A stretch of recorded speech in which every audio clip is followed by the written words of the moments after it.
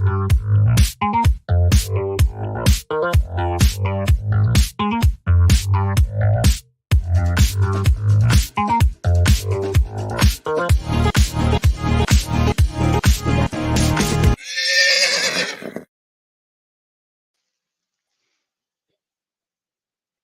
Saturday, everybody. Day 2 of the NHC. As you can see, our camera out there taking a look at the room that's filling up a bit earlier today for day 2. Justin Sampson is with us. He is sitting at 79.20 points. He probably needs to get somewhere up around 170 plus to make it to Sunday morning. So Justin will be rooting you all day long. You've got 20 bets to make. 8 of them are mandatory and 12 are optional. How you doing today? I'm good, brother. It's kind of crazy in here. I think I don't know. It's going to be an interesting day. I think the last Thursday definitely had the most value when I played the last chance. I think yesterday was interesting. We missed a couple horses. Oldie, I threw out another winner that I didn't play. We did that, we had that 3 horse at 9-1, and then I had another at Golden Gate, had the 5 horse at 5-1. So, I was seeing it well, is all I would say, Chris. That's all you can ask for. I talked to David Harrison. He won here a couple years ago, right? And, and I talked to Brad Anderson too. And, dude, you just have to forget about it. There's nothing you can do, right? It's kind of like baseball. I tell my kids, it's all mental. And to be honest, in a tournament like this, that's multiple days, it's so exhausting, right? And I'm not of the mindset that I start handicapping on Monday, right? I just can't do it, So yeah. I'm going to be doing a lot of handicapping on the fly on the show, which I think will be cool, to be honest. I think I've definitely identified some horses and some races, but I will definitely play off script. So. Yeah, as we take a quick look here at the current leaderboard, the guy in first just edged Marshall out by 70 cents. Cost Marshall $5 grand. Anna, I think, was a BCBC seat. I think I'm almost positive. Yeah, I didn't know they had prizes for top of. They've played first, second, third, right? For yesterday, it was like you said, 5,000 or whatever first, and the BCB seat. So. Marshall, I know, saved a bullet. I was over by the table before we left last night, and he was saving a bullet, I think, to see what that person did. So must have just, crossed paths there at the end. Yeah, and as we, Oldie's here with us too. He's a little camera shy today since he's out on the road, but he'll be in and out with us today as well. So. I will, as I get over here to the NHC screen, we'll kind of give you a look at what today's mandatory races are for day 2. So that is them right there. It's Oaklawn Park, which will be coming at us at around, 2:30 in the afternoon Eastern time. Yeah. But lots of tracks, lots of races to choose from. Should be a good day. Yeah, I think it's going to be interesting. I think, there's, I don't know, 2/3 of the room probably in here, maybe more. I think a lot of people will not, start playing much. I think there might be a little bit of value early, to be honest. I thought Gulfstream had some good plays. Where else? Fairgrounds a little bit. Tampa was a little bit interesting early. We'll see if we play something there. We'll probably skip these few first races, though, is my thinking. But we'll see. I think there's some. I always love Gulfstream's first race, to be honest. And, Tampa's about to load, I think, Chris. Do you want to go there real quick? It looks like they're approaching the gate. I didn't have an opinion here. I will tell you all. Let me look real quick. I thought that go ahead, Chris. The horse I like, Scratch, which was the 5. The long shot now is the 2 horse, which does have a 3-star work. Like have reached the gate. It's post time. They're lining up now for today's first of 9 here on a Saturday. I do agree. The 2 horse does have a 3-star work. For me, I just Field didn't five look here a in the ton opener to go at a mile this and race. 40 I did yards see on the the work. fast I pace did see trend. the long shot. You know, the 6 is Started going to here be with up Big on the Five. pace. Also want to The say hello 4 to all our is friends out at probably some of the 2 and 9 value, in to Las be honest, at Vegas, getting Nevada. 3 to The 1. You know, National Horseplayers my Championship my underway. lowest plays today will Day 2 probably of be in kickoff for this that, first race at you Tampa. know, Best of luck to all the 4 players to out 1, there. maybe 7 to 2. You know, that I want, if I can Horseplayers string a few of paying those for an together early is kind of my plan. getting So we'll see though. Um, also Just in it, case it, you're in Ireland, it's almost Las Vegas. 4:20 over there, so Ghost Rider going feel in, free waiting to on take part. Awesome Prince. Jay's Delight will be 2 all set for minutes. a 2 start minutes today's till opener. the happy time of the day there. Yeah. Jay's Delight, Marcos. All right, we're getting ready to go here at Tampa. Kick the day off. Race 1 Goes from in. Tampa Bay Downs. Tampa Bay. They're in the gate. And the race is on. Awesome Prince threw the head right at the start. Came away toward the back of the field. Jay's Delight sprung out nicely for Marcos Meneses and goes out to the front. Awesome Prince. Marcos and his Meneses. Up on the outside now to join the front ranks. Is Jay's Delight going to lead him into that first turn? Awesome Prince up to second. The favorite, Mr. Jack, down toward the inside is third, just a length and a half off the top. The length more back to Ghost Rider in the red color. That's a great price on the 4 horse at 5 to 1. I think it's a great 9 to 2 is a great price at the 6. It was 5 to 2 when they started loading the gate. 5 and 1 for pretty pedestrian opening quarter mile. Jay's Delight and Marcos Meneses the leaders. The lead down to a length. That horse is any good at 25 the inside gets a little closer and 1. A length and a half off the top. Another length back to Ghost Rider, who's 2.5 off the early lead. It's another 2 back to Stronger Together. They're 4.5 or 5 lengths front to back with a half mile remaining in the opener. Jay's Delight been cruising thus far. Jay's Delight through that opening half in 50 seconds flat to Awesome Prince, who's 3/4 back in second. Mr. Jack stays down toward the fence. Gonna need a seam down along the inside. Mr. Jack had to tap on the brakes there. By that one was Ghost Rider. Favorite's gone. Is at the back, but they're tightening up now. Just 2 lengths front to back as 3 of them line up. The 4 horse is and then the 3 on the outside. I mean, both great prices. Is behind horses, but right now is coming 6 up by is game though. Together. Trying to keep that one from getting out as they come to the top of the lane. Here's Ghost Rider up on the outside of Awesome Prince and Jay's Delight. Mr. Jack now sees daylight. Angel Arroyo has to make up 2 in the final furlong. Ghost Rider narrowly in front of the 16th. 3. Here comes I might have caught 1 too late being dead. Ghost Rider still in front. Nah, I get around second. Yards to push by. Yeah, but the 3 might come down. 6-1 won it. Mr. Jack was I didn't for what see he did at the top of the coming out of the turn. Oh. Our resident adjudicator with the rules. We'll see if they even look at that. I'm really not sure they'll look at that. Bill, you went inside Giants Causeway? That's amazing. That is cool. Well, that's a good sized pool. What? I mean, I guess it is Saturday, right? Yeah. A little different than Wednesday. We'll see if they do anything here. I think we've got plenty of time for Laurel. 3, 1, 6, 2, and 4. 3, 1. It's going to matter if the 4 wants to place an objection or not. The 3 definitely costs the 4 some momentum, but the 4 might have been done.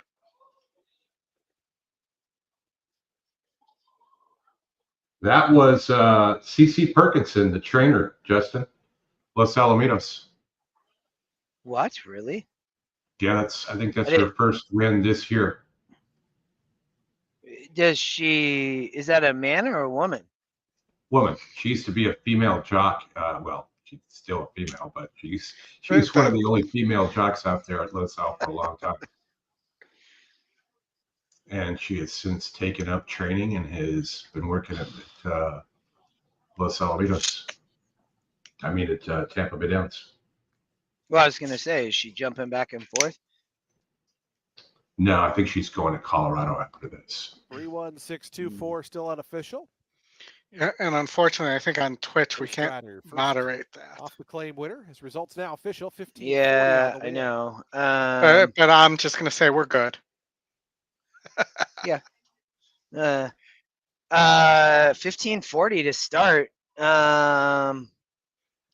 Price early, 6 to 1. 1 came flying there, couldn't get up though. I thought that the 4 was gonna in the 3 and the 4 obviously sat the good trip. 3 got the best of it though. All right, where are we going, Laurel?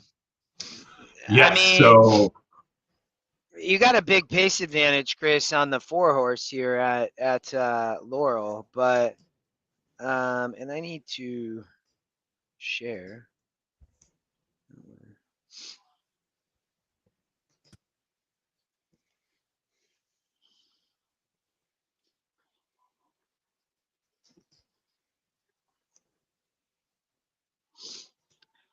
I mean, I looked at this race briefly, but not much. I assumed that the 4 was going to take a lot of money. You know, I mean, is 1 for 4. I mean, has a massive pace advantage, right? For Super Bourbon, 1 of 44 on the lead, and then, you know, stopped at the top of the stretch last out off the short layoff, but that was a 56. So, you know, was off the claim. So second off the claim. This horse should have a good pace, Oldie. You know, the 6 is dropping in GSR. You know, the morning lines really put this horse kind of fairly wide open was my perspective. But I do think that obviously the 4 is going to have lone speed here potentially. yeah, the 6 is 3 stars on that 6 too.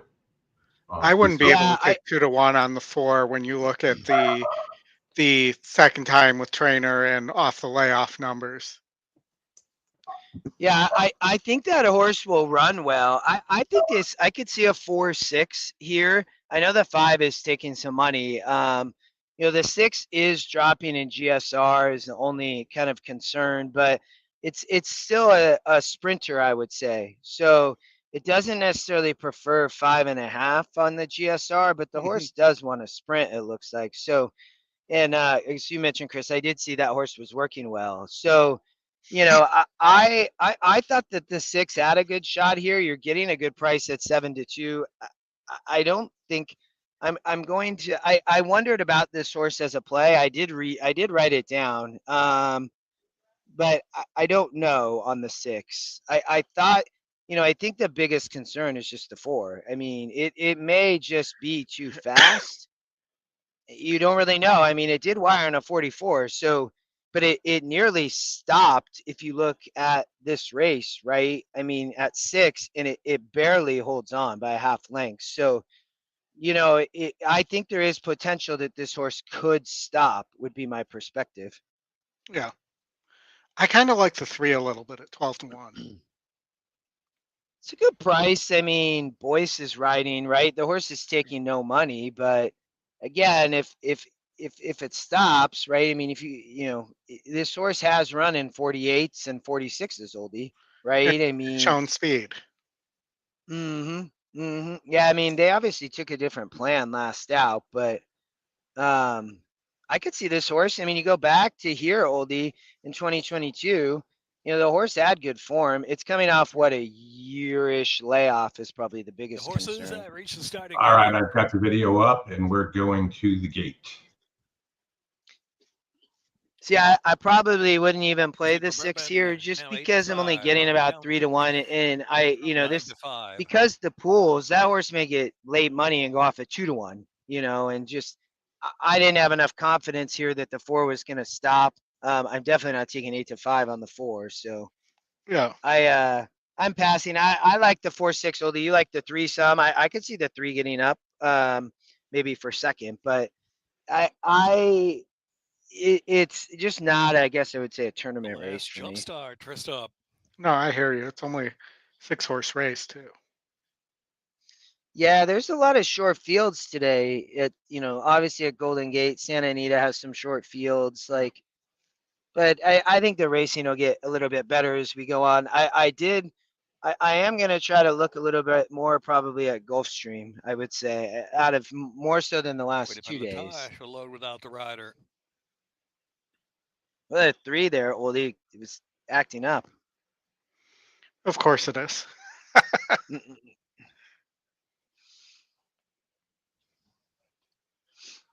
Super Bourbon.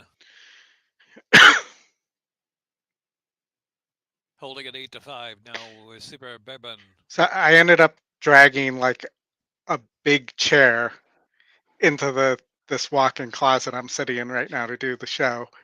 Uh, it's pretty funny. I might have to have somebody take a picture of this. I'm using a suitcase as a desk. Yeah, you should get a pic, man, for sure. That's whatever makes it work, oldie, though, you know. But I'm thinking about it, and I could actually get up and move around because I'm not on because this camera's not working. It's weird. It was working. Yeah. It was working 2 Thursdays ago because it accidentally switched this one on instead of my regular camera in my office. And now it's not working. I don't know what's going on, but not the time to play with it. You just remember, I need to lined up for the Laurel Park opener. And they're off. Hamden Lane very fast to the far outside. Here's Super flashing up there, and Mr. Houghton now taking second. Hamden Lane. Well, it took pressure though from the 6, so inside, followed by I thought the 6 works. Even 4-1 there was good. On the outside by Mr. Houghton. They're going. This 4 is loaded, man, because I mean, it had a 3-star work, so they're flying though. There from 4th. Band Camp is alongside of that of the 2. 3 is going the wrong way. Turn, and Latosh has to pick it up. Oh wow, the 4 might have horse. We'll see here. Outside, it's Super Bourbon down to the inside, head-to-head duel. Another 22-2. Hamden Lane is 3rd. The last jump start is in 4th, and Band Camp. It's not just good bourbon; it's Super Bourbon. Wide as they pass the quarter pole and head in with Mr. Houghton is Super Bourbon on the inside trying to dig. But hang on, 6-4. Center of the track is Band Camp trying to pick up. Here comes jump started between horses. Here comes the 5. For a long left to go. Mr. Houghton. Here comes Band Camp. Get up 6. Band Camp. Get up 6. The final furlong. Band Camp in time. Band Camp rolling home to win. Going too away. fast. I mean, perfect pace setup though. Mr. Houghton 3rd. Just one time at Band Camp. 4th. That's why we skipped those races, though. Yeah. We got Tampa race a little bit slow, but then we'll get going here in a half an hour with Gulfstream and Oaklawn and Aqueduct all start up. Tampa Bay race 2.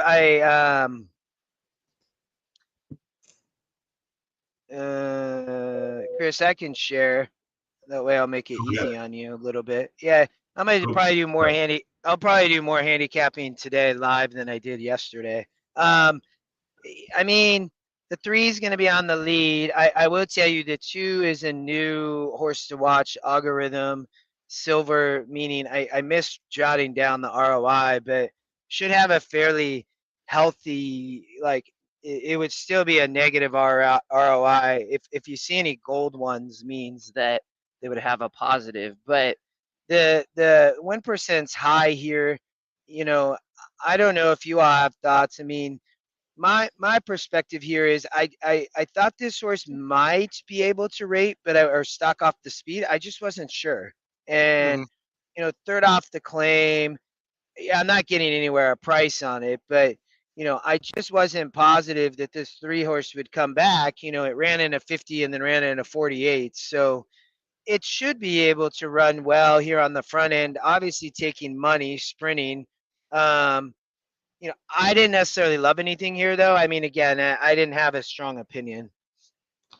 I gave a little bit of a look to the 1, Kitty Quick, but that was really about it. Yeah, I really don't like anything here, man. This race stinks. Yeah, which probably means the favorite will win. I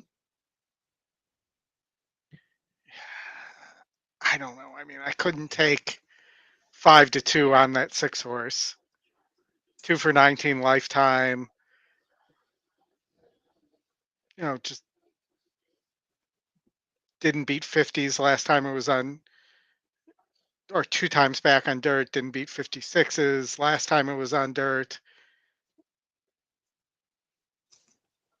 I think the real reason why Oldie isn't on camera is because he's in the cheerleading outfit today.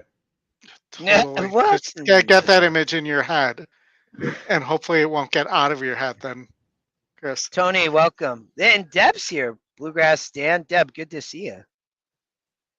I love that. John says, John, I don't know why I sound. Yeah, logging out, maybe log back in. Cannot log in. Can't log into what, Lawrence? What are you trying to log Obviously, you're into? logged into this, otherwise you wouldn't have been able to type that. Are you talking Yeah. about EE? John said, anyone know why he lost sound? Yeah, I know that, but I'm guessing everybody else can hear. Oh, huh. I don't know. StreamYard and YouTube and all, I mean, all types of stuff going on. I'm able to get into EE. We're in Thanks, right Colin. now. Yeah. If you want to navigate around, and make Oh, sure EE's down? that's Man, what he said. we definitely have Scotty sitting over here. He's gonna be. It's not down for me, luckily. Me I will either. tell you. Yeah, it looks like it's up and it's running quickly. So I know that Scotty talked to Brad for a while this morning when we were sitting out having coffee. So I think the hope is that it'll be a little better today. So I don't Did I really do that? I thought that this turf race is interesting at Tampa. You know, I don't know if I'll play this, but I am gonna try to look at some turf races today. There was a lot more dirt races yesterday, obviously with weather too. So, Yeah, I think but there's some prices in those Gulfstream turf races. yes, yeah. I think Thanks, race Chuck. 4. I thought that, you know, a couple of these Tampa races are interesting. You have another pace horse here as the long shot at 33% on the turf. So what I'm gonna watch race 3 here, and I am curious on what happens with the pace because I do have interest in this horse in race 5. Big pace advantage on the turf. This looks to be even cheap. So to me, Yeah. you know, you're looking at a horse like this in the 4. I mean, it's an allowance race, all lightly raced. This is the Chad Brown. I mean, it didn't win a 54 here as the favorite. So, you know, I think this horse can run, obviously, but I thought maybe in a race like this, I mean, it is the top here. You know, the GSR drops here though is the biggest concern, I would say. But it does have still a good GSR, right? I mean, at 8. So it does drop a little bit. I just thought this horse maybe is dangerous, but we'll have to see. Where else? It's getting a lot busier in here, obviously, as people show up. We still have a 11 while minutes. to Oaklawn. Yeah. 11 minutes to Tampa. We had 25 minutes to Oaklawn Park Race 1 and 20 Thanks, minutes. Jerry. Yeah, and then it'll get going kind of crazy. And Deb, thank you for saying that. It was crazy kind of yesterday because it was down for a bit and people were getting very frustrated, which I totally understand. So, Chuck, thanks for being here. It's gonna be a good day. Good the manager is in the house. Hello, If you have a Deb. complaint, find another manager. Yeah. Hello, Deb, Bluegrass, Wiz, Jennifer. Thank you all for joining. We're just getting started here. Let's get them started. Pick 5 at Aqueduct, Tony. I will tell you, I didn't look at really horizontals. We could all right. We got 10 minutes. So I did think that Two Horse here was interesting on the lead. I don't play a ton of Aqueduct, but you know, the win percents, every horse is in double digits. So, you know, in a race like this, I'd spend a little bit more time on. I'm just going to use the ticket generator. I think we had a price yesterday in Aqueduct Race 1 as well. Colin, you can't log in. It's definitely it's working on my end. Yeah, I'm logged in at Uh, several different locations without and able to navigate without any issues. Colin, were you able to log in earlier? Like, did it just so mine did that earlier this morning when they were working on some stuff. I would say try to, yeah, I don't think you have to log out, Colin, but I just restarted my browser. Yours isn't working either, Mark. I'll see what Scotty's saying because he's sitting across from me. Hold on.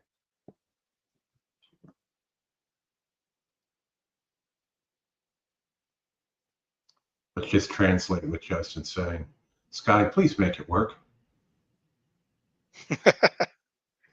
Really? I mean, if you could just make it work for everybody, then they wouldn't comment in here that they can't log in. Yeah, I mean, it's really just that mouse that runs around in the circle. That's the problem. We need to get a new. We need to get a new mouse. Working on it. That's what he's saying. I'm working on it. The mandatory race.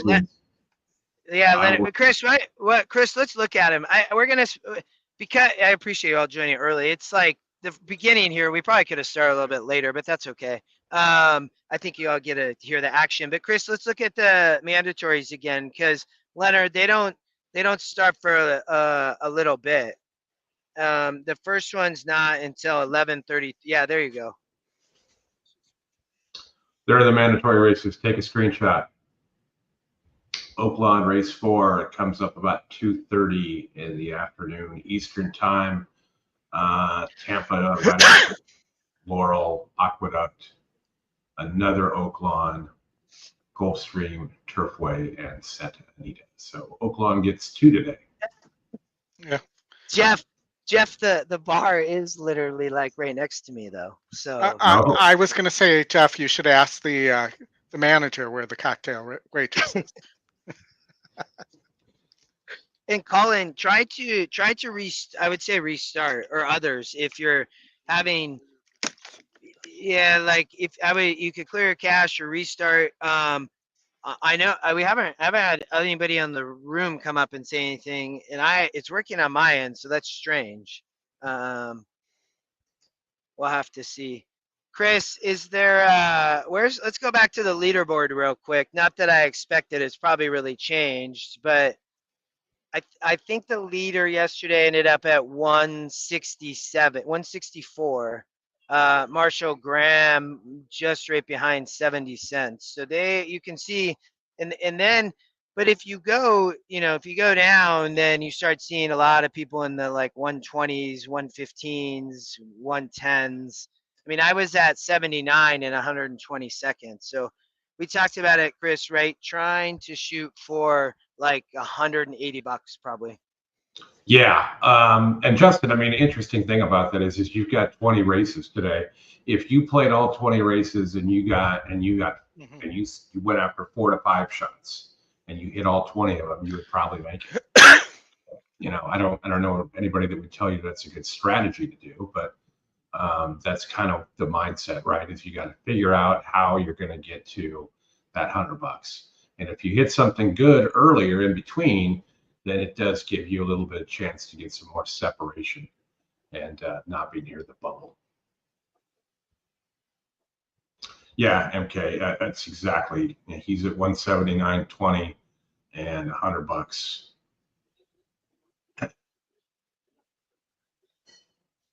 Yeah, you can also go to dashboard.equinedge.com, which will bypass the front screen. Yeah. Wait, what'd you say, Chris? Say that again. I'm typing it in the chat right now. Okay. Yeah, I think. Just try to. Okay. Justin, what do you think of the 8-horse in Laurel race 2? Let me see. Yeah, this is a horse to watch. So I think this horse has a lot of interest, I would tell you. So the 2 horse has a lot of speed, right? Yep. So we go back here to race 1. we saw that this 4-horse and the 6 dueled. So this is how I'm going to play a little bit today to see what's happening. And Laurel is in 13 minutes, Oaklawn in 19, and then Gulfstream. So, Tony, maybe we'll play a pick 4 at Aqueduct or something. I'll try to play some horizontals today. It is hard, I will tell you. But, so, and then I see Laurel is the flame. So I'm going to hop here. The tracks, EE picks are 60%, Aqueduct is picks are 69, and then Fairgrounds have the win percent. So just something to, I'm just kind of watching. It is the long shot. Well, I think for me, when I saw this source, it was very intriguing because of all the speed, right?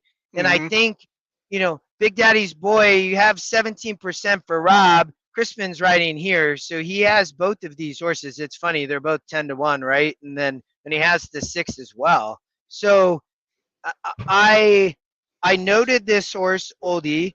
Looking at it now, stretching out from 5.5 to 6 should be fine on the GSR. May even like it. Dropping in class. If you toss this race, Oldie, right here, this horse fits 100%. So, and is it going to get a pace setup? We just saw a pace setup. The 2 is actually taking no money, right? The 1 is taking all the money. So I will stop there, Oldie, and feel free. I think the 8 is live. You can see my note on the 2. I thought the 2 is an interesting horse. There's a chance I play this race. I might. The price you can get on the 2 or 8 is interesting to me right now. Yeah, no, I'm shocked at the price on the 2 right now. Yeah, I don't, and I'm guessing, I'm just looking up. The 1 floated up to 2-1, I think, maybe. So, Chris, maybe can we hop to Laurel video, unless you already did it and I haven't. Yeah, I can get there. I've got the Tampa video up because we're going to go off at Tampa in 2 minutes. Laurel, they're in the paddock. Oh, we're Tampa, and I appreciate you saying that. I'd say that's one of the toughest things. You always like to keep track of the tracks, and then what are you planning to play and be able to not forget it because there's a lot that goes on. I thought that the 2-horse here was interesting at Tampa. We talked about it earlier. 0 for 7 with the trainer jockey. It is the top win percent, and you'll see this horse to watch, Silver here. I did not write down what the ROI is. It probably was in the middle, the higher single digits, -8, 9%. I don't fully remember. Thanks for the kind words. You can look here. This horse was able in the last few races to improve in 54s, coming out of 50s. So I thought this horse was interesting. I'll leave it at that. Yeah. Agree. All right, we got 1 minute to go at Tampa. We'll get the video flipped over there. There's a pick 4 if you're interested. Tampa race 2. I didn't think we liked much here. I did give a look to the long shot. Yeah, I think I said this field sucks, but which either means that you'll get a bomb or the favorite will win.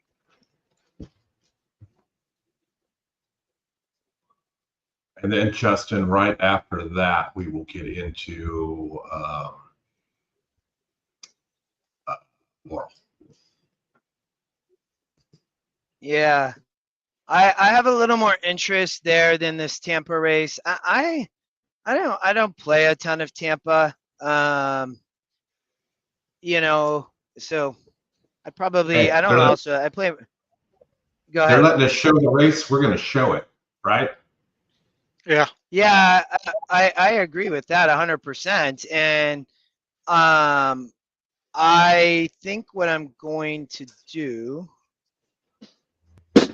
I'm doing a 3-1 box.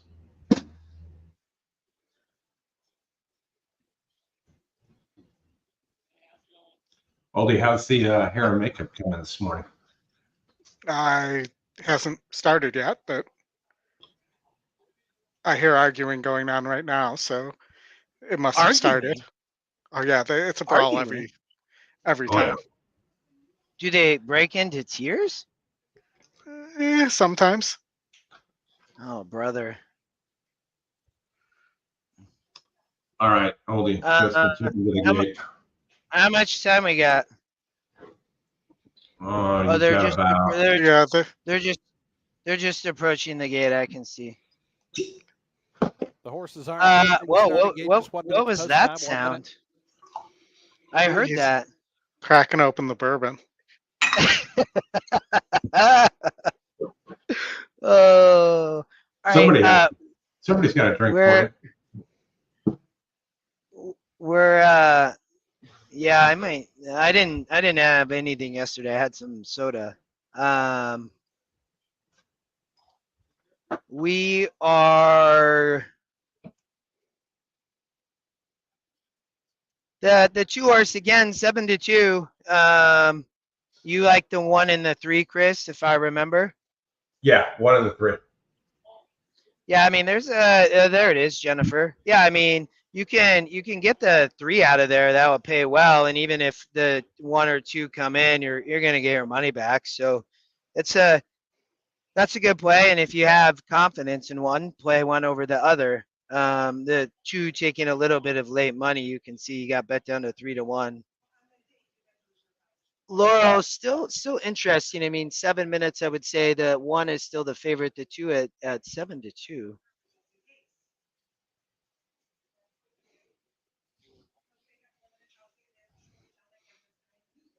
All right, I'm gonna mute you guys for a second and see what's going on.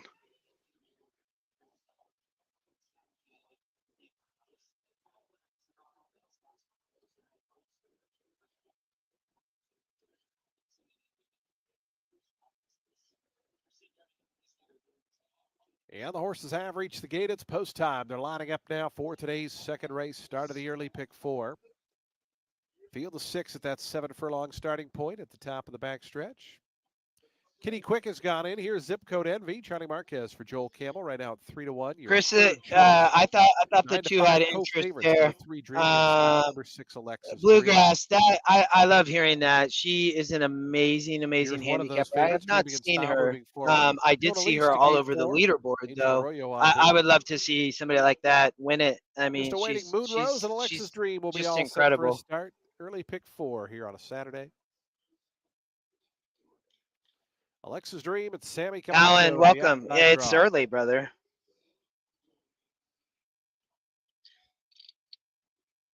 And Alexis Dream coming up. And in. They're in the gate. And the race is on. Dreaming in Style in the blue cap shows out first. Down to the inside, Kitty Quick driving through to challenge. Also Zip Code Envy right there. So the inside lot of speed here as they come onto the main track proper. It's going to be Dreaming in Style. And Gabriel Maldonado up on the engine in front by about a length. The Zip Code Envy in second. Tonalise advances outside of Kitty Quick to take over third. It's about 4 more then back to Alexis Dream and Moon Rose. Those 2 are at the back. As Dreaming in Style takes him to the 4.5 furlong marker. Come on, that 2. Opening quarter carved out in 22 3/5 seconds. Dreaming in Style just a neck in front now. Zip Code Envy who applies 4-1 on the 2. In the second position. It's 2 more back to the pair of Tonalise and Kitty Quick. Another 3.5 or 4 finds Alexis Dream 5th. Moon Rose trails. Around that far turn, Dreaming in Style still there, the lead a half a length. Get up 2. Come on. Continues to pressure that one on the outside. A length and a half more to Kitty Quick. Beat this horse. Totally. No. The 3 looks tough. I did not play the 2. I just thought that. Right to the throat latch now as they turn to the top of the stretch. 3's going to be tough. Quarter length yeah. Of Zip Code Envy. Moon Rose crowd down at the inside. Also kicking out. It's tough on the rail though, man. Down the center. Dreaming in Style, trying to finish the job. Hang on, has 3. to make another 16th or of a mile. No, the 6 is favorite too. Track. Dreaming in Style still there. Alexis Dream. Dreaming in Style holds on to win it. That's a perfect Alexis ending, actually. Zip Code Envy third. Then yeah, for a race you didn't play. Well, so Oldie, it is why I like to. And yesterday I had 2 winners. I didn't play, but I also had other situations like that. And I think that's what you have to remember, And I would just say, like for me, I really want to try to just watch like it is hard. I love doing this, so it makes it easy, Yeah. but it also like to handicap and then, but it will. That's why I'll probably handicap more. Hey, third place.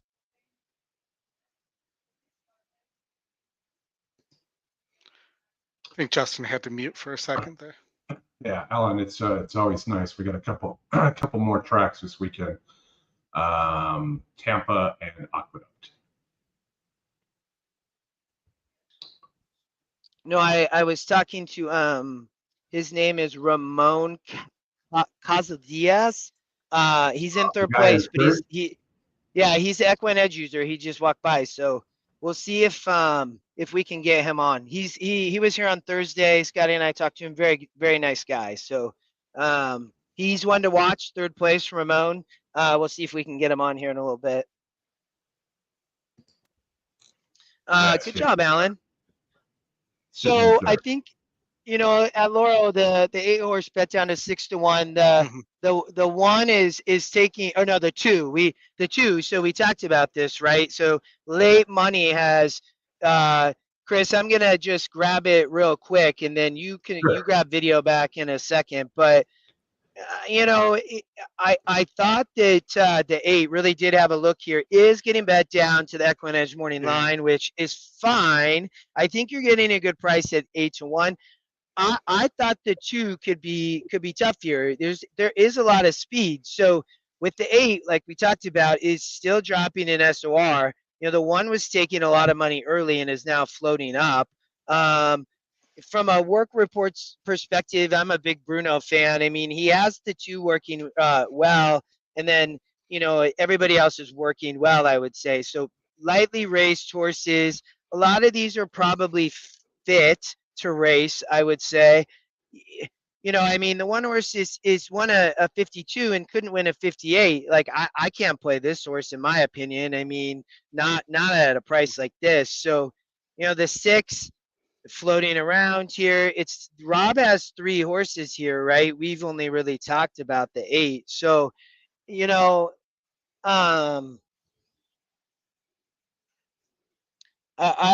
don't know. I think Oldie or Chris, feel free to chime in. I'm gonna think about if I'm gonna play this at the moment, but probably gonna pass.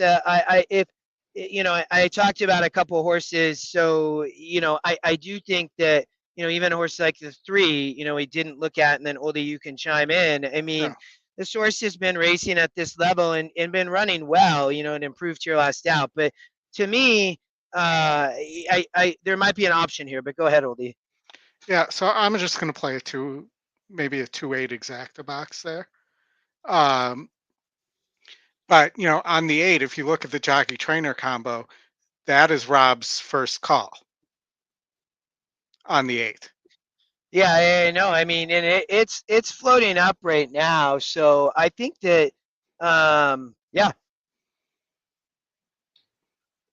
I do like the 8, the EE long shot a bit here. I think it could potentially make a little bit of noise, but I don't know, from a win perspective, maybe not, but I certainly think it can get the money for sure. Yeah. All right, we're gonna go over here, get Laurel added. Absolutely, Mike. Agree with you. Sorry, Dan. Hit the like button, folks. And yes, there's the mic I was referring to. Let's kill it today. Mr. Agent and burning up the dough. Got a user pick 4 going there. 1578. Dance for green. Dunphy's 9-5.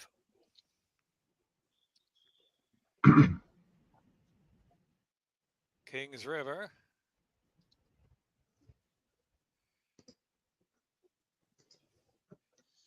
Dunphy 2-1.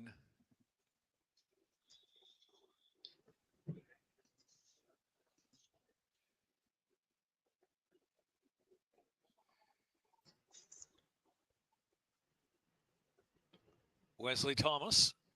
Looks like the room is filling up. River. Lots of traffic. getting a great price on the 8 horse. Yeah, for sure. And Big Daddy's Boy will be last up. Good luck, Wiz.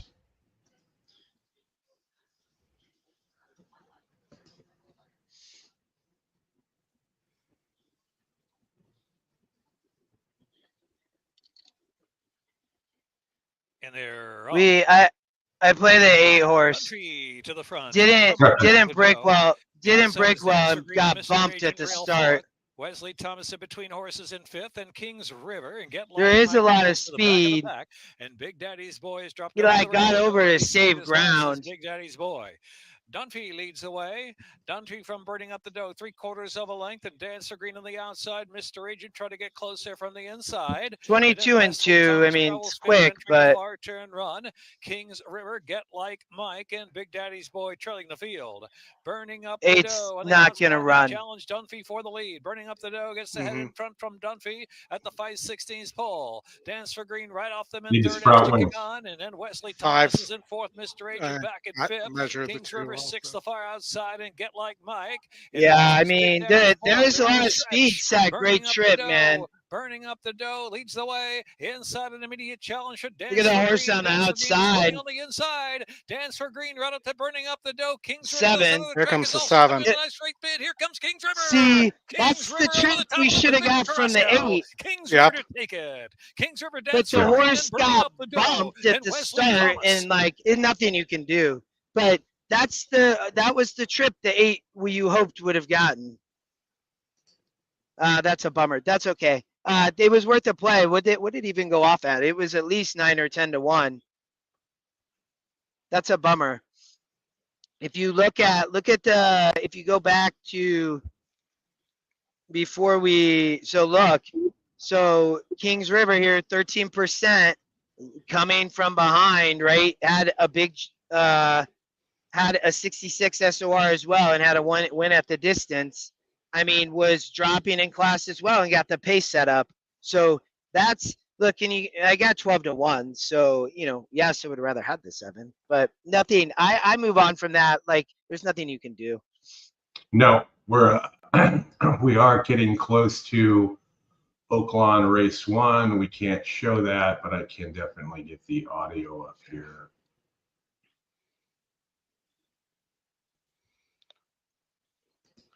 Not used to these late Gulfstream starts.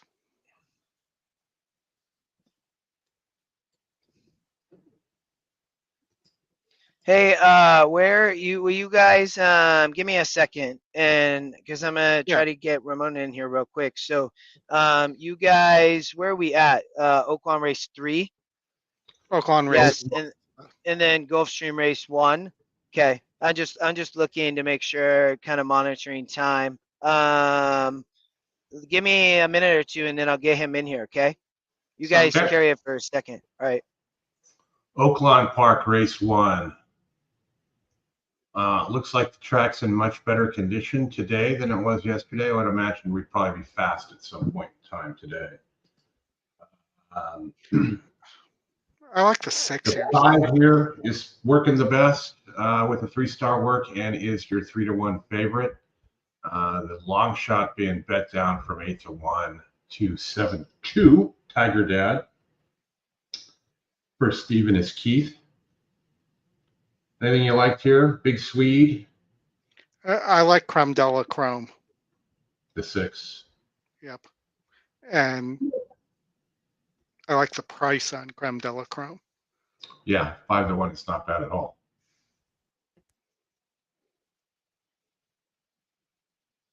Six and the 7. That's who Jeff likes here. And we just talked about the 6, Creme de la Creme too. Price is good. Lots of chatter on that horse. I wonder if it will end up taking a little bit of money.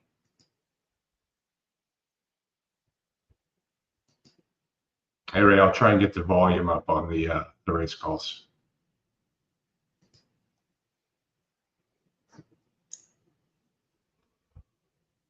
All right, coming up here to Oaklawn. 181,000 in the early pick 5 pool. Looks like everybody wants a 6. I'm a day pass player. Am I locked out today? Not if you bought a day pass today, you should be fine. We do have people reporting that they're having trouble getting in. I am not one of those. It seems to be working pretty good.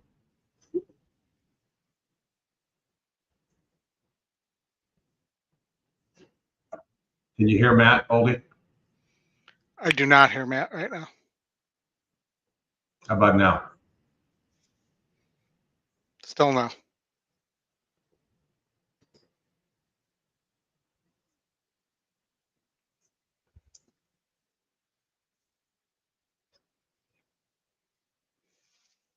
I'm not doing anything different than yesterday, so it should be coming through, but Yeah, of course.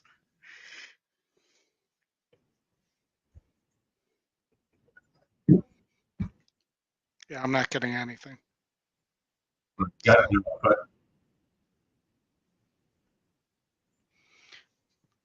But the 4 is on the lead as the pace number predicted. 5 pressing.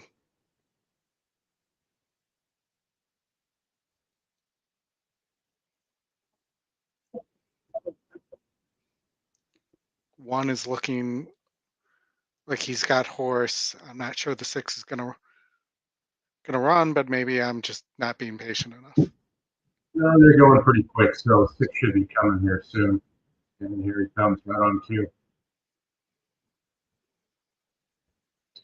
He's past the second group and is now set sights on the leaders. Don't know if there's enough time though. I think he's going to end up finishing 5-4 second or third. right now. Looks like 5-4-6. Unless the 2 sneaks up the rail. I think the 2's got it. Was that the 2? 5-4-9-6 or 3-6.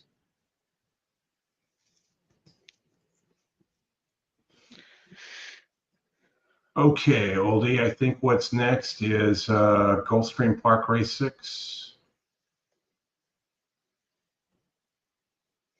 Grace 1, you mean?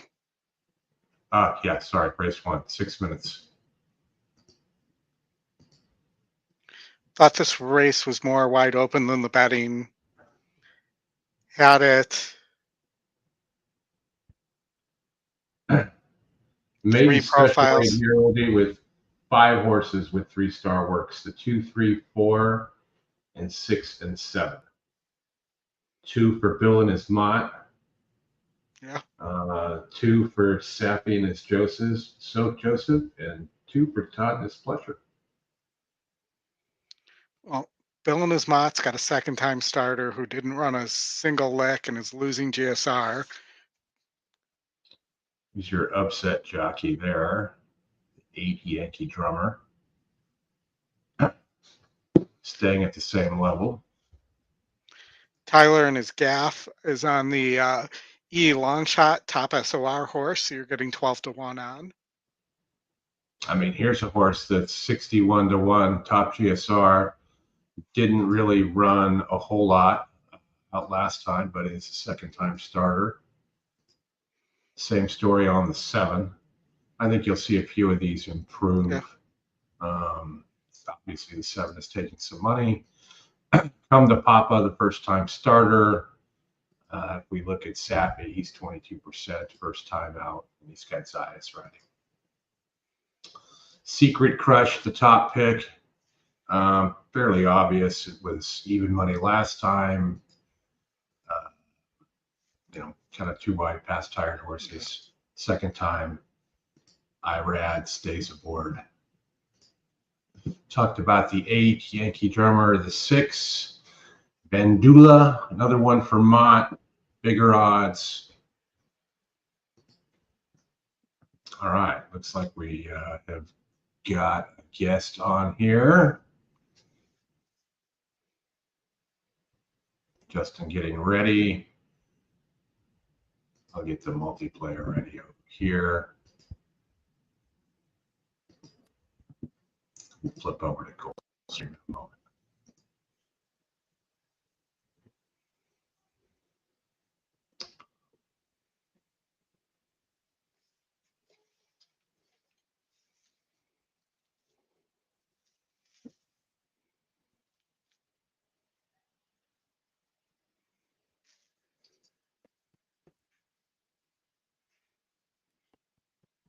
Thanks, Flatterer. Appreciate it.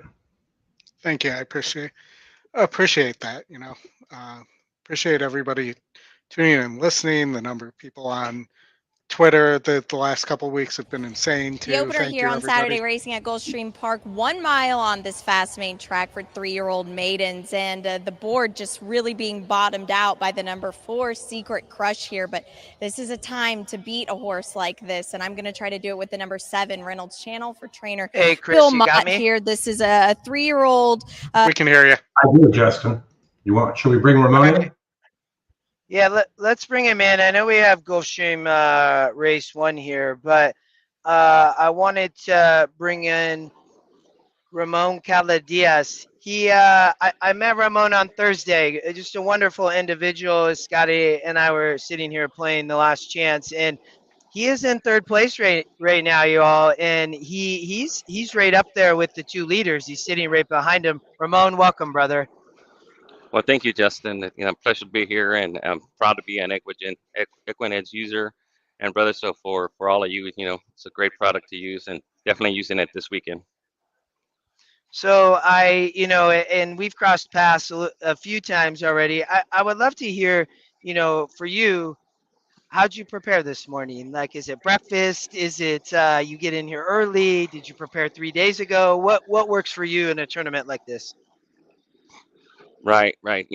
Yesterday I was so wound up because I was on the 2nd place, and I got knocked down, and I had used all my specific bullets, and so I was just trying to see if I had made it, kept on for 3rd for cash money. So stressful. I went out to dinner, had a few beers, and went to the room and just rested. I needed some rest for sure because the Thursday, Friday, it was a lot on me. So I rested, got up early this morning, looking at EquinEdge, trying to see where my plays are going to look at, what kind of long shots EquinEdge has. And then obviously I went through my mandatories and got those squared away. So and it didn't come down until all my mandatories were completed and I was good with them. So that's how I started my day today. Hey, Ramon, it's Chris here. Just a quick question. Is this your first NHC, or have you done multiples of these? No, this is my 2nd. Last year I qualified, and man, I did horrible. I think I was like $46 for the whole tournament. So this is way, way better spot to be in this year. So hopefully I can keep going. What was the 3rd prize money yesterday? $2,500. Wow. Well, you're already ahead of the game, right? Right? Yeah, for sure. So you said you went to dinner last night. Where did we go? We went to Nobu across the street at Caesar's Palace. Really good. Nice.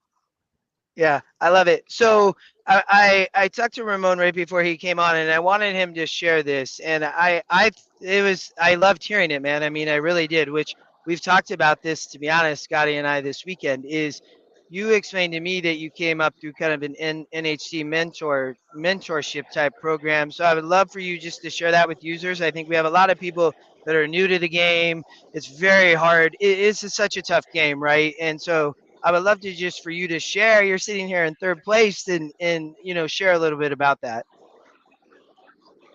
Right. So yeah, that's talking to Justin, and the NHC has a mentoring program where you can sign up, and it took me about a year to get in, and there's only so many mentors, and when they're ready for one, I guess they talk to Holly, and then Holly sends them your name. So for me, I signed up, I waited about a year, and then I was paired up with Dino Herrera. Dino Herrera, I think, won this tournament a couple years back or some years back. And really assisted me, right? We talked, it's always good to have like a mentor, whether it's, in work or school, trying to help you out and learn something. And for me, it was very valuable because they have their own group. Well, we have our own group. It's called Table 24 and Table 95. And what we do is just bounce ideas. And when you're playing at that level, you definitely, bring up your game. Like, man, I want to do better. How do I compete with these guys? And it took me a long time to compete at their level. And then finally, with some hard work and putting the time in, right? And one of the things I told Justin is, I spend a lot of money losing, right? Last 2-3 years, I lost a lot of money, but It wasn't until like the second year that I went back and said, well, why am I losing? I loved the horse, and he didn't win. Why didn't it win? And what did I miss? So I had to go back and started recapping that, afterwards and say, well, where did I go wrong? What's the angle that I missed? And that's really assisted me going forward. And obviously, EquinEdge makes it really easy. You go in and you look at the horses, and you look at the SOR and the GSR. So all those are really good tips for me to go in there and say, throw out horses that that I don't need to spend some time in. Well, we got a I question love. from the chat here. Were you mainly focusing on a certain price range of horses and optional versus mandatory races? Yeah, no, and for me, my strategy is try to pick the winner and the mandatories, because that holds a lot of value if you pick a winner, whether it's a 2-to-1 or a 4-to-1 shot versus trying to get a cap horse in and you totally miss. So you figure that at the mandatories, everybody's gonna go try to spread, try to be the wise guy and get a cap horse. But I'm just picking the winners and the mandatories, and then for my optionals, I'm looking above 6-to-1 horses. I'm not really looking for cap horses. Last year, that's what I did. I just wanted cap horses, figured I'd get 2-3 cap horses and I would be in. But last year we didn't have that many cap horses. So and this year I don't think we had one yet, right? Or maybe one or two. No, I don't think we've had any cap. Yesterday, Scotty hit a capper, right? The 9 horse at Aqueduct at like 59-1 on Thursday, but we had no cappers. Right. No cappers yesterday. Maybe 11-1 was biggest, I would say. So, hey man, I wish you the best of luck. I do have the 3 horse in the tournament play. Tyler Gaffleone is riding an EquinEdge long shot price play here. So watch this with me, and then I'm gonna let you get back to it. So, all right. we have the 3 in Tyler here in the tournament play. Favorites at the 5-16. Come on, Tyler. Come on, Tyler, get him home. Get it home for Justin. Justin. Come on, Tyler. Come on. Come on. Soldier tries to Let's reach go. Reynolds Channel. His secret crush is on Get the it, stretch. get it. They went 3 Go. quarters. One in the rapid Come on. stretch. Dillinger blitzing on Reynolds Channel, an eighth of a mile out. It's Dillinger who takes Hold command. on. Reynolds Channel tries to battle back third and coming on again. Come on, Secret keep going. Crush. They come past the 16th Keep pole. going. You got him. You got Dillinger him. in front now. Secret No. Crush puts his mind to business. Secret Crush and Dillinger Boom. in the photo. Oh, you got it. You got it. You Crush got it. outside. Reynolds Channel with Nice no call, excuse at all. Justin. He was third and flat late. 136 and All 4. right, guys. You guys, peace out. Thanks for joining, Ramon. Appreciate it. That's the E long shot top SOR horse. Yep. 32% in over in nearly 4,000 races collected data right now. That's all. Boom, Justin. Just gets there, Justin. You're good. Ooh. Inches. So I'm sitting here interviewing Ramon, you guys, and I put a note on that horse. Hold on, my battery. Give me a second, y'all. Well, we'll see right here. Let's make sure. Yep. Yeah. That- You got it. There you go. Cameraman likes Whoa! it. What a way to start the day. We missed that Laurel. That 8 horse got bumped off stride, and we got Jeff. I went by Vance. So we will come back to that. We get 9-1. That's a good Wow. start, Justin. That's the wake up and start the day play right there. Yeah, Oli, we played the 8 at Laurel. I think you were here, but Yeah. it got bumped at the start, and that 7 got the trip we thought the 8 might get. So, wow, that was cool to have Ramon on it. He talked about that NHC mentorship program. I didn't even know that existed, and No, neither did Scotty and I. Yeah. That's a good thing Yeah, to know. I mean- Okay, Justin, I gotta get some notes going here. That's your second optional, right? yes, yeah. Okay. We played Laurel Race 2. I would tell you, I had more notes early on the card a little bit, so I definitely was gonna watch, but when I looked, I was watching that as I interviewed Ramon. It was very hard, and I felt bad. But when I saw the price I knew when he came over. This is the hardest part, I will tell you all, of doing this, is to have guests, because he will come over, right, which is when they want to, but then I might be wanting to play. So I had notes, right, for myself today. And when I saw the price with Tyler there, I knew, and I love Tyler Gaffleone, but that when that was the one note I had on the race.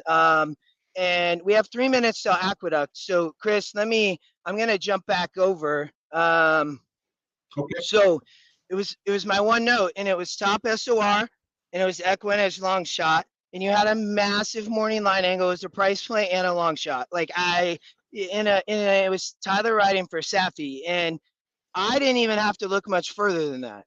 Like, that was it.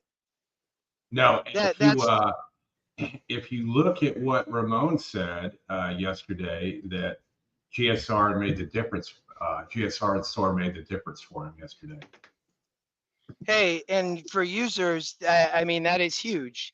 I mean, I will tell you, if for somebody is new as he is in the game like that, he was, I talked to him a little bit more, and he uses various products and pulls them together, but he is a very sharp handicapper, I will tell you, so, wow. We have Aqueduct race 1 coming up. The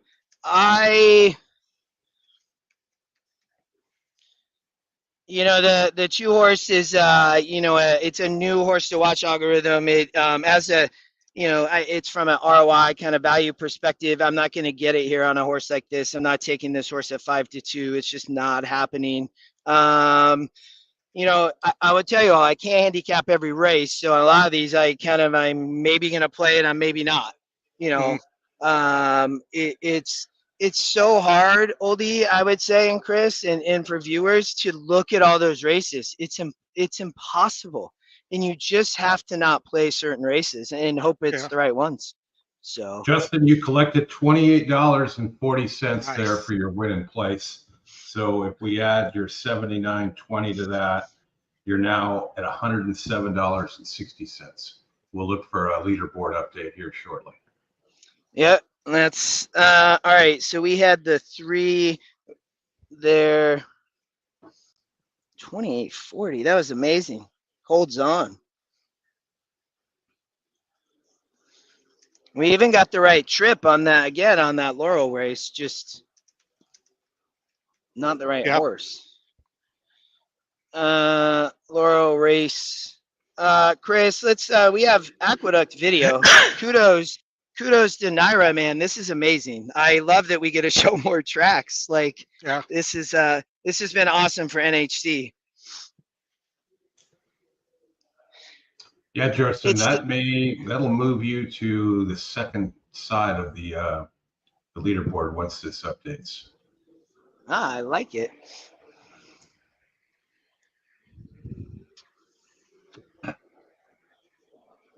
Great work, Justin. Thanks, brother. Yeah, that worked out just the way you needed to. Great comeback after your 8 got, had a crappy start and whatnot. So it's always good to come right back with a good winner too. So I mean, Tampa's racing, isn't it? We have Tampa race 3, Cricks. If you want to dual box it, I don't know your thoughts. I actually had some interest in that race. I will tell you, it was actually a really hard race. I did not get a chance to handicap it enough, to be honest with you all. I have notes that I thought the 6-3-5 were all interesting. Is 8th and Boca is 9th, but they're only separated. The 6, I think, was the 6. Oh my gosh, this is an EquinEdge value horse on the morning line. In the second position, out wide after a few covering ground, about 4. I would love to be right. That would be amazing. Gray Vixen is 6th Didn't right play now, it, but about 3 off the early lead, and 3 of them line up at the back. Boca, Tap It Up, and Amplio Esquema. A compact group of 9, just 6 lengths front to back with a half mile to go. The opening half clocked in 47-3. On the front end, La Loba Perot's coming up to contest with Cupid Strike. Those two go to the far turn. La Loba Perot's now ahead in front. Cupid Strike back in second. Anador is third. Gray Vixen getting the cue from the fourth position is 3.5. I hear some noise in the room right Another now. two then back to after a few. Boca starts to box. Not much. I mean, I appreciate actually, Oldie. I mean, middle 6 or 7 behind the leaders. it's mainly the race Cupid caller. Strike. Those two There's turn the 1, 3 2. and 5. I mean, and the 2, the long shot is right there. Is back 4-3 off the the top. 8's hanging on though. It's in between horses. definitely looks jockey. Yeah. Three's The gonna 3 win. was gonna. The 3 was gonna be. They come together at the 16th. Yeah, yes, with Chris. All momentum. Gray Vixen grabs the lead. Gray Vixen. Aqueduct race 1. Good to see we're not sloppy. Small field, short prices. I had no opinion on this race. I didn't even look at it. They're 1-2 at the rail. I mean, I briefly did, but the 2's rolling. Look at the 1. Wow, these 2 horses are the 2 in the hand. As they reach the top of the stretch, 46-1 for that half-mile time. Maggie T made the move, and Maggie T kicks on. Lockbox is not done. Same can be said for Devil Lee. Down the center of the racetrack is Rohaili Heda. 4 of them here as they approach that final furlong. Maggie T's got the lead. Lockbox going to try one more time to the outside. Maggie T to the inside. Lockbox to the outside, and nobody, not much here. I'm run here. Lockbox, Maggie T. Lockbox wins it by a head. Lockbox over Maggie. Where are we headed now? Laurel, race 3. Yes, Chris, sir. why don't you leave it on the video real quick? I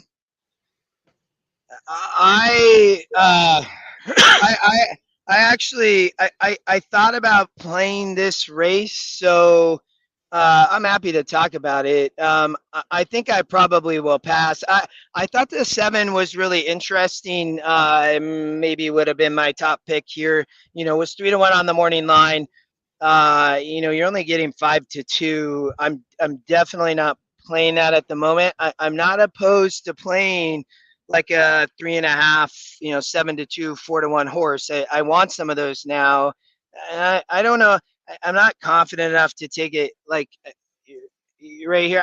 I also thought the 2 horse was interesting. It is EquinEdge long shot. We just hit that at Gulfstream Park. I mean, watch the long shots today because they can come in bunches. So, you know, Bandits Golden Child. I mean, I think there's a lot of speed here. In the first 2 Laurel races, I believe we've seen the pace stop last out. We didn't get it, but the 7 came, and the same happened here. So, you know, they were sprinting 5.5, sprinting 6. You know, now they're sprinting 6 again. There is speed, so maybe the 2 can't. I probably land on the 7 here. Would be my pick. I'm not gonna play though at 5-2. So. I don't know, Oldie or Chris, if you had thoughts. Yeah, I mean, the 1 minute. I would say that track just looks very thick, like the surface. Mm-hmm. So Yeah, I'm not surprised that speed's stopping. Yeah, I mean, good perspective. I mean, I will say, I mean, one of the areas I could probably learn to play the game would be a little bit around track bias. David Harrison he won NHC, I believe 2 years ago, or I'm trying to remember, but he's a great friend of EquinEdge, I would tell you. And we were talking about track bias and everything, right? And he knows, you know, Aqueduct like, you know, the back of his hand, right? I mean, so it's Laurel to me is a little bit similar, Oldie, that you speak to. We play this a little bit, right? Because we can show it, which I appreciate. Yeah. So, you know, you're getting 3-1 here. I'm probably still passing, I would say, right now. Just gonna we're two races in on our optionals, so yeah. You know, there's no reason. I like some stuff later. I like some stuff earlier too, so I'm gonna have to. I have another few looks probably before the first mandatory. So, and Ramon talked about this. You have to hit the mandatories. Yesterday, Oldie, I think I left it in the room. I think I either had 3 out of 6 winners on mandatory, or it was 2 wins and a place. I can't remember, but but you heard Ramon talk about that. You have to win the mandatories. It's extremely important. So you'll hear people talk about that. And if they don't, you heard Ramon, he didn't even come downstairs till he knew what he was playing in the mandatories. Right. Yeah. To me, That is he's very Golden Child. disciplined, which is amazing as a Blue handicapper. Yeah, Brad talks about this all the time too, is just making a plan and sticking to that plan until you absolutely have to move. You're now in 38th place, by the way. Thanks, brother. That's what I like to hear. That's a boom, right? Yeah. We got to get to like 180. That's the agenda. Yeah. I was just checking the White leaderboard Series as we're stepping up. sitting here, so Without Yeah, Peter, maybe we can. We might be able to go there. We're hit Fast and Furious. We got 3-1 on Oaklawn Park Medagooch. Race 2. there's Right? apparently a day 2 leaderboard only because there's there might be a contest for a seat and stuff like that for day 2 also. And money, but it went to a Medagooch dead without page, so hopefully they'll get that fixed. 5-2. Huh. That'd be interesting. Okay. Now 2-1 without pretense. I believe Oaklawn's also Fairgrounds. Not. I'm trying to. Round These dance. TVs, I will tell you, are somewhat frustrating because Is Fairgrounds off Line turf up. again? no, they're on turf. And they're off. I have no idea where And it's Oaklawn Golden is, Child but very fast to the inside. White Series is on the chase, and Cho moving up forward into third position. Blue Kingdom taken back a bit. two got loose on the lead. That could be dangerous, but I still think the 7 gonna be tough here. Round dance last of them all. Only 4.5 We got from 5 the to front, 2. but trying to improve at the far outside early. Heading into the turn, Bandits Golden Child leads the way. Bandit. Golden Child challenged by Medagooch there. I mean, Round dance. who's that? Take The on 8, scene 7 to into 2. third Yeah. position as they round the far turn. Cho is next. 8, I followed think's by the Blue first time Kingdom, starter and then for without Two- pretense, two- Black the News at this two's- point, and White Two's a Series little turning game, heel. but Racing to the quarter pole, top of the stretch. we'll see here. Medagooch goes The on, 7 Bandits is still in Golden Child hand, moving on the maybe. inside for more. Round dances in third, and Blue Kingdom is fourth on the far outside into the stretch. And it's Did you have anything here, Justin? Medagooch to catch Bandits. Nah, I Golden mean, Child we on the put the inside. 7 on White top, back Chris, in its but I did round not dance. play it. Blue Kingdom on the But center of the I track. don't know how to Well tell you. I behind. just try to Blue see it Kingdom right. now It's the best thing with you can Geron do. Barbosa, Medagooch. Yep. Medagooch Much going the away by best. 6, and Blue You Kingdom. can, Yeah, you can I find, mean, Medagooch to do you it. can Blue find better Kingdom prices than second, that, then for round sure. dance third. Right, Without but pretense fourth. I would say take the money where it is, especially in a mandatory. You play that all day. Here, you heard Ramon say, I'm only taking about 6 to 1 of my mandatories. 6 to 1 on his optionals. I want 4 to 1 right now. I mean, I could take 3 to 1. I thought that horse was much the best. So, I mean, if anybody played it, well done. Numbers coming at the moment. Minute 11.94, 6 for Chris, Lungs. don't we have Oaklawn Park Race 2 coming up? It's We do, like yes. I literally. So hold on. I need to, I guess, pull up it on my PC. I'm The seeing a race. minute to post there. Yeah. Oh shoot.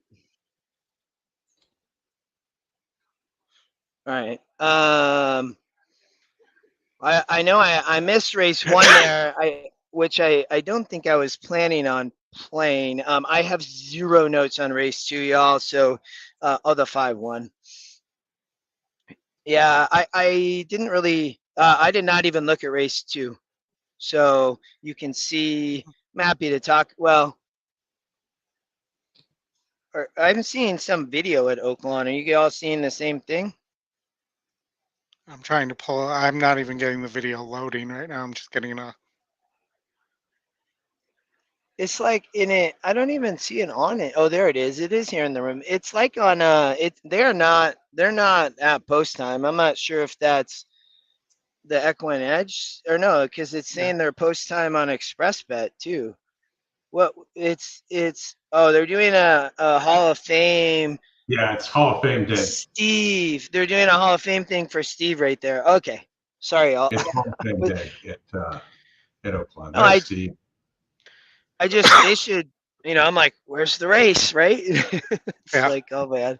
All right. I think that's what's hard. They come fast and furious sometimes. So, Gulfstream race 2. We're getting This. going the gate here at Oaklawn. Oh, they are. Okay. Yeah, that's good. So they were doing that as they. Thank you, Chris. Hey, I'm gonna run to the restroom because I'm not gonna play this race. I'll be right back. All right, then we'll get into Gulfstream.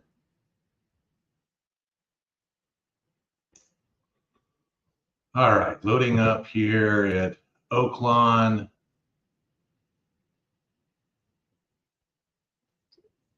Ken had a 3-star work here, Oldie. Big price. Yeah, I mean, if the one stops or there's other speed here that we don't see, you could really get a price here because there's really like not much on paper here. I'm a little interested in the 8-horse Brief Note for Kevin Owens or Corey Owens. Sorry. Some good second time starter numbers, some good first race back numbers. Was in against 60s and didn't do much, but it's by Sharp Azteca. Homebred. But I think the one's probably going to be too good here.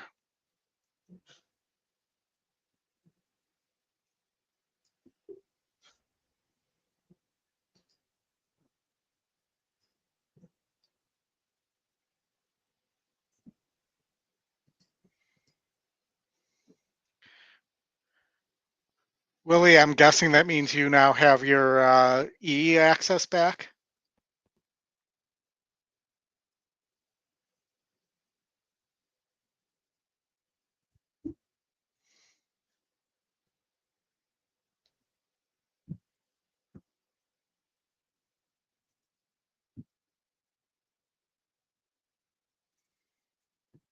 All right, so what's going on at Oaklawn, Chris?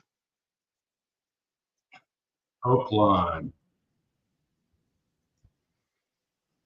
The 1's on the lead. The 5 is chasing it, getting closer. Looks like the top 2 shots inside. Texas Hottie coming along. Predicting the 9 coming up, the 5 in the lead, going to win. It's up for the 9 or the 6 for second. Looks like it's going to be the 9. 5-9.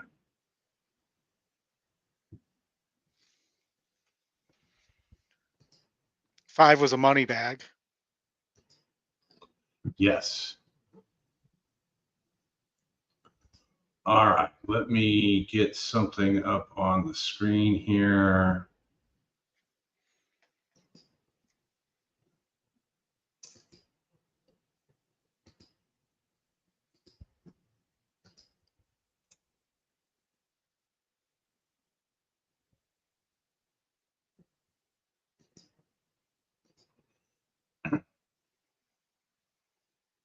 All right, there's your updated leaderboard. Justin in 38th place. 107.60. Yeah, but was it the 5 or the 9 at Oaklawn? The 5? 5. That's going to move the board a little bit too. If somebody had it, of course. The 5 at Oaklawn. Yeah, I think it was like 9-1. 8-1. 8-1.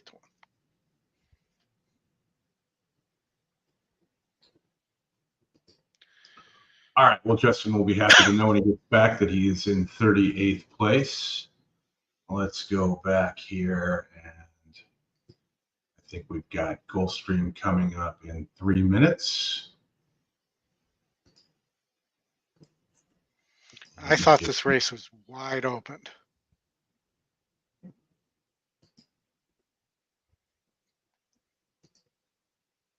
System really likes the 5 and the 7, though.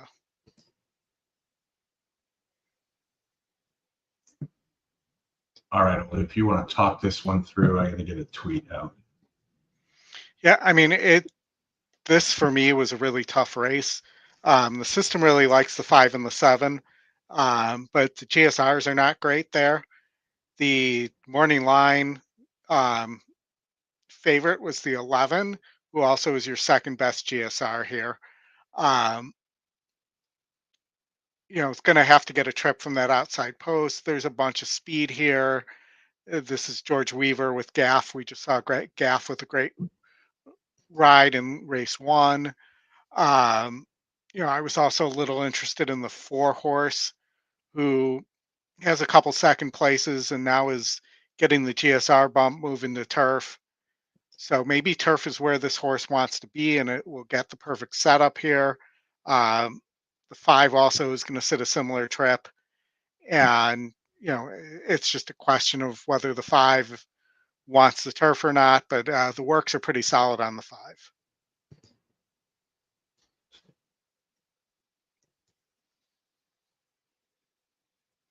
And I didn't like the long shot here with the very low GSR. Didn't run last time against similar on turf.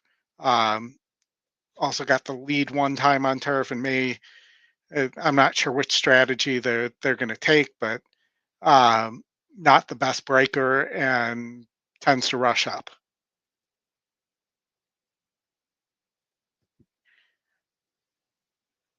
Looks like we're on the track here.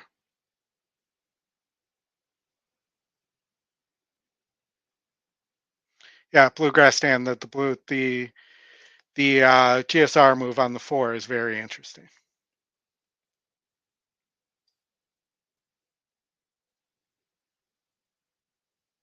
I think Justin's coming in. I wonder if he did something here. $25,000 maiden claimers, 7.5 furlongs on the firm turf course here to kick off some grass racing action on this Saturday afternoon. And the number 4 at a bit of a price I'm going to take a stab with. This is Spirit for. Oh, yeah. Oh, sorry. I said, what happened at Oaklawn? Oh, Price horse, man. Yep. The 5. Wow. Yeah, it was interesting. I didn't really hear a lot of people, so that I'll be curious if anybody played that. Justin, you're in 38th place, Justin. I know, brother. We're feeling good. Two optional races though down, so I'm still going to be a little bit cautious. I mean, man, great start to the day though. And Chris, I was saying, like, when that happens, that I think that 8 horse could have run well if it didn't get checked at the start. So, I think Scotty just played something. I don't know what he played. He just was at the machine though. But and I'm like, what are you gonna do? You just have to not play. I thought the 7 was tough here. Similar to the last race, the 7 and the horse 1. I'm not probably taking this horse. I don't have huge confidence in it. It would be worth a bet for me. You can see in my notes, I would tell you, this is a new horse to watch, kind of data algorithm. Oldie could, This is what Oldie does this really well, of combining all the algorithms, and that's what's occurring here. I didn't have the time to write down like what all algorithms are tying. I actually did that yesterday. I had the time to do it. I didn't have time to do it today, but that's essentially these combined algorithms on the 7 horse. We can probably do it. So it's the second EquinEdge pick. It is top win, maybe 2. Yeah, it's the top win, the Top second win. EquinEdge pick, top pace, and top pace. So that's what that's really doing. And it's saying that's amazing. If with rebates you'd be making a positive. So price wise, 5-2 is just brutal. So I'm not. Yeah, I didn't look enough at this race. I would tell you all to like handicap it. You're gonna again. I have notes. I'm gonna do a lot more handicapping today. The 5 horse is interesting. I was just looking at where they're at. If I end up deciding to play something, but I mean it's 23%. Irad rides Oldie. I mean the top pick. I think this horse is probably interesting. I didn't look a lot at this, so Chris or Oldie, feel free to share. I thought the pace setup favors the 5 between the 2. That was my only thought on this, was that there does appear to be a lot of pace. Yeah, I mean, sprinting on the turf, 31-foot rail, it's a big field. So, some of these horses aren't going to be able to navigate this turf course. What I would say, Yeah. 7.5, they only run it at Gulfstream Park. I can see they're going over to, I will say, I talked about this earlier, I may have more Gulfstream Park plays today than far more than any other track. So, Oli, I mean, we play a lot of Gulfstream Park because we've always been able through first Stronach group to be able to show races. So it's awesome. And, all the top jocks are there. They have a big day. So it for me is an intro. I want to see what happens here on the turf course, though, to your The point, the horses are speed at the and gate. It's now post time. Yeah, I thought the 4 was interesting with the big GSR jump. yeah. Yes. And the 11, if it can get a trip on the outside as well. Yeah, and you're getting a good price on the 11 at 4-1. For race number 2, 5 to 2 EquinEdge favorite is says Rapscallion. 6-1. You'll probably get 5-1. I don't disagree. Weaver's been hitting a pretty good rate Junior recently, Alvarado too. for Belmont. He's won a lot of races in the last couple of weeks down at Gulfstream. Moving in for a start for race 2 at Gulfstream. The early pick 4 starts right here.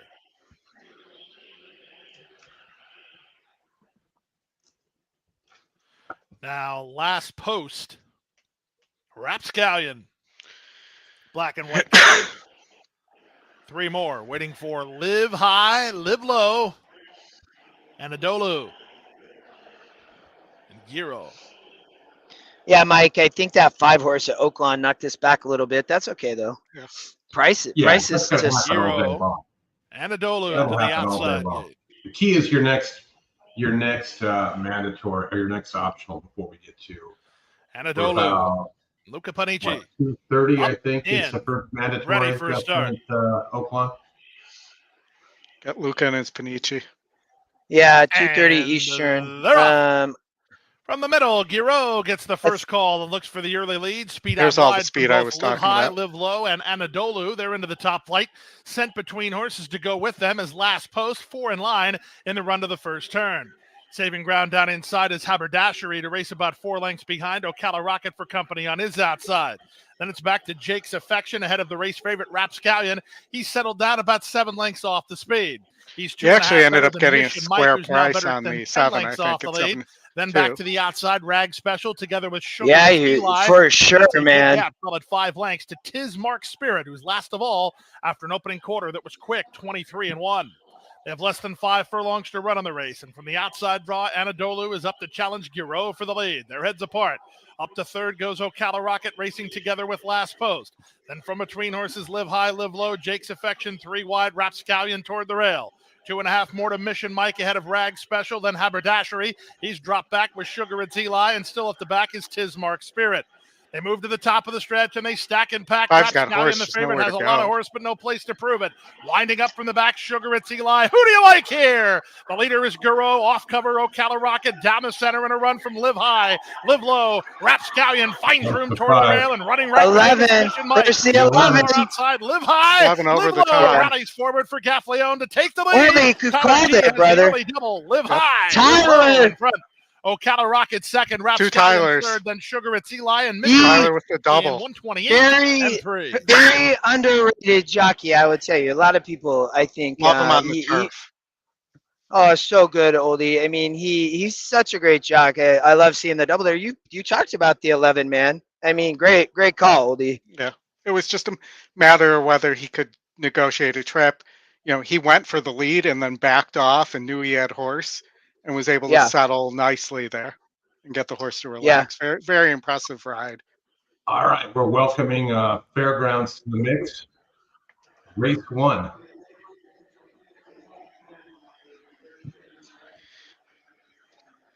All right, the Fair of the Grounds. Mile on the main track, looking a little bit better than it was yesterday. I like the 5. Yeah, I was on the 2 and 5, Chris. I will tell you, I'm not going to spend a lot of time talking here. Oldie, you are welcome to, or Chris. I'm trying to look a little bit at our Oaklawn Mandatory, just because there's going to be a lot of races. Oldie or Chris, I don't know if you want to spend any time there. I mean, for me, the price is square enough on the 3, the long shot who's top pace that's where I We would got 1 take a minute to chance. Tampa after this, Justin, if you got any interest there. Tampa Race 4. Yeah, thank you. Ooh, Another maybe. interesting. GSR terrible at Tampa. They're going 7. I took a lot of notes on this. 3 and 6 on the lead at Fairgrounds. This Tampa race is interesting. I mean, we can talk about it for a second. I don't know, Chris or Oldie, if you have any thoughts, but let me. I had interest in the 4 Star of Sarah on the pace. I mean, this horse, she's taking money. I mean, stopped last out in a 36 is the biggest issue. So, the horse is working well. It is the long shot. It's a big pace advantage. Can she get loose and be dangerous? Maybe. I'm not probably highly confident. I thought the 5 horse was interesting. It's the current favorite, taking a lot of money. Added blinkers, working really well. Is 0 for 12 though. So, I mean, the 6 horse is a horse to watch on the old algorithm.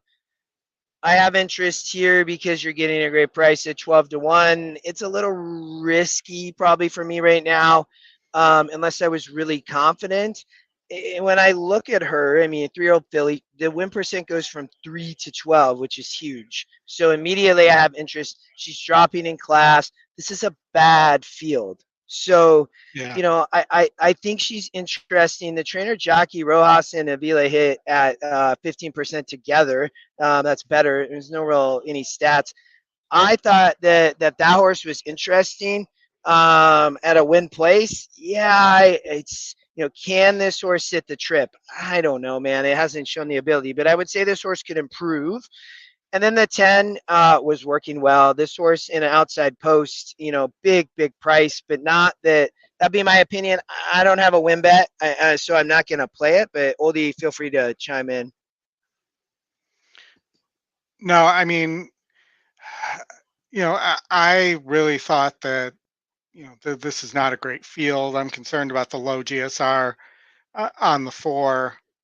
The price isn't bad, but this horse is stopped multiple times. Yeah. If you trust the GSR, it's top win, top GSR, top pick, all on the 5. But the 5 has no speed at all. 7-1 Yeah. horse won that Fairgrounds race. 7-1. Yeah. So the 3 got caught at the end. Ain't nonsense to gate 2. The 6 horse is interesting here. I'm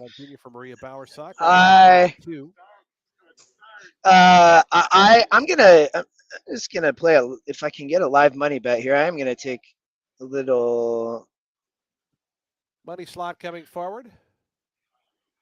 Tampa. Weird. I have a weird note on to not use the 1 horse at Aqueduct race 2. Did you say you have a weird note? Yeah, it showed up. It's from a past race, but it showed up in today's race somehow. Huh. Right, that's weird. Morning line in gate 4. 6 is getting 12-1. Yeah, MKT 6 is. I played the 6, just not in the tournament. But I did bet the 6 on the side. I haven't done much of that. I wish I would have done on Thursday. I would have paid for the whole trip. Be second last to load. Still can pay for the whole trip. Otto Jr. to the outside draw will be the final one. We can't see them. All we can see is trees and cars. Oh, there they are up top. Yeah. Goes in. Aqueduct's going to go off about the same time as this race, too.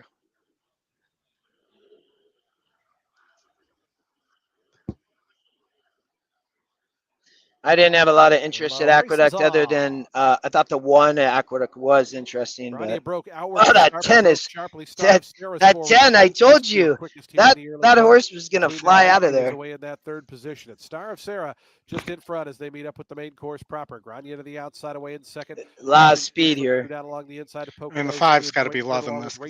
Also ain't Oh, right for sure, but it caught in between. I mean, this. Along in sixth, You can't even see in the head-on show just how wide everybody is too right now. Make up some ground. Was eighth, is now all the way up to sixth.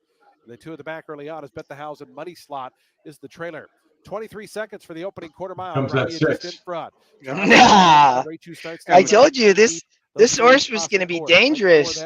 Back to Two's got horse. I think the five he isn't really asked yet. Fifth, about 3 or 4 off. Now he's asking. Yeah, he's. He waited too long. It's about 5 more back to the 2 at 16-1 running a big 2. Agua Roja Trails. Star of Sarah's back in front. Star of 4 still on the lead. I thought in between horses there. The 2 has horse. Trying to pick up some ground. Unified Princess Bet the Goes House. to 4. Drop That's right the out problem. as they come to the top of the stretch. Star of Sarah just in front. Get up 6. Oh, here comes the 5. Princess down the and the 2, man. Big price on the 2. They have a final 16th. Wow. Star of Sarah. Here's Ain't Nonsense on the outside. Ain't Nonsense goes to the front. Bomber. Down the outside, Unified's Princess, but it's going to be Ain't Nonsense. It's 16-1. Definitely some cheering. Unified's Princess third. Fourth was close. Prices. More prices. Prices all over. Wow. The 2 horse. They're loading an Aqueduct. I thought the 1 horse was interesting here. I am not playing it, but at Aqueduct. Field loading. It's post time here for today's second. 5 betting interests in this race. The number 5 Memento Me runs for purse money only. Oh, purse money only. Purse money only, of course. What? Why are we? This is happening again? This is happening all the time lately. It happens a lot in Naira. They love it. Well, I know. It's like. Good job, Tony. Nice. 2 out. That's what I like to hear. Memento Me. Money only. Boom, Tony.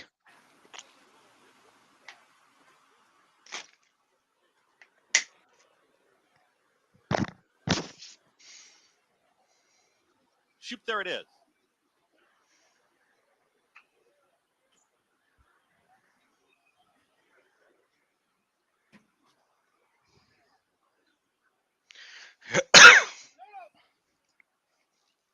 Goes in. All set. And they're off. Step slow at the start there for Ice Love, who's the early trailer. Speed from Smokin' Hot Kitty right out towards the front and Shigeko. Also in the early mixes, Shoot, there it is. Joining them, Memento Me for across the racetrack. At the rail is going to be Fancy Feline. Is second to last as the front 4 get away. The early trailer. Every time I hear Fancy Feline, I want to meow at that horse. Inside, Smokin' Hot Kitty. It's Smokin' Hot Kitty in front. Here in the 2-pack, Memento Me. That's the horse I had the note on to not use. Towards the outside is Shoot, there it is. Just off the pace now comes Shigeko, who's back to 4th. Another 5 lengths back to Fancy Feline. It's another 4 lengths back to the trailer. Ice Love. 23.43 for the opening quarter mile. Smokin' Hot Kitty is in front. It's Smokin' Hot Kitty. Memento Me down towards the inside of Shoot, there it is. Also joining them is going to be Shigeko from 4th. Is still 2.5 off the lead, but moves in closer, 46-1 for that half-mile time. Here comes a move from Shoot. There it is. Smokin' Hot Kitty is still in front by a length. Pretty fast half There mile. comes Memento Me. The purse money only is chasing. They are moving. 4th. Shigeko is trying to range up on the outside. Fancy Feline is My way note up is around and far looking back pretty Ice bad Love. on the 1 right They're now. still 'Cause I think chasing they. Smokin' Hot I Kitty mean, at it's a the long front. way to Stretch go, has but got I think plenty. that horse might end up in Smokin' the Hot money. Kitty now kicks Let's on. see. Smokin' Hot Kitty is in front, is up by 3, widening lengths. Shigeko is now run Well, up. that's Maybe the not. money. Battling on 4th. there. Shoot, there it is. From Yeah. far out of it. Fancy. No, I was line, thinking but 3rd. Smokin' Hot Kitty is way out in front. It is Smokin' Hot I Kitty. think I'm with about 16th right. left to go. Much the best. Geared down. All right, Easy Chuck under there. here. Smokin' Hot Kitty. I don't know. I might get 2nd. Nope. No, Didn't get 4th. 3rd either. Okay. Good. Note was Hey, correct. hey, hop over to Laurel Park. You have massive value on the. They're about to go on the 2 horse. Was very interesting. I thought here. I'm still gonna probably tend a little bit to. Active at the gate. I thought the 2 and the 7. Maybe play an exacta there with the 2 and the 7. Really good prices. Lined up. And they're off. Malinois sent right to the front. Malinois Formula Fair is Eddie Felson. On the inside is Desvio into the turn run. Racing outside is Secret Zipper, about the 5 path as they move around that turn. And Photo Hop take it back to last position. Malinois is in charge of the pace. Leads at about a length and change in front from Formula Fair, who's second by a length. Outside Secret Zipper, Eddie Felson is fourth in between. Desvio Rail and trailing the field, Photo Hop. 6 lengths will cover the field. Malinois settled into a nice steady beat up front with 6 furlongs left to go. 3/4 of a length from Formula Fair, trying to put a bit of pressure on. Another length and a half more, and Secret Zipper third. Eddie Felson, Desvio riding that rail from fifth. It's another 2 to Photo Hop. Heading for the far turn, nice even pace out there for Malinois. Malinois still strong, 4.5 furlongs left to go. Leads at a length and a half from Formula Fair. Desvio ridden for more, third of the inside. Ellie Felson He's is in a in good fourth. spot. Secret Zipper on the outside, just 3.5 lengths off of Malinois. That Here 7 comes is Secret Zipper into just third. moved by. Around the far turn, Photo Hop The 2, I don't think gonna run. The 7 though, that's the other horse, 8 to 1. Now, and Secret Running Zipper big is in race. third. Yeah, Desvio looking is in dangerous. fourth, and Eddie Felson is fifth. They race to the Well, top of the hopefully they both stretch. flatten out. Malinois The to one kick gets on for stuck. Formula Fair. And The one's loaded. He gonna blow the turn. Oh my gosh. Yeah. What's the jockey doing? Oh my Wow. gosh. For a little more Charlestown He race. was, and Malinois he was loaded and he blew the turn. from Formula Fair second. Yep. Secret Zipper third. Here's Malinois. 7 get up for a Michael second, Sanchez. maybe.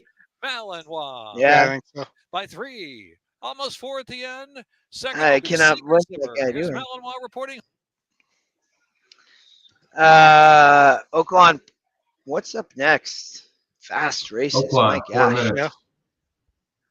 minutes. Maidens. I'm happy to talk about this one, I guess. Man, I looked a little bit here. You have the EquinEdge long shot. I thought, I swear I took notes. I thought the 9 was also interesting. It's, you're getting a good price right now. This is, so you're in Oaklawn Park in a 50,000 maiden claimers, is 60,000 purse. So, the 2 hasn't been able to get across the finish line. Gucci boy. Yeah. Maybe that's why. I don't know. But, this horse has burned money. It's run second all the time. It's just, I don't play these. It's been popular in the claiming box. So people think somehow they're going to be able to turn this horse around. Maybe.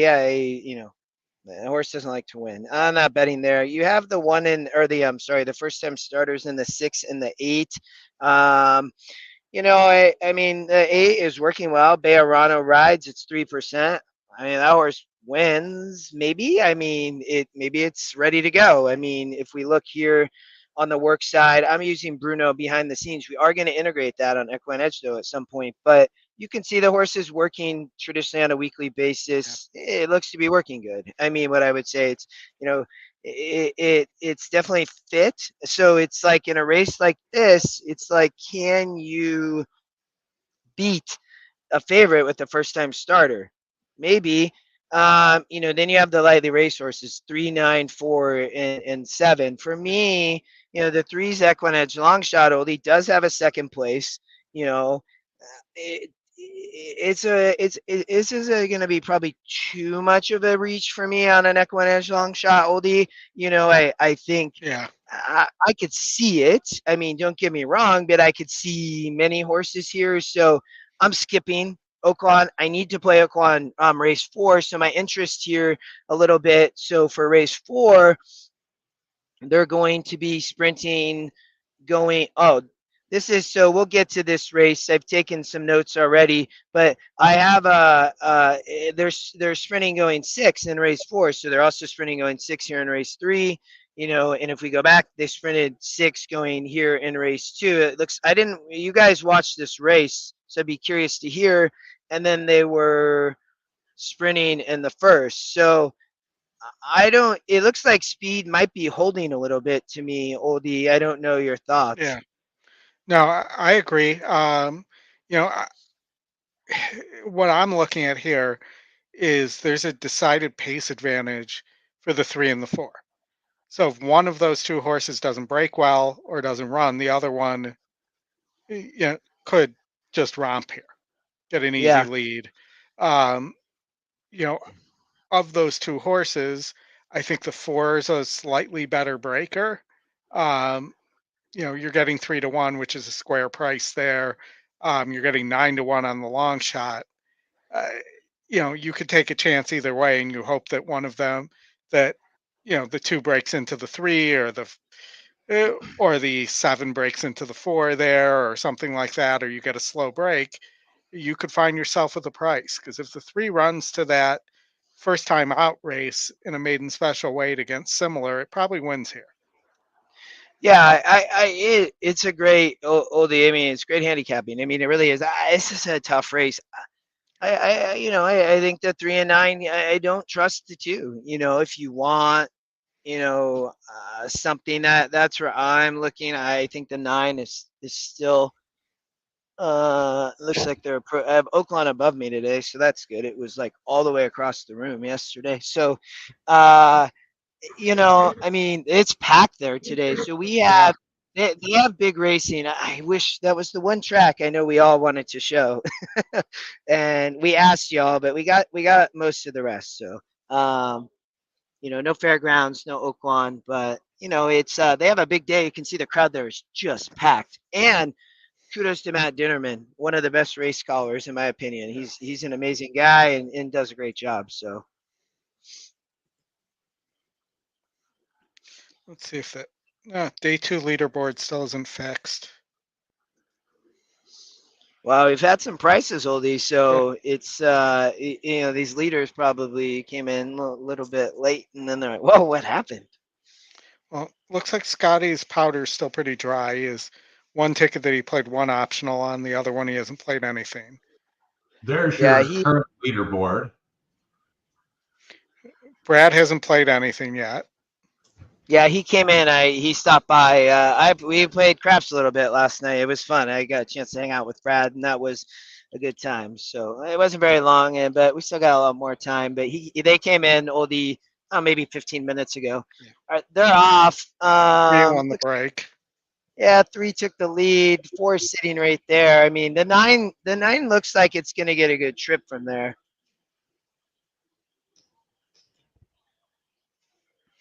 And the 2, the favorite, it's getting kind of pressured on the rail. Not a great trip there. EquinEdge long shot, oldie. I mean, so dangerous here on the front end. I mean, this horse is going to be hard to catch, y'all. That 2's a bum, in my opinion. We're going to see. 2's the. He's just asking now. He's still and yeah. Good race. 4. There's the 7. Looks like 4. Wow. 2's going to end up finishing 2nd or 3rd again. What the 2 psych tried to fake get a DQ. I don't know if you all saw that. That there better be no objection from that 2 horse there. That he tried to act like he was gonna pull up and like he had a space there or something. All right. Gulfstream race 3. Big chalk here, right, Chris? If I'm following correctly. Yep, the 3. 3 in the 3rd. 7 3-year-olds will line up for this 3rd race. It is the Hutchison. I mean, do you trust Riley in his spot here? Have, although a condensed field, but the number 6 is going to be trying something new for the first time, and that is the main track. Now, earlier, whenever the Delgados did get this horse, they did have him. I don't know right now. I'm there. I remember looking at this. The 6-horse Valiant Force, right? 2-1. You have the 3-horse Beeline who's just getting crushed at the window, right? So, the race like this, man, you have the EquinEdge long shot, who I thought was interesting. Also is on the old horse to watch algorithm. I'm wondering, I see this horse doesn't need the lead. I don't know, man. I mean, that's where I thought this horse, the 4. I Yeah. thought the 4 and the 1 were both really interesting here. The one horse is a horse to watch. Top win percent. You're getting a negative 1% ROI. So you're getting just amazing value, is what I would say on the one horse here. Inside on dirt's dangerous. We know that, Mhm. and the horse is showing the ability to be tactical. In a 66, this is a 72. Comes down to the Sam F. Davis going 2 turns. Maybe just didn't like it. Or I would say inside, I mean, it did not have a good trip, it looks like, in my opinion. So I think you could potentially forgive that race, would be what I would say. Yeah, and if you look, this horse's races sprinting have been much better uh, than the mile or longer races. The Churchill Grade 3, which probably was just too good for this horse, was also a 1-turn race. But and the works are monstrous too. Yeah, I mean, you have Tyler Gaff riding. I mean, is he going to have a day and go for 3 in a row? I think The- there's huge potential to do that. I mean, I think this horse is getting completely overlooked. It is not, it's right, it's not in the EquinEdge picks, but it is the top win percent from Four is EquinEdge. going to It is come. through. Four Go is ahead, going to come Oldie. down. By the way, at ooh, I, wow. they were, The you could make an argument that for is the I, two I is the think, I, two appealing on I, the 4 or on the 7? Because I could It's, see it's an inquiry, so it's eh, it's in the steward's hands. I could see well, both horses taking. I mean, the 2 did come out into the 7 and may have cost the 7 the race. This is why you should never change the order of finish and just suspend the jockeys. Don't jack up the betters. Yeah, and I think you should always change the order of a race anytime there's a foul, No. and you should suspend the owners too. It's the only so way you'll get cleaner riding is if the owners have some stake in that game. So, Alan, I hope your single hangs on there. I thought that the 2 was gonna try to when so I kind of apologized because I was saying, hey, you were claiming foul. The 4 was clear. The 4, nothing's happening to the 4. I still believe that. So, but I saw the 2 run into the 7 there. So maybe there's a DQ from second and third flip flopping. But Alan, in my opinion, it looked like the 4 was well clear. It looks to me, if you go back far enough, like the 4 actually did, and now they're looking at the other part, but they were looking earlier. They went back further. The 4 did cut off the 2, came out and cut off the 2, and then the 2 came out into the 7, it looks like. And then the 7 just kept riding into the 2 after that. Let's see how far back they go here. The No, 4 not far enough is back. in the lead and is clear. Comes across, definitely cuts the 2 off there. The 2 has to come out. Yeah, well, that happens. That happens in 80% of the races. No, but I think the 4 was well clear, is what I would say on that. I think that if you could say that the 2 was going to have to pull up because of that, but I'm not a steward, but this is my perspective. Yeah. The 2 didn't have to pull up because the 4 kind of crossed in front like that. That's what I was originally saying. But what I hear you saying is, well, that caused the 2 to then have to run into the 7. So then I would say, oh, so was the 2 actually going to get second place? Probably not. The 4 was always going to win. Like, Yeah. I don't know. That's just it's just, I would keep it the same. But I'm not. I don't know steward, why they're so. showing the gallop out. They're keeping it the same. No change, it looks like. All right, ready to go here at Gulfstream. Do we have The Sam? horses are Yep. at the gate. It's post time for the 70th running of the Hutchison. $100,000 up for grabs with a field of 7. Race favorite is number 3, Beeline. Edgard Zayas riding for Riley Mott. Valiant Force, the strong second choice at 8-5.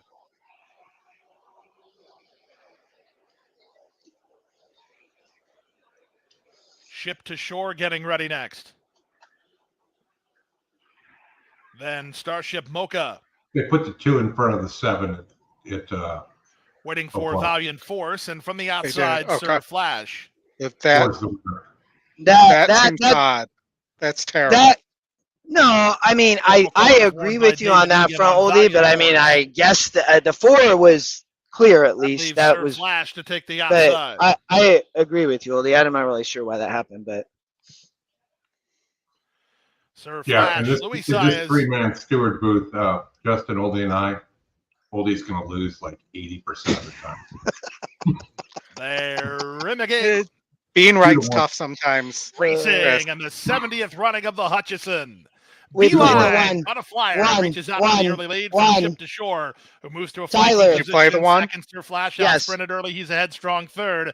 In tight toward the rail is Patriot Spirit. Then Impromptude. Valiant Force is second last. The early trailer is Starship Mocha. And the run to the half-mile point, it's Beeline. Starship in Mocha front. sounds like In a front, drink at length over Starbucks. ship to shore. It does. Second, I Sir Flash agree. third. A Patriot drink Spirit at is out the rail. Starbucks in Moving up in the traffic is Valiant Disneyland. Force, only a length and a half off the leader. Dropping Star back Wars a touch run. Impromptude, and it's a gap of 6 to Starship Mocha. 5/16 away, Beeline's under pressure. Here's Egan, 3 wide with Valiant Force to challenge ship to shore for the lead. Beeline needs to do a lot better than that, but he does have inside One's position. got to get out. Up between horses, it's Patriot Spirit trying to We're wind it finding up in the space. back. Three's coming back. Impromptude. They're at the top of the stretch. Beeline battling hard on the outside, and Valiant Force from between horses ship to shore. Off cover, Patriot Spirit loose with Impromptude. Beeline's very game. He had to do more, and he did, and now he's a length and a half in front. Who's going to win this Impromptude at race? a huge price is gaining late. They come past the 16th pole. Impromptude on the outside. Beeline toward the rail. It's a win photo of the Hutchison. 3. The 3 Impromptude trying won. to spring a major You think? I upset. think the 2 got Beeline there. with the money on. He was dead game and ran a winning race. It's a win photo. 110-2. Well, he thinks the 3 won, but That looked like 3 to me. I thought the 2 got the last bob there. Do we have time to? No, you can leave it. What do we have coming up? There we go, right here.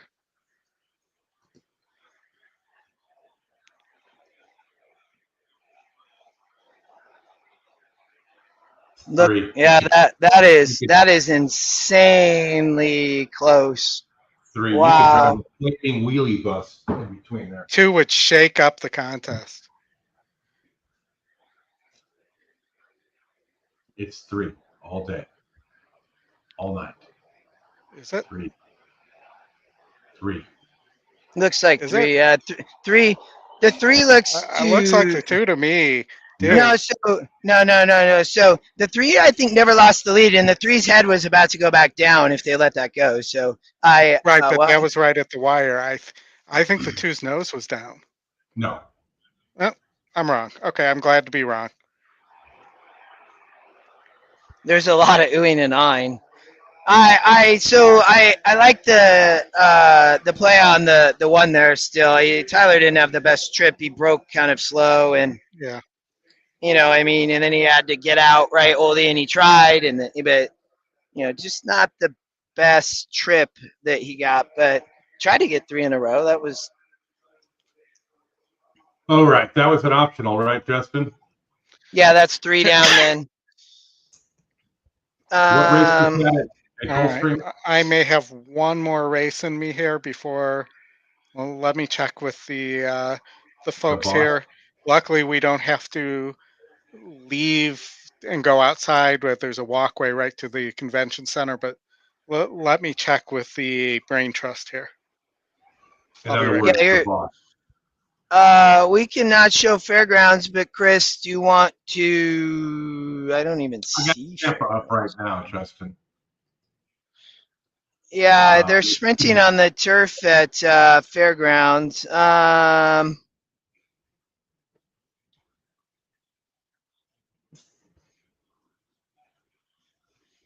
Race 2 at Fairgrounds. Oh yeah.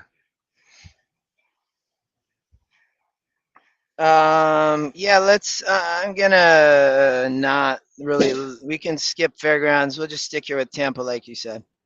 Yeah. I like the 3 at Tampa. 9-1, decent price. Gray Vixen, runner-up going a mile at the level last out, and second over the course. today. So I give the 3 a decent look here with Camacho for Derek Wright.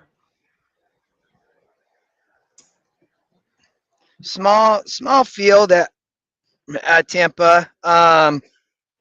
My original opinion was looking really at the 2 on the front end, to be honest. This horse to maybe wire the field. It's a Kathleen O'Connell. The GSR is dropping, but the horse is also dropping from a SOR perspective. It has been running in this level in one similar last out. So, this horse is probably fit. It's got a big pace advantage. You're getting 3 to 1. That's Chris where I was looking. I thought the 5 was interesting as well. I thought the 4, obviously could run. I believe this is the Chad Brown royalty interest. So she's a 4-year-old. I mean, Gallardo's riding. She's burned a little money. So I mean, I'm just passing on this race, I would say. I know you liked a little bit of a price, I think, in the 3. So Correct.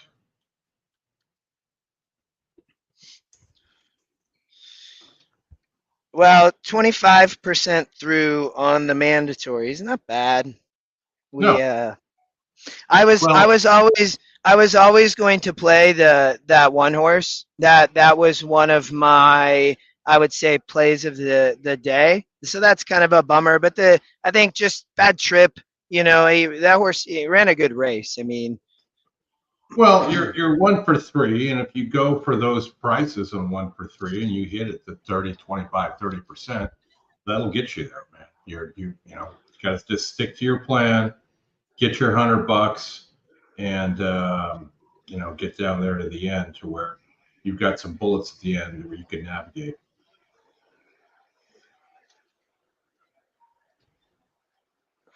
yeah.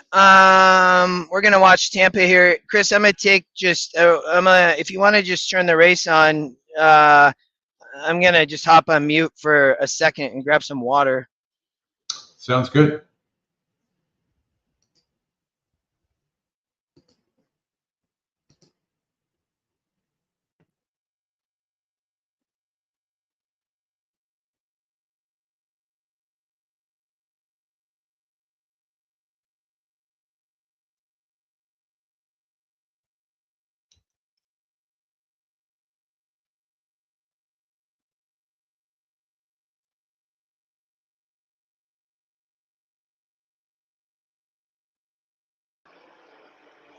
Yeah, Ashley, that the 2 would have paid a lot there in second place. Looks like at Tampa they're going. Oh, there we go to the gate. Yeah, that was close. That's a heartbreaker.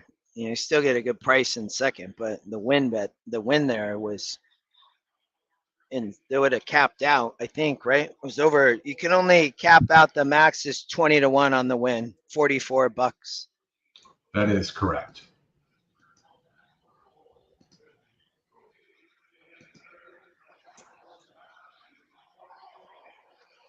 Where are we? Something happened at Fairgrounds. I don't know what happened. Like Fairgrounds is way across the room.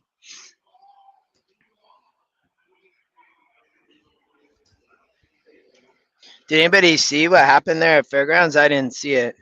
Oh, horse fell. Hey, thank you. Oh, horse fell.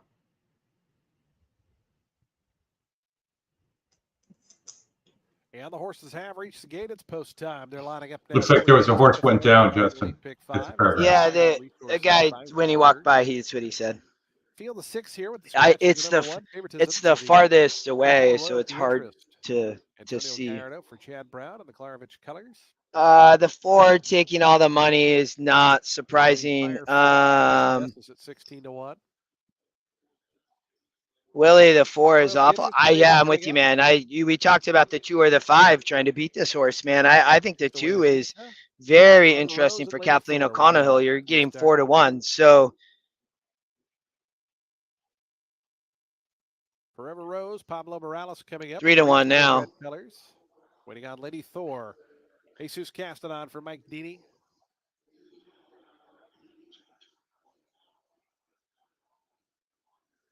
Lady Thor coming up. And in. They're in the gate. And the race is on. Lady Thor hopped at the start. Damaso from the inside was out quickest. In between horses, Royalty Interest is right there. Vita also coming up out of that back flight as four of them line up just in behind the leader, Damaso. Oh, Willie the 4. River Got you, Rose brother. coming up Thank now you. to attack from that second position as Royalty Interest sets up shop in third. Avita is fourth. Lady Firefoot a little harder. 5-2. You'll bet that horse. Is the trailer. So they have just over 6 furlongs left to go. Damaso the leader. Damaso in front as they work into that first turn. Royalty Interest on the inside of Forever Rose. They're right together, second and third. Avita fourth under a good hold in the purple colors. Just 2.5, 3 off. Fairgrounds 1-3 step. 23-2. So they peel on to the backstretch. Oh. And Samuel Marin in front by 3/4 of a length. The Forever Rose, Pablo Morales. It said 23-2. Ashley, I mean, it did. The horse. What I would say is, very comfortable, loose on the lead, and slowed it down even further. It went 24-2 there. So 47-4, the opening half mile time. We'll see. Should have horse. Some gentle pressure on the outside from Forever Rose. Royalty never got much pressure.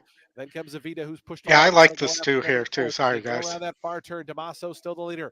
Royalty Interest just looking for before it's loaded though. Meanwhile, Avita moving up through. They turn to the top of the stretch. Damaso under siege now. Royalty Interest right up alongside. Avita out 3 deep. Down. Be game too. Be game. Final furlong time now. Royalty Interest. The 4 going to come over the top. These two in their personal little match race at the 16th pole. Royalty Good race.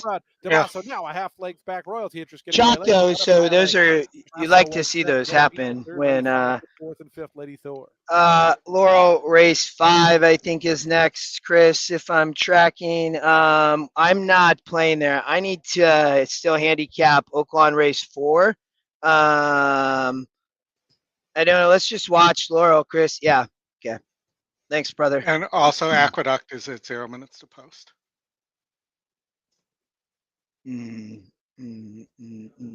Oh, I see that up there. Race 3, Oldie.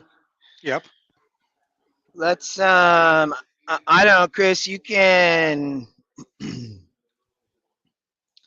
I had a little bit of interest in this race. I think the 3 is getting overbet big time. To be honest, but not enough to want to play here at Aqueduct. I thought the 6, the top EquinEdge pick was interesting. Aqueduct as well as the 1.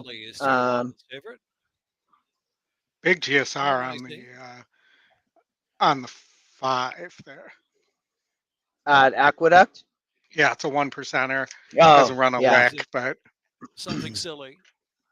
5-2 favorite, harmonizing also 5. There you go. Double box. Easter. Well done, brother. And they're off. Buck and Lucky was slow to go. Easter out of the gate fast as Harmonizing is on the chase, and City Kiss away running in 3rd position. Chaveta traveling 4th near the inside. Something Silly. Look at us, production values. Tested racing 6 in between horses. For the amateur hour. Back, put a rock on it, and Buck and Lucky is last of them all. Easter to catch with a 2.5 length advantage from Harmonizing on the chase in 2nd. City Kiss, and next is Something Silly on the outside. Chaveta riding the rail racing in 5th. Another 3 lengths back.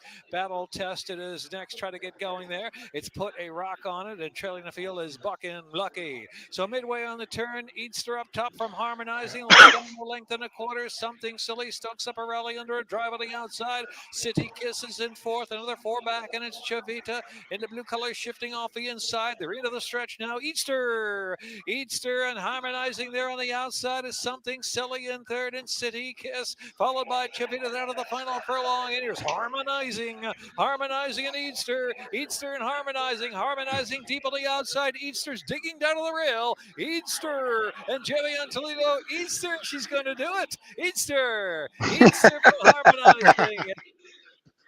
That was a good race call there. Well done. 12 minutes to post till Oaklawn Mandatory. Still looking because I have to play that. Shock at Tampa. Aqueduct, I'm not going to play that race, but what I say, Oldie, what were your thoughts on, or Chris, on Aqueduct? Did I say the 1, I thought, and maybe the 6? Yeah. That's but I'm not playing. I thought both were a good price at 4 to 1. You know, the 1 horse is first time for race 3. Yeah, I like the one with Aqueduct. You're getting one a adds- decent price on the long shot too, and you're getting Dylan Davis there. the 1 horse adds blinkers, I would say. Thank you. The 1 horse adds blinkers here, so you have Castillo riding Baker. I'm not going here. I would not surprise me to see this horse win, and after the race, we'll then I have one more comment on it. But goes in. it's a good race at Aqueduct.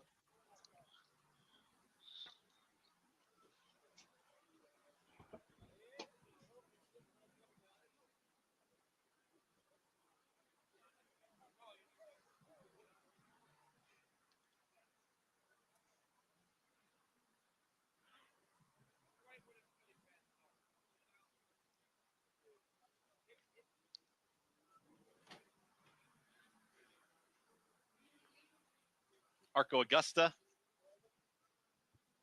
Jefferson's Ocean. Love that we get show races here too. So thank you to Naira.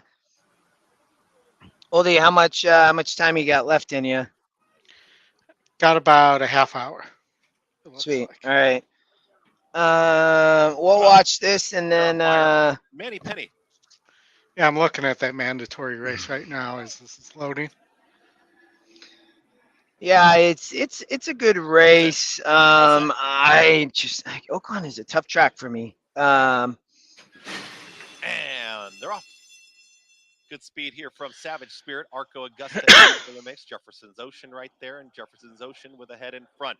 Joining them is Hair on Fire. Outwiders Manny Penny, 5 across the racetrack here. The 2 taken back were Triple Word Score and Irie Man. They hook up with What happened to the 1? on the front end, 48. Did it not break? I didn't even see it, Oldie. It's there. It just got broke the lead slow. with pressure to the inside here. Yeah. From Augusta, who's going to push on through, and these 2 are now head and head through a 23-1 opening quarter mile. Progressing on the outside, here comes Manny Penny at 92 out in the center of the racetrack. Is now MK, I didn't see that, man. I was handicapping on the other screen. Touch of ground is now 3.5 off the lead. Towards the back, that's Irie Man with the trailer Triple Word Score. Less than 4 furlongs to go, 46-3. The half-mile time. The leader is Arco Augusta. Here comes Manny Penny, though, and Manny Penny is. There's your 7, Ashley. Running a big race. I didn't see what happened at the start. Maybe the one is just slow into the. Third is 4 lengths off the lead. It's going to be so hard to sustain a bid like that, though. Far out of it. The front 2 under drive here at the top of the. It's like near impossible. Penny trying to put away Arco Augusta, who's back. We did see it that one time with there was that Fletcher horse that was heavily favored and completely blew the brake. Well, look at the 1. I mean, it's gonna run good. I don't know. It's Augusta battles on. It looks like 3 might get up. Coming after the leader now. Yeah. Manny Penny is trying to find a final. I don't know if the 3 will pass on. Spirit about to run up alongside. That's Manny been Penny the is 3's gutting problem. it out. Savage Spirit one more time. Same problem. Yep. Ashley, there's your 7. Well done by Ashley to pick the 7 there. Good job. Yeah, I just not that was a tough race, very tough. So a lot of people now playing Oaklawn Park Race 4. It's the first mandatory of the day. You have to play it. These are how you so here. Oh, I was going to tell you one other thing. I ran into I mentioned him earlier, David Harrison, and you know we were just talking about Aqueduct and everything, and you know he has played that track so much, and it's interesting when you learn people in this way. I was going to play the tracks that you always play and is all I was going to say. Oldie, Chris, will you grab this for a second? I'm just going to mute real quick. All right, we got Oaklawn Park Race 4, the first mandatory of the day. Looks like you've got, what, 9, 10 horses here, Oldie? Yep, you have pretty good size field. Come on, hold on. lost it for a second there. I'm either on the 6 or the 9 here. I might be just trying to back up. The strategy of, in the mandatories of, just trying to get through with a winner, I'm torn on that because I watched Marshall yesterday in a mandatory, really create some separation by not doing that. You know what I mean? Too. Sure. But I don't really know that this is the mandatory to do that in either. What are you saying? I was So, telling him I like the 6 and the 9 here. I might just box those both in exacta. I was just talking general strategy, that I don't really like the strategy of just trying to get through the mandatory with a win. Because I watched Marshall, the way he created his separation and eventually got caught, but he picked a spot in a mandatory that he, saw that or assumed everybody was going to go towards that strategy, and he went oppo and found a price. You obviously have to pick your spot to do it. I don't know that this race is the spot, but I'm just saying from a strategy standpoint, are you gonna, if the 3 or the 9, let's say the 3 wins, are you gonna miss that 2 to 1? Probably not. Well, I wouldn't necessarily. Like I said, I wouldn't go with the 3 right off the bat and take the favorite here, who's 40%. I like these 2 horses underneath here. The 3 is 0 for 6 with a couple of seconds and a couple of thirds. The GSR at the distance, and when you sort that, you're seeing that the 6 is 1 for 4 with the third, and the 3 still hasn't win as well. And then you kind of get to this bunch here that have all won once at the distance. The 3 I would just chuck out altogether and wouldn't even deal with that. I mean, this field's just so terrible. I mean, the 8 I could get rid of as well. And then, you kind of come down to these 4 horses here. Even the 4 to a certain extent, which is getting, bet down off that 10 to 1, down to 7 to 1 here. Take a look at the 4. It's been a minute. 2 races on the Tapeta Turfway, coming back in here to Oaklawn. Horses fit and tight off that Tapeta, that's for sure. But obviously, this is the race that it needs to win. Was broke its maiden claim, but I'm still on the 6 and 9 here. I think Oaklawn. It does look like Gulfstream and Oaklawn could go off on top of each other too. What Gulfstream race is that? Oldie 4? Race 4, yeah. Yeah.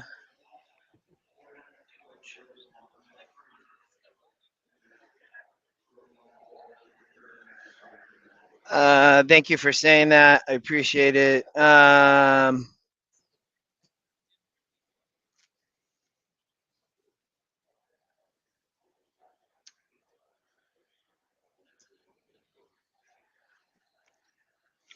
mean, the Gulfstream race is a little interesting. Gulfstream race 4. We can pop over there for a minute. At least, I don't know. I haven't seen anybody or any recent comments. Everybody able to get into EE? I have not had any problems for 2 hours. But this is a maiden optional claimer on the synthetic, my most favorite service in the universe. Your top win percentage is the 3, which is the second pick. First time starter for Todd and Irad. The 7 is the top pick at 8 to 1. Third off here, a trainer that I'm not familiar with, Javier Riding. Let's see if there's any info there between those 2. Not really. 4 times, not too much there when you look at changes. Got Lasix on for the 12. Off dirt, on synth, Tyler Maker. Tyler been riding pretty well today. Star of the Beast, blinkers on, off dirt. Second off here, Persano, 7%. Zayas riding.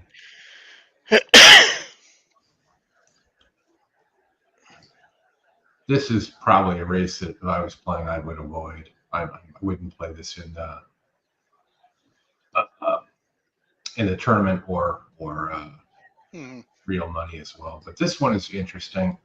I still think the 6 and the 9 here are the 2 horses to beat. When you throw out the 3, the favorite, the win percentages are kind of telling you that there. It's just one of those ones where you got to try and pick the winner out of this, right? Not a lot of yellow way back for Mark Glatt in 22 at Santa Anita.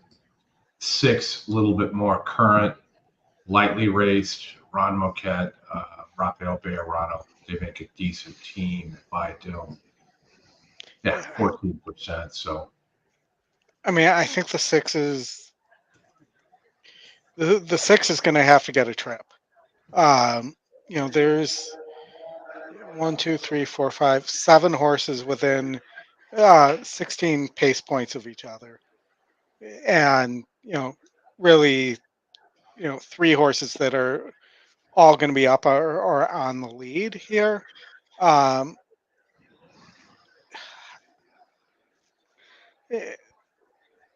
I think the 6 could get. I'm sorry, the 6, the 8 could get first run here at these guys.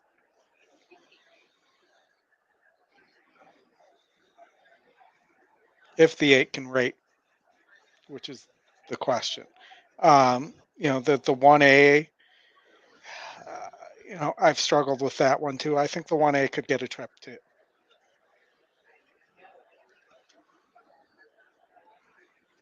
Six is definitely getting bat. I don't like the 3 or the 9. They're both going to be too forwardly placed with the cheap speed on the 2.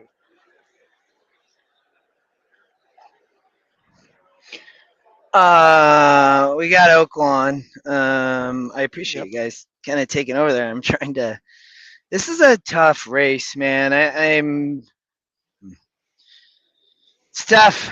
I think 6 got a shot. I think the 9 got a shot. I would say don't forget about that EquinEdge long shot. I think the 3 can win. So 3, 8, 6, 9. I'm not really interested in the others, I would say. Yeah, I don't know. It's a tough one. I think that we've seen speed holding so far, or we've seen speed up front doing well.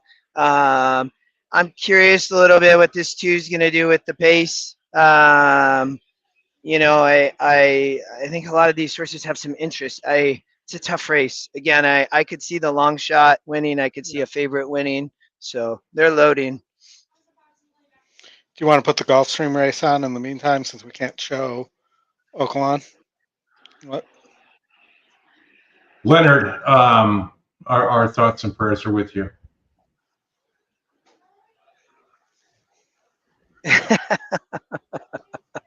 Brother, don't let that happen. Chris, you want to pull up right. the Gulfstream race? Yeah, I'm getting there. I had an interesting tweet. 3rd win of the day. Chris, will you turn the sound off though at Gulfstream? Sure. Just because I'm gonna watch this Oaklawn race.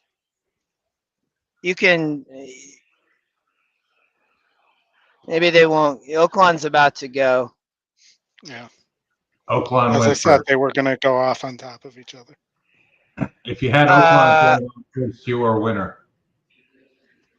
I played the 9 at Oaklawn. Yeah, I know Brad played the 6 at Oaklawn.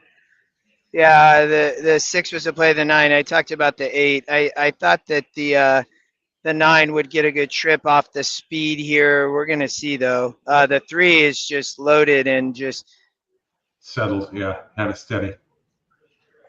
They're off at Gulfstream.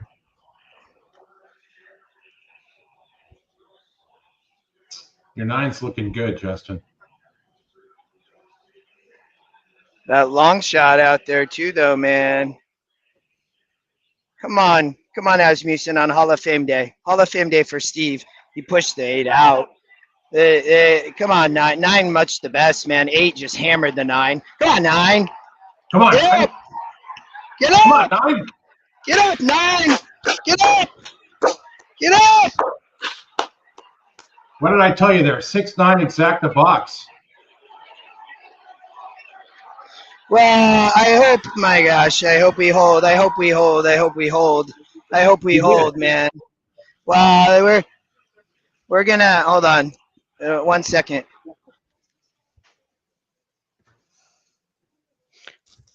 All right, boom. Got my single home at Gulfstream. Alive in the pay leg of both the pick 4 and pick 5. I kind of kept that one a secret since we were focusing on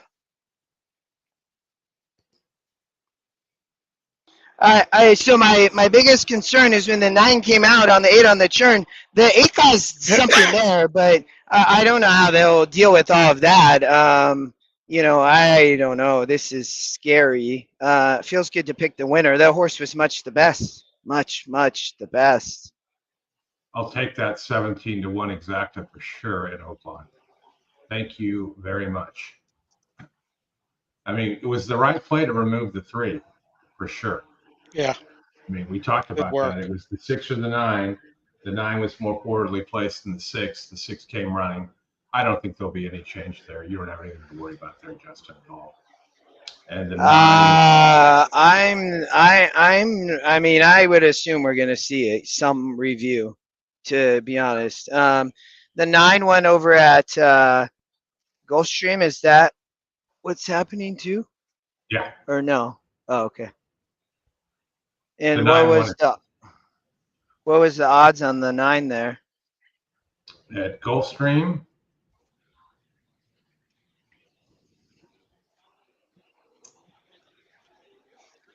nothing 7-2 when it went in the gate. 3-1. Looks like. Oh, okay. Well, kind of nervous, to be honest with y'all. This is you hit your first mandatory, buddy. Whoa, I mean, I'm still thinking we're getting inquiry, brother. I'm not so sure. No, this is Arkansas, man. Hey, you're thinking, I love it. I'll give you a woo pig suey for that one. You're thinking like California and places like that. Oh, hey, we can talk about this race. So at Oaklawn, so we started the show earlier, and I'm like, "Where's the Oaklawn race?" It was at post time, and they were doing a Hall of Fame thing for Steve. So I looked at this horse, right, and what's the second EquinEdge pick? Let me pull it up, and we can talk about the 9.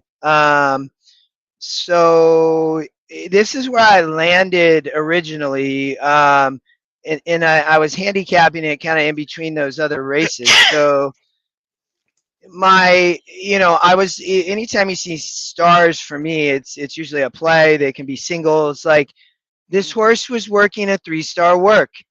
And I trust Bruno's works because it usually can tell me a horse is fit. And the 6 was the only other horse that was working. And if you use EquinEdge, you get to the 9 on the second EquinEdge pick and the win percent if you get around the 3. The 6 was another logical play. I agree with you, Chris. My main reason was we looked through all of those first Oaklawn races that they were sprinting 6 furlongs. Speed was holding.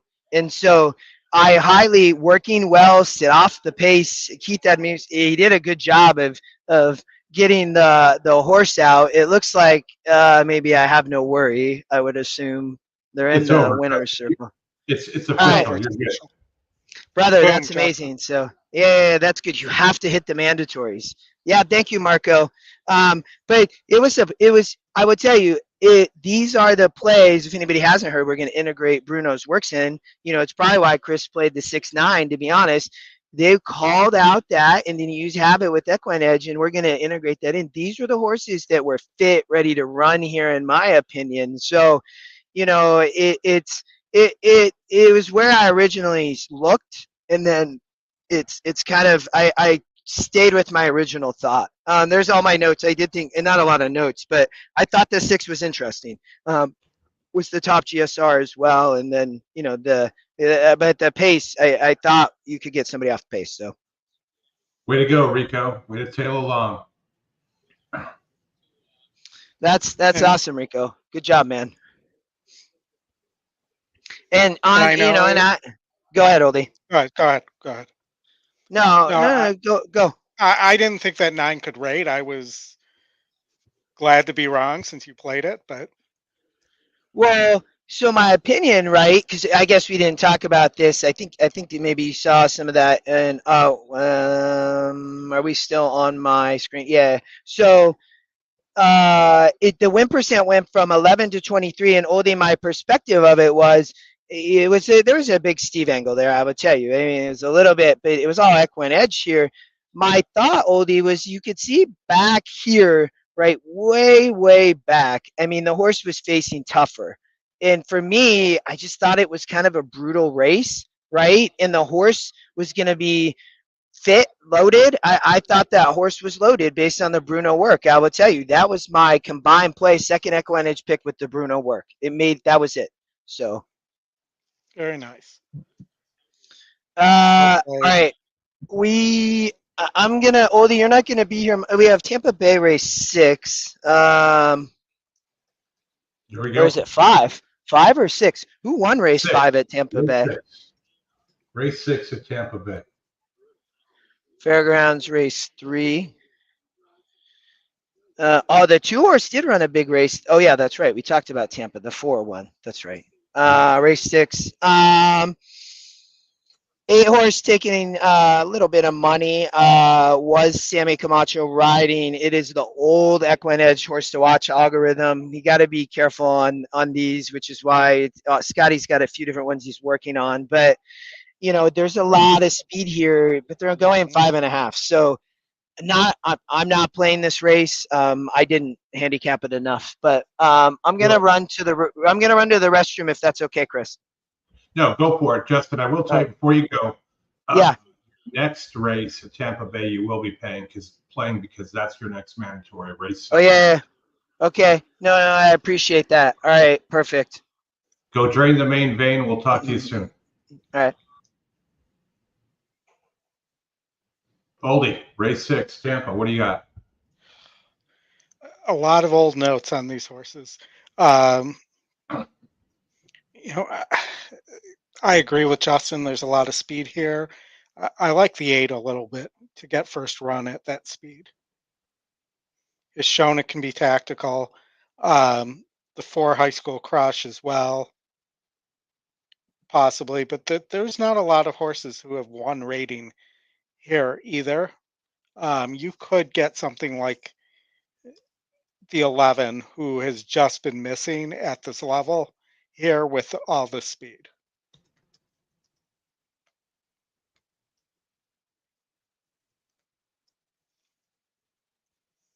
Sure. But yeah, I mean, if I had to take a bomb here, I have a nice note on Fast Corey. On who? Fast Corey, the 3-horse who's 29-1. Wow, I had everything to do with your son's name. Is that a name play too? No, that is not, because my son spells it differently. I know, but it still sounds the same, right? Yeah, but I did have a note from 716 on this horse of gate to wire, fast fractions, hand ride, shut down after turn, maybe a monster sprinter, and was claimed out of that race and hasn't been approaching sane. The starting gate. We're just 1 minute from post time. 1 minute. But maybe he's sitting on a big race here. Practical Joke going 1 turn.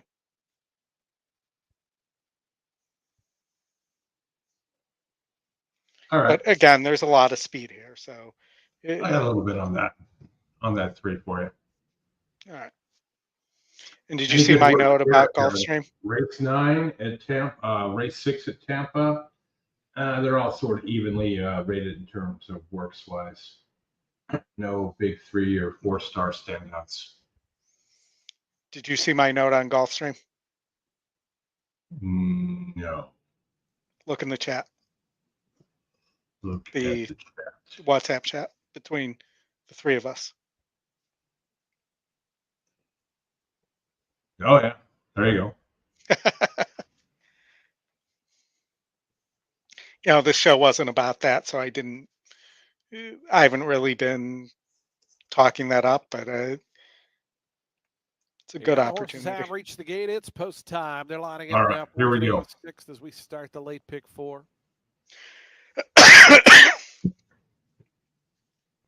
But I probably have about 8 Field of minutes 11 left here at 5 1/2. So when furlongs. Justin comes back, that'll probably Number 6, be What's Going ducking out. I might bring my headphones in so I can listen in while we're standing there and doing nothing. But All right, take won't us be through able this to. one. Next pair, My Bingo Kroger Star, order second just showed choice up. at 5 to 1.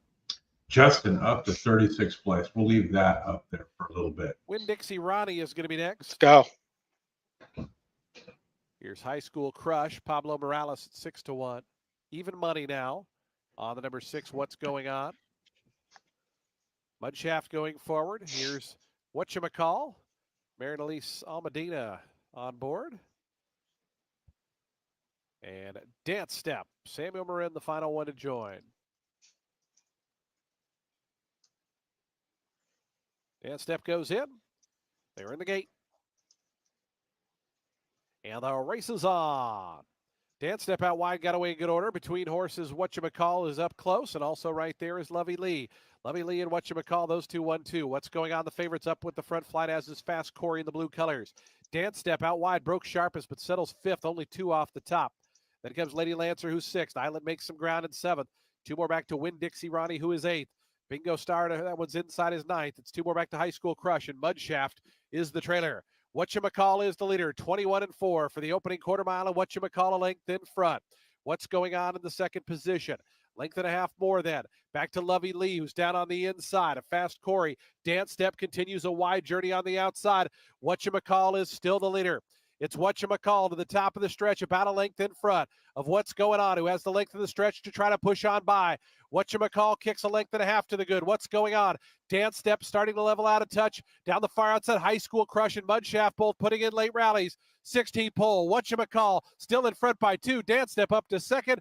Down the far outside, High School Crush, but Whatchamacall and Marilise Almadina get the win. Second ended up very close there between High School Crush and Dance Step.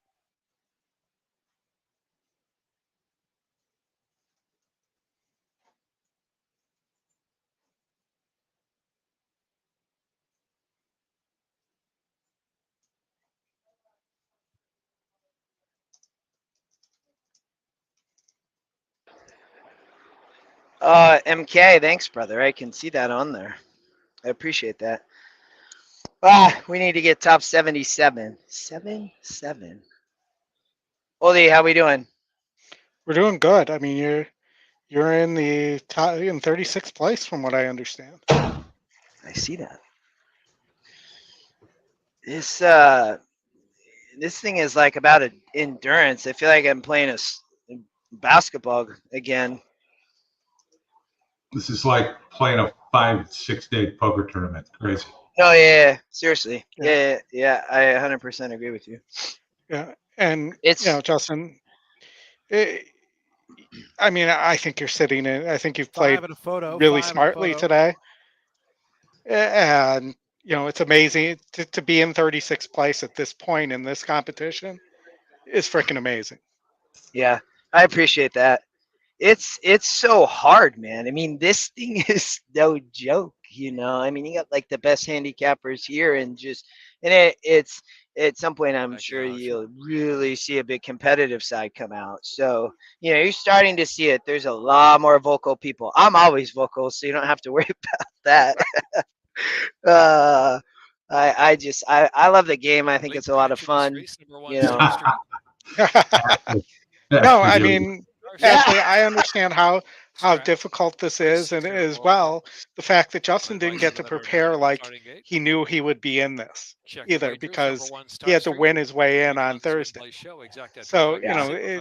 knowing how much time other people have put into this, it it really is impressive. And I'm trying to say all that stuff without sucking up, Consolation double will be because paid with I still think I'm right when place you winner think for you're the right kids and I think I'm right. to number Yeah. Well, But, only know, I just want to let you know I got a quick screenshot of the old Stop Sucking Up oldie. That will be one that will be used. I've added that to the parlor screenshot. So final odds. thank you. Well, Ed. Oli, I appreciate it.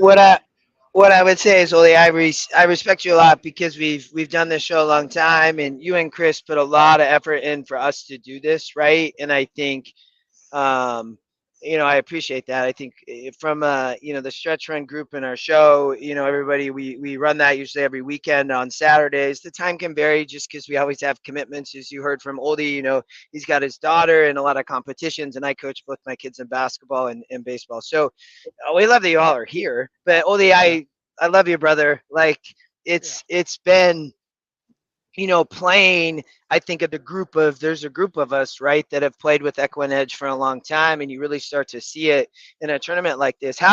Chris, can we look at leaderboard maybe real quick? Well, Laurel Race. Right after Laurel, I'll get a cue. And after this Laurel race, I'm going to have to call it a day for me. I'm going to bring my headphones with my AirPods with Justin and try to tune in as much as I can to see how you're doing. Thanks, brother. But you guys take it home, and I'm hoping, I'm knocking on wood here for you. Thanks, brother. I'm not playing Aqueduct. I'm not playing Aqueduct or Laurel. Go ahead, Chris. I'd play that song by the Mighty Mighty Boss Tunes about knocking on the wood, but Scotty will get an email, so we can't do that. You could sing it. I could sing it, but I not enough into the bottle here to sing it. So well, you never plus know. you don't want the whole cruelty to animals. I might be singing it when only dogs can hear you sing that. So Oldie, can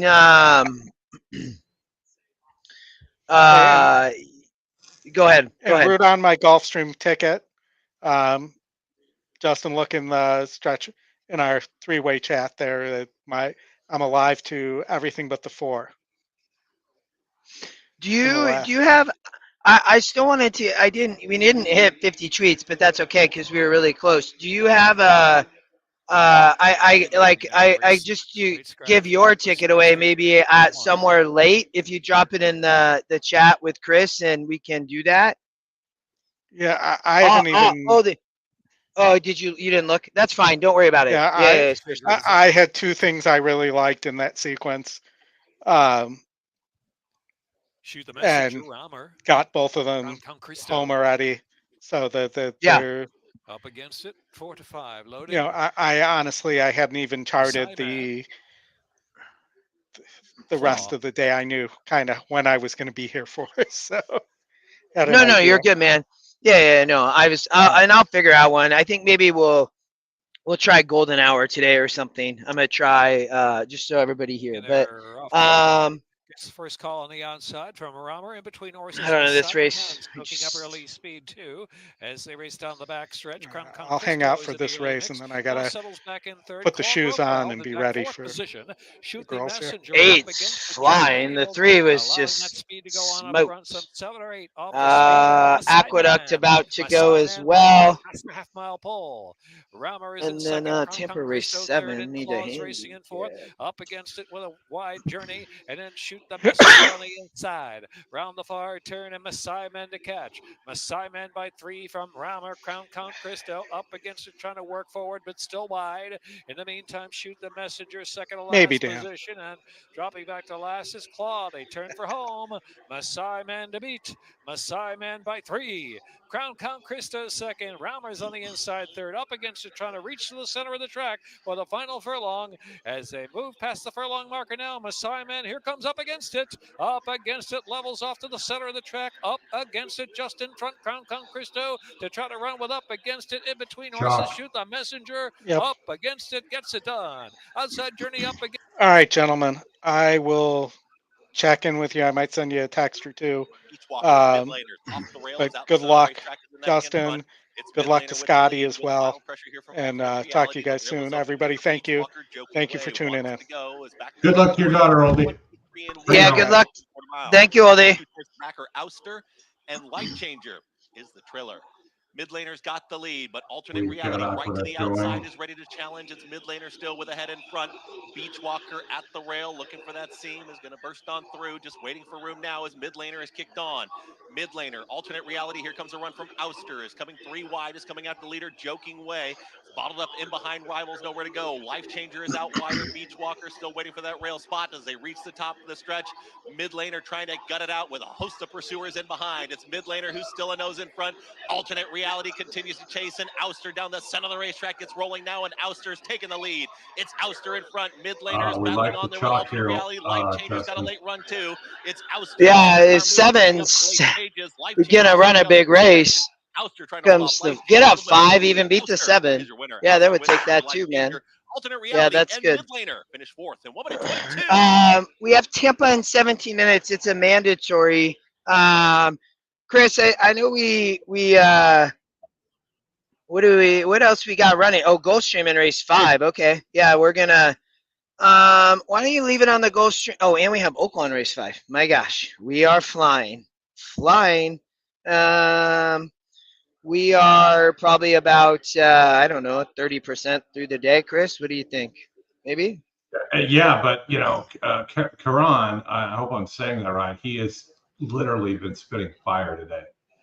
He has hit a lot of bets that he's just put up 1 horse for. So good job. Who's this? Karan Boudbrown. He was on yesterday as well, doing really well. So just keep it going, buddy. Hope you're betting those. Hope you're cashing. Oh, right. On the chat. Sorry, I was thinking somebody on the leaderboard. Hey, can we look at leaderboard real quick? Yeah, man. I wanted to see where Ramon was and just see kind of what was going on. So Tony's out. Let me refresh here. We got all new people. Look at Alexa. We got to get her on. 5 I try. 1 mandatory, 164. She's doing well. I talked to her on DM, so I need to track her down today. There's Dan. Yeah, I'll send her a message too. Let's look up Ramon here. Ramon's still sitting. He has not played any mandatories today, so he missed the mandatory, or this is not updated. He's sitting at 143.20.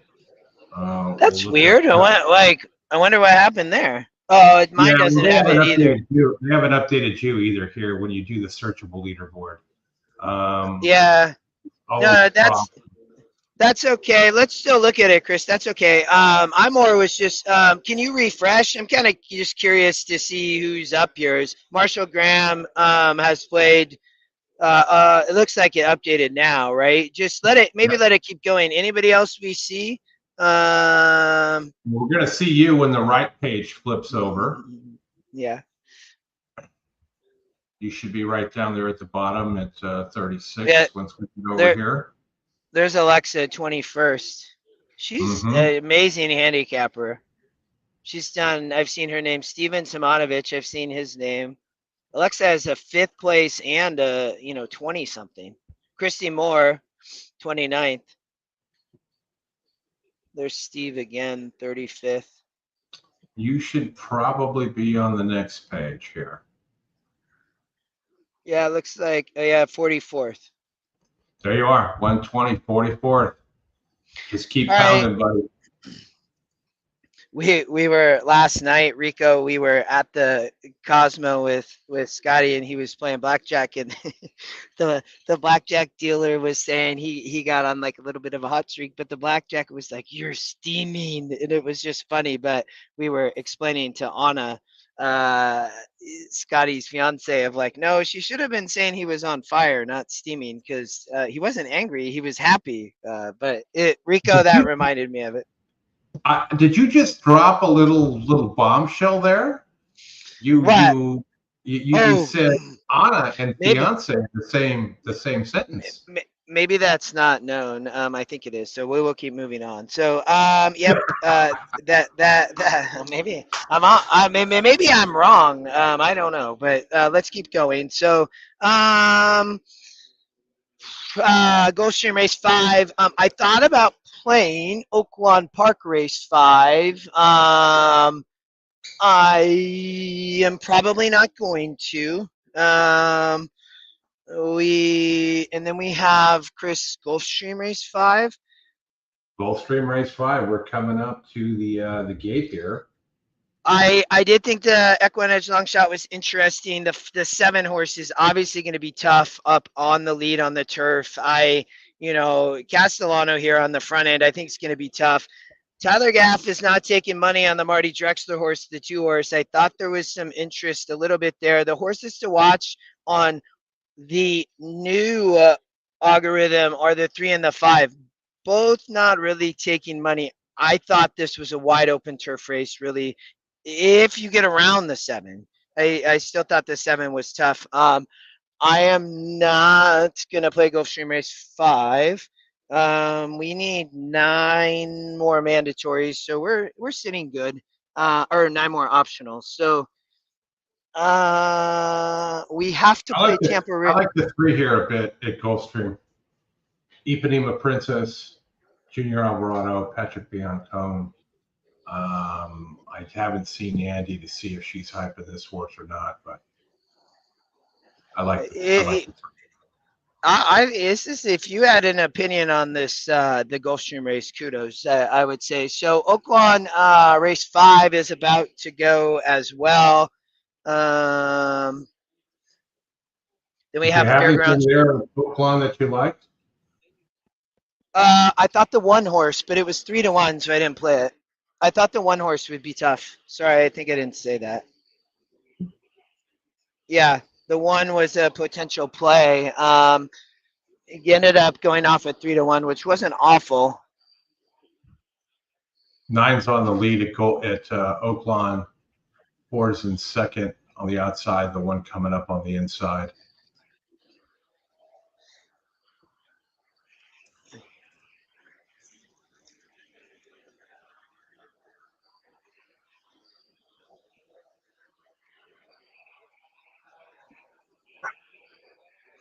That 8 horse running a big race. EquinEdge long shot at 7 to 1. There's the 1. 9, 7 to 1, man. Wow, there's the 1 running a big race. Here comes the 5. 5 is flying. 5 to 2. Get up 5. Get up 5. Get up 5. There we go. The gray flying. 1 ran a good race there. We're gonna run 3rd. Not quite run for 2nd. Glad we didn't play. Gulfstream, no opinion for me. Tough race on the turf. Approaching the starting gate. Last chance to wager on your middle pick 4 and your tropical turf pick 3. Yeah, Marco, that 7's going to be tough here. But, I mean, if you get around that horse, it could be any of them, to be honest, in my opinion. Oh, Willie, I appreciate that. You just saved my life. The horses are I'm totally kidding, but close time. For race number 5, starting with your middle pick 4, first leg of the tropical turf pick 3. It's New Rome favored under jockey Javier Castellano. 3 to 1 for Fish Mooney. Out to 9 to 2 on Chick Shadow. They're moving in to start the middle pick 4.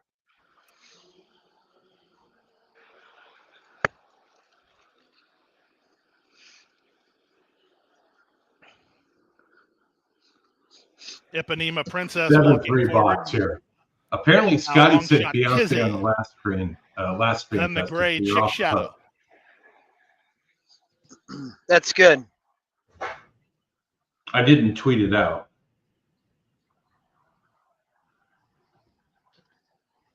No, Tony, we're not doing any multi-race wagers today. We're trying to get Justin to Sunday. And look, another winner for Karan. Way to go. New Rome to take the outside gate. Right? Just ask Around the Karan. post. Ask him for Yeah. picks, Justin. He's on Yeah. fire. Boom. I love that, man. I love when our And viewers they're hit, off. man. Good start out wide for the race favorite, New Rome, who will look to clear some inside traffic. Moving at the rail, that's Lady Maeve into second. Kizzy's into the top flight, and My Sunny Valentine works between horses. 2.5 to Fish Mooney, who's well settled third last. Chick Shadow is second last, and the early trailer is Ipanema Princess. Up and around horses, and to the top is the race favorite, New Rome. Castellano sends her clear to lead by 2.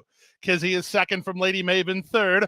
On a hold behind the speed in fourth is My Sunny Valentine. It's a gap of another 2.5 to the team of Chick Shadow, and on her inside, Fish Mooney. The early trailer is Ipanema Princess.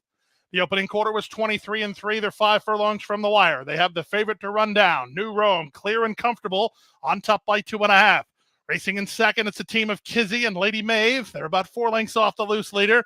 My Sunny Valentine is next, followed by Chick Shadow racing together with Fish Mooney, and still at the back is Ipanema Princess. They went to half in 46-3. Castellano let New Rome roll in that second quarter. She's 3 furlongs from home and 2 on top. Lady Maeve is second. Kizzy is third. My Sunny Valentine launching a 3-wide bid. 2 back to Fish Mooney, then Chick Shadow, and at the inside, Ipanema Princess. They reach the top of the stretch, and New Rome is still rolling. Quarter of a mile left to go. Castellano shaking up New Rome for 1/8 of a mile more. She's 3 lengths on top. My Sunny Valentine trying to catch Lady Maeve for second. Ipanema Princess with an inside lane. Come Over on, the top Free, of get up. Fish Mooney. Get up, Free. New Rome's almost Get up. home. New Rome goes gate to wire to win by 2.5 while never Shit. seriously threatened. My Sunny Valentine second. Fish Mooney's in a show photo that I think she wins over Ipanema Princess. 133-3. Yeah, you're right, Pete. She does win. That was close, brother. I'm actually looking at a potential Fairgrounds play right now. So, and then I got to jump to Tampa because they're in the paddock. Give me a second. Okay, you're looking at Fairgrounds. Race 4. 5.5 on the turf.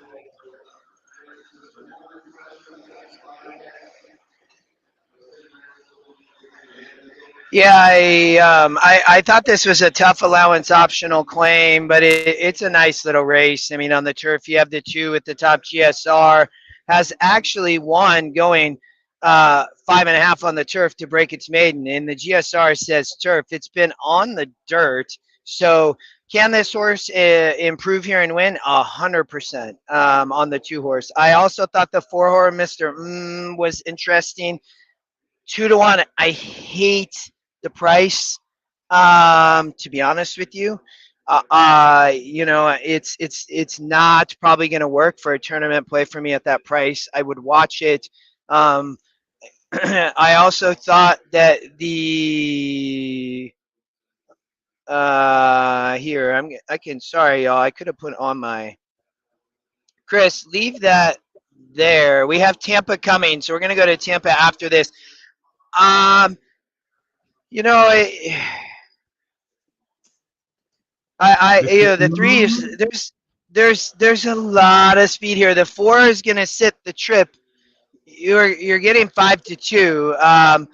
This horse has a 4-star work from Bruno. It's in my opinion, is probably primed and ready to run this race. It's why it's taking money. You know, the 3 is the big favorite, though, up front, going to be just, I would assume, flying. You have a horse like the 2 as well.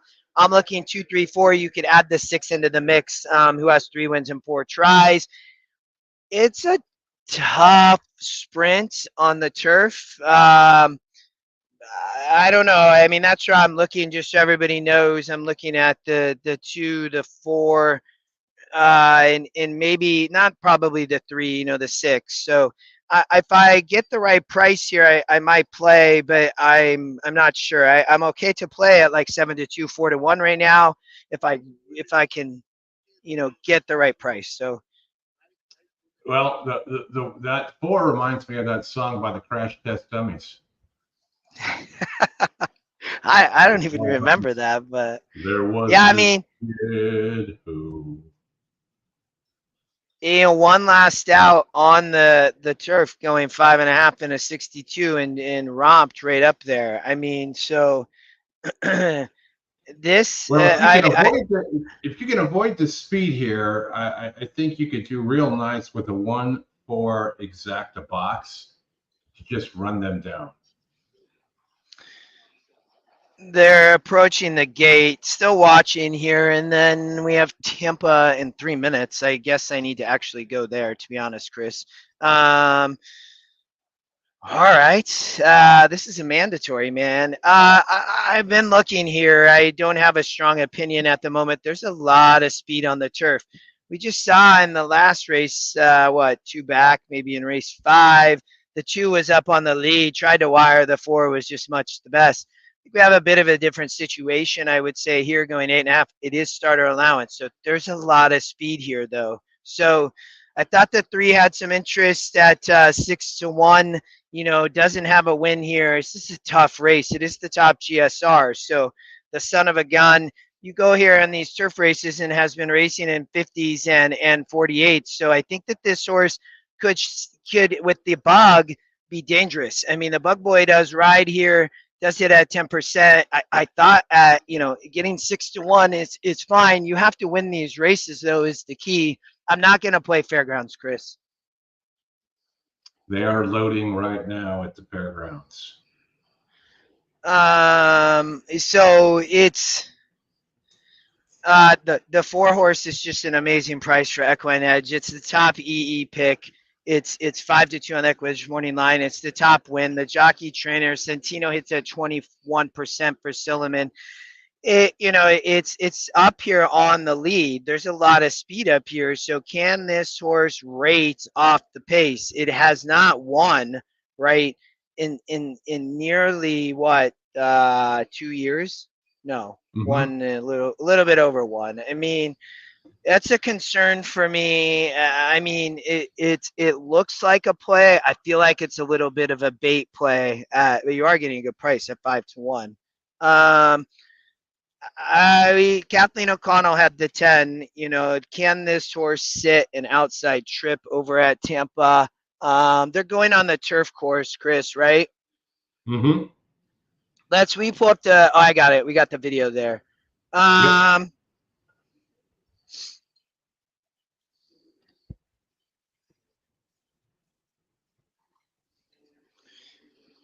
Chris, let me know when they're loading. I'm going to handicap here, you all, just and kind of look for a second. Tough. Non-winners of 2 lifetime. I mean, nobody here has won 2 races. So it's the 8 removes blinkers. This horse is going to be coming late. It has a big work. Sammy Camacho rides. I thought there was interest here from a big pace perspective on a horse like that with Camacho riding too. So it's a brutal one. Race 7, right? I'm trying to see if I can. I still I'm looking at 3, 8, 4. I'm not really interested in the 9, to be honest. The other O'Connell.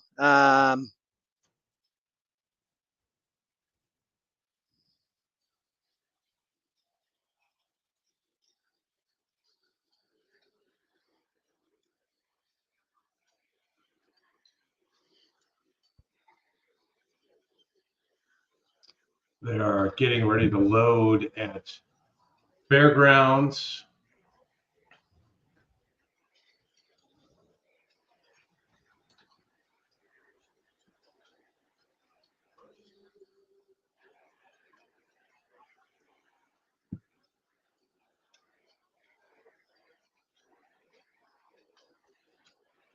Late scratch with a 3 at Fairgrounds. Tampa doing their dance.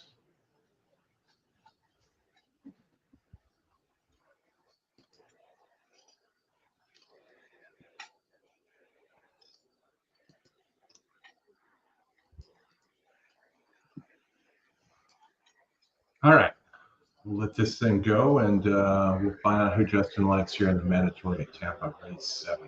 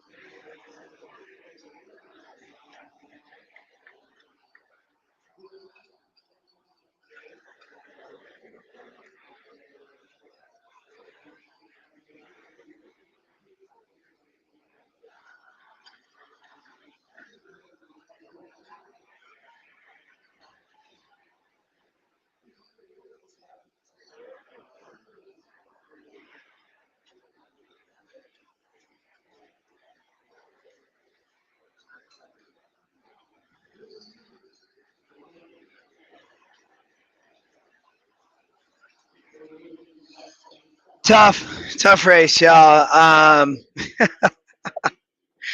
We're gonna watch it though. Thanks, John. This is a tough one, man, for a mandatory. To be honest, we could talk about it after. I definitely bounced around on this race, I will tell you.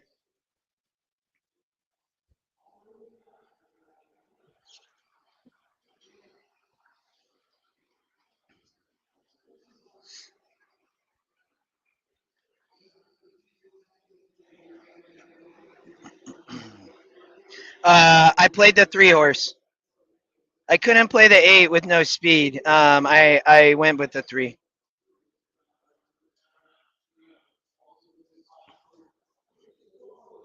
The 8 was of interest to me. I just knew that horse. It had no speed, and they removed blinkers, and so, yeah. The 4 we talked about was the top EquinEdge pick. 21-2 is so fast. Wow. So, you know, the 8's gonna have a big pace to cut into from way back there. So we hope the 3 has a kick too. It's very fast, 45. Wow.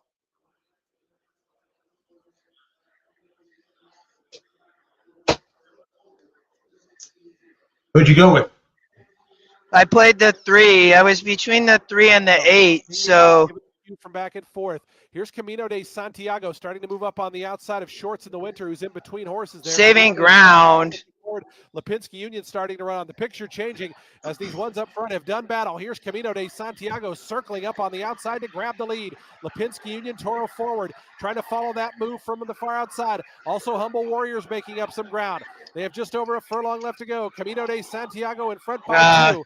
Good call. Whoever, there's a 8. Lipinski Union, Camino de Santiago, Toro forward, Camino de Santiago, Pablo Morales at 5-1. I think 8 ran through. That was a tough race, Chris. I mean, I did not look at either one of those horses really. I don't think I even talked about them. So, hey, you cannot win every race though. So it sucks to miss the mandatory and everything. But I'm glad we have another one in an hour. Get ready to go off at Fairgrounds. They're off. Yeah, it's a cross. Mr. Went off at 3-2. That was the horse I wanted to play, Chris, to be honest, with the 4-star work with Bruno. Absolutely flying on the turf right now. Let's see if this horse can, it's flying with the 6. They went 21-4. This horse looked just absolutely dangerous. May have just put the 6 away. You getting 3-2 is near impossible to take. That's not the 5. That's the 6. Went off at 7-5. I thought I saw 3-2. I wouldn't mind getting this one up for second. Get up one. The 4 might stop, man. Is 4 gonna stop? No. That 1 is rolling. 4-1. Yeah. The 4 was a play, but I couldn't play it at that price. It was 3-2 at one point. So well, I could play it at that price.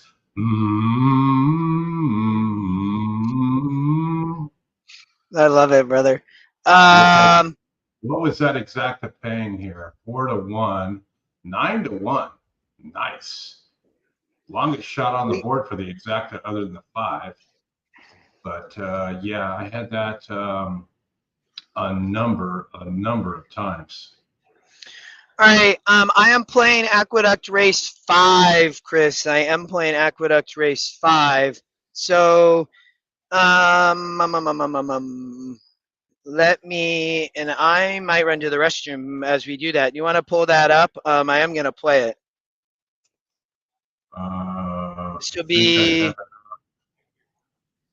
This will be my 4th optional, I believe. We got Laurel going off right now, so I threw that one up. Speed on the You're good. He's right there to test early. And what did you have at Aqueduct? Chase from third. No, they haven't gone yet. Ridden along early. 3 minutes. I'm going to run to the restroom. I'll be right back.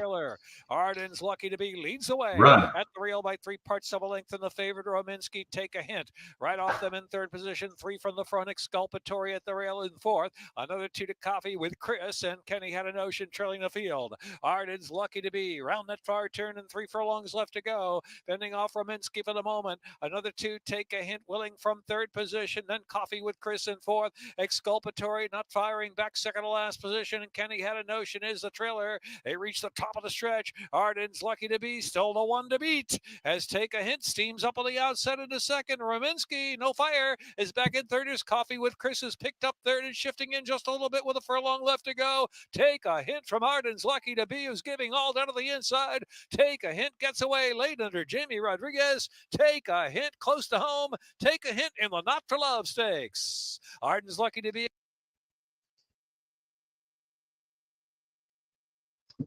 Go over here to Aqueduct. We'll see if Justin gets back for his selection. I don't know what it is.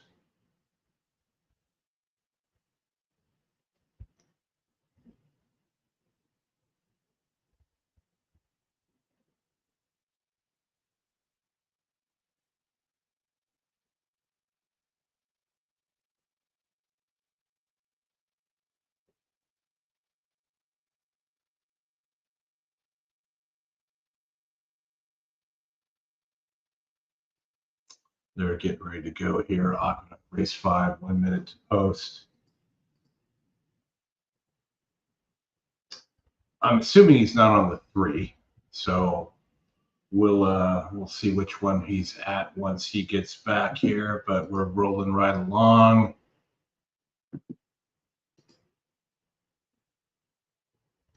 John likes the 7.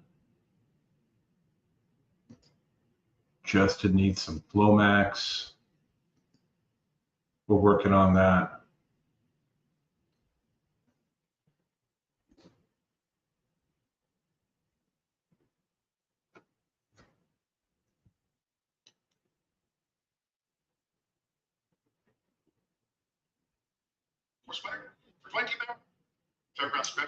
That Fairgrounds race has gone official.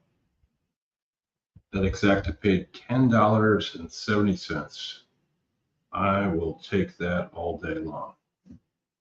Perfect. Back up. Approach to the gate. Above, so gotta love that. All right.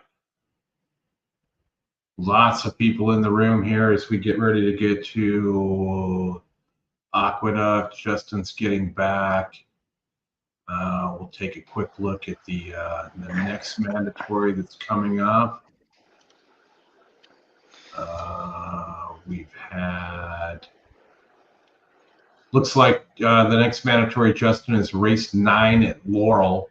at 4:32 p.m. Eastern time. So 1 hour away. Sweet. I appreciate that, brother.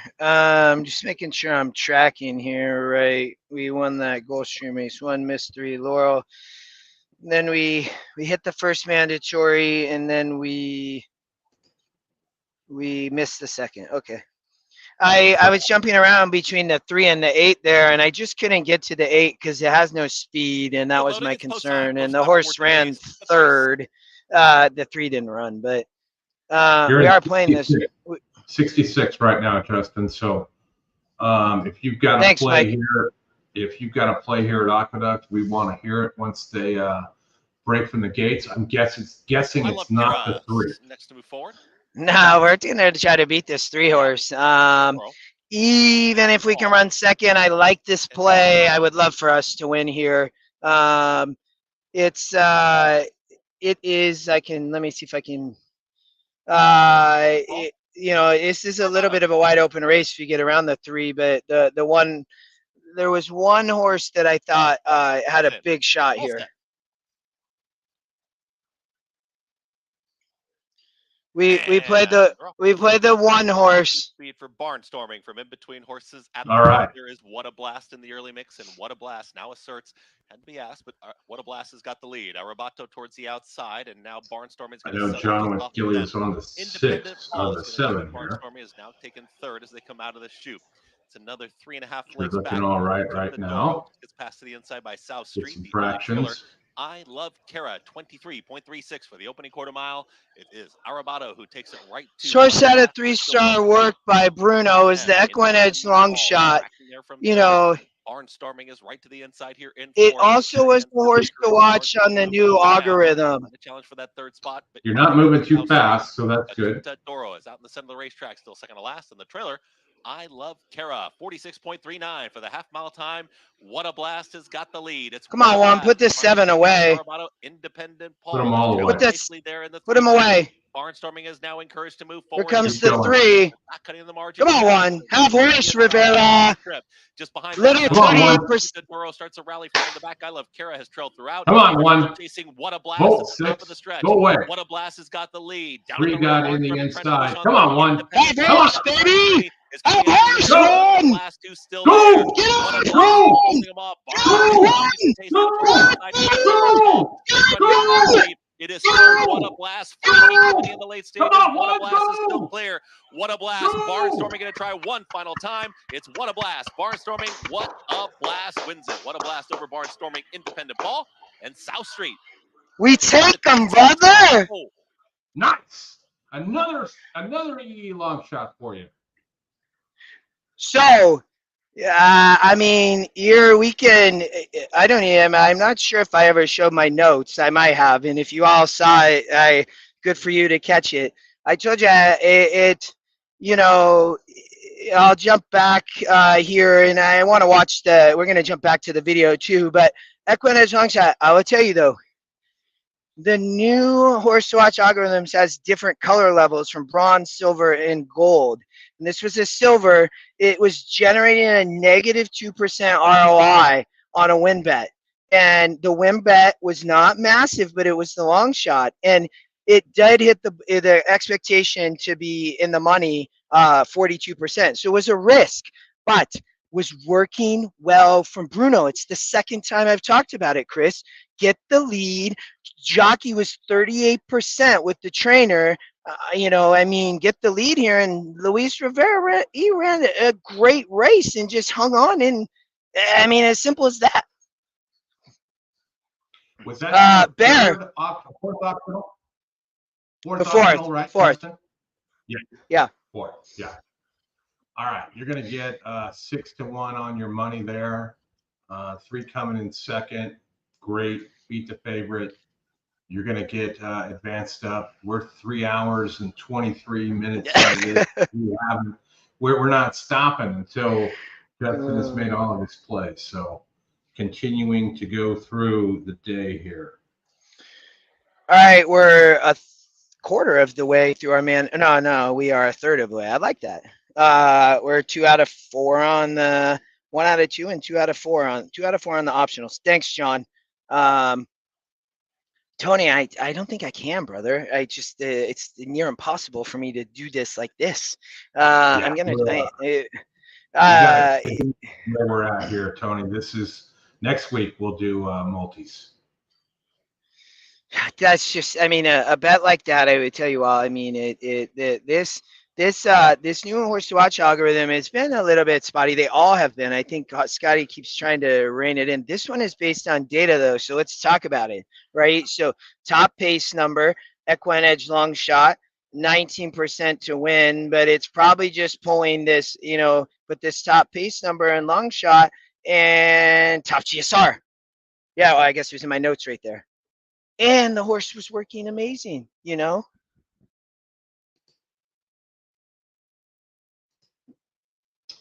All right, waiting for prices to come in. While we're doing that, let me shut the audio off here, see where we're at. Gulfstream Park, race 6, Justin, 0 minutes to post. Let me, I like the 10 horse. I'll tell you all that. I'm not playing it as tournament play. I thought it was interesting. It has the same angle. If my screen is up, I can't remember. Yeah, there it is. It's a horse to watch on that. It's a silver one again, a negative 3% ROI. I'm not betting this race. On the Tapita, I'm going to pass. We have Oaklawn Park race 6 coming up after that. But we're gonna I think we're gonna bring in a guest. So Chris, can you let's just watch Gulfstream, y'all. I'll be back in a second. I gotta figure this out. So Chris, we're just gonna watch Gulfstream, I think, with everybody and give us a few minutes. Sounds good, buddy.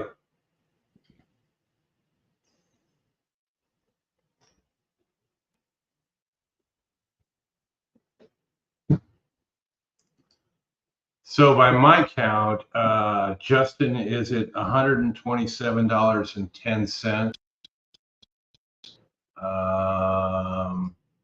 Let me get the Gulfstream race here added to the stage, and then we'll take a look at the prices on this in just a minute here. See if I can find the leaderboard.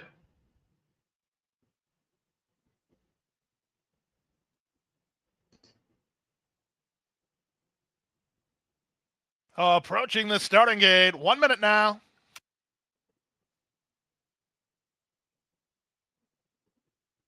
Coming fast and furious here as we get to the later afternoon.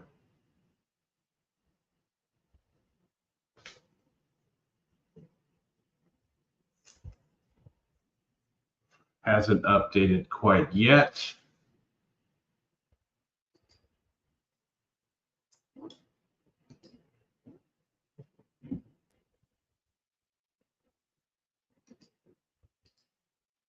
Justin, 29th.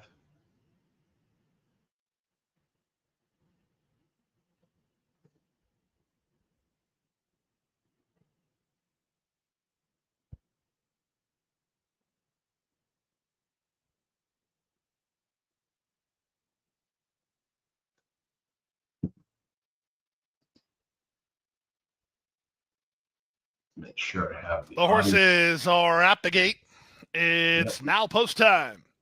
Lining up and moving in for race number 6. This is a wide open betting board. The race favorite at the moment is number 10, Truth and Honesty. Irad Ortiz Jr. riding. Into line goes Bandero.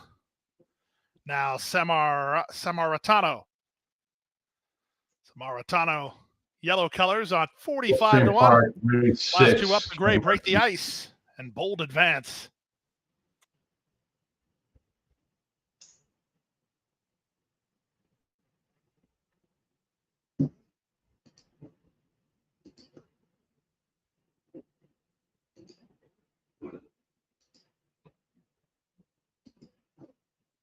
Draw on the outside, it's Bold Advance to complete the field. They're in the gate. They're off and running. That start was one for the resume. They couldn't have got away any better. I Am the Game was away quickly, moving out the rail. Nathaniel's Hope is on the go. On the far outside, Truth and Honesty looking to get over with Semartano into the top flight. 3 wide goes Bandero. Moving out the rail, Moonrise Drive, and in tight between horses, Law of the Jungle. Back from there, Makuto spots the leader about 5 lengths. Then to the outside goes Bold Advance in front of Break the Ice. 2 back to Shake Your Bones. He's second last, and the early trailer is Jebby. And the run to the backstretch, it's long shot Nathaniel's Hope in front for Luis Saez by a neck. I Am the Game is up alongside in second. Samaritano is now third. Fourth is Truth and Honesty from a wide running Bandero. He's there fifth. At the rail, Moonrise Drive is now sixth. Law of the Jungle is seventh. Bold Advance is eighth at this stage with Makuto ninth.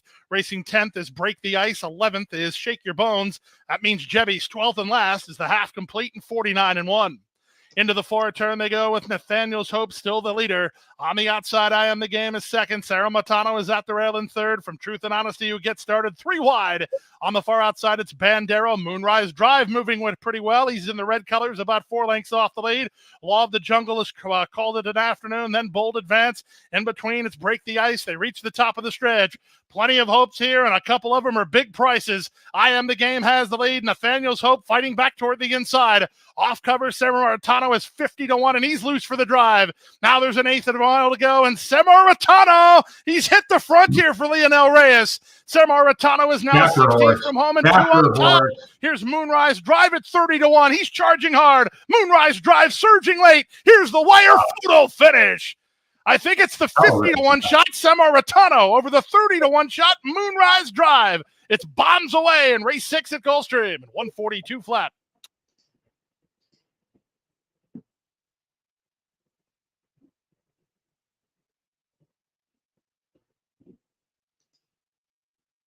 All right, let me get the leaderboard screen up.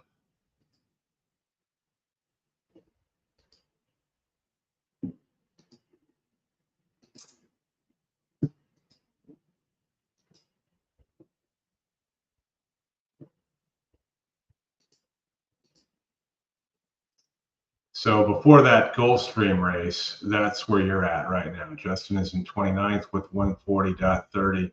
That Gulfstream race could certainly shake things up for sure. All right, let's get back. We got 6 minutes to go to Tampa.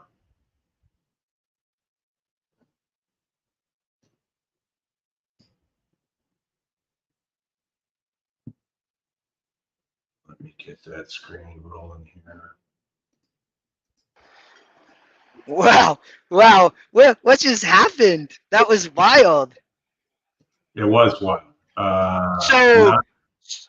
So a lot of people, I'd say a good amount of people had the 2 horse. There was some people that played the 7. I know that for sure. So we're going to pause on guests for right now just because it's a little bit crazy, Chris.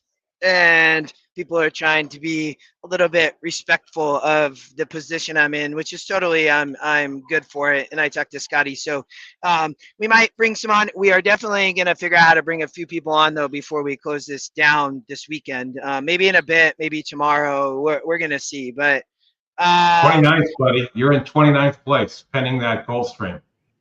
What did we get on the Aqueduct horse? You got 14.20 to win and 5.30 to place, so 19.50. Yeah, that was a good one. If we can find more of those. Look at the screen. Oh, that's where you're at. Can you we lost. Oh no, we're back. Chris, can you hear me? Yeah. Okay. There you are. Yeah. 29. I like it. That's amazing. 4 optionals in. There's some people that got some around us. Who's leading? Oh, TJ's still up there. Marshall Graham has moved a little bit. Good to Tony Zhao, well-known name. We lost Alexis Sapp. Christy Moore right there behind me. Look at that. She hasn't even played it. She hasn't even played an optional yet. No, you're $40 away from getting here, Justin. Getting to Sunday. $40. Yeah. The top 10% make it, so about 77 people will make it. I believe if you make it, you're guaranteed money if you make the top 10%. I have not looked actually at the prize pool structure. And then there's a final table concept. Don't look at nothing. Just get to Sunday. Yeah. I'll tell you where you're at. Yeah. I'll tell you where you're at. Just get to Sunday. So Oaklawn race 6, we need to play Laurel race 9. That's gonna have to start being some focus. I can do that behind the scenes though. I did not. I'd watched Marcel Graham here. He crushed Oaklawn yesterday. You know, it's I have no opinion because they're about to go, so I won't even say anything here. We cannot show Oaklawn, so we have Tampa race 8. Chris, you have up. Let me go here. Tampa. Then we have Fairgrounds race 5. Let me see if I have any. All right, Chris, I'll let you run through this with Tampa, and then, you know, feel free to flip the screens. You got them all up there. Yeah. We're not gonna. They got Oaklawn in the background here. Tampa, I think there's a lot of speed in this race. You know, the 8 is very fast, is the current favorite. The 4 is quick up there too. They're going to be sprinting on the dirt. So, you know, the 5 horse is the top SOR from it's the long shot. The long shots have been very interesting today. So I did see some interest in that horse because the top SOR like that, you know, there's a lot of speed here, in my opinion. The 2 is fast, the 8 is fast, and the 4 is fast. I'm gonna watch this Oaklawn race real quick. 12 on the outside is just rolling over the 4. 5 trying to get up for second. Get up. Oh, the 3 on the rail. 2 minutes post time. Today's 8th race, the late daily doubles in 2 minutes. 12-3. Good race at Oaklawn.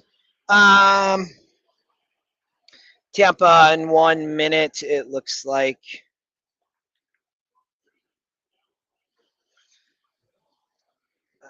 Jump over to EquinEdge. You can see the pace there, the pace on the 4. The 4 has a big SOR just like the 5. So, you know, that my question on a horse like the 5 is going to be, can you rate stock off the pace? We haven't really seen it until we go way back here on the dirt. So, you know, it is a question for me. I'm not necessarily, you know, the 1 I think is a player. I'm not going to play here at Tampa either. We'll pass there. Nice, Rico. The 2, double to the 2 in the next race. Get it, brother. We definitely have a couple plays that we plan on playing coming up in shortly, actually. Looks like maybe 1 at Fairgrounds, maybe not race 5, and then got some plays for sure this afternoon too. Let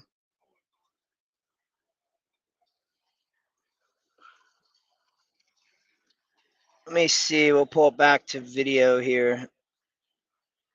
Yeah, looks like they're approaching the gate at Tampa. No, you're nervous about the 3.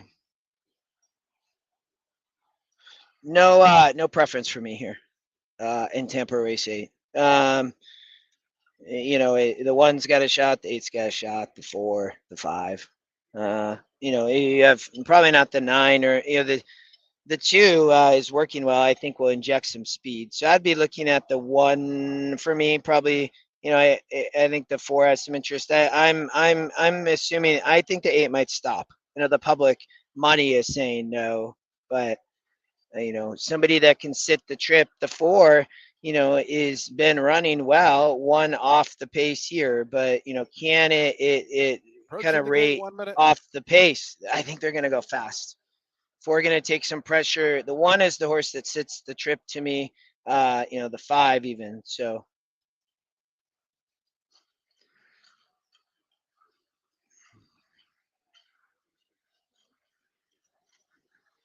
The 2, I saw that EJ on Bruno's. My only concern is just there's a lot of speed here, and I think that the 2 D Tiger Lily might be. I mean, has run okay at these levels. I just don't know if it's fast enough. And if this horse doesn't get the lead, it's done, in my opinion. But I do agree with you. 2, 4, 8, all very fast. That's where I think why the 1 now floating up to 3-1, the 5 getting bet down to 9-2 a little bit there. So the 5 is taking money. No big surprise to me. Again, top SOR at the surface distance. You're getting a 9-2 price. It's taking money. The 1, you're getting a good price there at 3-1. Can this horse sit the trip in Rita Brook, off of this speed? I don't know. I think potential maybe, but yeah, tough. A race that I'm gonna pass. David, I appreciate that. Thanks, brother. It's been a journey, man. We've got Anita coming in the mix shortly here.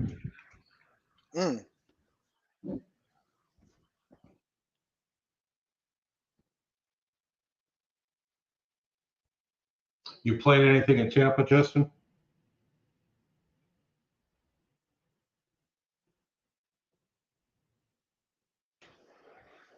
Anything in Tampa? What'd you say?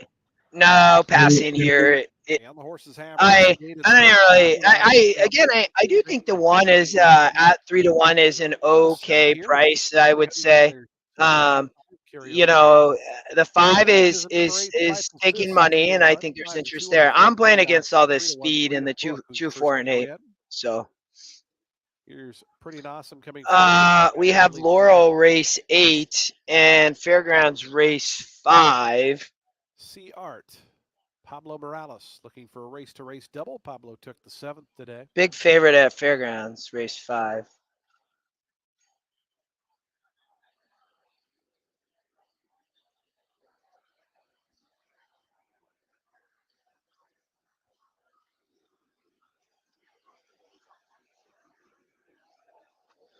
Looks like they're loading. You're trying the 5.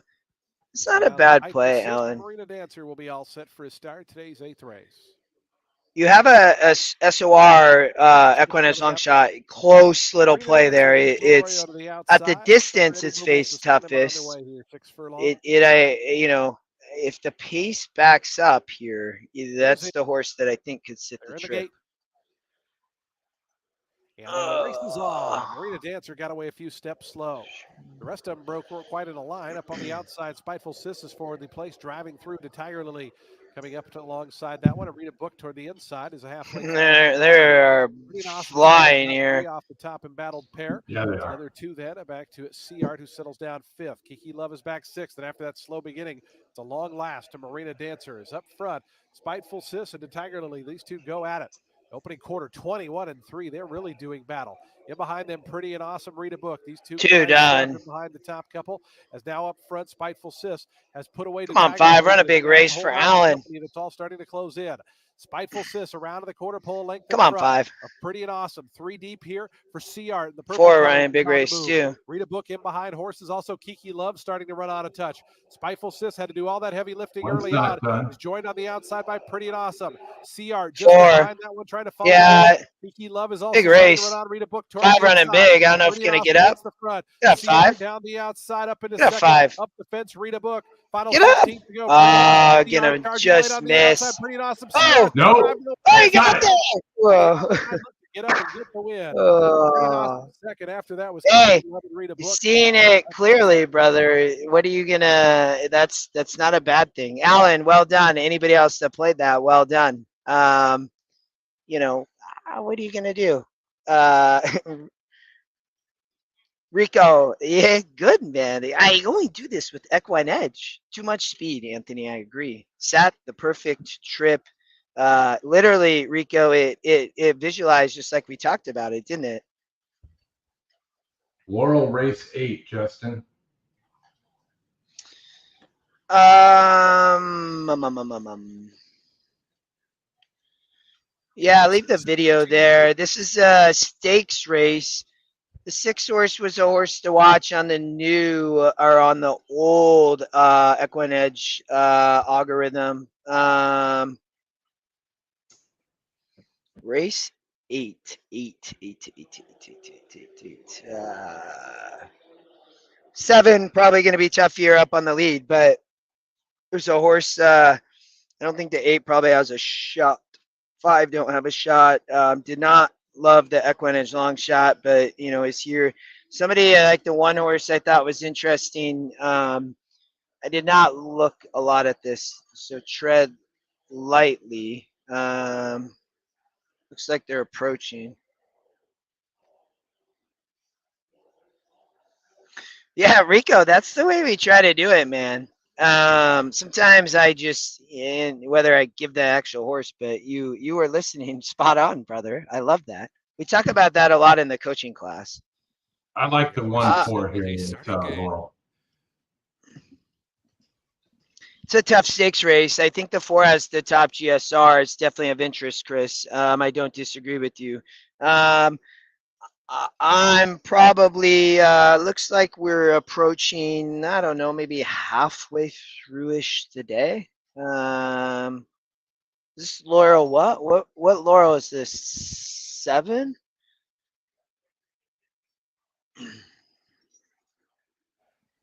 My flicker.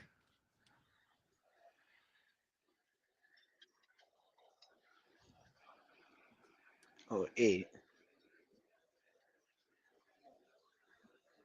Bella Bettina. Bay Street.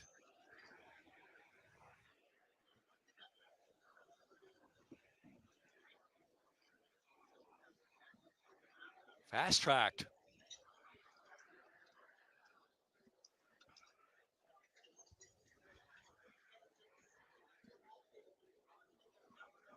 Too many kisses.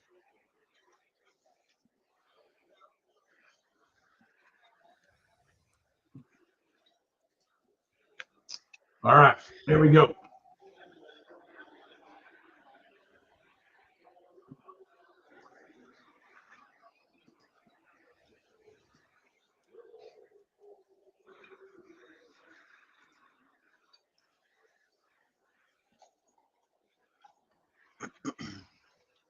Golden Tabby at 4-5. Sultry Sally H. Long shot moves in. Sultry Sally H.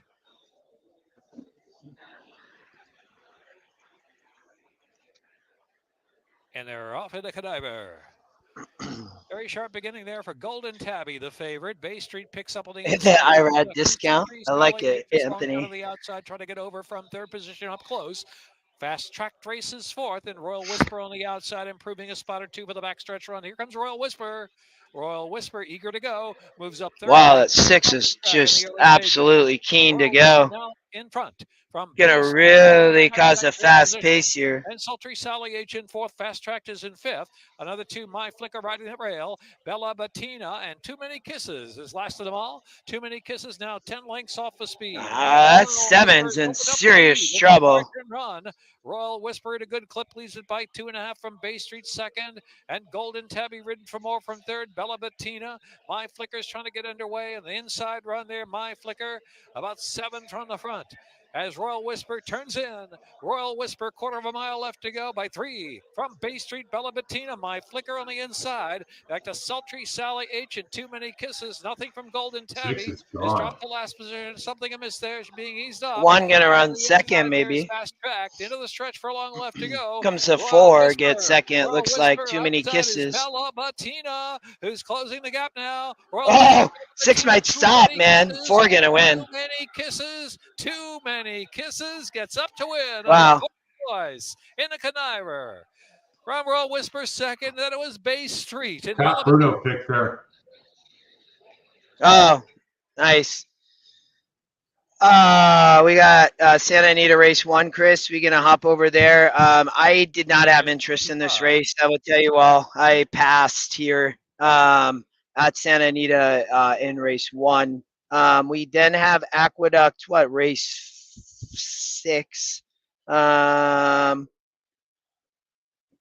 Stakes race. This was a little bit of an interesting stakes race. I would tell you, there's an interest on a few of these horses. Fortis, the last one to load.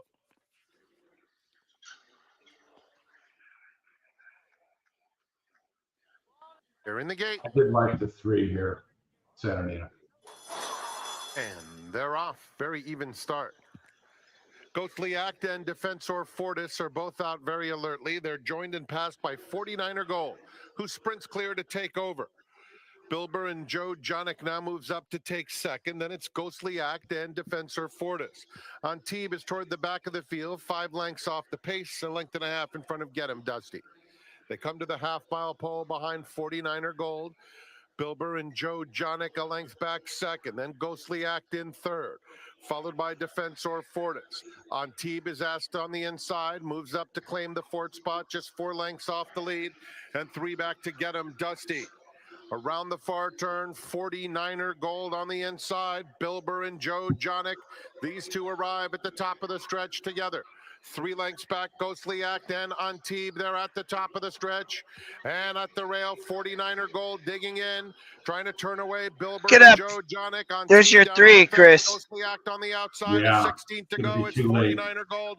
Antibes. Choo-choo, Ghostly Jeff Act there. battling for second. It will be 49er Gold. 49er Gold wins convincingly. Antibes was second. What a name there, 49er Gold.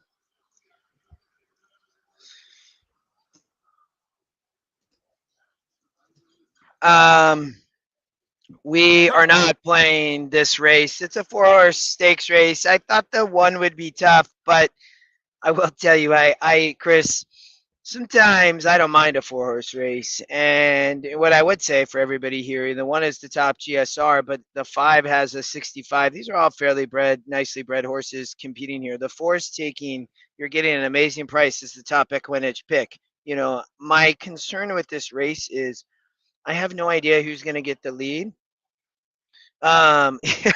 Rico, that oh man, that was pretty funny, buddy. I just don't know what's gonna happen here at Aqueduct. You know what I mean? Like, who's getting the lead? Can any of these horses actually sit off the speed? Everybody thinks the 1 can. That's why the 1's taking all the money. But you know, is the 4 gonna go? Is somebody gonna win on the lead? I don't know. Too tough a race for me. So not playing. Field loading. It's post time. Post time for today's 6th race. The Cicada. We have our next mandatory actually at Laurel Park, race 9. So, and then Chris, we are going to be playing Fairgrounds, race 6. Anna's Wish. Okay. So we definitely need to watch or listen there. We will be playing that race. Reconcile. Yeah. A lot going on here. We have Gulfstream race 7 coming up in 3 minutes. Maiden. You're in 34th still, Justin. I'm not sure what's going on at Gulfstream in the betting, so we may be Goes forward. firing there. Ended. All set for the Cicada.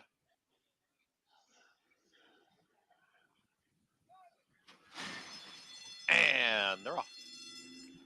Galia Princess has her least speed, is joined up on the outside here from Reconcile, who now asserts and reconciles a half length in front. Galia Princess from off the pace is going to move right to the outside here and stalk the pace setter. Reconcile's got the lead. Galia Princess switches out to the 2 path.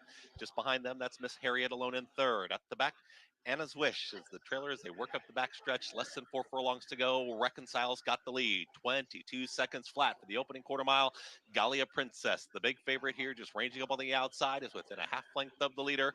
Reconcile and Galia Princess, these two sprint away. It's about 5 lengths back now, too. Miss Harriet alone in third.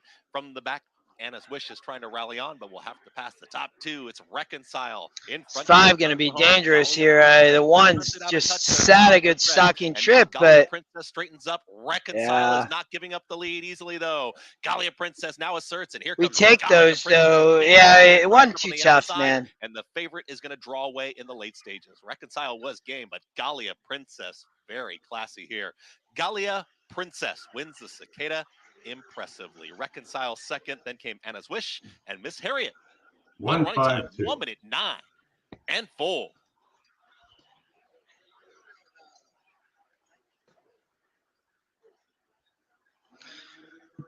At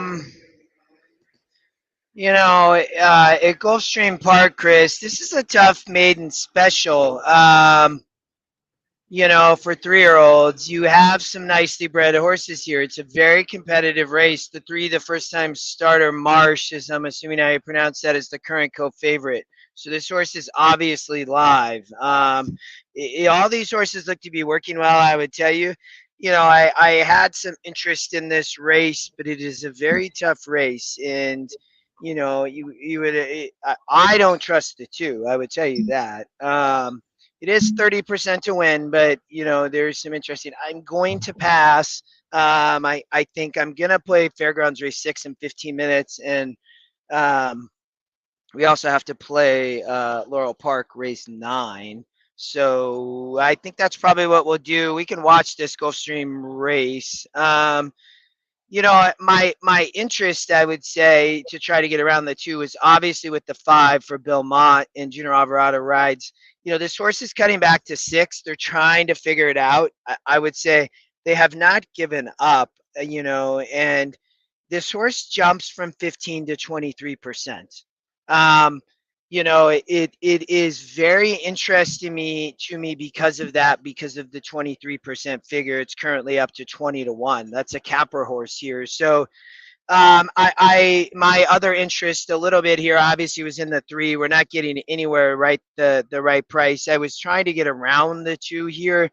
Again, the 5 is well bred. Mott gets a lot of well bred horses, so it's like, is this horse going to show up or not? It's showing up at 23% to win, which is just wild, right? So the 6 I thought had a little bit of interest as well. It's not really taking money, so that was to be expected. But I don't know if you have thoughts, Chris. The 8's taking a lot of money, that and then you have the long shot 7 there at 18%. So this is an interesting race for sure.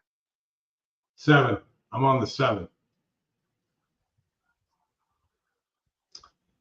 Justin's still sitting in 36th place. 2 mandatories down and 7 flipped. Didn't get all your optionals.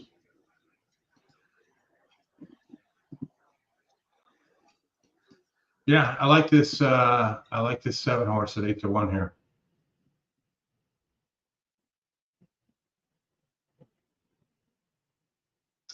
Dueled inside winner and cracked. Moves to the outside here. Should get a little better trip, I think.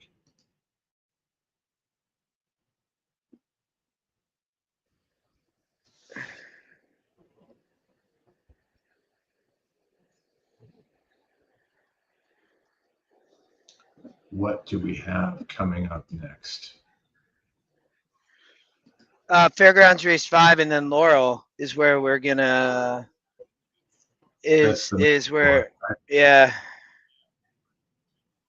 Fairgrounds in 12 minutes. You got Tampa in 8 minutes. Fairgrounds in 12 minutes. Laurel in 15 minutes and Oaklawn in 16 minutes. Those 2 will likely go off at the same time.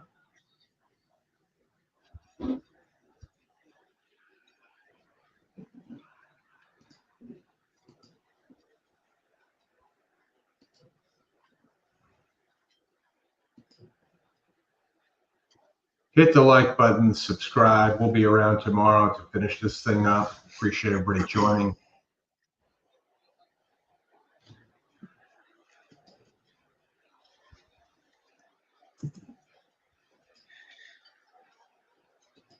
Getting about halfway through the day today, brother. Maybe starting to. Lots of mandatories ahead though.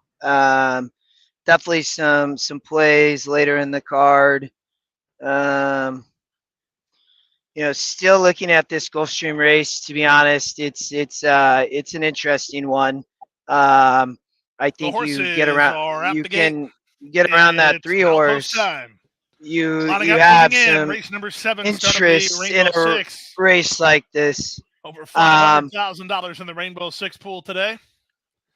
2 to 1 on Mr. Skylight. I am gonna play here, Chris. So complete the line. in the gate. And they're I off. played Junior Terrible start Alvarado for in the Dreamer, 5 about 4 lengths horse. slow. Great start for Unequivocally, who heads off for the early lead. Away in second is Princetown, got and the Bourbon 7. Society in third. Up on the outside, it's Temecula, who's And I've moving got the closer. Bourbon too. Marsh is behind the speed. Out in the center is Mr. Skylight, the 2 at the back, Artful Dreamer. And now the trailer is Country Boy Survive. And the run to the half-mile point, Unequivocally has the lead. In front by a length and a half, Bourbon Society second. Temecula, 3 wide third, 4 wide. Mr. Skylight out the rail, it's Princetown. Marsh is behind the speed while racing about 4 lengths from it and angling for a race room for Irad Ortiz Jr. 2 back to Country Boy Survive. Now the trailer is the slow-starting Artful Dreamer. They run to the top of the stretch, a quarter of a mile from home. Unequivocally still has the lead. From the outside, Mr. Skylight takes a shot Junior second. almost fell. Between horses is Temecula. Marsh is on the far outside as they straighten for the drive. They went 46 and 1 for a half-mile speed. There's an eighth of a mile to go. Unequivocally roused on the top end and still the leader. From the outside, Mr. Skylight runs at him with his 16th to go. Mr. Skylight tries to reach Unequivocally, and here he comes. Mr. Skylight's getting up. Mr. Skylight wins. Unequivocally second. It's a show photo in 1:10 and 3. It's okay. That was a risky one, but I couldn't pass it up. I would tell you all at a price like that. That was if you were gonna play against the 2, that was where I was gonna look for a price. That would have been a capper, but I don't have to have those. But I didn't want to pass it up, Chris. I thought on the cutback the horse had interest there. As I looked at it, it was just not a great race. I think it went up on heels. It looked like that was brutal, but. Just say no to Matoli's. Leaving the paddock here at Tampa for race 9. So we'll be halfway through optionals, Chris, and then we have a mandatory come up in Laurel race 9. Mm-hmm. It is a whopping 4-horse field. Finals, we get set to close out day number 64 of the season. A field of 10 set to go a mile on the turf course. The turf is firm, the rail at 22 feet. Scratch 11 and 12. Numbers 11 and 12 are scratched. Field of 10 remain in. Number 3, Tampa, Majaki change. Make the rider Jose Morelos. Jose Morelos rides the 3. And a weight correction on the number 10, Ohana Empire. Should read 119 pounds. Waive the apprentice allowance. Race 9 offers exacta, trifecta, superfecta, and super high 5 wagering. They'll be at the post in just over 4 minutes. 4 minutes to post time.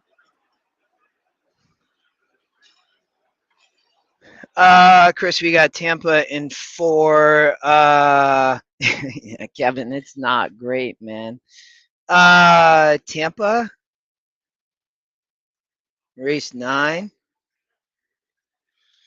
Harpoon Harry, I thought would be tough, to be honest. I didn't really look much past that. Maybe the 7 or the 3 also, not the 7, sorry, the 3 though. I had a big price. I didn't think could win, but might run well. At Tampa, I didn't like this race. You got a 4 with the big pace number up there, but the two may be tough, so I pass really. We are going to play Fairgrounds, Chris, race 6. So that will be our midway point optional play. We have currently been in a trend of miss, hit, miss, hit, miss, and now it's time to hit again.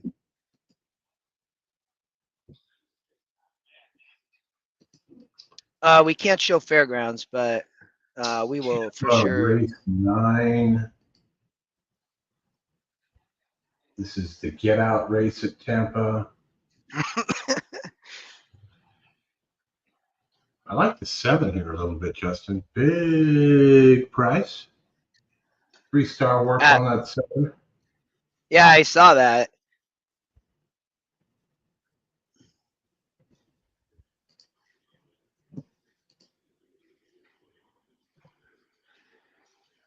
One percenter. Big Red Rocks. 3 for 29. Second race back.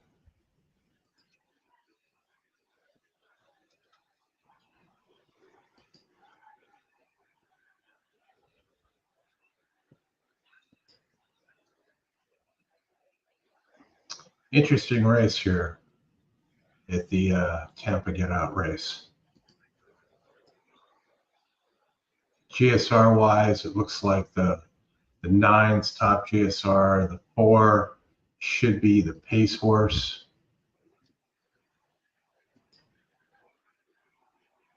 Two minutes to post time. The horses making their way onto the turf course. They are approaching the starting gate. We're just 2 minutes from post.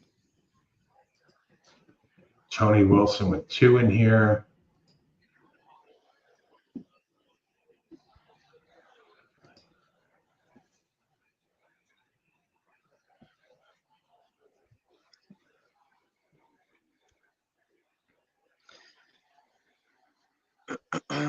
You're skipping Tampa, right, Justin? Yeah, sorry, all too. We have a mandatory over at the whopping 4-horse field at Laurel, so I'm trying to kind of figure out what to do there. I think I have actually a little bit ahead here. This is kind of nice. I think we got our Laurel bet in, and then we have our 6th optional in, so it'll be about halfway. Yeah, I was on Harpoon Harry, I think was the name of the 2-horse, Chris, if I remember correct. I didn't have a big preference here, but that would have been my that'd be probably where I would go. Laurel, you got 1 to 5. Yeah, that's it's like, do you take the chalk, do you play against? What's going to be the plan? So yeah. Looking at Gulfstream late, to be honest, I had some notes on some horses, so I was trying to see what I had written some notes down. So kind of looking there at Gulfstream in 20 minutes. We are playing Fairgrounds in 4, and then we have Laurel in 9. So Tampa here, no play for me, but looks like they're approaching the gate, right, buddy? Yeah. Thanks everybody for being here too. This is incredible. Great. It's like good atmosphere. It's been a good start, brother. A little bit risky there on that 5, but it was too, Chris, that was too juicy to not take a shot at that. I thought that was just kind of a bad race, and I thought the cutback with maybe gets there to try to get that horse to rate or stock like it did, and he didn't have the greatest trip. I don't think it probably was going to run for 2nd, but maybe that was close. Anthony likes the 9 at Tampa. Nice record of the distance, 5 of 12 wins. Can't argue with that too much. Getting 4 to 1.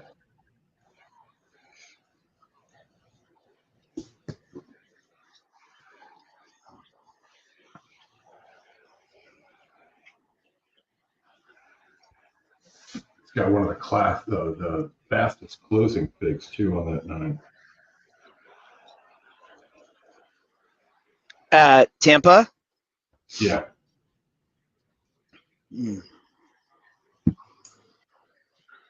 Wiz is going with the 189 exacta box at Tampa.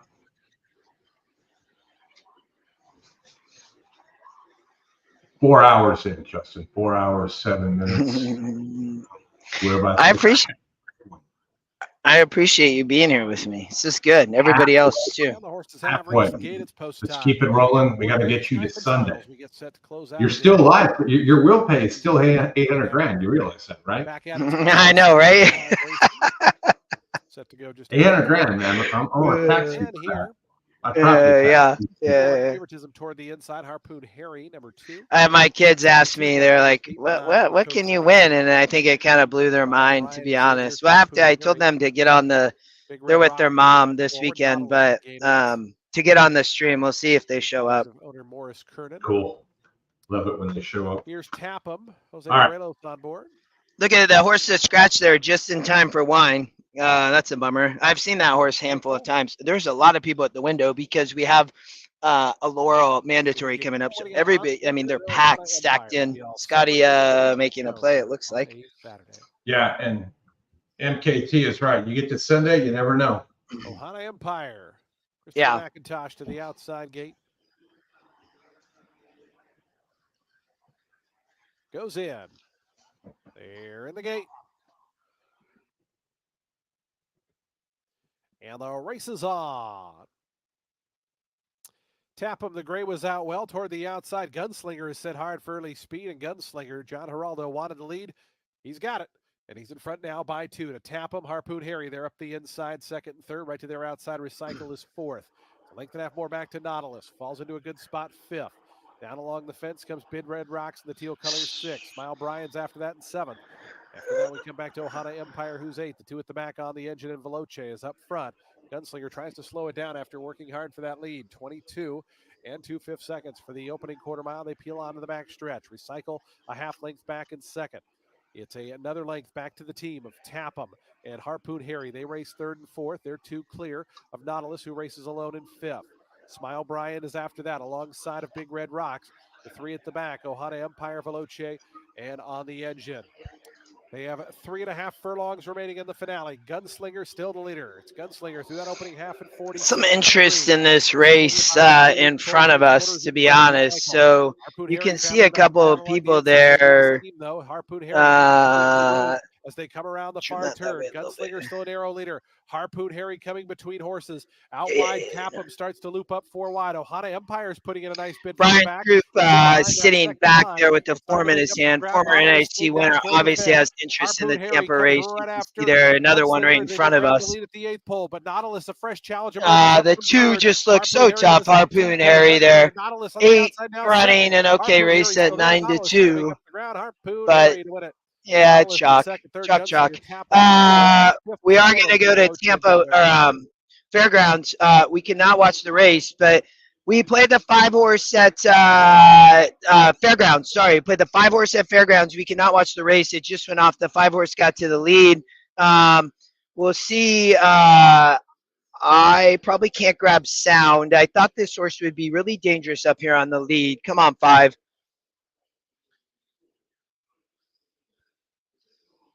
Five-horse running, ran 24 and 2 first fractions. The 2's right behind there at a big price. We only got 2 to 1 on the 5. Not what we would have wanted, but that's okay. This was one of my plays of the day. I didn't think it would get bet this much. So we'll see here. Here comes the 9, which was the co-favorite. The 2, a big price, running in 2nd. The 10, not really making much ground yet. Somebody on the outside there, looks like the 6 or is that the 12? 2, 8, 9, 3, and 6. 2, 8, 9, 3, and 6 unofficial. Final time 134. So we are on the 5, tussling Charlie. Here comes the 12, a big price, and the 2 at 63 to 1, kicking chip. 5 comes off the churn. The 2 is right there, just a bomber. Going to try to catch the 5. Nobody really gaining on our 5, I would say. I think we're going to get through here. We don't get a great price, but hey, man, winner's a winner. As long as the jockey doesn't fall off the horse right there. I'm not sure if anybody saw that. He should relax so that he does not do that. He doesn't need to win by 10 lengths, but that's okay. We take those.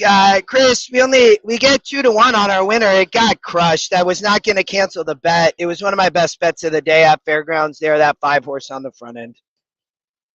All right. So it won't pay good, but I'll take it, man. Hold on, Chris.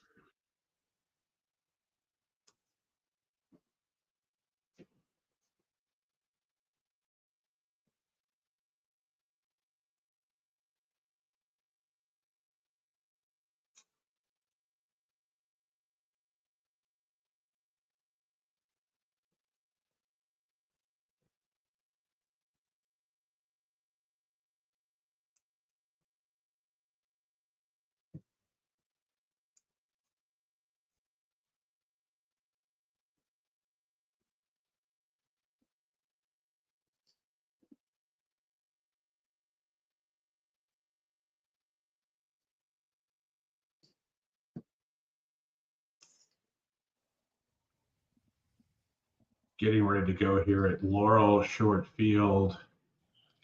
We have to play this, so everybody got to play this. I mean, Chris, did you catch we had the 5 there at Fairgrounds? Yes.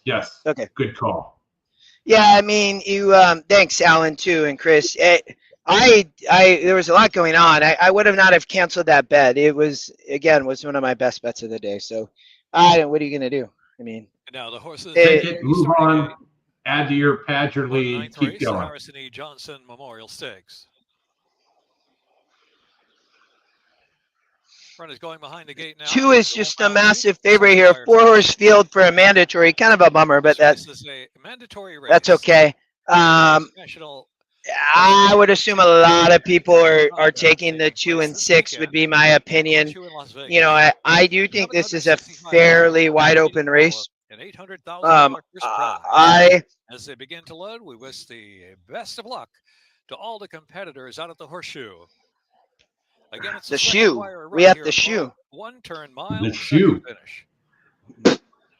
Shas Bullet Nimitz class at 3 to 5. It's sizzling time. Double Crown. We played the we'll tell you in a second. We played the 1. Johnson Memorial Stakes. Top win percent, EquinEdge pick. Breaker Double Crown on the lead Second now. pick. Nimitz class up on the inside, moving forward. And Shaft's Bullet on the inside. It's sizzling time is 4th of the 4. Only 4 lengths will cover front to back. Double Crown the 2 path, the rail the Nimitz class. So Nimitz class will go on, poking ahead in front. At opening for a long and a half, Shas Bullet is in 3rd position, and it's sizzling time 4th off the inside. Down the backstretch run, Nimitz class at pretty easy pace out there, leads at about a half length from Double Crown, 24. 3/5, the opening quarter mile, as Shas Bullet will track that pace from 3rd position, 3 from the front. It's sizzling time 4th, and now 5 to make up the far turn run. Nimitz class in control of the pace. 3/4 of a length from Double Crown in 2nd. Come on, 1.5 from a horse here. With a solid bid, 3 wide around Keep that going, turn. baby. It's sizzling time. Run around these fools. Still only about 5 or 6 from the lead with 3 furlongs left to go. Half mile and 47, 4/5 of a second. They race to the top of the stretch for the long. The 4 has a ton of horse. I don't know if that horse can sustain that bid, but class. Double Crown's backed off. It's sizzling time till the center of the track. Tries to rally, but time is running out. 3/16 miles to go. Shas Bullet in front of the beat this 4. Sizzling time is giving all. This 4 run. Tied from 2nd with a furlong left to run. Shas Bullet by 3.5, almost 4. It's sizzling time. 2nd, a 16th left to go. Shas Bullet. Gotta hit those. Memorial Stakes. Shas Bullet. 5 to 2, brother. We smoked them. That's all EquinEdge, though. I mean, I'll tell you all. You know, it's where are we going? Santa Anita race 2. I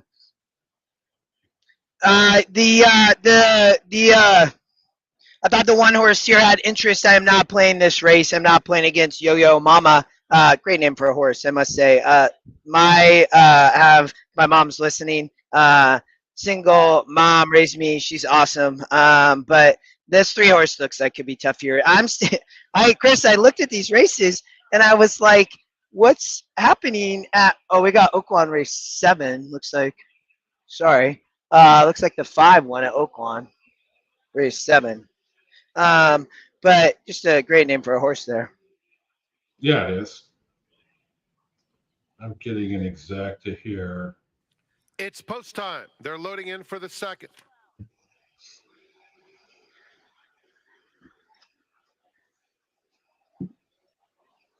Moving on, Justin. Collecting dollars. Yeah, we haven't shown up anything yet, so I'm with you, brother. Just they're in the gate.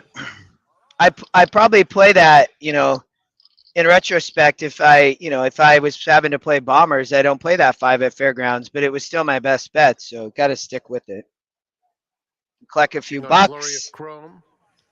Oldie, thanks, brother. It's been a good one. That Fairgrounds play. Oldie was just Sweet a lock. Lily and Gunga Gunga Galunga will battle it out for the early lead. Yo-Yo Mama is tugging nicely in between those two. Got the 4 about Secret and Glory of Crow.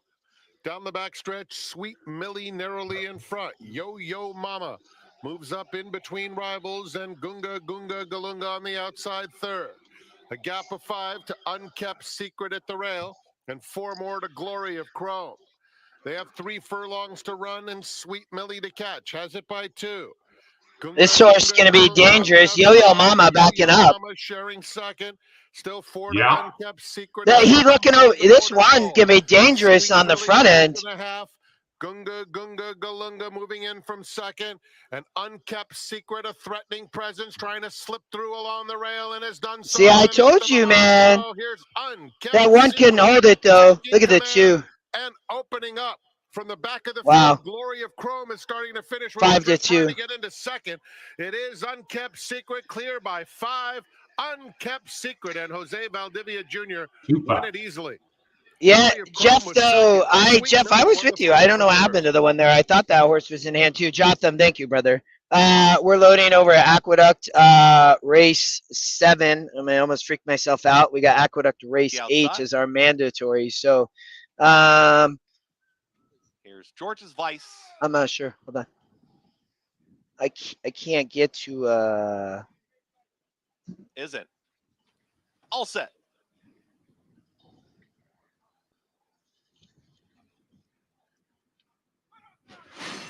And they're off. Good speed towards the inside from Liberty Flame is in the early mix. Easy play. They line up. The 4 was interest, but it was chalk, so they all move quickly. I wouldn't have played this anyways. Horses, there comes Mally. Now they're 3. Good job, Jeffrey. Ghost busting. Mally in between horses. Little Lindsay trying to hold that position, and out wider there is Easy Play. No easy leads. Taken back was Liberty Flame from off the tempo. Mim is moving forward from 6. Is about to take 5th from off the pace. 22 seconds flat for the opening quarter mile. George's Vice is towards the tail end of the field with Foxy Kara, the Triller. Quick power nap. They still contend up front. It's Ghost busting with a nose in front. Mally is right to the outside. Little Lindsay was taken off of that early pressure as the gray is looming up 4 wide. And here comes Little Lindsay on the move from off the pace at 5 to 1 as they reach the top of the stretch. It's Mally and Ghost busting. They still go at it. Little Lindsay, though, slingshots to the front, and Little Lindsay has taken the lead. It's Little Lindsay who's now opening up here. Ghost busting down towards the inside, still battling on. There comes Mally from off the pace. Easy Play on the far outside here. It's a late run from Foxy Kara, but taken off the pace early and slingshotting around. Little.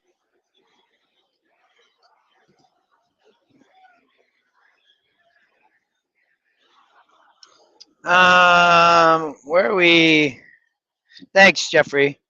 Where are we headed, Chris? Gulfstream Park. Maybe. Let's go to Gulfstream, I think, is the plan. Yeah, race 5. Race 2. You know, it's wait, what's happening? Oh, gold. I don't want golden hour. Can we, Chris? I need to grab my. I should have.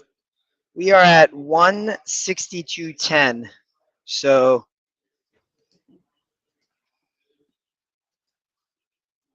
that Fairgrounds bet paid us $11, brother. It actually that paid us $11 at Fairgrounds. Did you see that? You're in 17th place, buddy.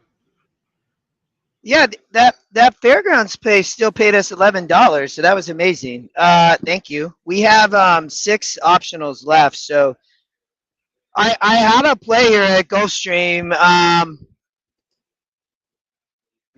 The 7th scratch, which I thought was a little bit interesting as a horse too. Is an old horse to watch. There is a play here potentially. I just don't know, to be honest.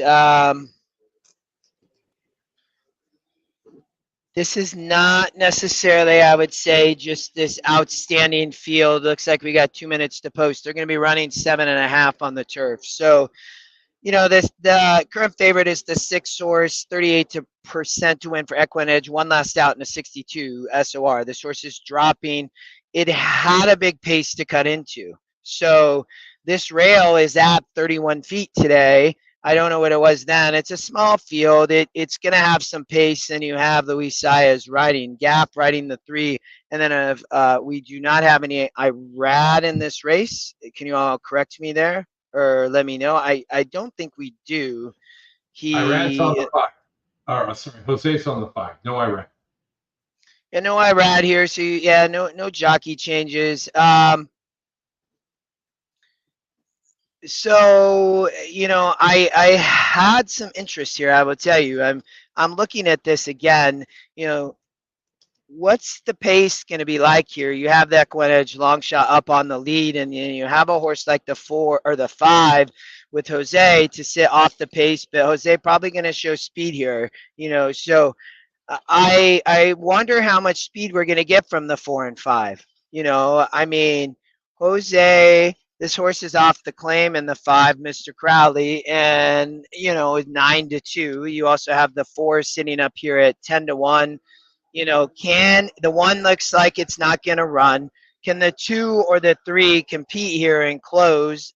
I mean, maybe they're definitely lower on what I would say a strength of race would be that I would like to see. So, looks there's the 2 there. Karan likes the 3 horse. We are not looking to go to Golden Gate on the betting, the tournament app. I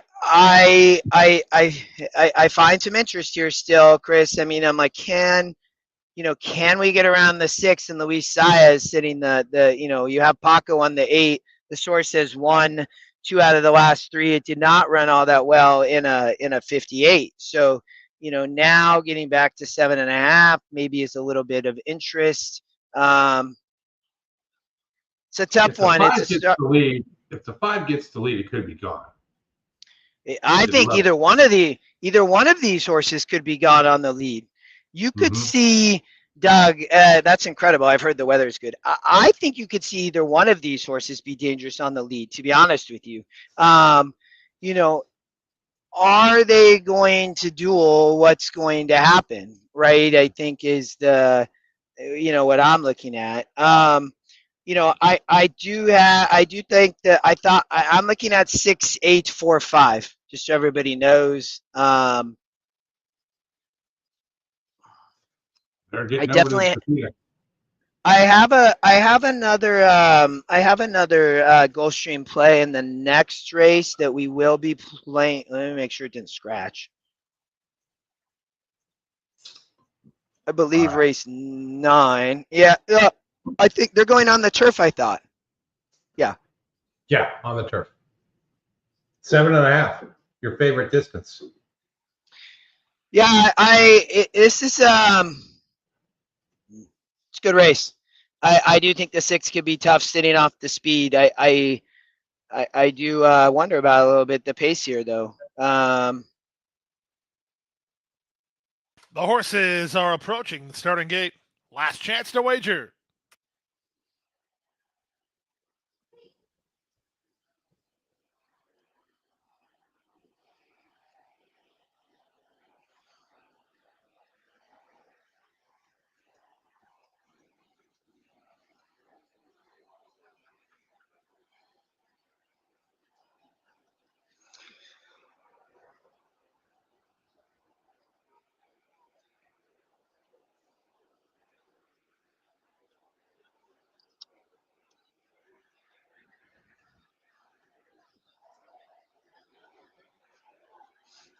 The horses are at the gate.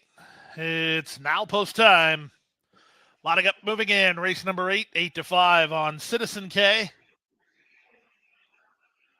Desolator going forward furiously already in the gate.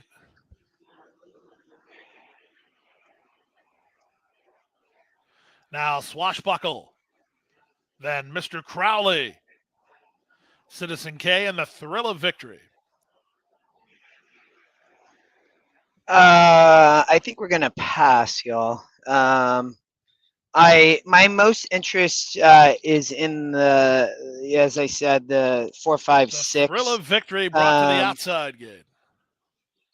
But not gonna play. Gonna pass. Locked in, all set.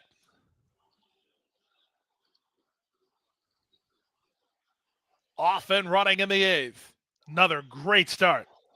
In the middle, Mr. Crowley heading off for the early advantage. 4 broke Swashbuckle will have slow, something to so say the about this. 5 Guards the inside broke spot. best. The Thrill of Victory is away in 3 wide position in 3rd. 4 still got the lead, Furiously though. is now 4th from Citizen K. The favorite is about 4 lengths behind. Second last is Desolator, and the early trailer is Tis the Coast. The early leader is Swashbuckle on top 3 parts of length. Mr. Crowley is now 2nd, 3 wide. The Thrill of Victory is there 3rd. 23 and After round 4. Ruiz on Furiously, who's racing in 4th from the favorite Citizen K, who's on his outside. Desolator relaxed second last, and the trailer is Tis the Coast. They make their way 5 furlongs from the wire. Their opening quarter was 23 and 4. The leader is Swashbuckle, taken on by Mr. Crowley on the outside. The Thrill of Victory is a 3 wide 3rd. At the rail, Furiously 4th. Citizen K tightened up for racing room as Sias ponders his course of action. Second last is Desolator, and Tis the Coast is last. 47 and 2 for the opening half mile. Swashbuckle putting up some lofty numbers. From between horses, Mr. Crowley, 3 wide. The Thrill of Victory is now 3rd. Patient deciding to angle to the outside is Citizen K.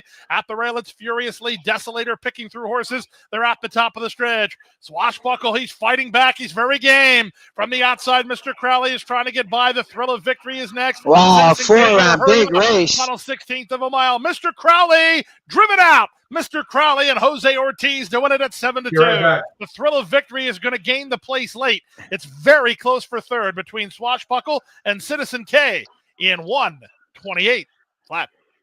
So I'll tell you, I could not play that race because of exactly what happened, man. So Rico, I couldn't determine who's going to win, the 4 or the 5. That was I got around the 6. I knew the 6 might be a little bit tough, but I didn't know who to play, to be honest. There was a lot of things pointing to both of those horses. The 4 couldn't even hold on for 2nd, I don't think, did it? 8 got up, yeah. Okay, we are moving on to Golden Gate race 1. We have Aqueduct race 8 at 2:02 in 20 minutes will be a mandatory for us. So I need to for sure be looking there because I have not looked much yet. We'll wait till Chris gets back. I think somebody got up for 2nd, Rico. All right, Golden Gate race 1. I thought was a bit of an interesting race, but I don't think we're playing it. We are not. We are playing Gulfstream maybe in the next race, and then we have some Aqueduct Santa Anita. We are halfway through optionals, and then a little bit through our mandatories.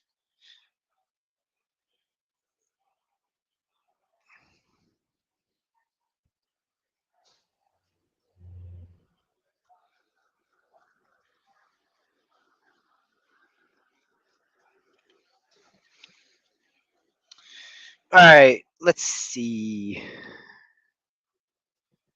Golden Gate race 1. When Chris comes back, we can have him put on the video there. I didn't. Let me share. No opinion here. I did play a little bit of Golden Gate yesterday. I don't mind playing here in a tournament like this because I know Golden Gate well. Just playing on the West Coast, I've played quite a bit. The 7 horse, obviously Mirage Code is interest. The 5's the price play. They're sprinting on the Tapeta, right? The 2 horse here with the speed, 68 with the square box. It's got a 20 or a 19 pace advantage. So, can the horse wire the field? We kind of just saw that race out there at actually we got Golden Gate or Oaklawn. I think we got Golden Gate. Yeah, right.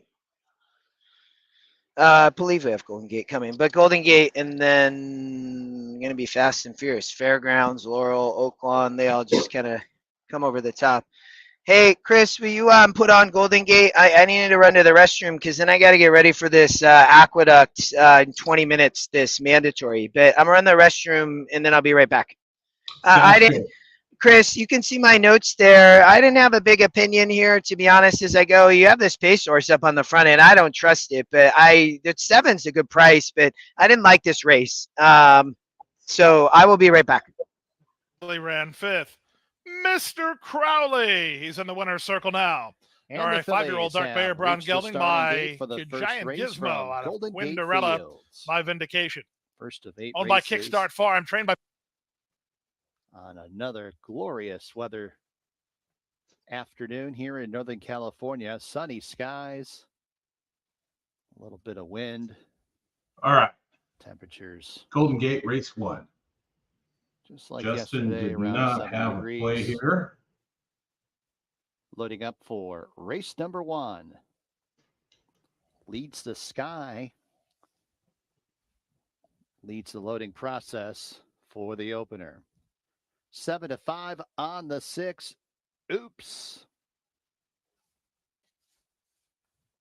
Kevin Orozco aboard. Kevin had a couple winners yesterday.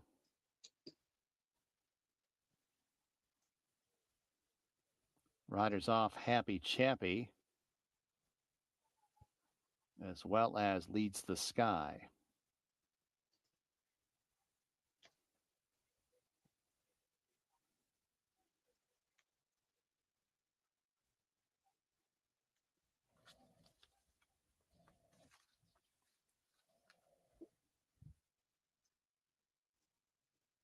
Boy, that camera bouncing is extremely annoying. The slowest load in horse racing. All right, let me take a look at what's coming up here.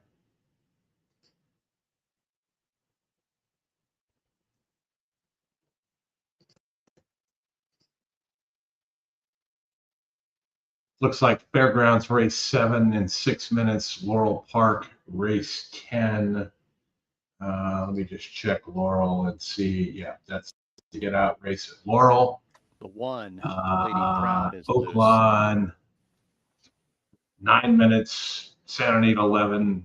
Aqueduct 14. Gulfstream 18 minutes. So fast and furious here as we finally get loaded here. It's a nice exacta, Rico. Great job.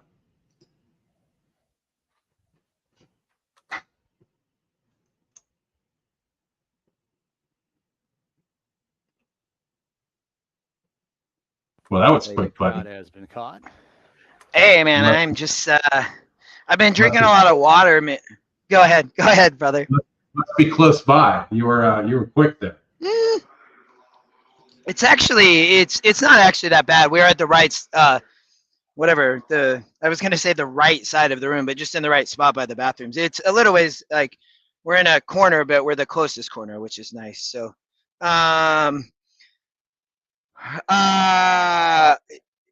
did you hit something, Rico? Oh, you got the try. Yeah, brother. Yeah, he got the try. Nice. Good job. 5-4. It came 5. Wait, did that came 5-4? It came. Who got second? 6 or 8? I can't remember. Oh, this 6 maybe. That's a good try, man. $182 for a buck. Shoot, I actually was going to. Oh, never mind. I have to. I don't know. I need to do something real quick. So give me 1 second here. What do we got coming up, Chris? We've got Aqueduct here. I mean, sorry. Golden Gate with the longest load forever. I do like the 4 here, and I like a double to the 3 Bourbon Dancer in the next. I believe we're playing the next Gulfstream race is probably where we're headed. That will be our 7th optional. Thanks, brother. David Harrison just came by. Just such a great guy. He's incredible. Just a great horse player too, but just a great person.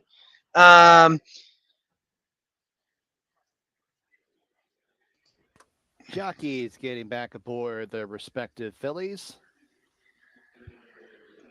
Justin, you're still in 17th 75 on place the at 6, Oops, 5 to 162.10. 2 on the 1, Lady Proud. You are on the first page of the leaderboard, buddy. I love Keep it, rolling. brother. You're right in the target zone of what you need to Loading get up to for the tomorrow opener. morning. We'll figure that out later on, and then there'll be a cut down to 10 after that. So just keep pounding. Don't worry about anything else.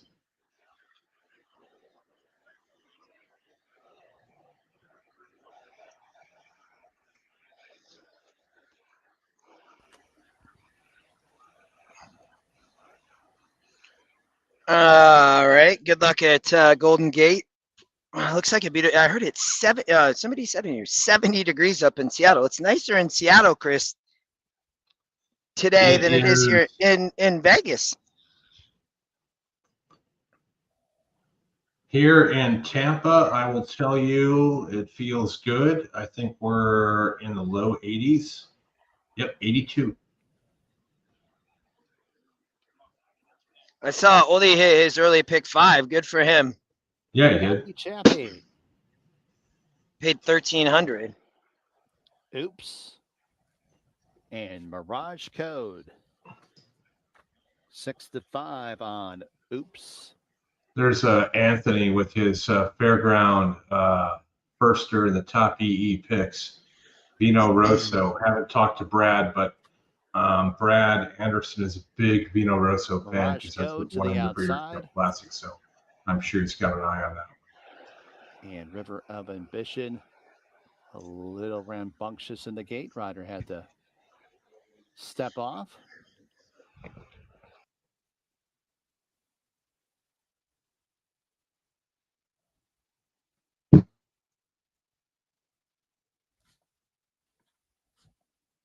I think they're eventually going to go here at the gate.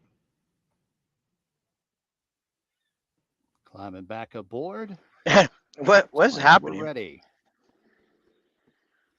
They're off and running at They're Golden out. Gate Fields. A sluggish start for Oops. It's Happy Chappy who dashes out for the lead. River of Ambition. Mirage Code on the outside, now up into second. It's Lady Proud, one of the firsters, up the inside fourth to the inside of Raquel in fifth. Then 3 lengths to Leads the Sky in second last, and 5 lengths to the 8 to 5 favorite Oops, who's at the tail of the field as they go onto the turn. It's Happy Chappy on top by a half length over Mirage Code, prompting outside second. Lady Proud races in third. River of Ambition is Niggle the Putt in fourth. 6 off the lead are those two. Leads the Sky up the inside fifth. 8 lengths Pick off either of the one of lead. these. Oops is circling up wide, and Raquel's been shuffled back to the tail of the field as they reach the top of the stretch. Happy Chappy cuts the corner. Mirage Code's on the outside. Happy Chappy inching away from Mirage Code in mid-stretch. Leads the Skies in third and about 5 lengths off the lead. River of Ambition fourth. 16th to go. Happy Chappy, Mirage Code first and second. Happy Chappy wants that finish line. Mirage Code a final try. Mirage Code defeats Happy Chappy. Then it was Leads the Sky and Oops. The 7 got up there, Chris, right? 7-5. Yeah, and that was the morning line favorite that went off at 7-1. Yeah, I think I only briefly loading over at Fairgrounds. You are right, Anthony. This is an insanely tough Fairgrounds race. I would tell you. I looked at wanting to play this race. I had a bunch of notes trying to get to a pick there, but I really struggled. I mean, this is just a very difficult, I would say, Fairgrounds race. I think I had all types of horses. I thought the 5, the long shot was live. You're getting 2-1 though, so there's nothing great about that. I'm not playing this, Chris, and we have Laurel race 10. We have Aqueduct race 8 in 7 minutes. I have to play that.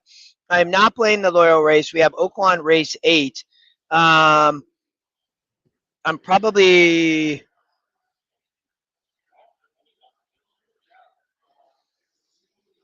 I don't know if I'm going to play Oaklawn. I'm definitely, I was had a little bit of interest in Fairgrounds. Looks like the 5 horse up on the lead with the 2.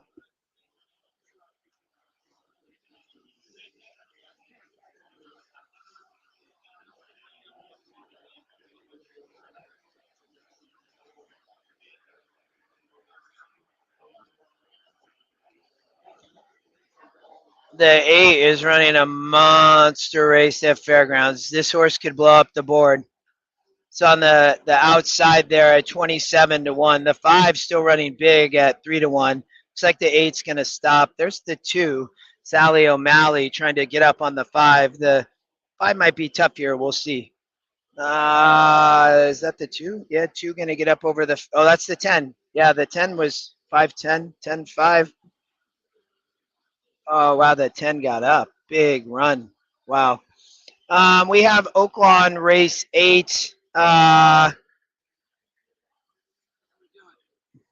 good, brother. One, we have the.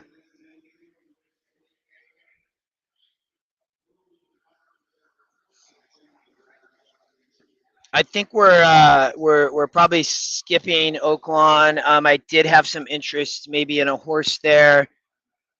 We may go there if which time we got. Looks like there's still.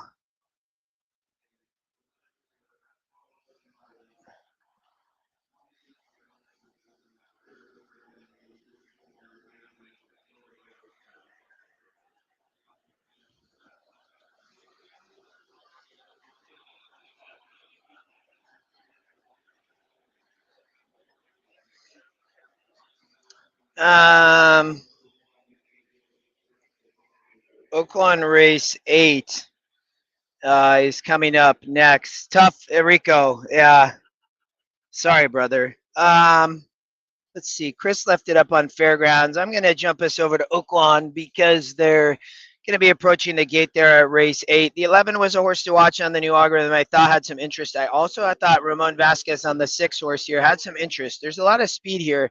I thought Ramon coming off the maiden win here in a 52 had the potential and state bred, well bred to come back here and win. It's not an easy feat.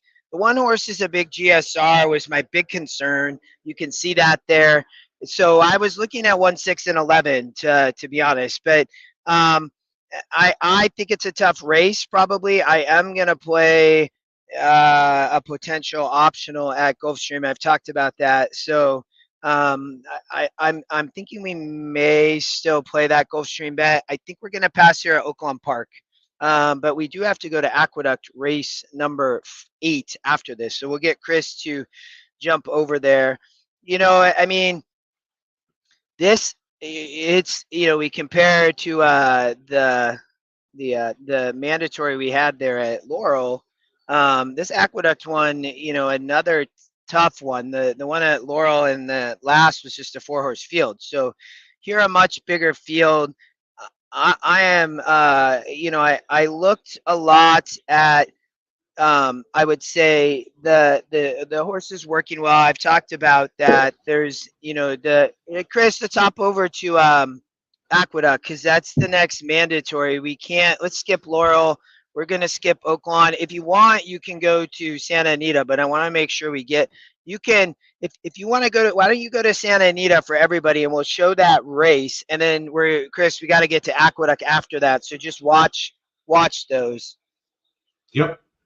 I need to narrow in on my pick here at Aqueduct. As you can see, Chris has the race up there. They're loading at Santa Anita. I'm skipping there, going to play Aqueduct race 8. And then likely playing Gulfstream race 9 as an optional.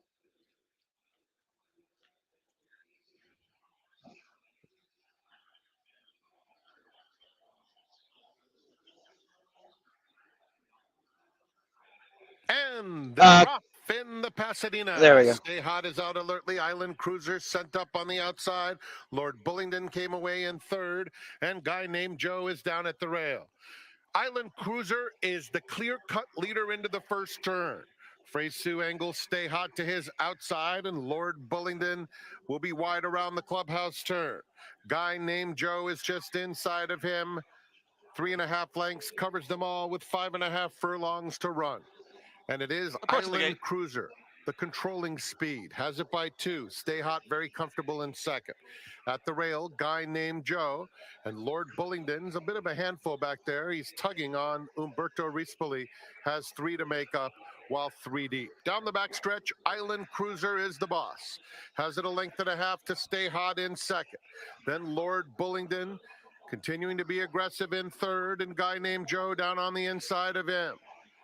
Heading around the far turn, Hector Barrios and Island Cruiser have had it all their own way. Stay hot poised in second, closing in now. Outside of them, Lord Bullingdon within a length of the pacemaker and guy named Joe. A quarter of a mile to go, and Horses Stay are at the Hot gate. It's makes post-time. his Post-time move for the eighth and between final. rivals. Island Cruiser far outside Lord Bullingdon and guy named Joe at the rail. There's an eighth of a mile to go, and Stay Hot takes the lead. Guy named Joe running a big race along the inside. Center of the course, Lord Bullingdon past the 16th pole. It's Stay Field moving Hot in. nose Optic and nose way. with guy named Here's Just Joe. Call Ray. Here's the line. Stay Hot has won the Pasadena. Guy named Joe ran lights Big out. race, big race. Well done there. I thought the three had interest in that race. We are having to play Aqueduct Race 8 here as a mandatory. It's our halfway point of mandatories today. 6%. And then we will be jumping over to Gulfstream set. Park, I would guess. We played the 2-horse. We played the 2. Joe right out towards the front, and also right there is going to be Optic Way. Not keeping up in the early stages. Bold Victory is off. Gentleman Joe. The rest of the group is now tightly bunched here on the front end. It's Optic Way who's in front. Chasing right there comes Gentleman Joe. Also joining them is Skylander out wider. They come out of the chute, hook up with the backstretch. Here's All About the Money is in fourth. Down towards the inside comes Mason Mania, who's now challenging Just Call Ray for that position. Second to last is going to be 6% and starting to catch up to the field. That's Bold Victory, but still the trailer. 23.39 for the opening quarter mile. Optic Way shows the way. It's Optic Way who's in front. Is a half length in front of Gentleman Joe. Is right to the outside here from second. Ground saving trip for Mason Mania. Is progressing in the yellow silks. Down towards the inside is in third. Losing a touch of ground with Skylander. Here comes the gray and Just Call Ray. He's in fifth and progressing. All About the Money is now ranging up on the outside. Come on, Joe. Quickly, 6% starts to rally from the back, and Bold Victory has trailed throughout. Come on, gentlemen. Half mile time. Optic Way is still there.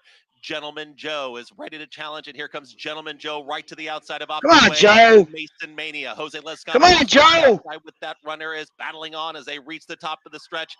Gentleman Joe has got the lead, and Gentleman Joe is in front. Come on, Joe. The racetrack is Mason Mania with every shot. Come on, Joe. Diving down to the inside, All About the Money. Come on, Joe. Has a lot of Get off, Joe. These leaders. Get off, Joe. Get off, Joe. Mania continues to rally on down to the inside. Get All off, About the Money, Joe. but running out of time. Gentleman Joe is almost there. Gentleman Joe wins the finale. Gentleman Joe wins it over Mason Mania. All About the Money and Scotty in 1 minute 36 flat.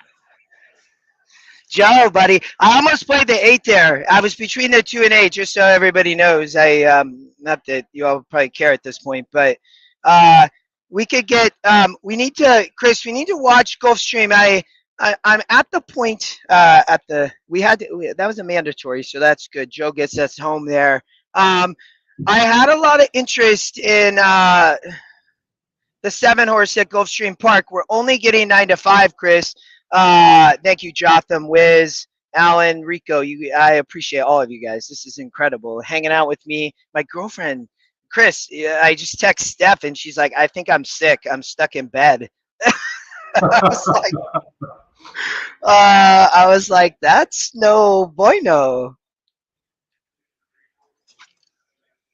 Thanks, Jeff. I appreciate you being here, buddy. It's good to see you. Yeah, good to see you, Jeff. Thanks for joining. Doug, thank you. I like the 7 here. 8 to 5 is better than 3 to 2. We took that horse at Fairgrounds. It got bet to 2 to 1, and we got $11, which was amazing. I don't think we're going to get the price here on the 7. I'm not going to waste an optional play on it because I believe we're probably sitting right on the border cut. As trying to get into tomorrow. So I'm gonna probably, I would love this horse, maybe at a little bit of a better price. It's not, it gives us a few bucks. It was one of the better plays of the day. So I am heavily watching this. I think that there's still, I thought that this horse does check in as a new horse to watch algorithm. I thought, you like the 12K Reed? K Reed, welcome, brother. I'm glad that you're here. I kind of like the 4 a little bit. Flip my ID here. Runner up versus Big- similar 2 back. Big price.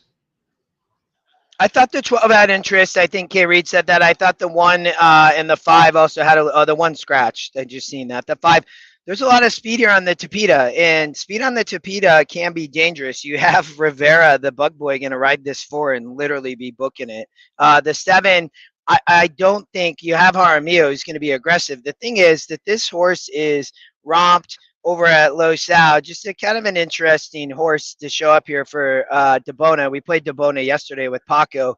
Jaramillo rides. This is a former Uranga horse, Chris, from over at Los Alamitos. And, you know, he's dangerous there. This horse gets over here to now sprint on the Tapeta. So I'm going to pass maybe a 9 to 5.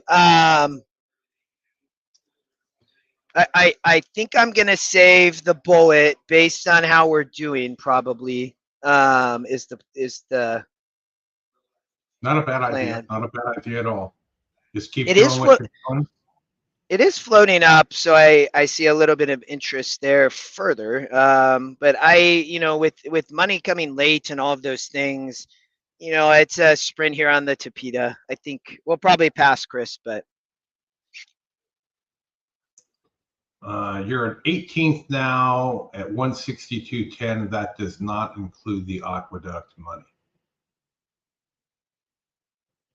Well, and as we talked about, mandatories are so key. So key. Mhm. You heard Ramon talk about it when he came on. Brad talked about the same thing yesterday. You gotta get the mandatory races. Mm-hmm. Mm-hmm. Yeah. All right. Because you pull yourself away from everybody, right? If you hit them, well, right? You cash, right? What you don't want to do is go for 12 to 1 shots in all the mandatories and go 0 for the mandatories, and everybody else collects, some of the obvious winners. I mean, you had that at Fairgrounds. Yeah. So good race here. The 12 is actually going off as the favorite, maybe. The horses are at the gate. It's now post time. Lining up and moving in for race number 9, first leg of a late pick 4 offering. 2-1 Alaturka, 2-1 on the California Invader Gales Evening. Into line goes Drinks on Me. Speed Salsa's ready with Thanks, MK. I appreciate that, buddy.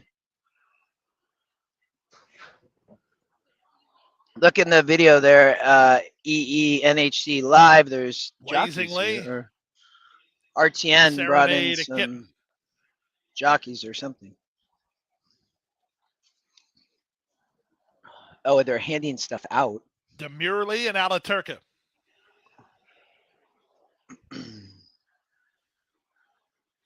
Thanks, Rico. I appreciate you being here. I'm glad you hit that trifecta outside. earlier. Locked in, all set.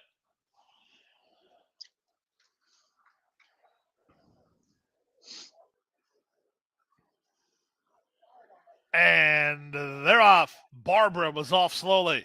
Excellent beginning for Flip My Id, taken on by Gales Evening. We knew this would happen. Quickly, 3 lengths better than a team, including Drinks on Me, Speed Salsa, who tries to hold down the rail, out the center, Alaturka, and from between Serenade. They're going to go so fast. Blazingly, and out the back, the early trailer here is Barbara. To the far turn they go. They're flying. It's Flip My Id. 21 and 3. Almost 2. The opening quarter, 21 and 3. Gales Evening is second. It's a 6-length gap to a trio, including Blazingly, Alaturka, and Drinks on Me. They're all stacking up to try to go get the in-battle duo. Another 4 lengths back to the inside and Speed Salsa, then back to Serenade Kitten. They reach the top of the stretch. It's Gales Evening who comes away with the lead. Gales Evening turns for home on top by 2.5. And now Gales Evening on top by 3.5. Jaramillo and Gales Evening, they're rolling here. Gales Evening in a South Florida debut. She'll bid this field a pleasant good evening as she's running up the score late. Nice run here from Gales Evening. From out of the crowd, here's Barbara up late for second. Drinks on Me third. Demurely is fourth in 103 and 3. 7 romping. You got 2-1. I mean, that was kind of where I was hoping to get a little bit better than that, but I didn't play it, Chris. We didn't play the 7 there. It was much the best. Just would have been. You got. I mean, what are we probably had $6 or $7 there? We'll see if we can. We have 6 left though, brother. 6 left, I think. Right. Yep. Plus we are halfway through the mandatories. We have Oaklawn Race 10 mandatory coming up next in 40 minutes. So I'll have to shift some focus there. Are we going to, where are we going? Golden Gate? The gate? We've never had, Chris, we got to swap the video in and out, I think, don't we? Where are we at here? No, yeah, that's, I don't know where that is. Let's remove that. Aqueduct went off. So we got Golden Gate in 4 minutes. I have some interest there, a little bit, I would say, at the gate. There's some speed here, and we got 3 minutes, a very small. Leonard, I just appreciate you're here, man. I really do. We talked about this for whether you're EquinEdge user or just a horse player. I'm glad that I could do it. It's a cool event. You can see the video here. It's going to get intense here pretty soon, I would say. There's a lot of people who haven't. A lot of people have been waiting to make plays and stuff. So you're going to see people probably start to make a move. We're on the back third of racing, but there's still a lot of racing left, Chris. To be honest, in a race like this, can you get around the 6? Maybe. Big favorite, but I think this horse is getting over bet, to be honest with you. I had some interest in a horse. I thought that the 6 would be tough. I thought that the 5 is increasing. Helen Sun and GSR. It gets back over to a route, stops sprinting. This horse did win 2 back on the lead, routing, but was in a 38. I think this horse probably is there to set the pace. The 6 is going to be up there trying to rate, but I'm not sure just how. It's a short field here. I'm not sure I trust these horses up on the lead. And a horse like the EquinEdge long shot has been facing much better horses, I will tell you all.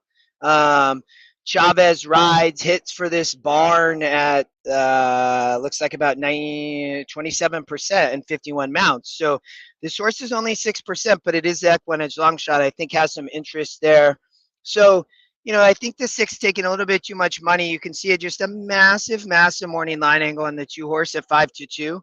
That's in a tournament play is very interesting to me. So, Chris, I don't know. We're going to watch it here. I think this is an interesting race for sure, I would say. Yeah, I think the 4 off the pace here. You look at a few back, just tracks around could get the money here. Yeah, good race here, though, I would say, at Golden Gate in here. I mean, a starter allowance, I think, with having a short field, it's at least a competitive race, I would say, which you hope for. A lot of people aren't going to play, these short fields, or they, don't want to play Tapeta or whatever. So I think it's just preference of people. Yeah. All right, I'm going to try and get an update on the leaderboard here for you. Approach the gate. You're up to 14th, buddy. 178.40. That's not too shabby, my brother. 178.40. There you go, folks. It flipped. You gotta refresh. Yeah. There you are, 14th, 178.40. Alexis step up there in 5th. Looks like Marshall Graham has made some plays and made a little bit of move. Tony Zhao, there's a lot of, it looks like a lot of plays left too. So going to be interesting here. Well, you're sitting pretty, buddy. Just keep cashing some tickets, and you'll get to tomorrow. That's the goal. Bump the camera, buddy. I didn't see who that was. It doesn't And the matter. horses have reached the starting gate for race number 2 from Golden Gate Fields. Got a field of 5. Track Park Cherry, yeah, we're happy to do this. We'll be back again tomorrow, and we still got like 3 hours to go. Bring it. Hit the like button. Dropping out of the El Camino Real Let me get Derby. that banner going. It's been a while. 4 to 5, Come Out Fighting. 2 to 1 on the 3, Bourbon Dancer. Helen's Son. 1 of 2 in here for trainer Blaine Wright. The other being Bourbon Dancer. Both of them into line. Come Out Fighting. Santos Rivera aboard to the outside.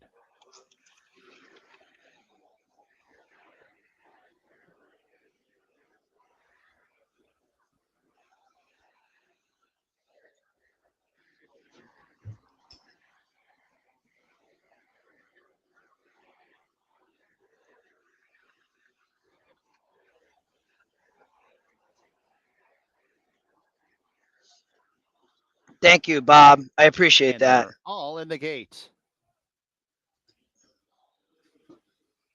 And they're off. We played the It's 2-horse here. from outside post going out for the lead. Dad's I have the 2 as well. wants that lead as well, but it will be Come Out Fighting with the lead. Dad's Dream has to angle to the outside. Thanks, second. Bob. Bourbon Dancer tracks in 3rd, and then it's I do have a Sun double on the to the outside 3. of Classy City. Those That two about pays me an 6.5 absolute lengths shit off the ton. lead, and that lead being set by Come Out Fighting. Come Out Fighting leads by 2. Dad's Dream, Red Silks worn by Chavez in the 2nd spot. Bourbon Dancer content to sit in 3rd. Classy City towards the inside in 4th, now up into 3rd. And Helen's Sons at the back of the pack and about 7 lengths off the lead. Up the backstretch they travel. Come Out Fighting on top by about 2 lengths over Dad's Dream, who rates in 2nd. Classy City up the inside in 3rd. Bourbon Dancers in 4th and 5 off the lead. And 2.5 lengths back to Helen's Son, who trails the field. First quarter, 24. Half and 48.42. Entering into the far turn. Come on, 2-off horse. Favorite. The lead is 1.5 lengths over Dad's Dream outside 2nd. Classy Come on, 3rd. Range ticket at him in 4th. It is about 3 lengths off the lead. Chavez! That one. And Helen's Sons at the tail of the field as they come on, 6, go away, go home. Come Out Fighting's the first to face us. Comes off the turn, leading by 1.5 lengths. Chavez! Dream outside. Classy Oh, City's the at 6 the isn't fence. stopping. Bourbon Dancer outside 4th. Get up! Long to go. Come Out Fighting opens up by 3 lengths. Get up, 2 for 2nd. No! But it's Come Out Fighting. Come Out Fighting. Give jockey Santos Rivera the early double here at Golden Gate. Classy second. It was Dad's Dream and Bourbon Dancer. I thought that was a risk. It was such a good morning line play that I could not pass that up, and the horse ran just a great race. To be honest, if that horse gets the lead, it might not stop. That was a good race. Yeah, Rico was. That's all right. We move on. Oaklawn mandatory at 30 minutes. Fairgrounds race 8.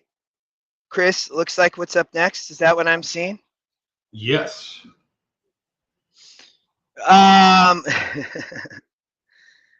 Yeah, this another Fairgrounds, just a tough card, to be honest. I'm not playing this. You have big favorites in the 1 and 9. I know cannot show video, Chris. So what are we on a little break? Oh, Joel, that would have been amazing. At least to hold 2nd would have been amazing. I thought that we were the horse ran a great race. Yeah, look at that. 18 to 1 too, but the 4 got up for 2nd. We're not gonna play Fairgrounds.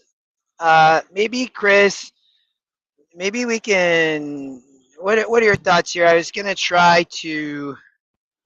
We have Santa Anita race 4.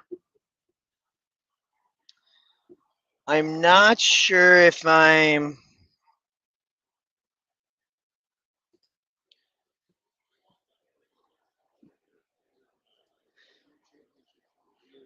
Not sure how much optional I'm gonna play here in the next few races.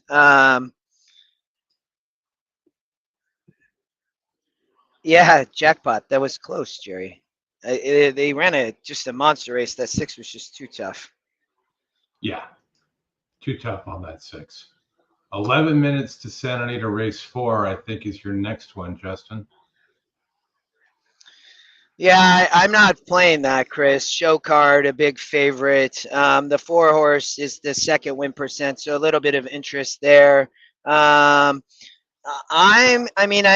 next play, Chris, to be honest with you, is probably going to be this mandatory race at Oaklawn in race 10, I think, in 30 minutes. So, race Oaklawn 250, 50 minutes. Wait, is Oaklawn the?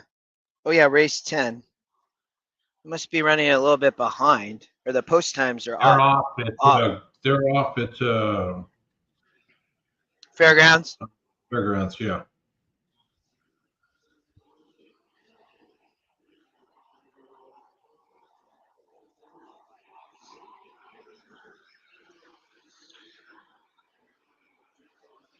I'm turning the video on here. We can't watch it, y'all. Sorry, we don't have a Fairgrounds or Oaklawn or Turfway.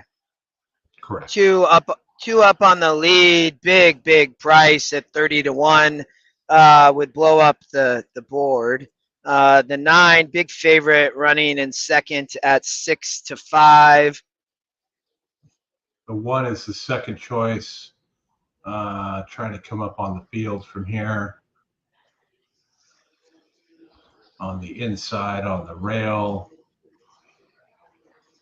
Looks like the 9's going to get first jump. The horse that's running really well is the 6 horse at 16-1 in third place, but the 9 does look tough, Chris. I agree. You got first jump there. The 6 horse does look to have horse, so we're going to see. 9 cuts first, 6. Who's coming up there on the outside? That's the 1. 1? Yeah, somebody got the 1 over here. The 9 is the chalk, so anything better than the chalk. It looks like the 1 might get up there. Is the 9 going to hold on? Chalk, that's good for us, though.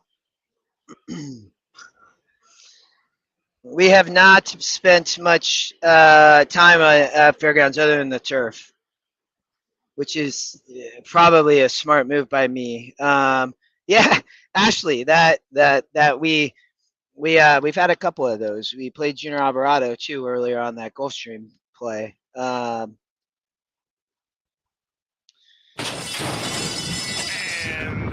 they're off.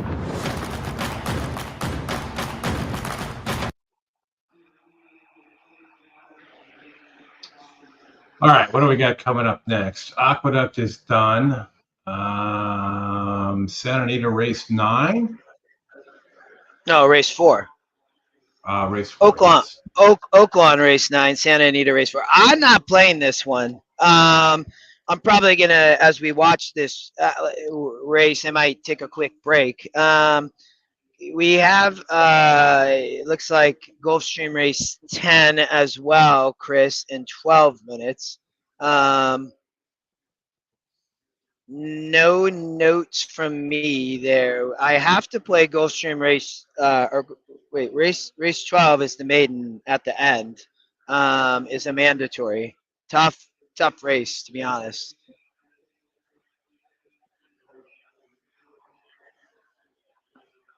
Looks like the next one that's up, Justin, is Santa Anita. Yeah, it's just all chalk with show card here. I think that show card gonna have a lot of speed along with the 4. So are these 2 horses gonna tire themselves out for somebody like the 5, for Ron Ellis, Vegas Condo, Mike Smith, EquinEdge Long Shot? I don't know. They're going to be sprinting. Santa Anita is, Chris, I'll pull up my screen here. It's, it is on fire. That has a little bit of interest for me now. We look at our tracks on fire. What? I've never seen this. 100%. This is saying that the top, is this saying that the top win percent has won the last 16 races? Wouldn't surprise me. Well, let's look. I mean, so here's race here. The 2-1 stay hot at race 3. In the race before that, no. I wonder why that says 100, because Uncapped Secret won race 2. We'll have to look at that. The 2 shows 100, but it's obviously on fire. Maybe not 100, but it's right up there. Fairgrounds win percent doing well too. The interesting thing at Santa Anita is the one horse. All 6 of the siblings of the one horse have been winners. Well, that's, I mean, that's a good angle there. I mean, you got a horse that's for sure going to be able to run, right? Yeah, obviously second choice right now, or co-second choice, 5-1 morning line, only first time starter in the race.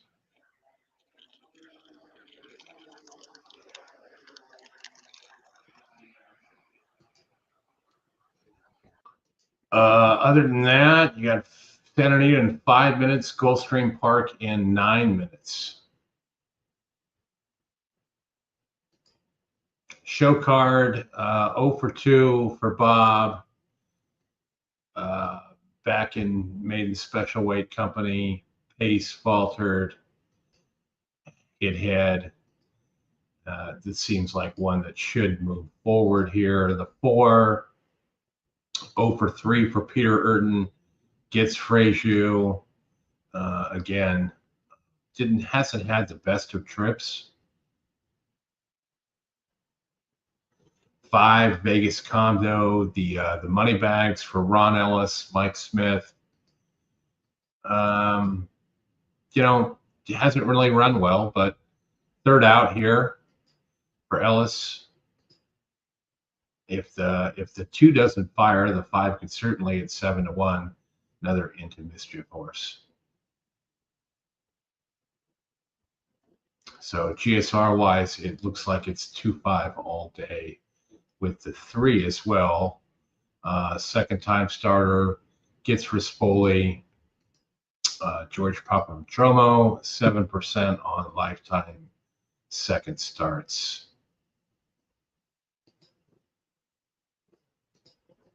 You passing here, Justin? Yeah, I appreciate you chatting there for a minute. Give me a second, just do a couple things. Yeah, I'm not playing here. We have 5 optionals left, and then 4 mandatories. So we have 9 races to play left. We got a bunch of mandatories kind of stack up each other late. I need to start looking there. We have Oaklawn race 10. That's probably. I don't think I'm playing Gulfstream Park race 10, Chris. Okay. I'm looking right now. I'm trying to handicap a little bit ahead, and I need to look at some mandatories too here shortly. So.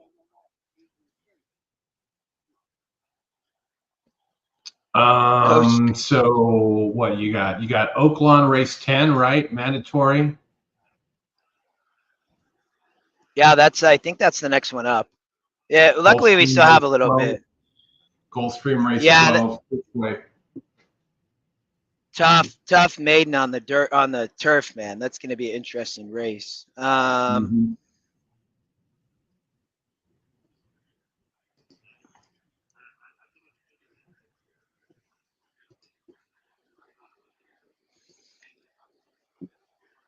Oaklawn race 9. A lot of speed here.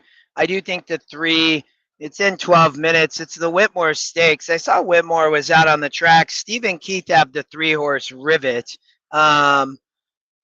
let me share. So we're gonna we're skipping over Santa Anita, everybody, for the moment. We'll watch the race, but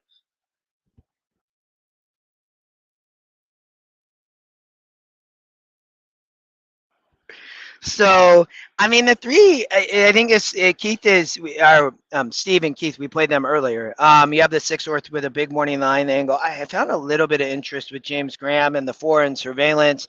Jackson Traveler, the 6 has been a horse. You know, Flavian Pratt comes in here to ride at Oaklawn today. Steve puts him aboard. They are 0 for 10. You know, won the stakes race over at Sunland. You know, definitely going to have to, you know, improve. This horse has been around a long time, I would say. You know, the 3 going to be tough here on the front end. I think Steve has the 3 ready, doesn't have to get the lead, has shown to be tactical, been able to come off the pace or not. Thanks, David. You know, it's a little bit of a wide open race. I mean, the 2 is not my favorite coming off the pace like this. I can see it, and it has the top SOR. And you look at Tejano Twist. I mean, these are 74s coming off the pace, you know, and the horse just romps. So I'm not taking even money on that horse. Can it be beat? I don't know yet. You know, I mean, I found some interest in a couple of these. So we they're on the inner turf, Chris, at Oaklawn, just to make you aware if anybody hasn't seen that. The inner turf at Oaklawn?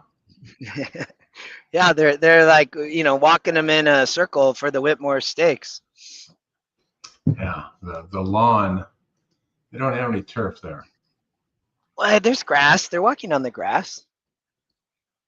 Let me get Santa Anita going here.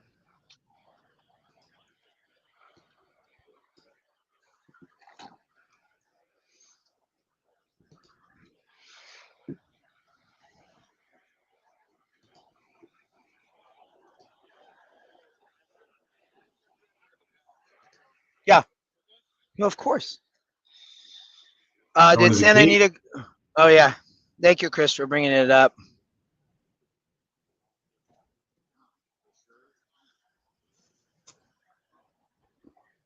Approaching the gate.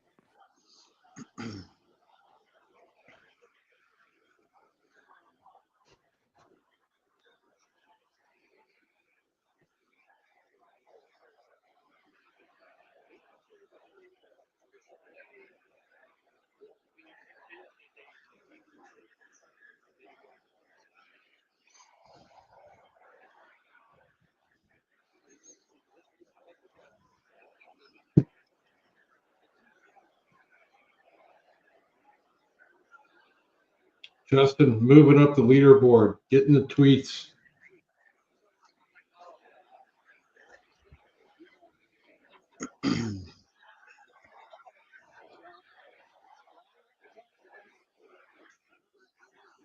Keep it going, brother. You got nothing here, right? We are not playing Santa Anita. We are looking a little bit at Oaklawn Race 9. We are not playing Gulfstream either. We're passing on Gulfstream 10 and passing on Santa Anita 4. Pool of 128,000 and growing in the final stages of wagering. Disposition in the colors of Eclipse Thoroughbred Partners coming up.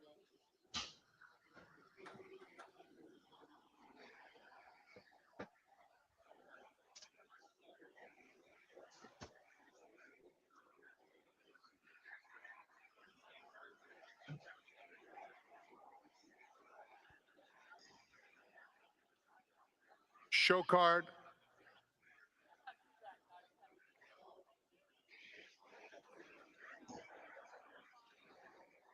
Vegas Condo to the outside. They're in the gate.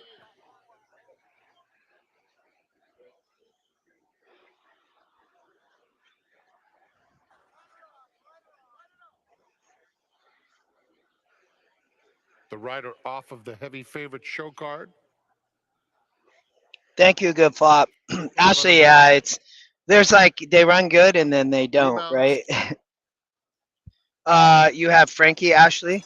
And they're off. Miss Bo J bounces out alertly. Show card comes away a joint second. Here's Disposition. And Disposition with some good debut speed flies through to battle with Miss Bo J and is quicker than her. Show card, Good Trip, 3 off the pace in third. Followed by Vegas Condo and Sweet Gem. It's Disposition passing the half-mile pole with a clear-cut lead. It's a length and a half to Miss Bo J in second. 2 more to Show card, single file third. Vegas Condo, 9 off the lead. 3 more back to Sweet Gem. They're coming to the quarter pole, chasing Disposition, who's been there throughout, leading the way just under a length. In second, Miss Bo J. Show card, Pink Cap looms up menacingly now, and Show card, confidently handled at the quarter pole, is trying to get to Disposition, who's digging in at the rail. Between those two, Miss Bo J, and now Show card takes over. Vegas Condo finishing with interest, angling to the far outside, but Show card spurts away. And it's Too Show Card, good. much the best, Way starting much out the best. to win by 4 lengths. Yeah. Miss Bo J was second. Tight. That's why we passed. I mean, yeah, it could have taken a few points there, but which is not a bad idea. Maybe at some point, I don't know. We're gonna keep playing the way we play, though. Can't be mad about. Yeah, that was. Yes, Jeff. Unless I played a 2-1 earlier, but the horse got bet from 6-1 at Fairgrounds. So it paid $11 though, which was wild. I mean, but depending on where you're at, people are. I love seeing chalk here late in the card, right, Chris? Where I'm sitting, I want all the chalk that I can get. To be honest, so. We have Gulfstream Race 10. I am not playing here. Would obviously love more chalk. So we are maybe playing Oaklawn Race 9. We have to play Oaklawn Race 10.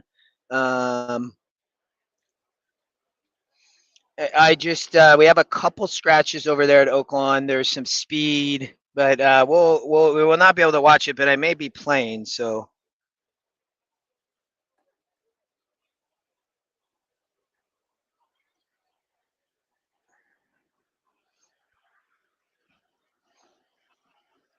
Approaching the gate there at Gulfstream. Great card. They had 12 races today. The last one, there's a mandatory main special on the turf. So we have a couple of plays definitely at Fairgrounds and Golden Gate, maybe a little bit too. So I'm watching those with my 5 mandatory or 5 optionals left. We have Turfway Park. So I probably, Chris, I'm definitely, I want to save probably, some bullets here for later in the day. I mean, I have 5, so I definitely don't, unless I think I cut out there. Unless I really love something, I'm probably going to wait here for a couple races, but we'll see. Okay.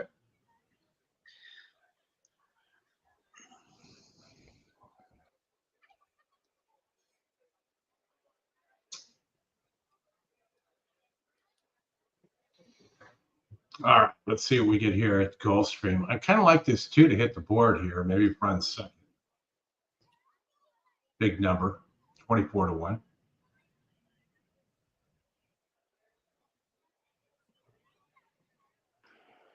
The 2. Yeah. Yeah. I mean,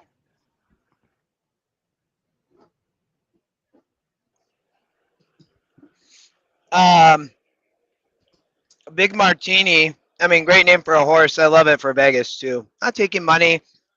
There's less speed here on the dirt. Inside speed can be dangerous at Gulfstream. The one is, I don't worry about the one hole on the gate. It's now post time. A lot of guys. The one horse it. Number 10, First Racing Coast to Coast Pick 5 begins right here with a field of allowance horses at a 1 mile trip. There's 2 left to go up full screen. We're due for a leaderboard update here in Drama. 15 minutes. Field of 6 at 1 mile. They're in the gate. They're off and running. Good start for Big Martini, ridden for the early lead by Saez, but he'll have some company from Furious Anger. He's on the go. Up in the center, big screen, rather full screen, mixing it up. Arthur's Ride makes it a party. Settling in second last is Cape Trafalgar with some pace to chase, and he's 4 better than Noble Drama, who's last of all. But as they run out of the chute, Arthur's Ride is the leader. It's Arthur's Ride who paved the opening quarter in 23-2. He leads 3 parts of a length. Furious Anger second, Big Martini is third, Full Screen fourth. Cape Trafalgar fighting the rating pretty seriously here under Gaffleone. Tyler trying to get him to settle down, but he's not doing it. It's 5 to the trailer, who's out the center. That's Noble Drama. They run to the half-mile point. Arthur's Ride has the lead for Junior Alvarado, 3 parts of a length. Here's Full Screen launching his bid on the outside. He's into second now. Moving in from the outside, it's Cape Trafalgar. Tyler has no choice but to give him his head, and he's on the move now into a joint third. Trying to run home from the back is Noble Drama. They went 46. Well. Seconds flat for the opening half mile, and they race past the 3/8. Dude, shocking, man. Length and a half. Cape Trafalgar launching his bid. He's now second. Racing into third is Full Screen. From the inside, Big Martini. Trying to rally from the back is Noble Drama. There's a 1/4 mile left to go. They went 3/4 and 1:10-3. Off the turn and the stretch. Ride. He's still that was a tough trip. Home. 2 back to Cape Trafalgar. He's now second. Down the stand side, Noble Drama. He's trying to get into a placing here. He's trying to get into second, but Arthur's Ride is well prepared by Bill Mott. Arthur's Ride, stylish in victory, won by 6. Noble Drama with a good run to get second. Third was Cape Trafalgar. Fourth was Full Screen, 1:35-3. All right, Chris, we cannot show Oaklawn, I know. I'm going to pass there, and then I know we have Golden Gate. I'm going to run to the restroom. Do you want to just walk through leaderboard maybe while I'm gone and do that, and I'll be right back. You're still in 14th, buddy. I love it, brother. You should go through that, and like maybe when I get back we can talk through it a little bit, because I'm not going to play these next couple races. I'll be right back. All right, scrolling through the leaderboard here. We'll restart it, because every time we do a refresh, it will show us there. Justin is in 14th at 178.40, 7 optionals, 4 mandatories. We'll let these flip through, and then we'll go through those races as well. So tightening up on the leaderboard here. A lot of people, close enough to strike, and then a lot ready to kind of get to Sunday. Once you get to Sunday, anything can happen. So as we look at, they've got the final table races up. As we scroll back down here, mandatory races. We got Oaklawn race 10 coming up, Gulfstream race 12, Turfway race 4, and Senator race 9 are your last mandatory races. Optional races are at 12. And if we go back up here and do a refresh, I believe Justin is at 5. Or let's see here. He's played 7. So he's got 5 left on the optionals plus the mandatories. So taking a look at what we have next year, there's the 5. Got home a winner there. 2-1, not too shabby. 4 minutes to Golden Gate. We'll take a quick look at this one here. Let me get that out of the way. Golden Gate race 3. I will share this tab. All right, so the 5 is the top pick at 57%, 2-1. Pace square. When you're looking at GSR here, the 4 is top GSR. Third out here has been running against 42s, staying at the same level. Favorite last out, kind of pressed and then gave way. So Anna's Girl, the long shot, staying at the same level here. Kind of needs to figure things out and go a little bit better. The 3, second pick, second off here. Always like a second time starter. Probably trainer angle here, not a whole lot, only 12 runners going. Gets Herrera, a little bit tight, kind of got some trouble. Certainly one that could run on. The current 3-2 favorite. The 5, the top pick, 57%, 0 for 6 horse, running still at the same level. Just really hasn't gotten a good trip here. We're the same jock and whatnot. 2-1. I can see why Justin isn't playing this race. Another second-time starter for Thomas, who's 21% out of 28, which is probably something to look at. This horse ran 7th, beaten by a lot. Obviously needed that race. Not a first-time starter trainer for sure. And then the 1, 0 for 6. Hasn't really done a whole lot. Rough trips. 20-1, kind of up against it here, but probably the one that's the most interesting is the 2. 5-1 morning line, 5-1 EE morning line, 11-1 live odds here. So certainly could be kind of one to look at here. We'll watch this race and see what happens, but 11-1 on the 2 isn't too shabby.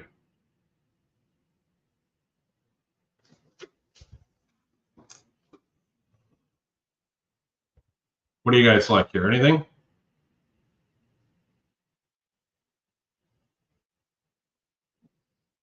Anybody gonna take a shot with that 2? First time blinkers with that 2 as well at Golden Gate. Golden Gate race 3. 3-star work on the 2. Blinkers on. That's something I could probably take a flyer on.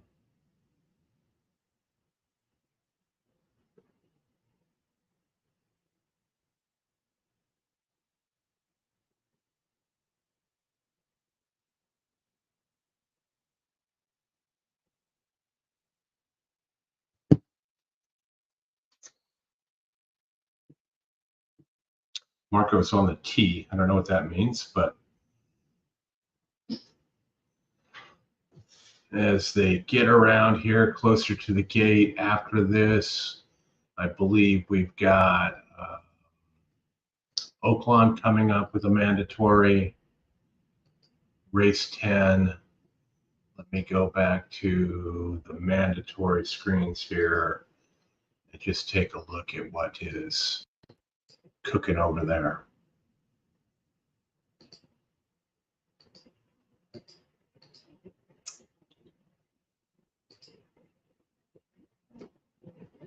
Two blinkers on, yeah, I like that.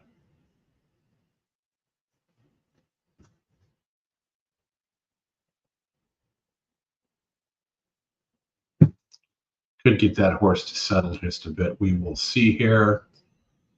People walking by our camera. Appreciate you all for joining. We'll be back tomorrow. We need to just boot Justin home tomorrow. Marco says 5 to exact a box. I think he's talking about Golden Gate. All right, brother. All right. Got to run into all types of people on the way. People are asking about the show. A lot of great people here. Out for the front end, but lots of fillies going for the lead, and it's Birdie emerges with the top spot. Miss Peru up the inside second, Rose of Jericho third, to the inside of Mama Rando in fourth. Shadow Thoughts deep on the course in fifth. Then a couple lengths back to Anna's Girl, who's 6 and she's got the blinkers on, Justin. We talked about this one. Entry into the turn. And it's Marco liked the 5-2 exact box. Now rating she on the looks to be outside burning and up powering here. past Birdie is Rose of Jericho. Mama Rando also bettering her position in second. 4 and Shadow 5 Thoughts coming deep after on the that course big in favorite. third, about a half length off the lead. Birdie backpedals. Miss Peru passes her. Anna's Girls at the back. It's Three the across three-head the track kick. as they reach the top of the stretch. Rose of Jericho comes off the turn, leading by a length over Shadow Thoughts in second. Mama Rando relegated back to third. Miss Peru in fourth. They're well inside the final furlong. Rose of Jericho staying to her task, and Rose of Jericho opens up in deep stretch. Rose of Jericho, your winner. More chalk, Justin. Doing good. That's good. I mean, we have Fairgrounds race 9. I'm probably going to watch this race. It looks like they're approaching the gate. I have not played here today, really, Chris, other than on the turf. So I was looking here at this as a potential play as a turf race. The 9 Northern Invader is the big favorite here, though. Brian Hernandez rides for Sherry DeVoe. 27% to win on EquinEdge. I found some interest in the 5 horse. I thought Ray Lou was riding for Mike Maker. It's the second EE pick.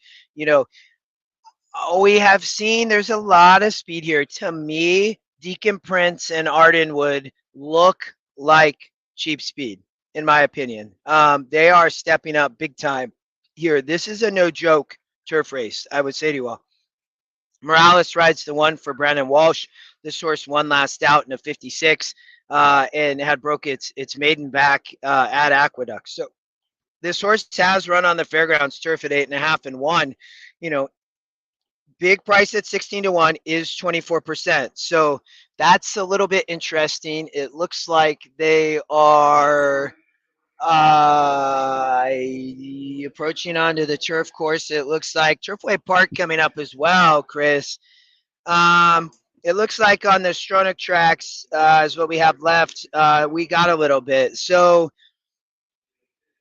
I'm happy to jump here. Handicapping on the fly this race. Going with what? I'm going with the emergency here at Fairgrounds race 9. I'm going 9-11 cold. Exacta. This is I would tell you all, this race significantly scares me, Chris. I think people are playing here. 100% guarantee people are playing here. They want prices. Morales on the 1 is the price I look to from EquinEdge at 24% to win, right? I mean, it's second win percent. Going to be on the inside rail. 1 last out, 1 off the speeds. Going to be on the speed today. Can get a good trip, I would say. I don't think this horse goes to the lead. They were able to get this horse to relax last out and to be able to stock off the pace. That was a 56 though, and this horse had never done that before until, right, we go all the way back to its maiden breaking win at 8.5. So Brandon Walsh takes over here. He, tried to run this horse in 58s before and couldn't win over at Turfway Park on the Tapeta. The GSR goes up 27 points, Chris, on Evan Harlan. So on who? The 1? Yeah, at Fairgrounds. It's getting back to a turf course. It won last out, but in the toss of the Tapeta races, this horse is interesting based on that last out second win. It was able to stock off the pace. There's going to be a bunch of cheap speed here. So that's was the most interesting horse, I would say, just for me, of being able to look a little bit at a price here at Fairgrounds. It's a very tough turf race, though. And again, I think people are going to be firing here, Chris, because they see the potential value. Well, let's hope it runs. Let's hope it goes 9-11. That'll be good for you and good for me. Give me the chalk and then an 18 to 1 shot second.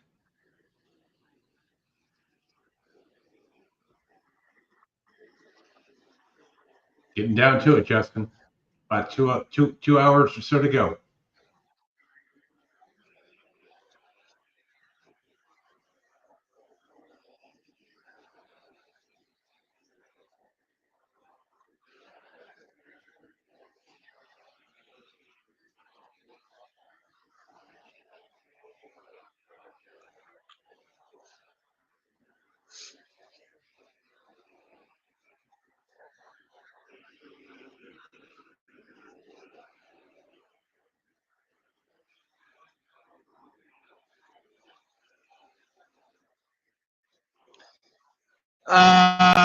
I'm looking at playing at Fairgrounds. We're gonna put in a play there.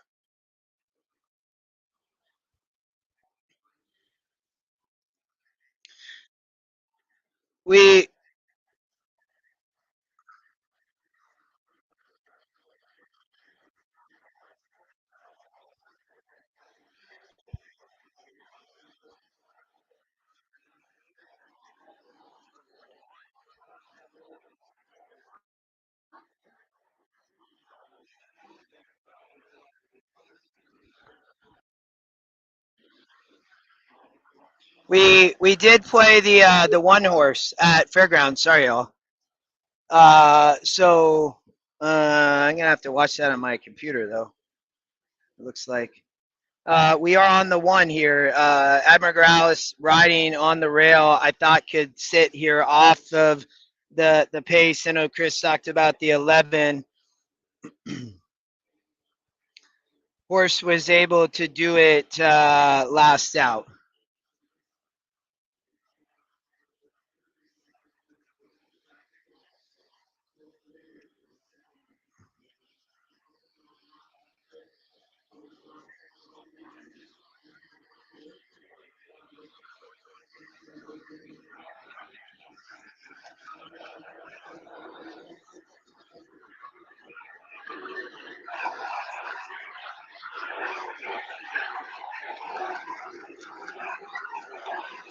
Just a huge blanket finish. I can't see it, so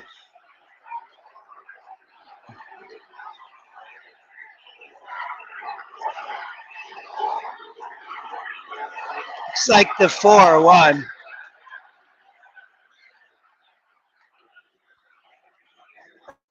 Big Dreaming at Fairgrounds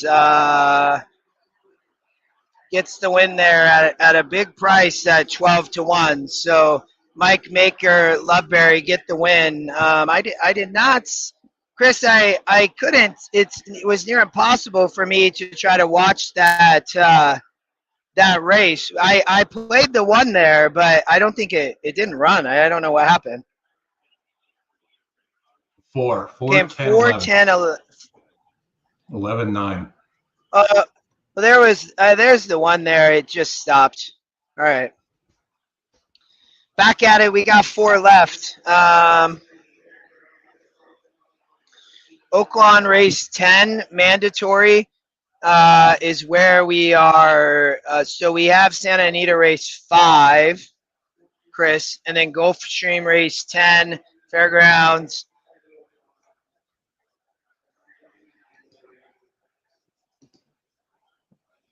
Why don't let's jump over, Chris, to Santa Anita video maybe for a minute, and maybe we got some commenters that are able to chime in for us for a minute. There you go. Santa Anita race 5. Favorites have been dominating at Santa Anita. What do we have here? MK, that's good to know. I really couldn't. I couldn't watch the race because it was nowhere. I didn't see what screen it was on. I think it was only on the screen all the way across the room. Are we coming down the turf? Are we coming down the hill here, Justin? Or is this? No, they're going 8. We missed. I didn't even catch this. We missed Turfway Park, Chris. Oh, we did. Yes.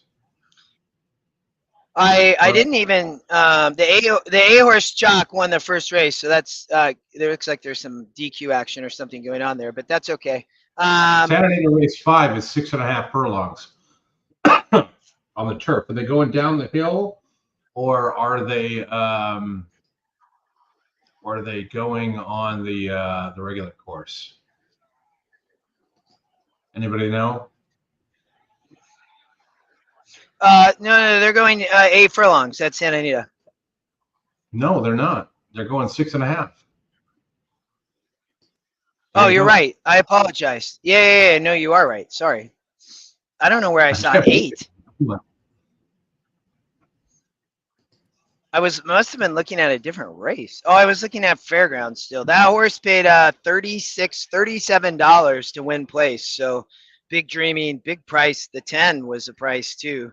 Yeah, we went price shopping there with the one, but it didn't have a great trip. We'll take a look at that leaderboard here in a few. Top EE pick here is the 8 at 18%. Current favorite 9-5. The top win percentage is 33%. The 3 Quick Kate, and the 4 is the EE Long Shot.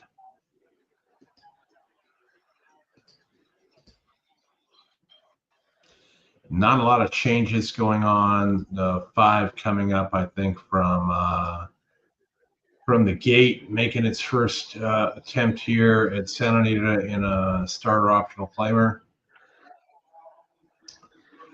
34-1.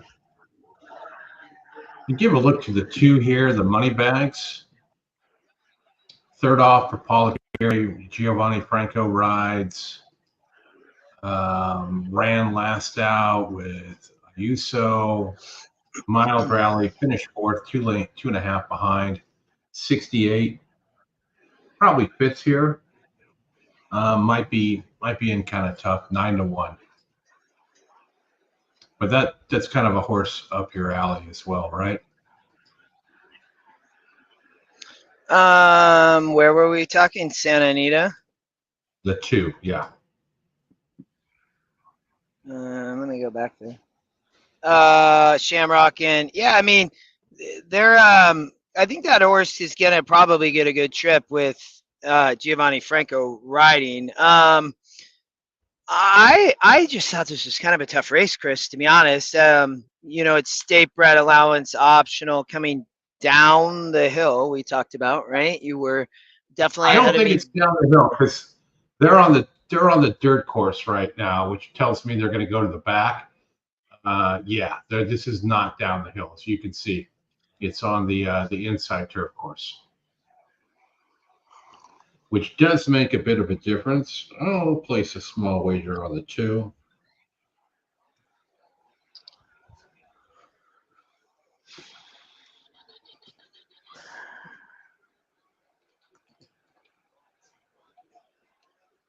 They're getting ready to cut on over.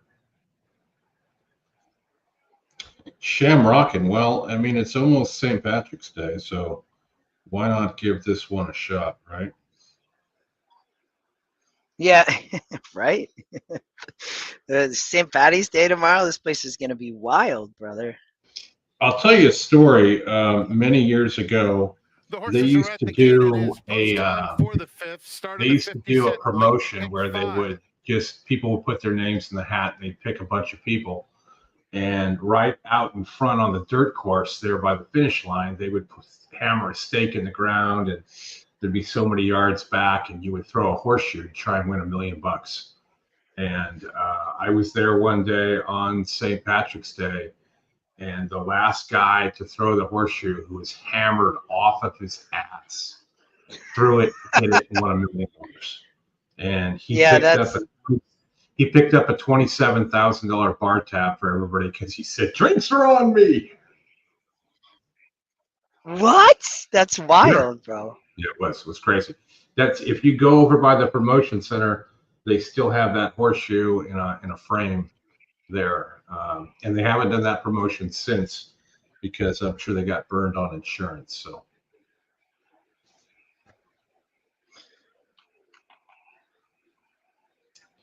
All right, let's get this 2-horse home.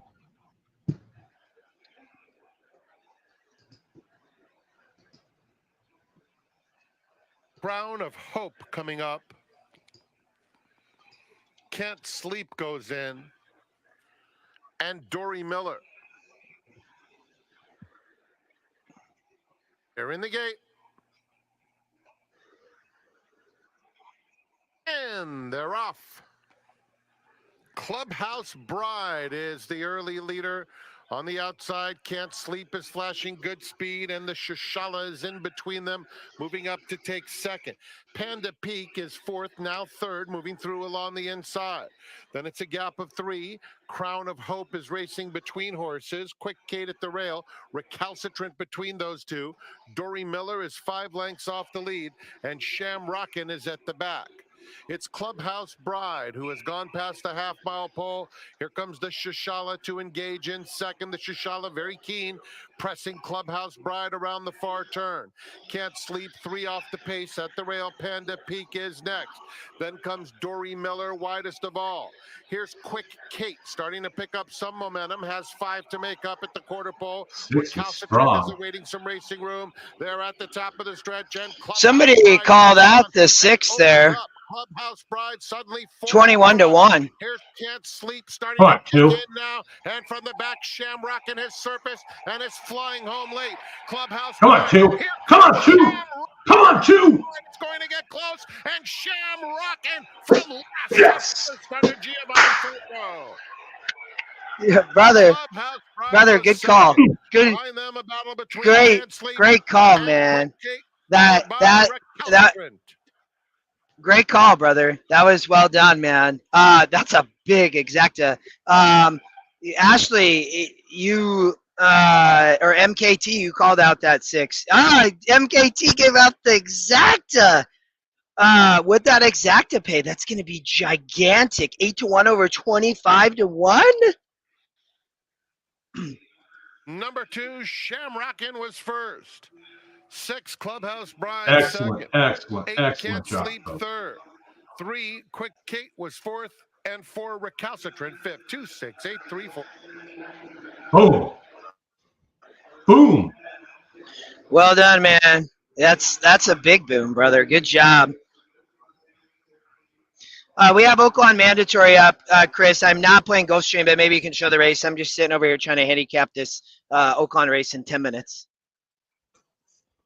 All right. Looks like we got Gulfstream, Justin, in 1 minute, so we'll get out to there. But wow, Paul Geary trained that horse. Franco timed it perfectly. He was in the back the entire freaking way and just came running straight down the middle. So things we like to see for sure for some of us that are in the $15 exacta, Jotham. Wow. What? How much 30. did that pay? That's over $2,000, man. It's a lot. 149 149-1 on that exacta whiz. Wow. Oh man. MKT, look, you got the so exacta look at for that. 30, brother. 149, That's and Gotham's got it for $15. Yeah. hold on, I gotta tell Scotty. Hold I on. don't have to check the chat in MKT. I know you've been giving out stuff the last couple days, but just good stuff there. Nice. All right, Gulfstream Park race 11. I don't know if Justin's playing here at all. This is the last one of the day from Gulfstream. Mile and a 16th on the turf. I kind of like the 6 Saint in the City for Bill and his Mont. I don't like the price though. Justin entertaining the peeps. While we look at this go to the gate, I will do a quick refresh and see where we're at with everything here. Looks like Justin is off the first page of the leaderboard. I'm waiting for it to flip over. Justin in 19th Horses place. are approaching the starting gate. 1 minute to the late Justin, daily you hear double. that? 19th place, 178.40 is where you sit. So doing good. Are we did that big price at Fairgrounds probably came through that. I love that all of you hit that. That MK hits 5Gs MK. That is absolutely, or 4,500 plus your win bet. Chris, great call on the 2. That was amazing. That's what I love. I love that. You all, that's awesome. Yeah, but damn, back up the Brinks truck. I love it that you guys, tail along and kind of include them here and there with your own hit. There we go. MKT 5,000. Way to go, buddy. Yeah. Way to go. That's amazing, man. Good job, dude. That makes me so happy. One of your bigger. That's a big exacta. I've had a few like that. You love when you get them. That was a great race to bet. The live tournament play, MK. You play. We'll probably have a few people on tomorrow. Matt Miller, probably one of them. We'll see. It's going to depend on kind of how things go here. But he plays a lot of live tournaments, and so does Scotty. I mean, the plays like that will win you a tournament. Yeah, $5,000 and Horses are at 60 the gate. cents. It's now post job. time. Tip your waiter. Tip your Moving into waiter a on the race door 11, out 5 there. furlongs JT. over the Very turf nice. course, or rather over the Tapeta track. 2-1 favorite is number 6, My Lady James, Miguel Vasquez for trainer Carlos David. I like this Rhyme, 6 the year next one just to I go just don't forward. like the price. They're working with Symbol Court. And then from the outside, Slivretta to complete the line. Slivretta going up and in. All set. And they're off. Good start inside for Cavu, who heads off for the early advantage. Frozen Solid's going to try to run with her. In the middle, Jordy's Dream mixing it up. Out the center, My Lady James, also offensive-minded. The pace is an honest one early. Symbol Court is next from Slivretta, then back to Boston Rose. Second last admissible, the early trailer, Kick a Rhyme. To the far turn they go. Slamming on the brakes went Symbol Court. The leader is Cavu. 3 parts of a length better than My Lady James in second. Out 3 wide, Jordy's Dream is now third. Frozen Solid fourth.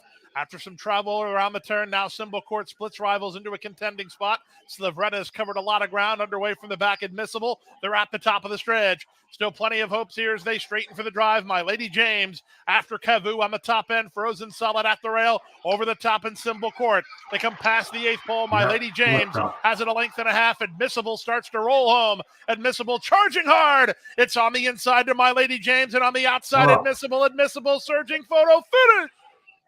Heads bobbing up and down. Admissible lunging at My Lady James. They're in a win picture in 56-4. That looked close to the one. We have Oaklawn race 10. Chris, I don't know if you want to. I need a handicap here. So Oaklawn race 10. I got 5 minutes. It's a mandatory. It's our 5th of the day. I don't know if you want to go to Golden Gate. Actually, no. We're gonna just handicap like we've been doing. And give me a second, Chris. Sorry. Golden Gate's got 4 minutes. My Mac.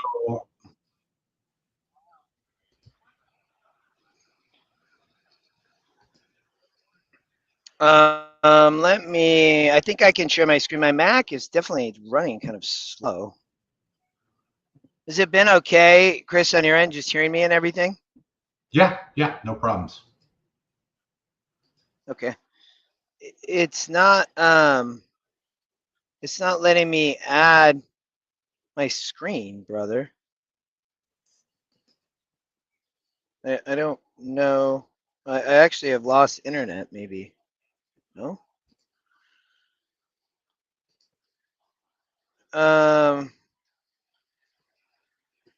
I'm gonna have to. Chris, can you hear me? Yes, I can. I'm trying to get into the betting on my phone. Give me a minute, Chris. I'll be back. My phone to be able to play is not working, so give me a sec. All right, there's your Oaklawn race.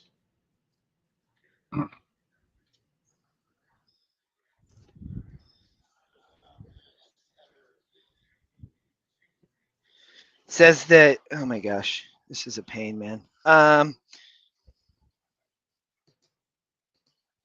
Oh, that's, I guess, why maybe.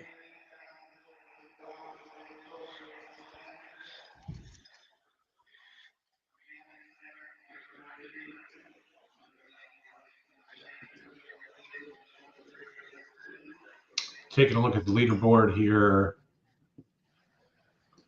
Let me get that up.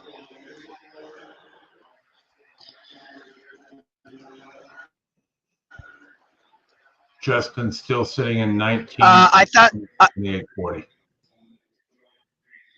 I thought that the 8-horse here would be tough. We have 2 minutes. I'm kind of frantically playing here at the moment, to be honest. I thought the 4-horse. Yeah, I'm gonna have to play at the machine here in a second. It looks like the 4, the 5. This is a tough race. Arrieta's riding the 4. I had some interest in the 10 for Hernandez riding for Diodoro on the outside here. Does not have speed though, so I thought that the 4 and 5 both could sit good trips. Lucky Boss on the 5, or you have a secret pocket Arietta on the 4. It's just a very competitive allowance, optional claim. Rounding behind the gate. You're not going with the 8. We'll let you figure this out. Golden Gate may go first. We'll wait and see. Returning to the winner's circle now, the 11th race winner, number 1, Admissible. 4-year-old dark bear brown filly by Fightstown out of I'm Guilty by Verrazano. Owned by Carlo D'Amato, trained by Jose D'Angelo. The winning rider is Jose Ortiz. Admissible, bred in Kentucky by Robert Slack. 16458. Race 12 is next. Today's 12th race is the 4th leg of your first racing coast-to-coast pick 5. On the turf at a mile and a 16th. Scratch the 2, Paradise Perfect, and scratch the alternates 13 through 16. Field of 12, win, play, show, exact the trifecta, superfecta, super high 5 possibility.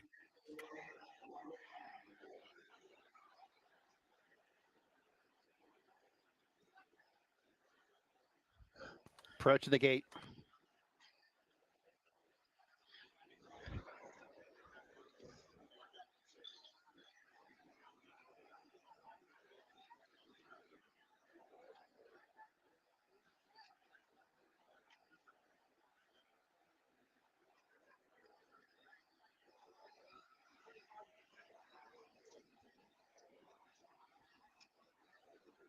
Justin frantically studying.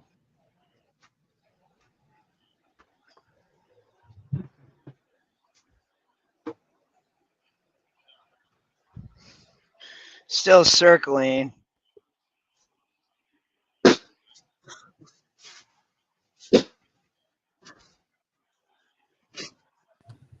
Exact 8140, trifecta 10420, superfecta $1,667.20.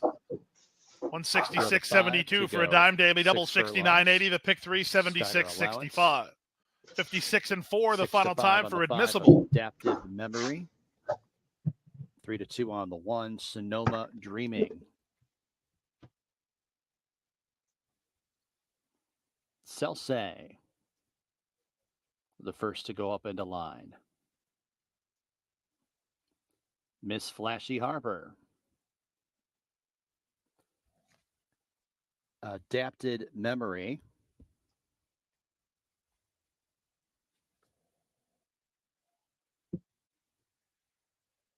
Topper's Chiefess. And Sonoma Dreaming. All right, getting ready to go up here at Gulfstream, or sorry, Golden Gate.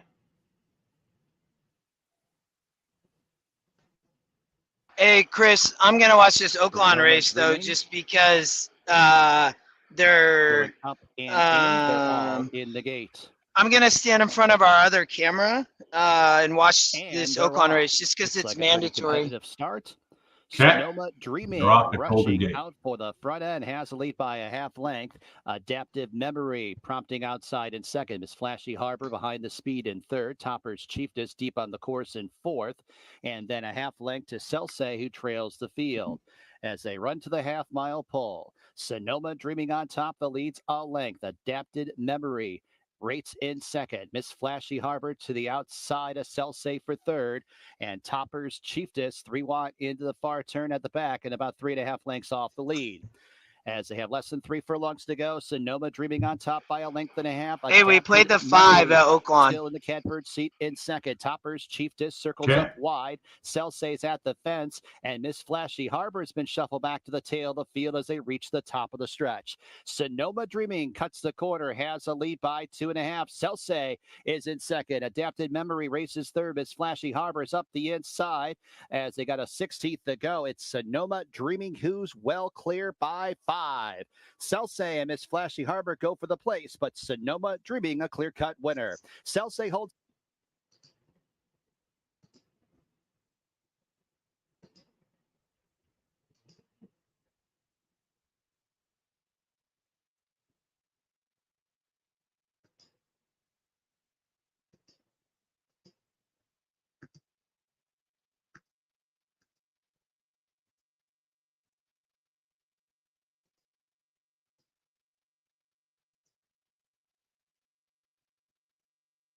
There's Scotty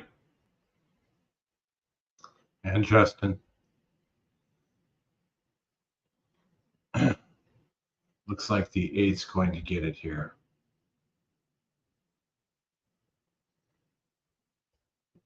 E3. I mean, the 8 was really tough there. I mean, I could have maybe taken some points on the 8, but I played the long shot. I was looking at the 6 horse too, but the horse just got crushed in I believe that the 6 got hammered. Maybe not. The 6 go 5-1, maybe. I was looking at the 10 there too. I did not have a great read on that race, but let's keep watching. We have Santa Anita race 5, Chris, if I'm tracking. Santa Anita race 5, race 6 in 11 minutes. So what I'm going to do, Justin, is I'm going to tee this one up for you and get it shared. And then you can kind of go from here. I'll leave the sound off. I've got to run out. I'll be back in about 12 minutes. All right, brother. Yeah, Jotham, I love it. One of the things that I thought was interesting, we have Turfway Park 3 minutes to race 2 at Turfway. Turfway Park is on fire. It probably does not happen all that often, to be honest, with EquinEdge. Or that I don't know how often it happens. The win percent is winning 50% of the time at Turfway Park, the top win percent. My play at race 2, I thought the 4 horse had interest, heavy hitter at Turfway Park. It is the top win percent. It's the EquinEdge long shot. This is a yucky race though at Turfway. You are getting 8-1 on a 7-2 morning line. Sonny Leone rides. It's a pretty not a great trainer there. But Machado rides for Steve on Hold Your Applause on the 6 horse, and then the 7 looks like big favorite. But I'm gonna pass here at Turfway. We have 4 optionals left. Yep, and then 3 mandatories. Looks like we have Gulfstream. There's a Turfway mandatory in Santa Anita. So 7 plays left. What else do we got? Santa Anita race 5. I don't think Chris put that at race 6, not race 5, race 6.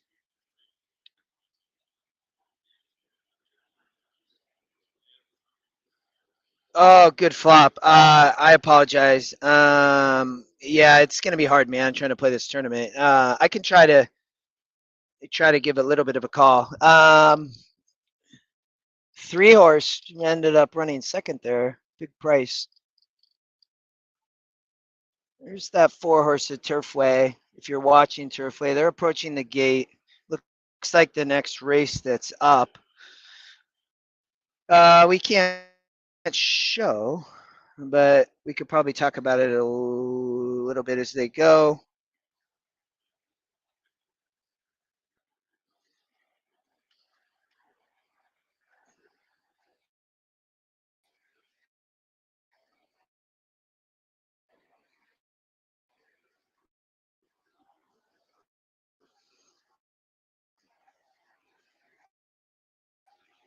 My PC was running a little bit slow, y'all.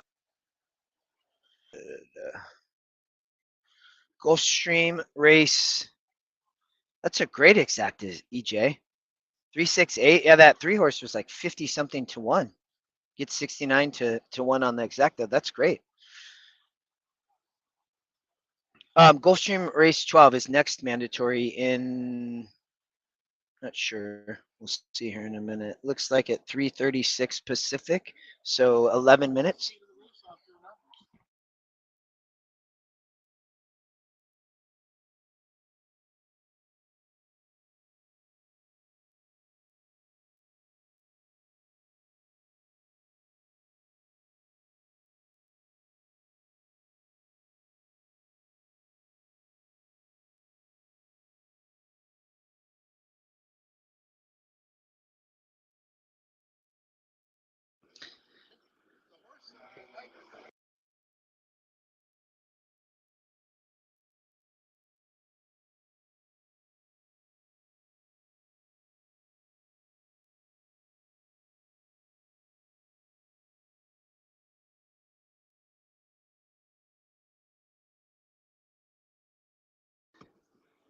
That was Brian Troop. He has won an NHC. He's a EquinEdge user. If you guys saw him there, he had the 3-horse there at Oaklawn.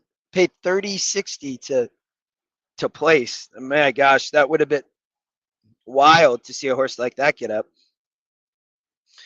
We have a Gulfstream race number 12 is our next mandatory. We will have to play there.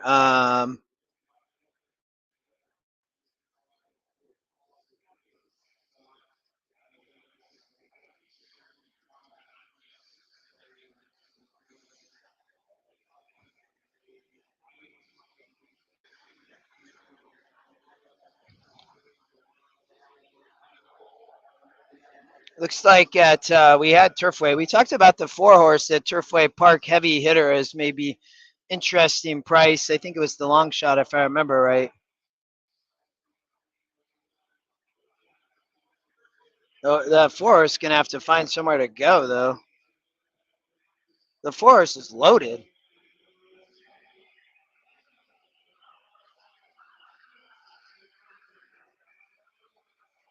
Just a bad trip though. Who's that? The 10? Big favorite. Wow. Back-to-back chalk. 4-horse gonna run second at 7-1 though. Finally got out. Look at that. Much the best in second place. Very tough trip on the 4. We did not play there, but would have got a second place. All right. We got Gulfstream in 10 minutes, Oaklawn in 23, Golden Gate in 22. We have Gulfstream Park race number, I guess Fairgrounds race number 10, if I'm seeing right. They're about to go.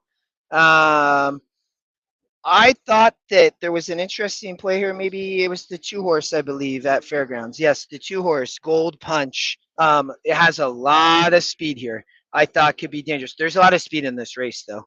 So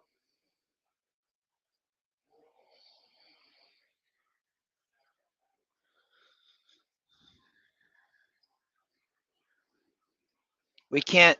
It's very. The race for Fairgrounds is all the way across the room. I will tell you all. So it's. I don't have it behind me.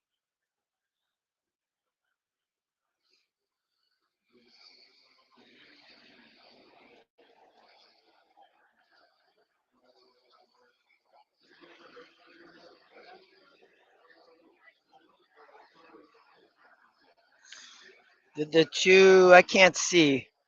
Y'all, I mean, I'm assuming the 2 is out there on the front. Yeah, the 2 is. I can see now a little bit. Is that the 2 with the 4? Yeah, going very fast probably.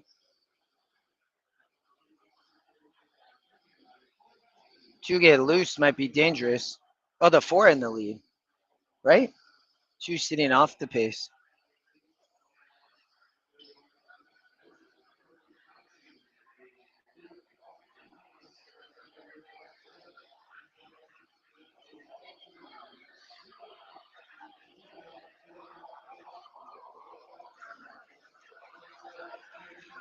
I can't see you all. You have to.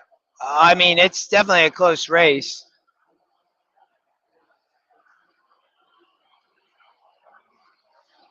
Somebody coming late over the top. Who won? I can't call it. Sorry, y'all. We have Santa Anita in 2 minutes here in race 6. We are not playing, I don't think. We are down to 4 optionals. We do have to play Gulfstream race 12, the 7 one, EJ. Well, I'm glad we did not play there. 7 at Fairgrounds.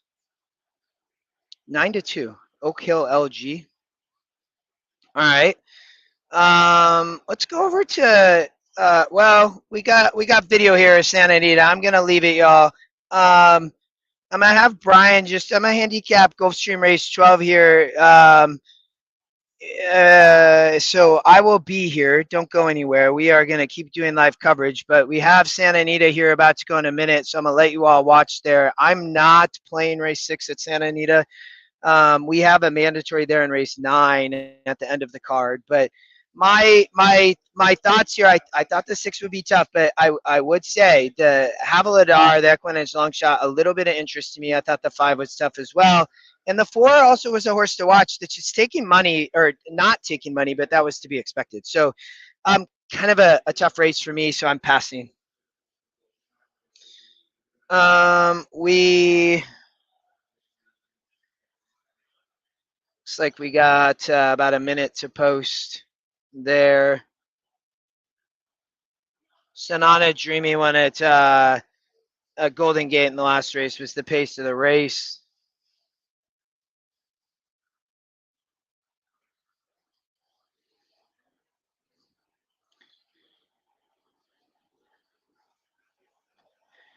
Hey, we.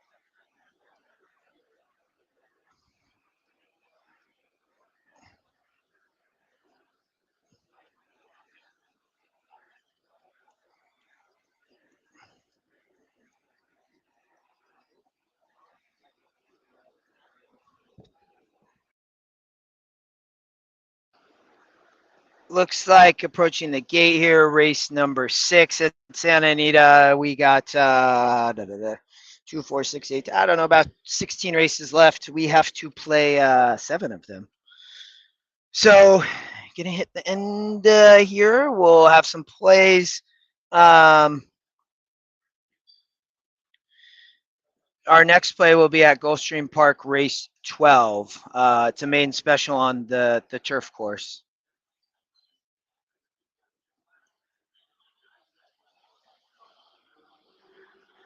Today is a mandatory race. What I missed, National Justin? Horseplayers Championship At at the Horseshoe in Las Vegas.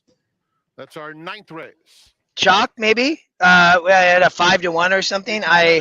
Top 40 so far. Yeah, I don't think you between missed much, to be honest. $166 to $250. We have to play Oaklawn or Gulfstream Park in race 4, Chris, next. Last one to load. Gulfstream? Gulfstream's done. No, we have next race. Gulfstream. Are you sure it's Gulfstream? Yeah, Gulfstream race 12. Matanzas Creek and Frankie Dettori.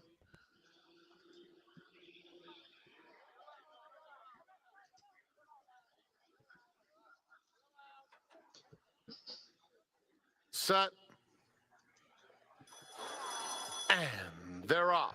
Very clean start. And 5th Street comes out with sharp early speed. Matanzas Creek came away in good order. And down at the rail, Pop Doro is a close-up 3rd. Havildar and Hey Brother right together, and 3 more to I Don't Get It. 3 of them vying for the lead. It's Pop Doro at the rail. 5th Street in between, and Matanzas Creek just a neck back 3rd. 3 more. Hey Brother is in 4th. Havildar's gray You about play this 5 race? off the lead now, and 2 No. I Don't Get Good. It. Let's get the 6 to They win. have 3/8 of a mile to go. And it's Pop Doro, Matanzas Creek, 5th Street in between them. Matanzas Creek now makes his move and takes the lead, quickly putting a half length on 5th Street in 2nd. At the rail, Pop Doro. Havildar is starting to rally on the inside of Hey Brother as they pass the quarter pole and turn for home. Matanzas Creek is the one to beat, has a 3-length lead now. 5th Street trying hard in 2nd. Havildar on the outside, then Hey Brother a 16th to go. Matanzas Creek by 2.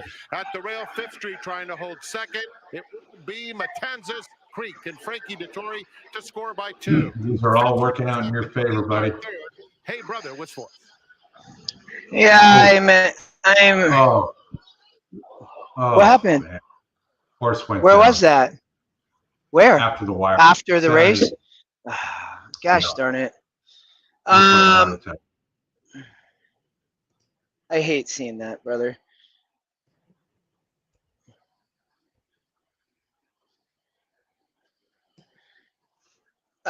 We are 2 minutes to post. Keep me watching, brother. I think if you would pull the video up, I am still handicapping, but we definitely need to go to Gulfstream. We're there. All right. The final race on this 12 race card here today at Gulfstream Park. We've got a full field going a mile and a 16th on the turf course here, and we've seen the speed play very, very well as of late on this grass course yesterday and today, and I don't see it playing any differently here in the finale.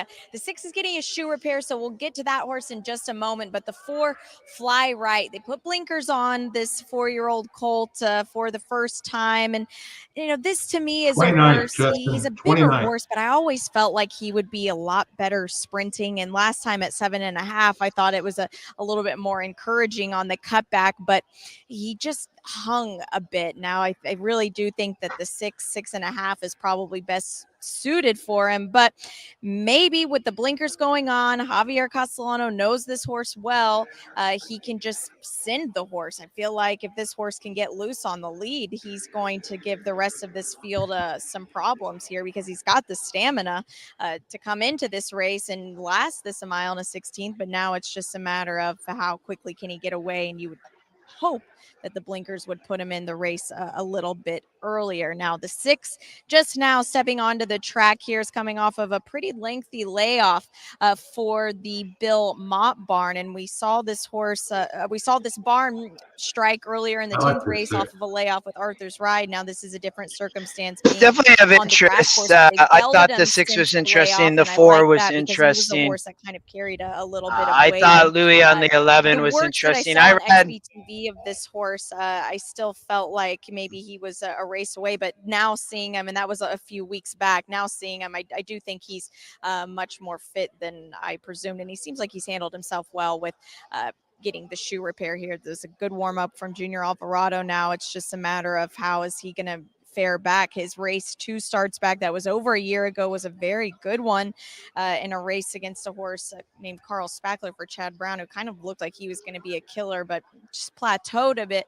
But I do think that this is a horse, especially sitting here at 9-1, is a good bet. They're just a few moments away from the finale here. We'll be back with you tomorrow for a 10 race card beginning at 1:10. Good night and good luck.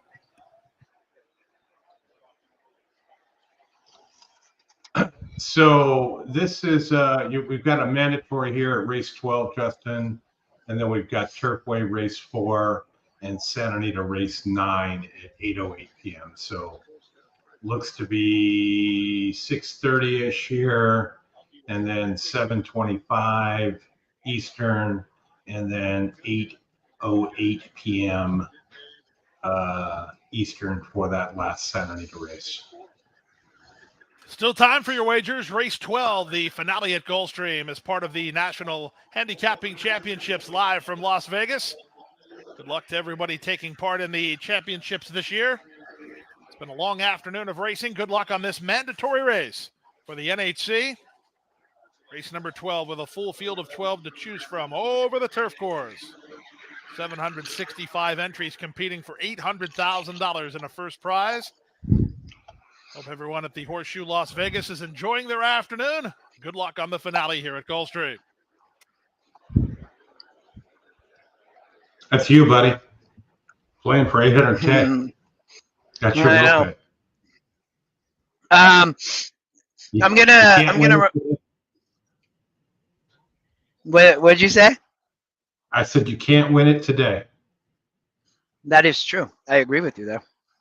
We just got to get you to tomorrow. You're sitting in the catbird seat.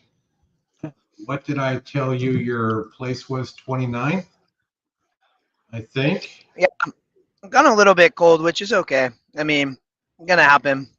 We still have some bullets, so we got 6 of them left. So try to get back on track.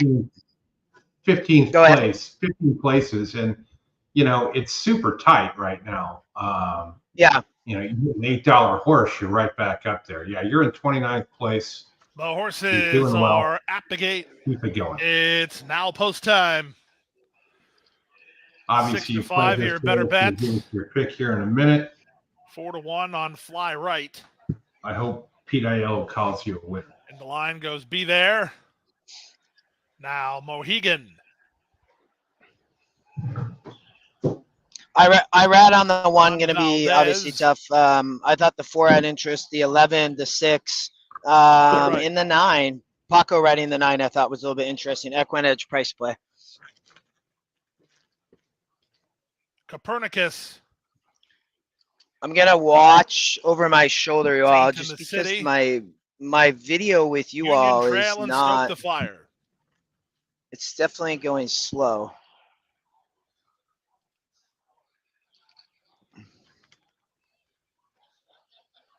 Let it ride, Roy. I like it, brother.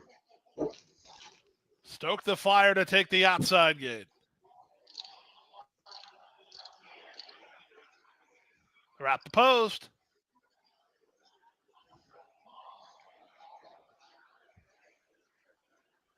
And runners away. What do you From got? the middle, Saint in the City is away quickly. we and right played to the early 4, lead from the Union 4. Trail and moves to him from second. On the far outside, Stoke the Fire is now third. Covered up in fourth is Juan Valdez. Headstrong and fighting the rating. Fly Right is at the rail and marching up over heels.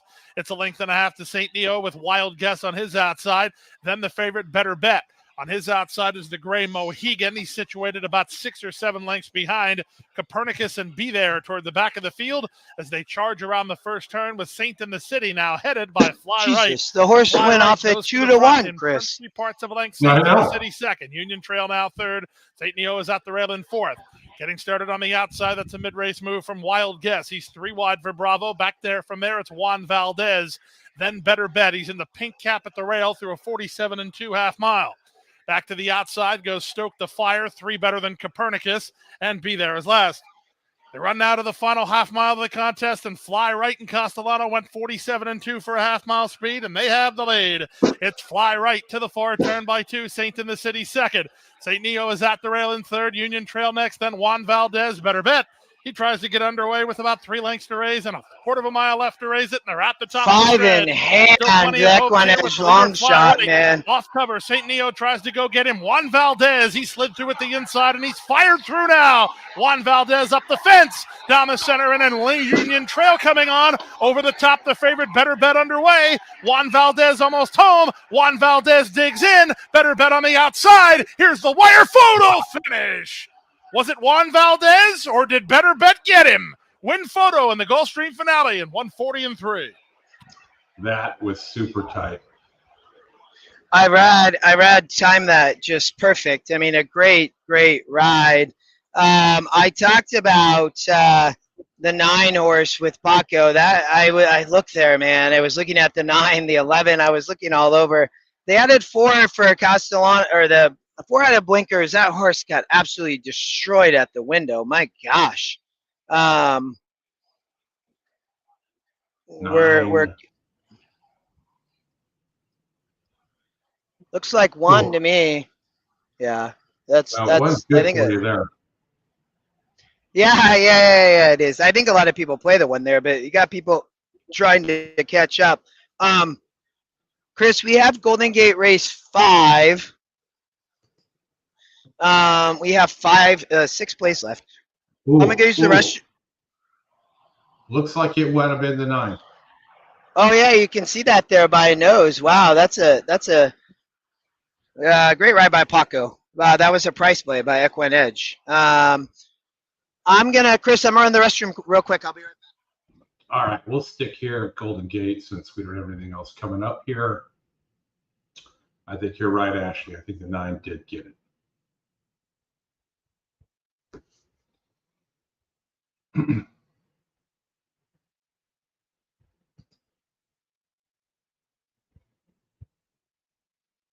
Yeah, you're right. You're right, Mo. No, it was the 1. Wow. I thought Ashley was spot on there based upon that that picture, but you never know where it's at with the mirror. Yeah, Ashley, I was right there with you.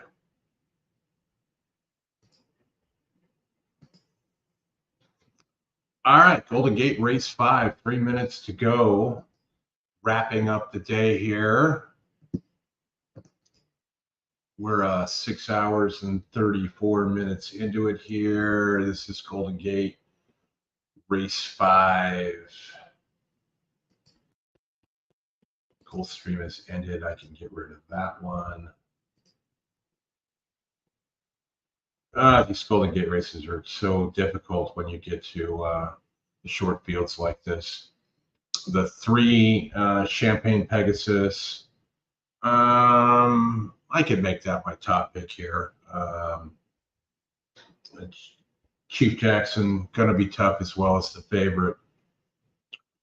But probably the 3 is kind of where I would gravitate here for Reed France and SEL Espinosa. But a lot of these are just jockey races. After this, what do we have coming after Golden Gate? Golden Gate. Let me give this a refresh here. 3 minutes to Oaklawn, race 11. I think we're down to just a couple of mandatories as I go and look those up.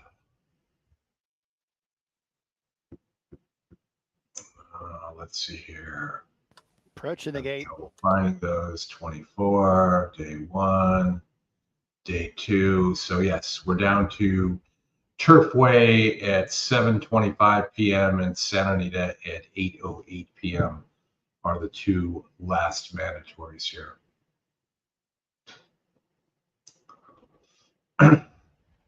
Small pick 4 pool. Pools are generally just small all around there at Golden Gate, but Justin, the 1 got that. The 1-9. Chalk at Gulfstream.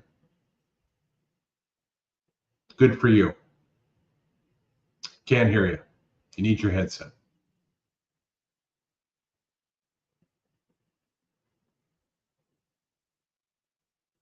He's going to figure it out. He's going to find the headset.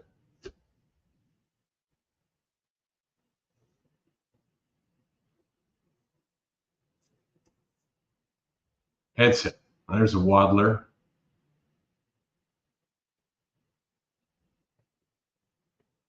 All right, he's booking. All right, going to the gate here. Looks like to be between the 1 and the 3.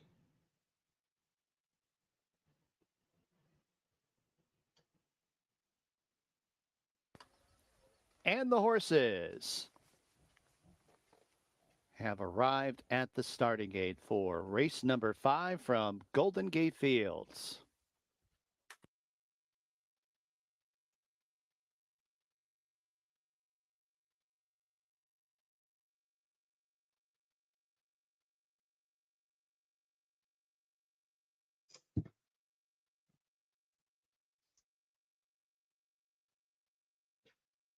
Yeah, Raymond, it's tough sometimes when you get these where the wire is actually at. It's usually in the middle of the mirror. Jackson now 9-5 on Chief Jackson, 2-1 Champagne. Good luck, Alan. 3-1. Hope you get there. We'll be watching.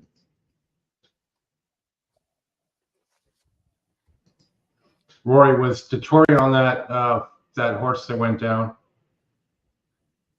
I'm gonna guess so.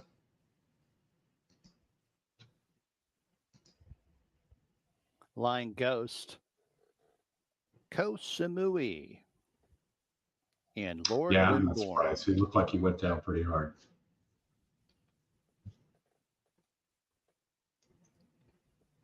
All right, can the starter want to stand like in the middle of the field and start the race? And they're off. Looks like a glorious start. The gray Lying Ghost sends out for the lead. Ecologist and Chief Jackson towards the inside. And it will be Ecologist, Chief Jackson, and Lying Ghost now first and second. Ecologist backs off in third. Champagne Pegasus in fourth. Kosamui deep on the course in Just fifth. in the one that Winborn race is at angled towards Gulfstream. the inside, is at the back of the pack. Yeah, I saw that, brother. Some people were losing their mind, man. Sure. They couldn't believe it, man. For the top spot. Or pressuring Third, 2.5, 3 off the I am not playing Oaklawn race 11. We do have to play Turfway Park race 4 as a mandatory. It's Chief Jackson up the backstretch with the lead by a length and a half. Lying Ghost outside second. Ecologist Blue Cap towards the inside in third. Champagne Pegasus races in fourth. Only about 3 off the lead. The back 2 markers, Lord Winborn and Kosamui. Entry into the far turn. Chief Jackson with 3 furlongs to go. The lead's a length. Lying Ghost gets his cue to go after the leader in second. Champagne Pegasus sweeps up 3 wide third. Ecologist under a busy ride in fourth. Kosamui trying to thread his way through traffic. Kosamui gets some racing room. Will go to the outside. About 4 wide of the stretch, but with a little bit of momentum as they got 3/16 to go. Chief Jackson set down for the drive. Lying Ghost is all out. Kosamui outside. Ecologist gets through at the fence, and Ecologist now forwards into the front. Kosamui's on the outside, up in the second. Chief Jackson third. Kosamui and Ecologist. Ecologist holds over Kosamui. Lord Kevin, we have 4. Race-wise, I don't know, 8, 10 probably. We're gonna have to be playing these. I'm gonna have to handicap on the fly. That's okay though. We have Turfway Chris at 4:25, so 35 minutes. We got to play mandatory there. We do have 4 alternates. I guess. So I did not play at Oaklawn Park. I will tell you, I did. I needed to grab a little bit of a relaxing drink, Chris. So I actually grabbed a drink to try to mellow out here for a minute. But I did place a win bet on to grab a couple of drink tickets at Oaklawn. So I thought the 1 and the 11 both had a shot. At Oaklawn? Yeah, I didn't play though. I did bet a win bet to get a couple of drink tickets. That was it. Okay. That race is currently off. We obviously would not want any bombs here. You know, the 6 and 7 are the big faves. There's the 6 coming. There's the 12. 9-1 EquinEdge long shot out on the front end. There's the 6, was one of the big faves. The 11 not running. The 1 has an absolutely kind of brutal trip. He finally got out. The 12's EquinEdge long shot running a huge race. 12 getting 6 coming up over the top, it looks like. 12 game. 6 got the measure, it looks like. We take those, though. Oh, yeah. Chuck, that's a good thing, brother. I am playing. All right. Oaklawn is done. It's too tough of a race. I did. Coming down to Turfway. Should be running up next here, right? 1 minute.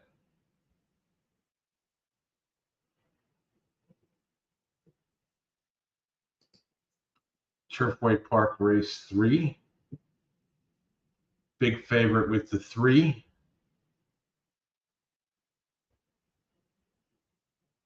I kind of like the 5 a bit.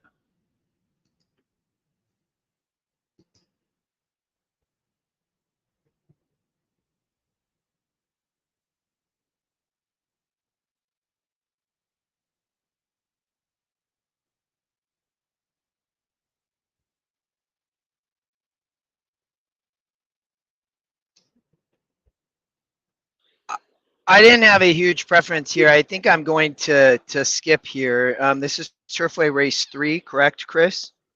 Correct.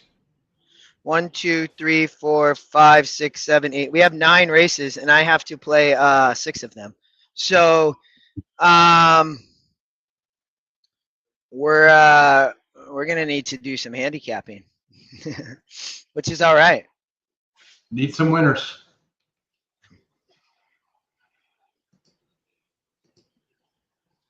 They're off the Turfway.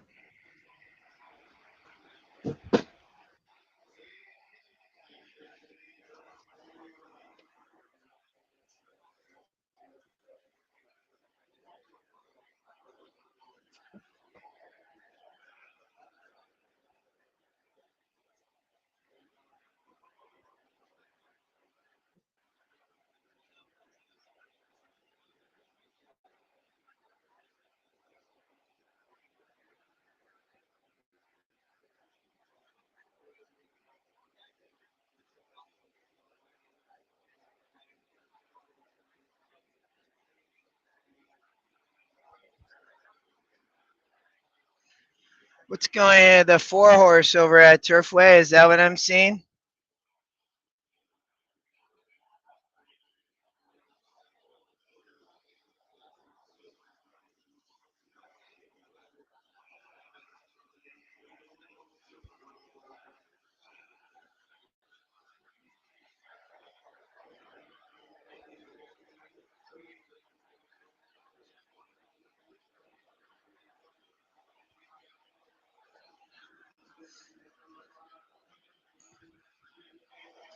Turfway Race 3,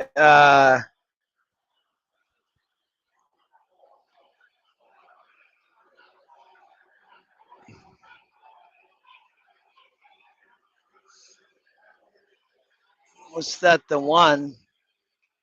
5-2. The 3 get up for a second. It's been very, very, very chalky at Turfway Park. So we move over to Santa Anita Race 7. Going 9 on the grass.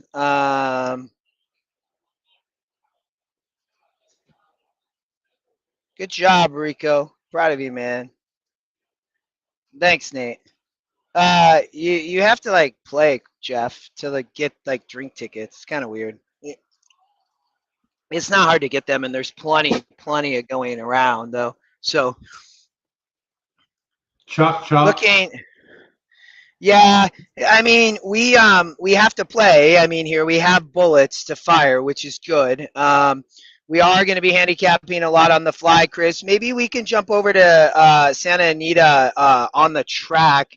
That's where we're probably headed next. Meaning the main thing here is I want to find some winners. We're going to get a break after Santa Anita, and I'm going to spend some time probably handicapping to get through a few of these races. But you know, there's a little bit of interest for me.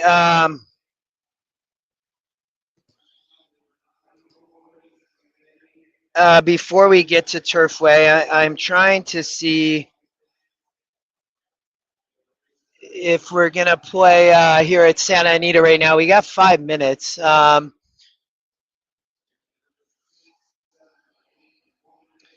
going 9 on the grass.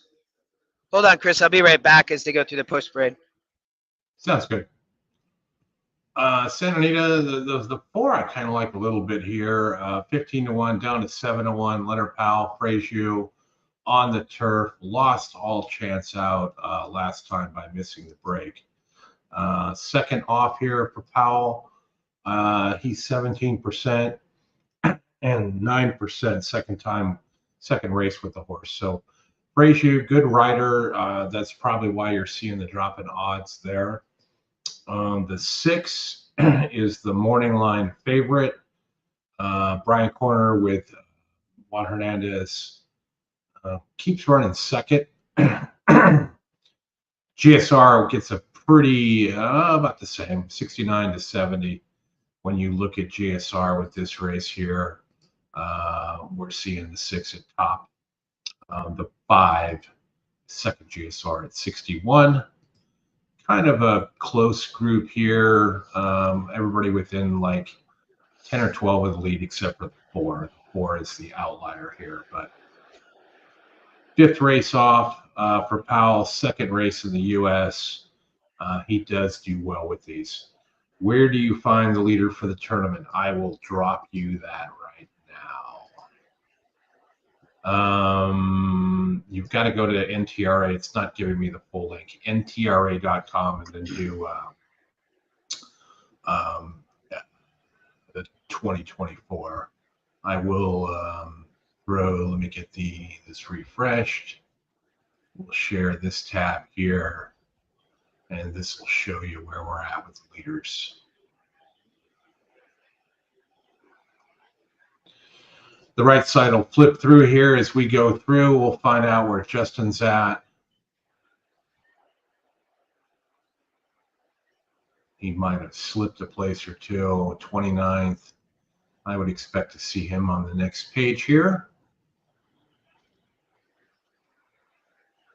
There he is, 31st, 178.40.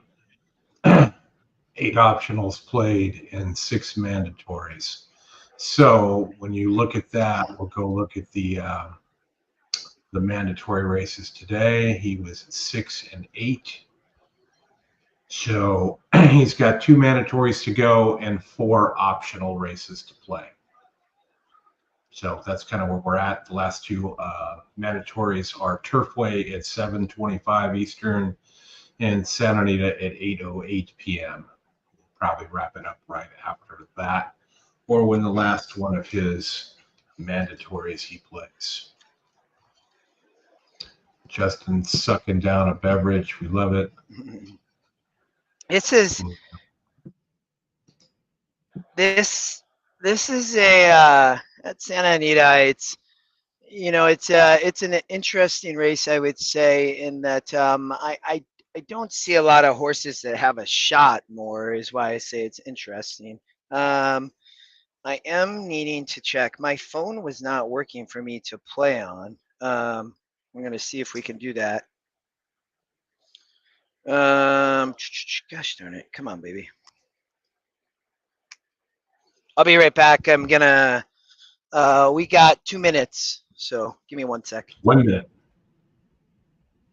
Yep, Christy Moore went up to 4th.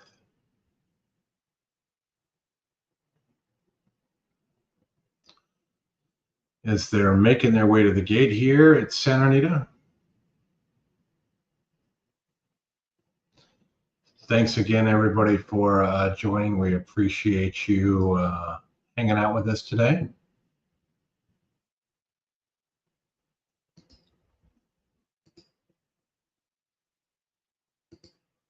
Smash the like button while you're here. We would certainly appreciate that.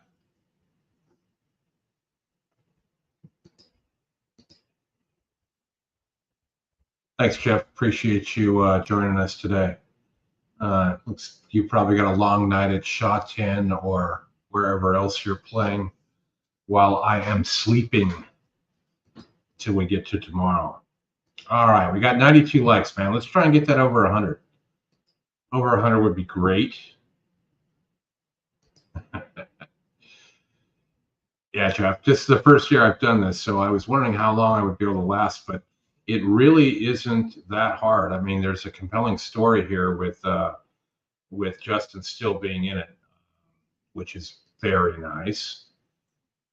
Nate, thanks for the kind words as well. So getting ready to go into the gate here at Santa Anita. Let me go get the audio turned up.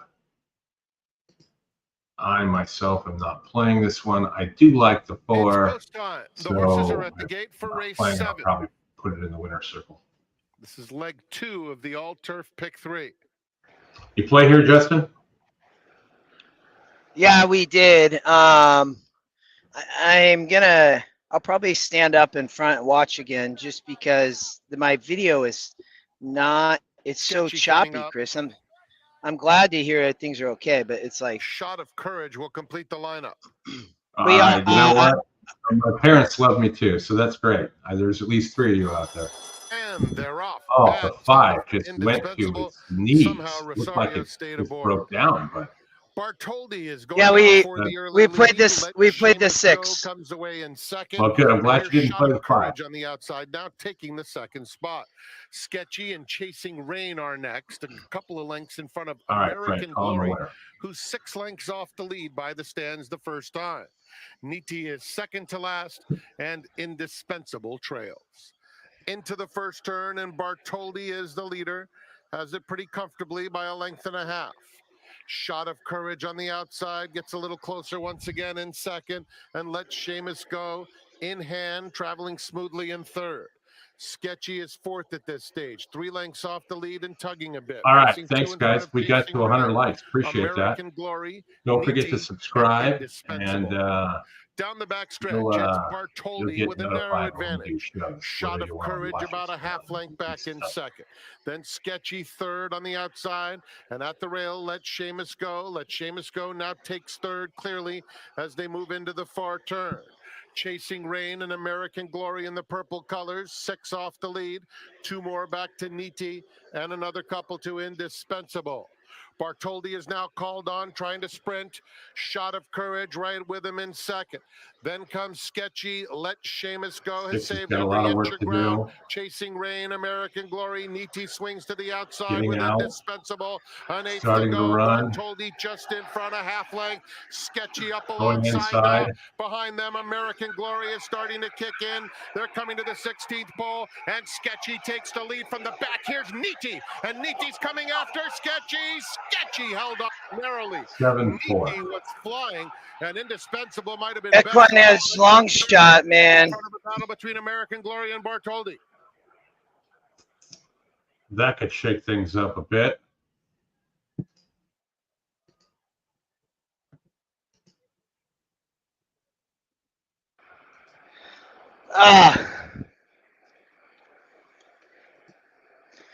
Looked a little bit there. That's wild. 23-1, man.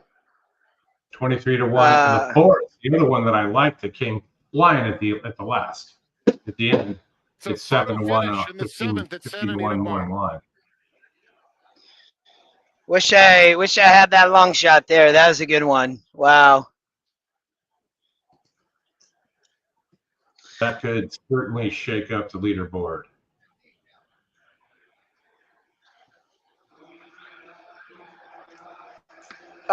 We have Turfway Park next, Chris. I don't, not really. It's an interesting race, I guess. Over at Turfway in 17 minutes. You've got 13 minutes to Golden Gate race 6.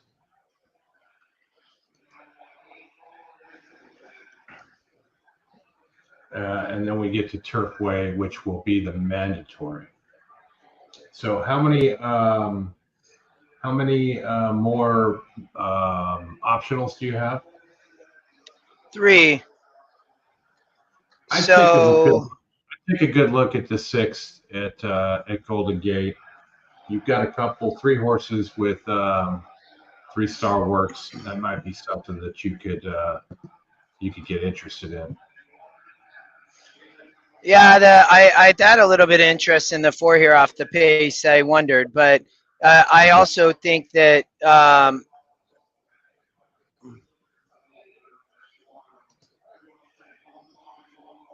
put your stage up so you can handicap this at Golden Gate. You're live. Oh, okay, yeah. Richard, welcome, brother. I love it, Richard Gold. That's awesome, man. He's somebody I used to work with. So, I mean, take a little break here for a second.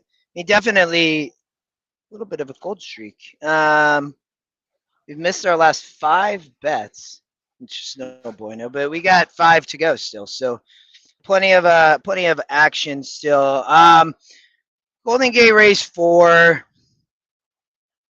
We got a maiden claimer 8. I mean, this is not a spectacular field, I guess I would say. First off, you know, we're finishing here with Tapeta. We have Turfway Park. We have Golden Gate, both fine. For Golden Gate race 6 here, I hadn't really planned on playing this, but I think, as you said, Chris, there's obviously some horses that are working well. The 2 adds blinkers, Last Baby. This horse is likely to show speed on the front end. Has last out, shown speed and stopped.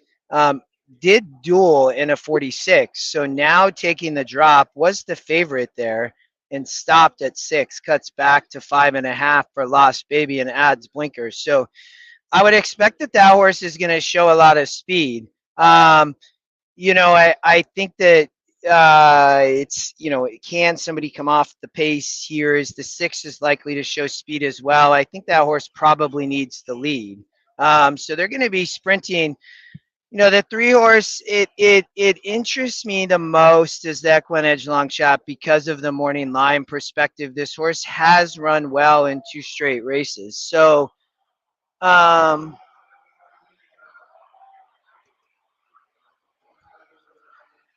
they threw inquiries up at Santa Anita, Chris. Oh, well, let's go. The 7 for the 7. Yeah, why don't you do that?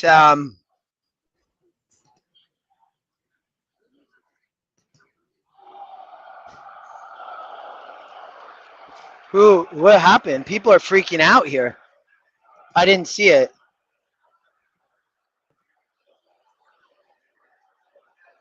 On the 7? It can't be on the 4. The 4 is flying late. Oh, the 7's drifting. But there's nobody around him. Oh, and then he comes in. Oh, he came out right there. Yeah. I'm going to put the 4 up. I told you I was going to put the 4 in the winner's circle because I didn't bet it.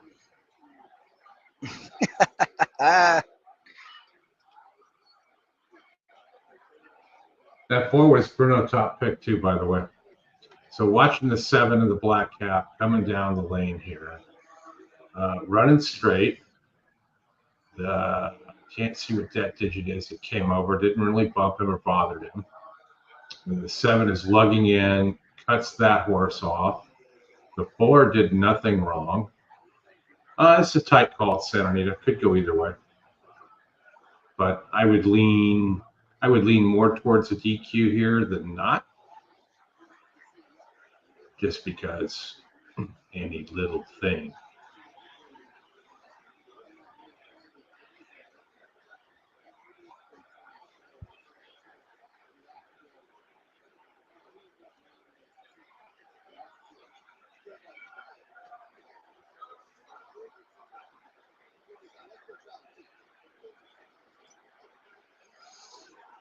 Chris, I will be right back. We have Golden Gate and then Turfway. Hold on, I'll be right back, okay? Yeah, we're going to stick here with the Santa Anita inquiry and see what happens. Golden Gate has 8 minutes to go. Turfway to follow there. What do you guys think? You think they take the 7 down?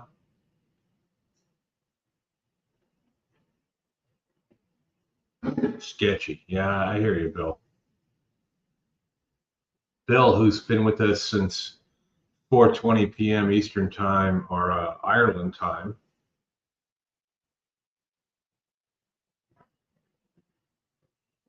Probably definitely affect. Yeah, Nate is saying the 7 comes down. I can agree with that just because of the 25 years I spent watching Santa Anita races on site. This move here where it's going to come over against the 3. Yeah. The 4 was just rolling from behind. It didn't affect anybody. It was never knocked off stride. Yeah, MK, for sure. We know you have that, but it all just determines if they determine the 7 was fully clear of the 3. The thing is, you can argue it costs 3 a place. Again, I am of the mindset that they should never ever change the order of finish for gambling purposes. It should be how they finish, and that should be just how it goes. No change. Oh, he thinks it's no change. I haven't heard them. Do I have the audio on? I've got the audio going, but I don't think they should ever change the order of finish. If there's a foul, then find the jockeys, find the owners, suspend people, do what you need to do. It's official. They lift the 7 up. Somewhat surprising, but The 7th is official. The 8th is the San Carlos Stakes presented by Ron Ellis gets the victory there. Let me get to Golden Gate. We've got 5 minutes to go plus the load. Yeah, Bill, somewhat surprising for sure.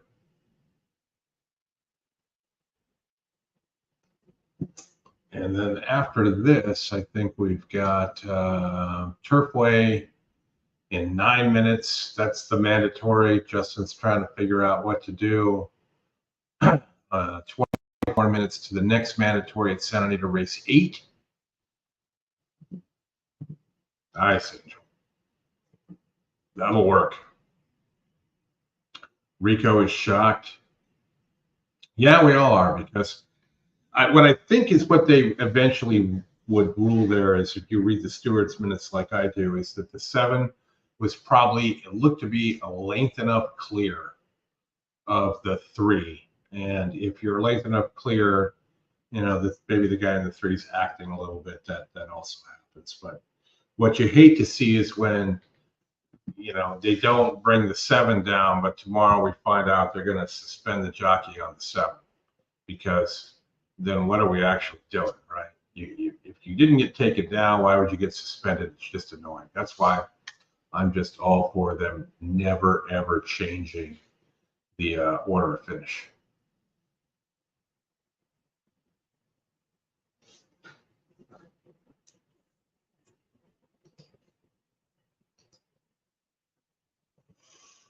All right, 3 minutes to go at Golden Gate. Yeah, I agree with you. Just because an accident didn't occur, it shouldn't be ignored. I agree with that 100%. But at the same time, it looked to me like the 7 was a bit clear of the 3. That doesn't mean you. Looks like only one person had the 7 in the contest, huh, Nate? All right. Let's share that tab. We'll do a refresh here. See where we're at, updated 3 minutes ago.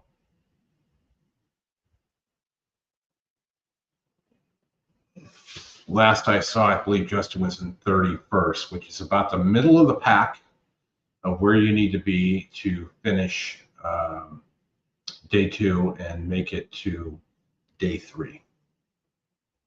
We'll get a quick flip over here. Justin is now in 38th.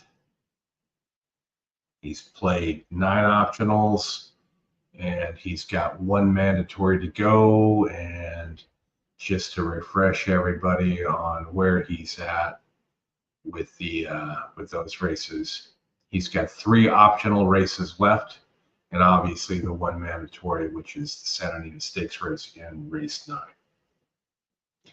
Yeah, and that's where I'm at, Bodick, is that why would you suspend somebody when you're not going to take them down? If you're going to take them down, then I agree that suspension is warranted. And I do agree with Ashley that, you know, just because an accident didn't occur, but, you know, he was getting pressure from everything else. But yeah, MK, I think just 1 or 2 more will get him over the bubble. I think also, and you guys can correct me if I'm wrong, that I think tomorrow at some point in time you start over. But I could be wrong on that. It could be cumulative with everything, which means that there'll be a morning session Then they'll get to the afternoon session, which will be the final table of 10. So there'll be like 67, 68, or 77, 78, however many there are. That'll get whittled down to the final 10. I'll bring Justin back in here. Justin. What's up, brother? We are left that 7 up. Again? They left that 7 up. I saw that. Only one entry in the contest had the 7. You are now sitting in 38th position, so you're right about the middle of the pack in terms of making it to tomorrow. You're right, Nate. The final table it's all queued. Yep. So I'm running through the leaderboard here, Justin. You got 3 mandatories left. Are you firing a bullet here? Yeah, we're looking at it. I don't like the next Santa Anita race, to be honest. I mean, the Chosen Brawn is running. Yeah. You're 38, Justin. 178, 38. So right we have 8 races. 2 we already have to play as managers, so we have to play 3 out of the next 6 races at the other tracks. I'm going to scratch one of those, so it's 3 out of the next 5. So we probably are landing here. The bigger thing is that we have Turfway Park in 4 minutes, and I need to make a play there. So I'm looking there. We are playing here. 5 1/2 furlongs. 9 to 5 on the 1 Bold Encounter. All right, I gotta get some coverage. I'll be right back. Life been good to me.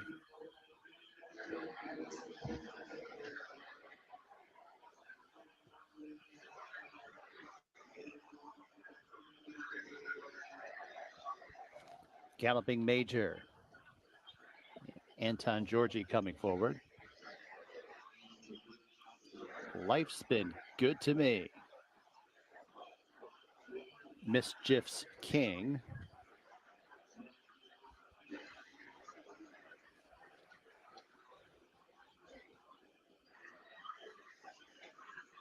Hot Cake.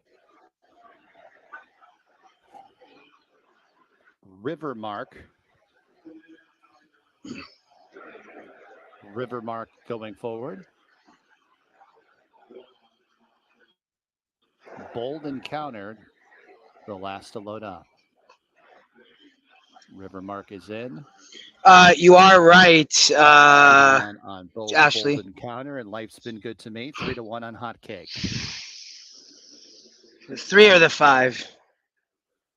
Bold Encounter. In line, ready for a start. And they're off. A little bit of a stumble for Hot Cake, but Hot Cake breaks on top over Last Baby, who's in pursuit in second. Bold Encounter up the inside third. Mischief's King, red cap in fourth. We played the 3. A gap of it was between the 3 and the 5. In front of Galloping Major, and a length and a half to Life's Been Good to Me. Well strung out, about 14 or 15 lengths from top to bottom. Hot Cake has a lead by 2 lengths. Bold Encounter is in the second spot. Then in third, that's Last Baby, a space of about 5 to Mischief's King. 21 and 3. Place is very Rivermark, fast. Galloping Major a length behind him, and 2 lengths. A Life's Been Good to Me. First quarter mile blistered in 21.69.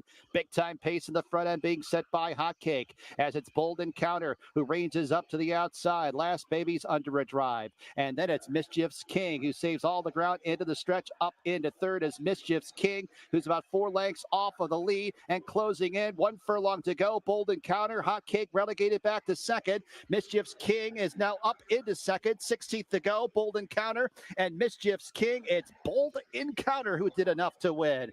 Mischief's King second. Last Baby third. Hot Cake fourth. Well, when we take the chalk, it can win. When we don't take the chalk, it can win. So we are having to go play Turfway Park Race 4 here in just a moment. The 9 horse is the big pace number. It's just a matter, is this horse going to be able to keep running on, in my perspective. I had interest also in the 6 and 10. I got to play, though.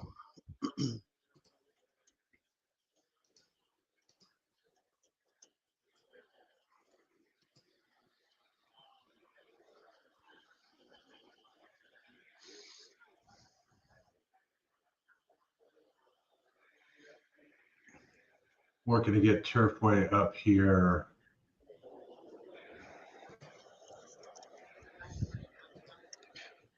Justin, it's going to the machine. They're off at Turfway. We'll find out who he has. I played this speed with Tyler, Chris. I just thought that it was the play here, to be honest. It went off at 2-1. I was looking at either Tyler on the 9 or Corrales on the 6 horse. So I stuck with where my original play was this morning, which was the 9 horse on the lead here. Tyler had a big pace advantage. It was EquinEdge long shot. We really need this horse to get us a few bucks, to be honest. He's went 25. That does not seem that fast on the Tapita for me. So no, he's going easy. He's going easy. It's about the right speed. Yeah, Grandma, we did 7.5 hours yesterday, and we're going to do another 7.5, 8 hours tomorrow. We're going to boot Justin home. They're starting to gobble him up here, Justin. We're going to find out what the 9 has left.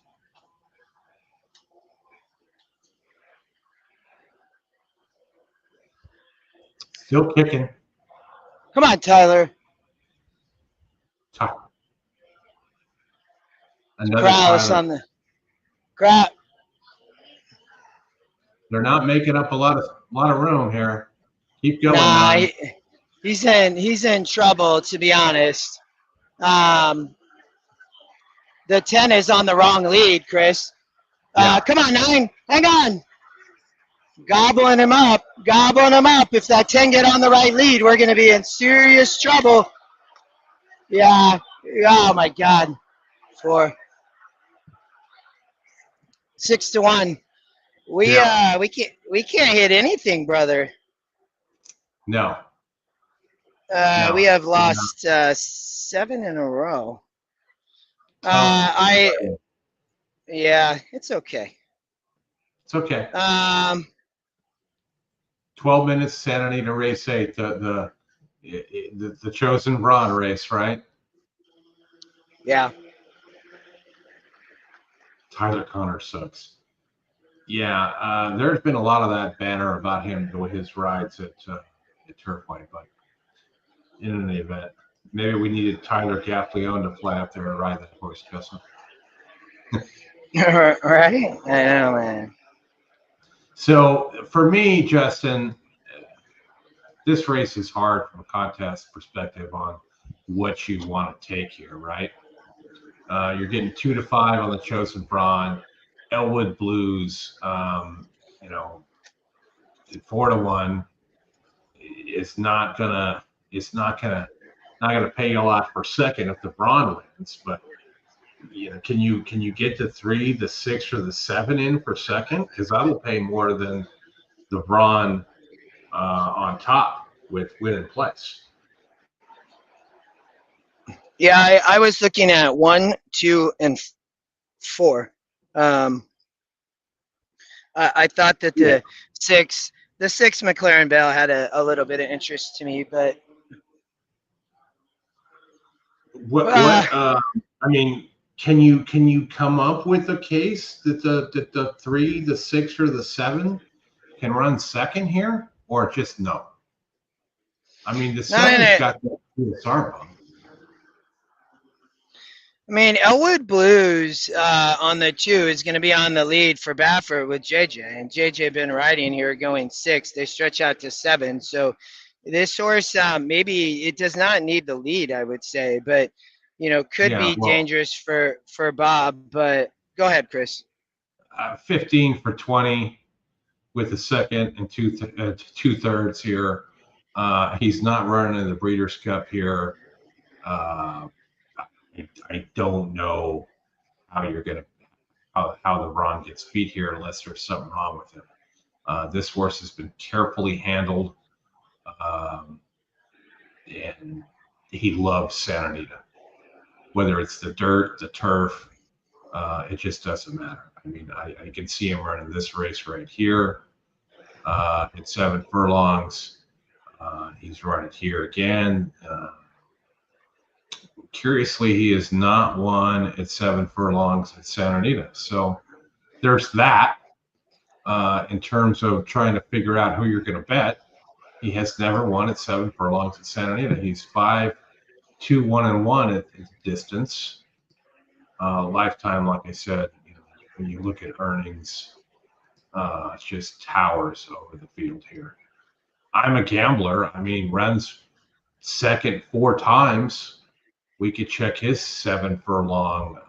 Look at this. Well, that was back overseas, but no 7 furlong shots here. Mark Glatt, Tyler Bays, not a winning combination. Tyler is pretty cold as a rider, so right now. I don't know what you do here, Justin. It's pennies either way between the Braun on winning place, or if you like the next few 2, 4, and the 2 and the 4, even the 6. What's that second place going to pay you?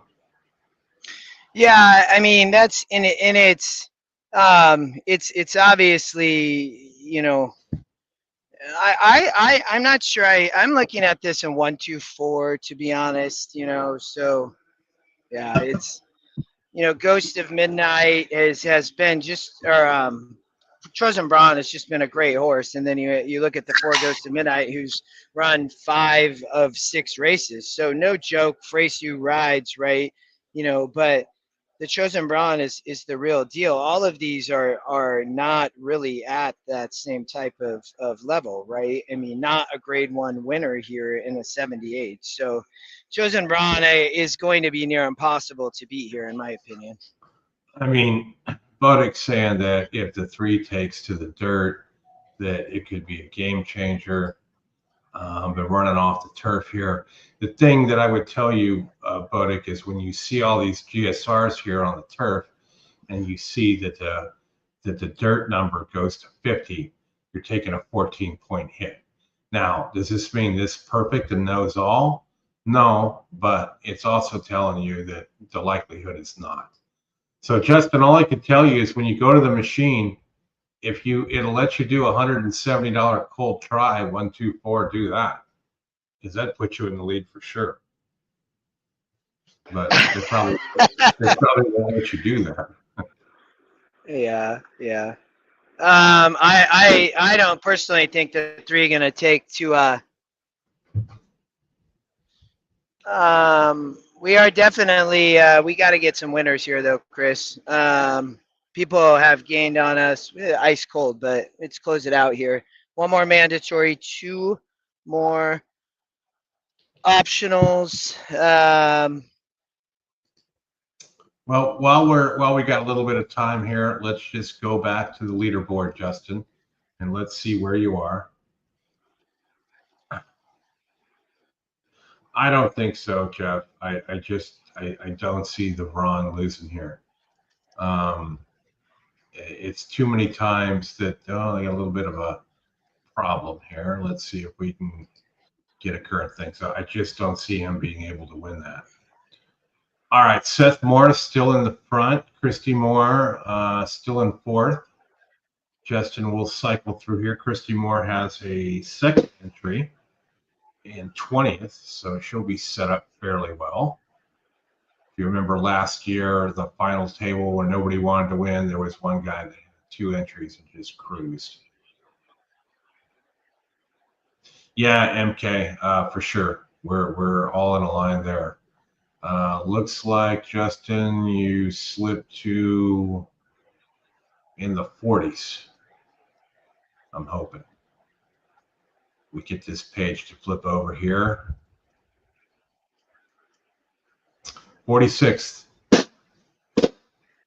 definitely need a winner or two. MK is right. I think 178 will do it, but it'll be by the skin of your chinny chin.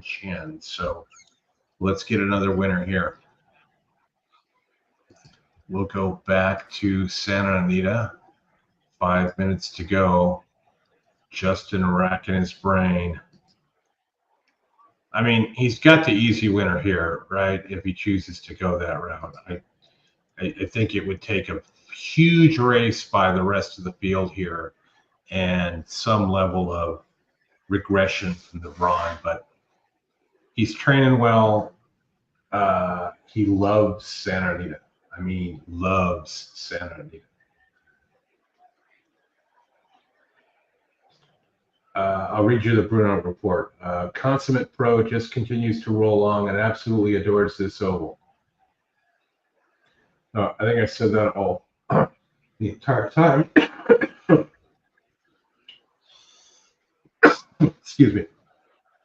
The 2 is the one that's the newest one to the bunch that really hasn't run against the Braun, right?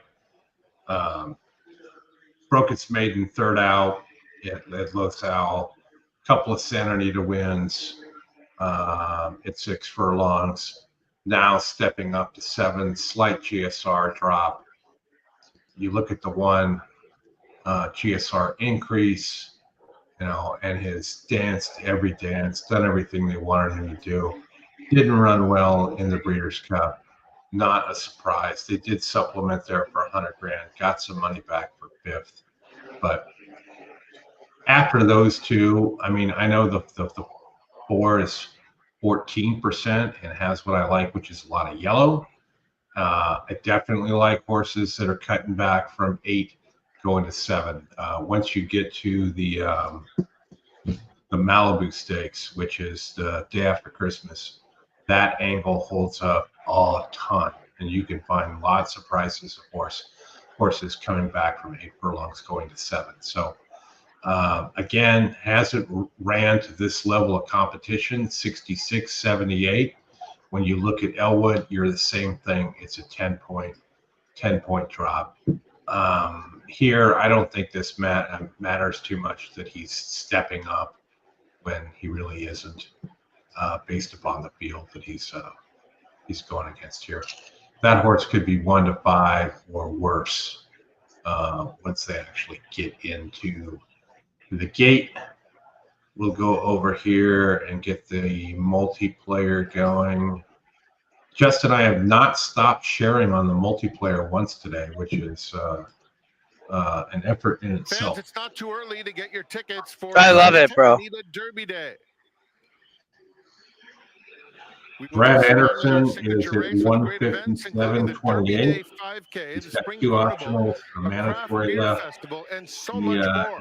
Make your plans to be at the Great Race Place on Saturday, April 6th for the Santa Anita Derby. Go to santaanita.com/events for more information. 1 to 5, yeah. The horse is just going to get absolutely crushed here when it comes all down to it. Good luck, Justin. It's just, I don't envy your spot here on having to make a selection. Yeah, I have 2 optionals. I don't know if I'm going to play this just to even. I mean, the horse is 1 to 5. I was, you know, it's the 1, 2, or 4 the plays, in my opinion. I mean, he's going to pay what, 420? 420 at 1 to 5? Yeah, I mean, that's, I think, in a situation like. He's going to pay less than that. He's going to pay 220. So you're going to get 440. 440 total. If you take the 1. Now, Yeah. does the 2 or the 4 get you that much for second?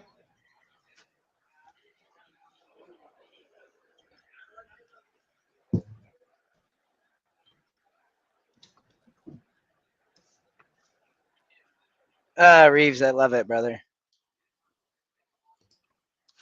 All right, I'm gonna watch this one in the backyard. Good luck. It's Thanks, brother. for the San Carlos Stakes, presented by FanDuel TV. California bred, the Chosen Vron, with earnings that exceed the rest of the field combined, goes in. Ghost of Midnight, Elwood Blues. Both of those rivals come in on 3 race winning streaks. I'm a Gambler and Tyler Bays, McLaren Vale, and Super Chief to the outside stall. And they're off in the San Carlos, presented by FanDuel TV. I played the Chosen Brawn here. I just tried to take the points. I think they're important. And I'm a Gambler comes out a length back third. Ghost of Midnight is fourth, 3 lengths off the lead. Then Super Chief and McLaren Vale. They have 5/8 of a mile to go, and the Chosen Vron sets the pace, prompted by Elwood Blues, who's comfortable in a neck back second. Ghost of Midnight inches up to grab third in front of I'm a Gambler fourth. Super Chief is 6 lengths off the lead, and McLaren Vale. They head to the 3/8 pole. The Chosen Vron now starting to shake loose. Opens up a length. Elwood Blues fully extended second. Ghost of Midnight inches up at the rail. They're followed by I'm a Gambler in fourth. Super Chief and McLaren Vale. The Chosen Vron turns for home, well off the rail. Ghost of Midnight takes up the chase on the inside of Elwood Blues. There's an 1/8 of a mile to go, and the Chosen Vron still loaded. Cruising through the stretch. Ghost of Midnight running. I thought it was important there just to take the points. To be honest, it's too close. The San Carlos Stakes presented by FanDuel TV.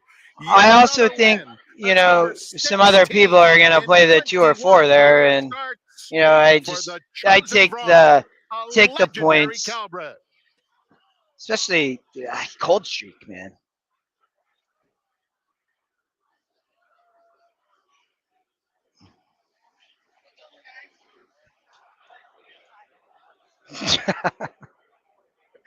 Rachel McLaughlin just walked by, and Scotty said, "How are you doing?" And she said, "I'm tired."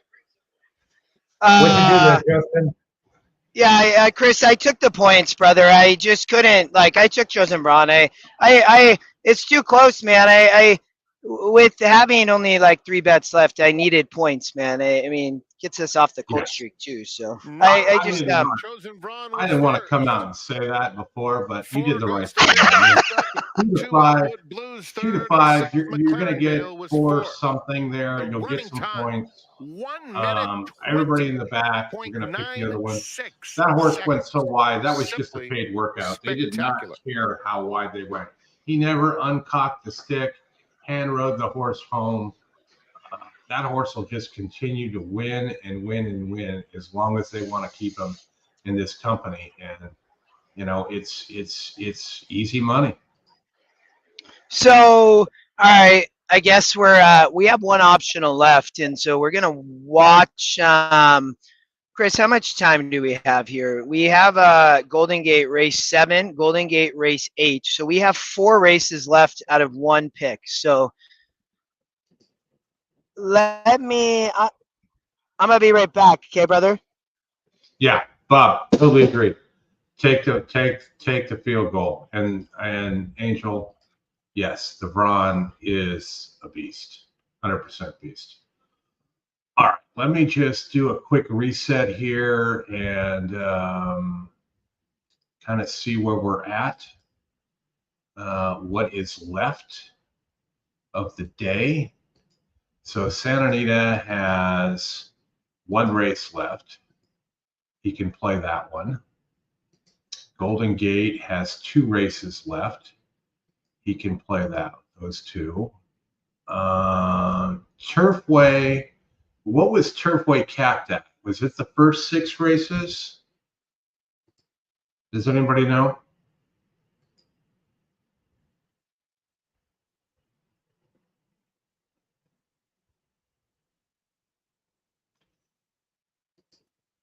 I'm going through this. So that's the final table races.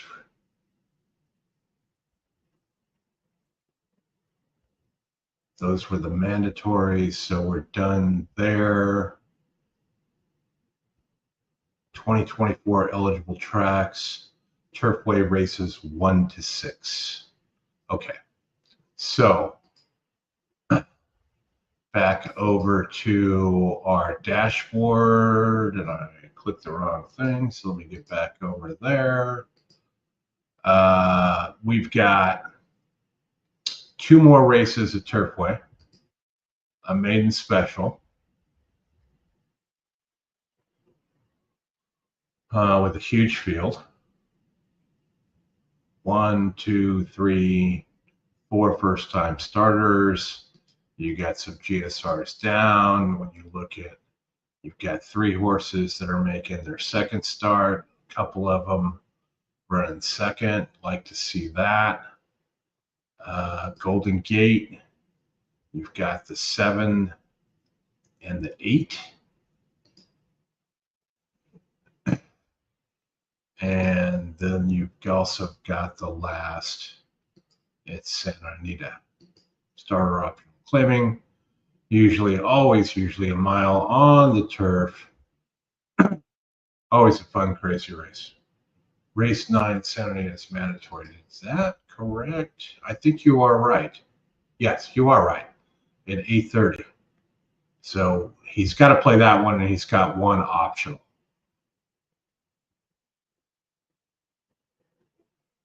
So day 2, that's day 1.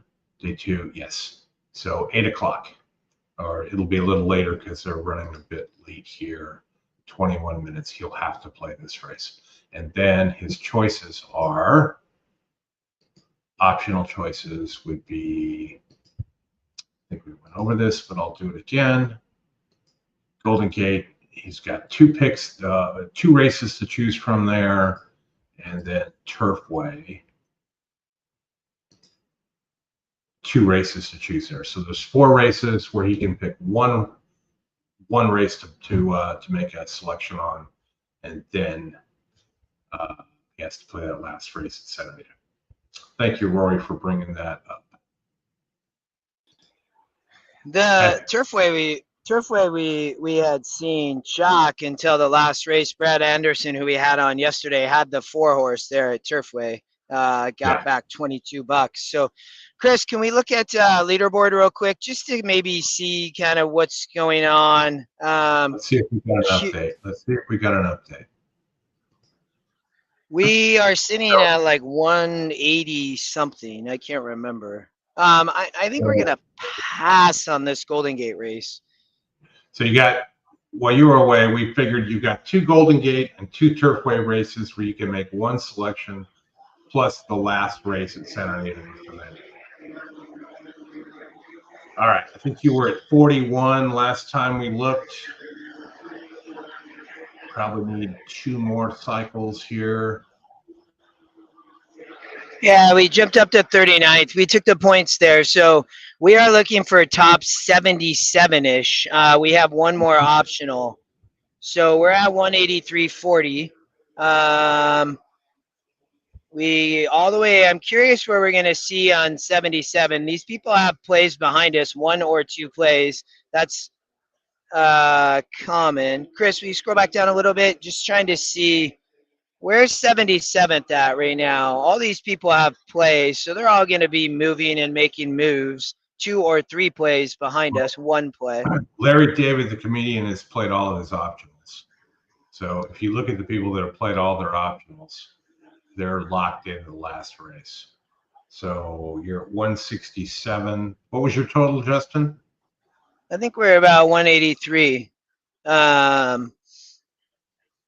And we're looking at about 76 or 77 people making it. So right there, you can see people are about 165. So they're a 5-6 to 1 away. We could use another winner here for sure to feel comfortable, to be honest. Seth Morrison first, Christy Moore in 4th place. That's amazing to see. So well done by her. So I thought about a little bit at Golden Gate Race 7. There's some speed. It's cheap, maiden special. I thought a horse like the 8 horse Why Looky Here was interesting. You're getting a great price at 7-1. EquinEdge has this horse at 2-1, and it's the long shot. So, I had a little bit of interest there. The 7 horse did look tough here. Obviously, I didn't think this horse was going to take this much money coming off the pace, though. I mean, it has no speed. So, somebody like the 8 horse, I thought was a little bit more interesting at the price. William Anton Georgie is riding the 3. Also coming off the pace. I do think the speed is going to stop here on the Tapeta, though. So the 5 is cheap speed. Has got the lead and completely stopped at Tougher. The 1 going to be the first one to obviously get the trip. As SOR 48, dropping a little bit, nearly 1 last out. It is the EquinEdge pick at second. You're getting 12-1. I think there's interest there. So, go ahead. Look at the stream. What I highlighted. Yeah, I saw that from MK. That's awesome. We need another winner in these next 2 races. Okay, so you got this, 2 Golden Gates and 2 Turfways. You're ruling this one out here, and just root for the chalk. I think what I'm gonna have to do, to be honest, is hold my optional. To be honest with you, I think I'm going to have to hold it and probably play the last Turfway race is I think what's going to be my strategy. So we're going to shift to Santa Anita race 9. If you are playing Golden Gate, I thought was a little bit interesting. It's a little bit too risky for me, though, here at this stage to try to play the 1 or 8. If I would have saved an optional, I definitely would have been playing one of those. It's a little bit worrisome on who might gain ground on us on a horse like that. Maybe I would rather see a bomb than the 5, than the 4 or the 8, to be honest. But I did think Frank Alvarado riding on the 8, the long shot, you're getting a great price at 5-1. And then the 1 horse. I don't know why. We played Chavez earlier and he had a great ride. It's taking no money in the second EquinEdge pick. So I'm hoping for chalk here, brother, to be honest, and we're going to skip. Yeah. I'm with you. I mean, you got 3 races left to make the optional win. I wouldn't necessarily pigeonhole myself into the last race if the other 2 races really offered me a better opinion, or I thought that I was really up against an even money to, short price horse in the last race at Turfway, race 6. But it's your call. You got to figure out what to do. I get that the strategy, the common strategy would be, wait till you get to the last to figure out what you're going to do. Well, if you've already looked at the last and, you're pretty well set on, short price, well, that could be a problem, especially if you need a longer price. But I still think you're good. We'll watch this Golden Gate race here, and then we'll get off to the next one. Turfway should be coming up right around the corner, I think. I think we're probably playing Turfway 6. It's a stakes race, so I have a little bit of at least comfort level there that maybe we can handicap it. It's in 31 minutes. We'll have to get Santa Anita in 15. I'm going to hang and watch this race with y'all, and then I'm going to go to the restroom. I've had plenty of water today, staying hydrated. It's a long day, man. This is exhausting. I appreciate everybody staying in here, though. It's been awesome. Everybody here the whole time. Yesterday, today, it's been fun. Trying to hang on here. It's going to be close. Yeah. I feel like I'm there with you from time to time. We've been on for 7 hours and 52 minutes today. Plus, brother, 40 minutes you were on before. You are here with me, man. You've been here the whole way. I appreciate it, man. It's been awesome, to be honest, Chris. I appreciate you doing that. It's not easy to be here and play, but yeah. Next year, all you, me, and Oldie will all be on the site.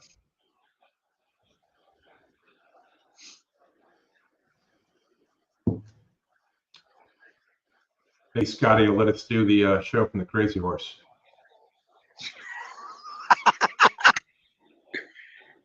Who do we say here? We said the 8 might be closing. The 7 was big chalk. Not going to have a good trip here, it looks like. We talked about the 8 and the 5. 70-1 horse in the front, so we could use that horse to. Wait, why is this horse 70-1? Because they bet the 7 down to Peanuts. No, we didn't. We didn't. Maybe we weren't talking about the 5. I know we talked about the 8. 7 going to run right by this 5 horse. You want? Oh no, the 5 was Cheap Speed. Sorry, y'all. We talked about the 8 and the 1 is who we were talking about. 47. They're still moving. The 7 could get caught moving that fast. They're now coming to him, so he's going to have to make a decision. Look at that 1 horse running. Where's the 1 and the 8? We talked about both those horses. 7 is. One's on the outside of the 7. Just keep the 7 going. Go 7. Go. Go, go, go 7. Go. Go away 4. Nobody come up close. Get that 5 horse out of second. Yeah. Who's second there? The 6. Oh, geez, that horse might win. Oh, that was interesting. That horse. We take those. We take those. All right, brother. I am running to the restroom. They're off at Turfway. Oh, we'll hang here. Off at Turfway, the 5 on the lead with the 6 on the outside of it. Paved in gold, Tiger's Legacy. You got Lou's Legacy, 2 legacies. The Lou's Legacy now getting passed by the 7. This was a tough race. The 2, 6, 7, 1 were all the double-digit win percents on EquinEdge. So some of these do scare us. To be honest, there's the 7. Does not surprise me. Was 14% at 9-1. We're hopefully not too many people have this horse. There's the 5. Outside, you got a horse coming down the middle. The 13. There's the 1. The 7 holding on at 9-1. Yeah, hopefully it was a lot of people way behind you that had that. A lot of people. I don't know. There's a few people that had it. I'm going to the restroom. I'll be back. All right. We got 10 minutes till Santa Anita, and I'll be back in 2 minutes, Chris. Sounds good. I'll mute his mic. All right, the 7 here. We don't get to see who people picked. Let me move the 7 down there. Go over here to Turfway.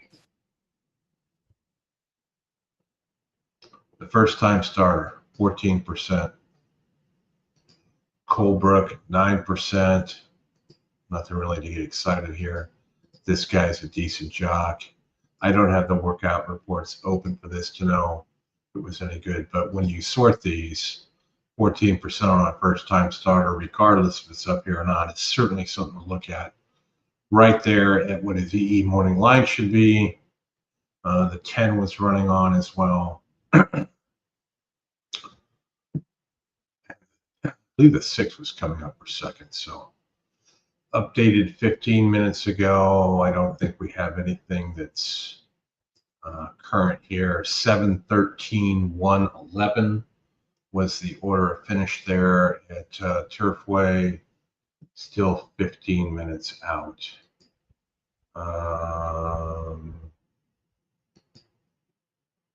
Oops.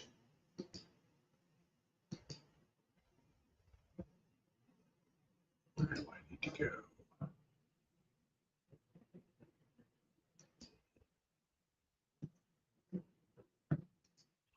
All right, let me figure out where I'm at here. We're showing Turfway Race 5. All right, let's go to Santa.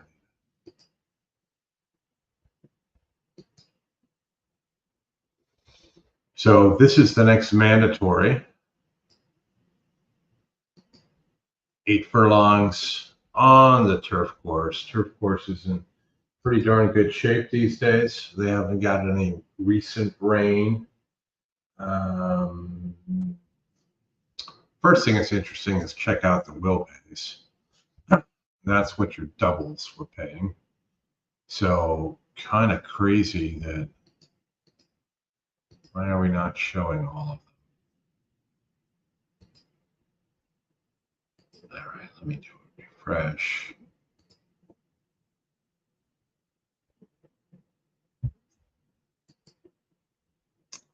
There we go, dollar doubles. So the favorite in the doubles was the 5 and the 7, 7 at 3 to 1, 5 at 4 to 1. So when you cut that in half based upon the brawn, I mean, you're still getting pretty good prices there, but it kind of tells you that there really isn't a huge favorite there. So the 2 and the 4 would be your next picks. 6 to 1 and 14 to 1 there, kind of close. The 9 would be another one, 8 to 1, and it is what the 1, 2 tied for kind of third and fourth at a healthy 8 to 1. So that could be a horse that could be worthwhile to use as well. 9 working well, couple of stars. The 6 has huge good works, but is a very long price at 38 to 1. Certainly a capper I'm sure a few people will be using.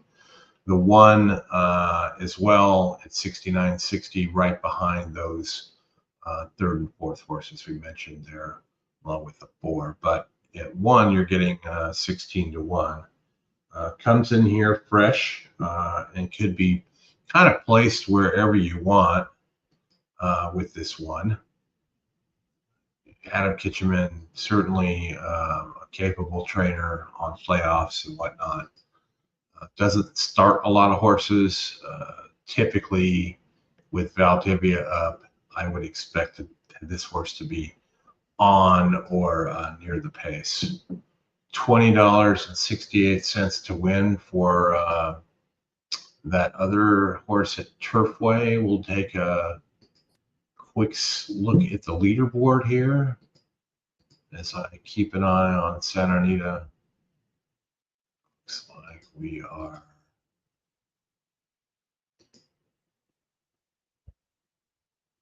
what? 5 minutes to post. All right, so let's see where we're at here. I expect him to hopefully be no worse than 45th. Once the page turns over here, 40th is 185. I see a lot of optionals burned.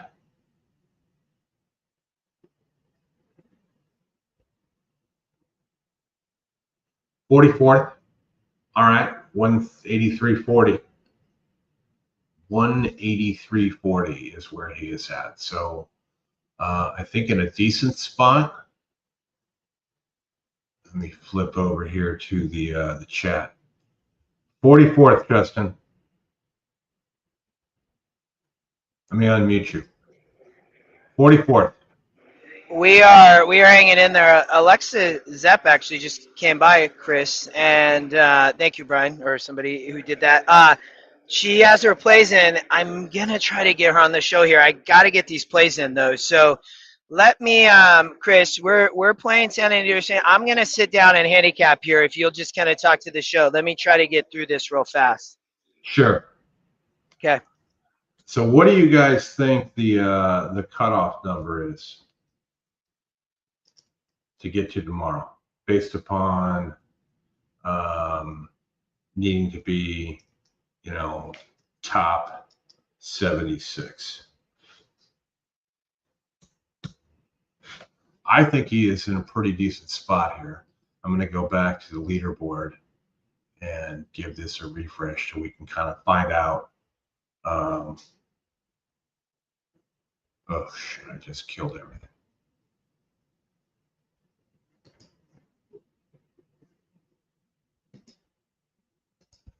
All right, give me just a minute.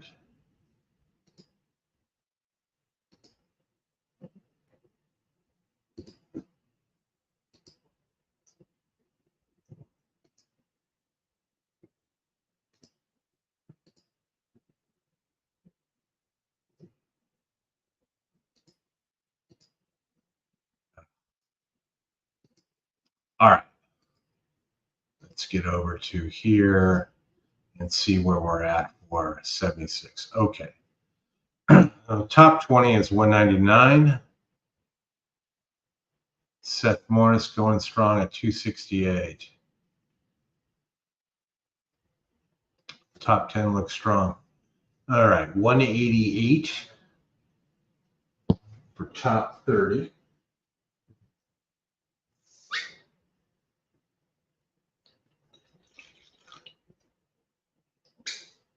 $185, so it gets really kind of clumped up there as you get closer. And then I think we said Justin was in 44th, unless something changed. No, 183.40. We'll see what kind of distance he needs between staying in and being just outside the cut line.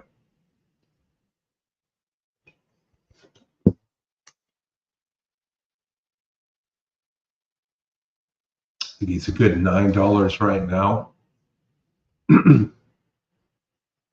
You'd like to see that 70 number go down 168.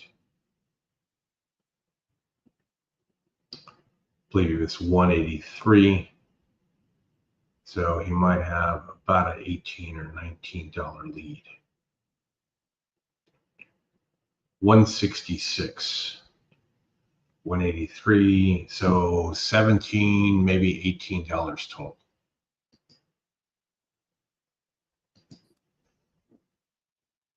That's the Santa Anita race that he is faced with now. We've gone over that. Let me get over to the multiplayer and bring this up. The gate for the 9th and Santa Anita Park. Would love to give a special welcome to all of you sweating it out. Good luck, Justin. In Las Vegas. This is a mandatory race at the National Horseplayers Championship handicapping contest. 765 entries competing. Yes, EJ. Of $800,000. 8 mandatory, 12 all of you option. At the Horseshoe. Several in the hunt. Special shout out to your host out there. And I have no idea what he's done. So he doing a is great not, job. Here he goes. He's putting headphones on. Can you hear us, Justin? Coming up. Let me unmute you. Justin, can you hear me? Lahaina flavor. Can you hear me, Justin? Champions. Precision Strike will be next. Caribbean King. Yeah, I should be good now. Can you hear me? Favorite at 5-2. Yeah. All right. I'm going to go. We're in the gate. Justin. We'll watch Justin. You guys got this on your and you guys got they're this off. on your own screen.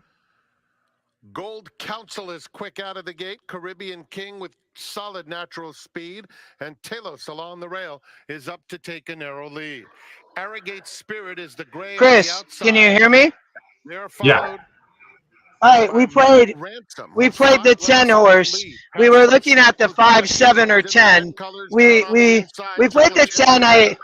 This horse should get a good trip off the speed. Getting a better trip than the 7, which is what we thought. They went 23-1. Just Giovanni Franco looked very dangerous on this horse. Has a lot of horse right now. Second to last, and Lahaina flavor covered up. You got the 10, right? Yes. And it's Talos and Jose Valdivia Jr. leading and getting pressed by Gold Council in second. Circle of Champions, Caribbean King are right together, and Arrogate Spirit is in fifth, 4 lengths off the leaders. My Ransom is down at the rail. 3 in front of Smooth. Who does Scotty have? And Saint Ignacio. He played the 10 as well. Into the far turn. He said he loved the horse. The race simulator had the horse big time. He's got a lot of horse here. It's been a good Taking trip it for Caribbean calmly. King, who's called on now 3 deep. Circle of Champions is down at the rail in fourth. Lahaina I don't really know what he's doing. and kicks in with an eighth of a mile to go. Here's Lahaina Flavor let loose on the outside of Caribbean Come on, King. 10! These two Come on, go to the 10! pull together, and Lahaina Get Flavor up! puts his head in front of Ah! Caribbean King. It's We're gonna run Lahaina third. Flavor patiently and perfectly. It's ridden by okay though. Lahaina It's Flavor. chalk. Caribbean King was second. Those were the plays. Was the 5, 7, or 10? It's okay. Precision strike. Yeah, I think you're all right. That was a tough race. I'm hopeful that people were, taking prices right, and we're able to get around that. We're probably just looking to pick up a few points here at Turfway. We do not have to shoot for a bomb. We got to watch the leaderboard, Chris, I think, and how many of these people have plays left. I think either way, it's not going to matter. I saved a bullet here just because of this, right? It's. I've got you at about $17.85, $18 ahead of the 76th place person, right? Okay. So yeah, before this went off. Ashley, he had the 10. But so you've got about that big of a buffer, and we'll get a leaderboard before you get to the next race. So you've got one race left at Golden Gate, race 8. Don't know if you looked at it or what your story is. And you've got race 6 at Turfway, which I think is where you were headed to go to, because it was a state race. But we'll just take a quick look at the Gulfstream. We can. Let's look at Golden Gate. I mean, I'm fine. We have time here. How much time does Turfway run? Oh, they're going to run pretty close to each other. Okay. So, I don't know. Let's go through them. I mean, we can just handicap them both. You want to control Chris and I can just talk? You want to look at Golden Gate first? Yeah. Let me make sure I got this up. Do I have Golden Gate on the screen? Yeah. So, I mean, you got a 5-horse here, 36%. It's a big favorite. So, we're at a claiming 12.5 though, going 5.5. I like this for our position right now, to be honest, because I don't necessarily see prices here. The 3 is the second EquinEdge pick. This is a bottom, not completely bottom level claimer, but the 5 never been on the Tapeta going 5.5. This horse is coming off the turf. I would say it's not that it can't run though. It is dropping in class. I think the GSR says, yeah, maybe not.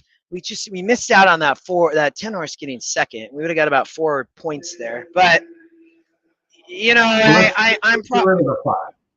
We'll get rid of the 5. I mean, you can get rid of the 5, but I think the 5's stuffier. Like I think I'm probably playing Turfway Park because you go to the 4 horse, it's off the layoff. It won last out, but it did go on the shelf and now needs to show back here in a 46. So if you go and you look from where I would want to work is, or where I would want to look is go from a work perspective. I think this horse is working well. I think it has a shot. So you're getting 3-1, the 3 horse, 8-1. I just, Chris, in a race like this, I'm going to play the last race just because I don't have, I'm not going to play the 5. I don't love it. I do think it's going to be tough though, but I'm going to go to Turfway for my last play. Let me just look at the 1 here. The long shot. I mean, it needs this race back. Brian Hansen sends the horse up to Golden Gate. Well, he's been at Golden Gate. Broke its maiden and really hasn't done much since. So you need to either believe in the 1 or the 3, in my opinion, because the 2, I don't see any yellow till I scroll. The 4 is too short of a price. So it would be between those 2. Or like you said, you come up here, go over to Turfway, and start looking at the stakes race. And so I'll give it to you from here. Why don't you control, go through Turfway? Yeah, I think that's the plan here. I was sorry, y'all. I've trying to. It's hard to sit down here, to be honest. We have that camera in front, so I hope that that's That was been cool. good. It looks like I flipped it to looks that like our camera stream hoping went. Ken was going to win for you. So Yeah, but yeah. it, My it looks like Chris, we might have lost the stream over to Facebook. I'm not sure what happened there. It's showing up as an error. We'll have to look at that later. But yeah, Turfway Park Race 6. I think we're going to pass on Golden Gate. We're going to watch.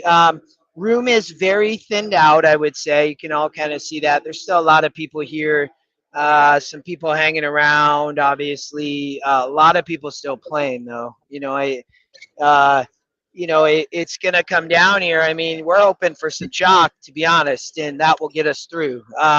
We would hate to see back-to-back prices. That would make it a little risky, but we are right on the edge. Turfway Park Race 6. So, right on the EquinEdge. what'd you say? You said Yeah, we're right on the EquinEdge, right? Right on the EquinEdge. You're right? Yeah, it's so true. I mean,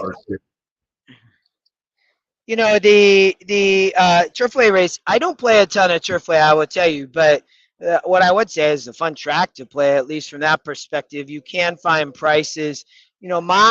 My original thought here, I had some interest in EquinEdge long shot on a stakes race here. It has a GSR of 71. That's the first thing I'm going to do. The 9 also a big GSR. So hold on one second though. I just dropped a $100 chip. The 6 is the 6 is the big favorite here. I think Corrales is riding. This horse is 0 for 6 at the. Oh no, Jimenez is. I'm not taking this horse on the speed on the Tapeta like this. It's just not for me. So I'm able to at least get around the 6, I would say. So if we look at BG Warrior, this horse is going to be up on the front end. The morning line from EquinEdge does not like it at all. It's saying you should get 8-1. It's currently 3-1.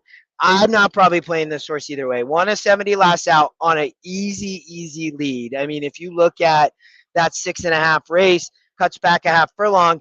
I mean, this horse looks like the real deal. I'd love if this horse, wins, to be honest, because it'll probably get us into tomorrow. But I'm not playing there. I am using GSR, and again, my original thoughts were looking at the 7, 9, and 11. Honey Pants is the 12, has some interest, but is only 2%.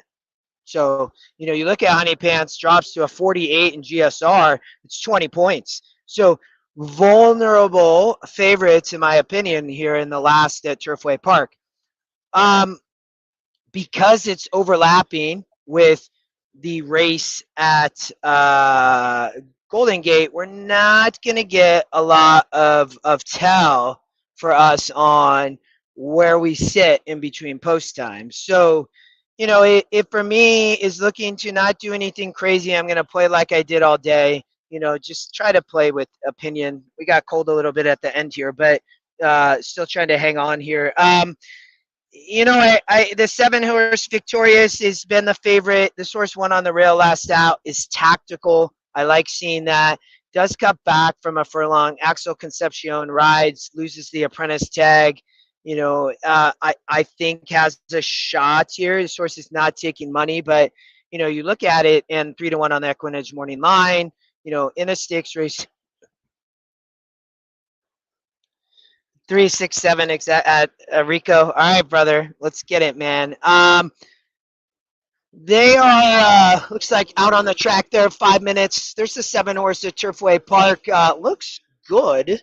The 12, the current favorite. There are definitely people with plays left sitting around back there. They're going to need a price here. So some people are going to be price shopping, I would say.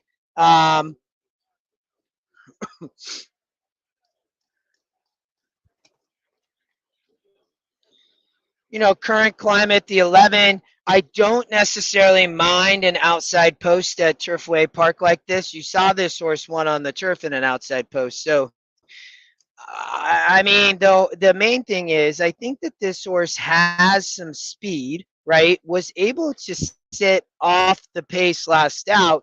With all that speed, I thought the 11 had some interest here. 1-68, 1-70, just barely, but was in the 5 hole there. it has also shown to be tactical. So, I'm still looking at the 7, the 11 with some interest as well.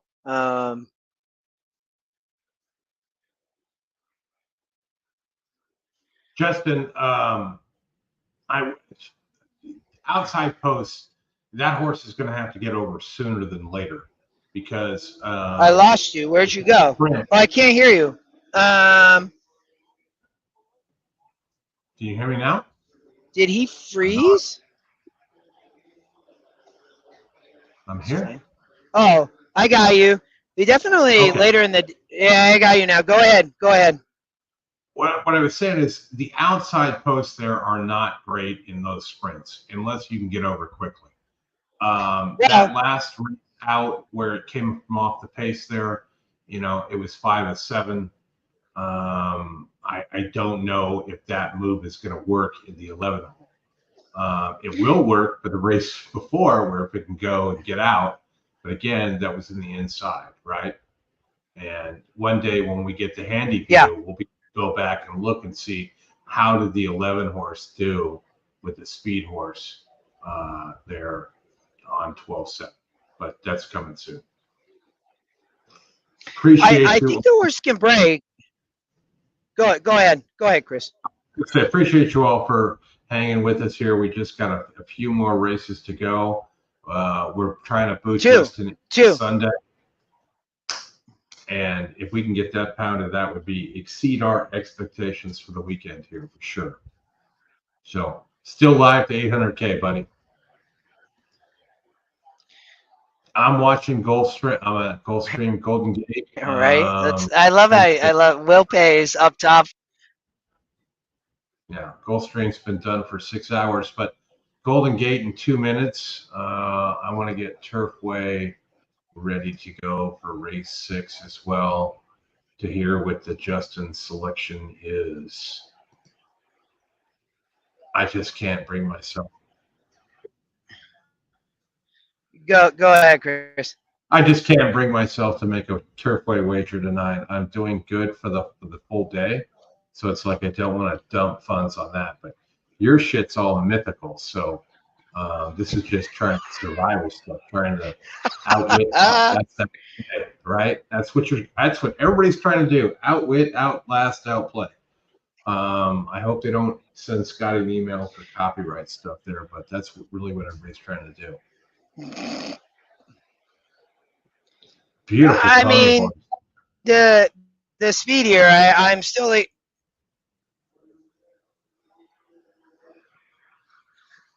looks like we got 2 minutes to post at Turfway Park. Big favorite at Golden Gate. Gonna fade over there. 7 horses is a great price for us. We don't necessarily need anything that big, but say again. I said we definitely are looking for the 5 at the gate for sure. Yes, for sure. Yes, exactly. Chalk it out. If we chalk it out here at the end would be a good thing. 5 more would be great.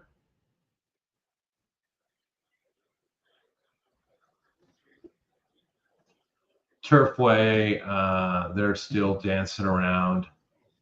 Nothing exciting. They're thinking about making one more lap before they go to the gate. But based upon where they're at now in Golden Gate, I wish I could show you both screens because Golden Gate's at the gate. They could still go off after Turfway. Just based upon how these things. And the horses have. We put this on. Reached the starting gate for the 8th and final from Golden Gate Fields. I got Brian over here helping with the video. 5.5. We are playing Turfway. We are not playing this Golden Gate race. We are looking at the really the 7 or 11. To be honest, I like the way that they both look. I think the 11 with the speed can work out a trip out there. The 7 is going to have to improve, I would say. Is 2 for 2 at Turfway Park, though, where the 11 has shown the ability to win in a 68 and 70 and was able to stock kind of rate last out. So I'm playing probably one of those is my guess. I cut off a lot of horses. I don't think this is a Turfway 1%er. Corrales is on the 9, which interests me, to be honest, for William Morey. Ravella, the 9 showing on the screen right now, looks good. 13-1. I mean, people are going to price shop here, so I don't have to, but I'm not locked in on the 6. I'm looking at the GSRs, the 7 and the 9. The 7 to the outside. All right, Golden Gate. And they're all in the gate. Turfway still behind the gate. Off. Looks like a great start. Curvy curls. You're going to probably be able to front and get a selection Cardinal before Trick now gets that lead after over this 30 race. curls. Hot Journey's in between horses, only a half length off the lead up into second. Then in fourth place, that's Mars on Fire, is about 2 in front of Mr. Fighter.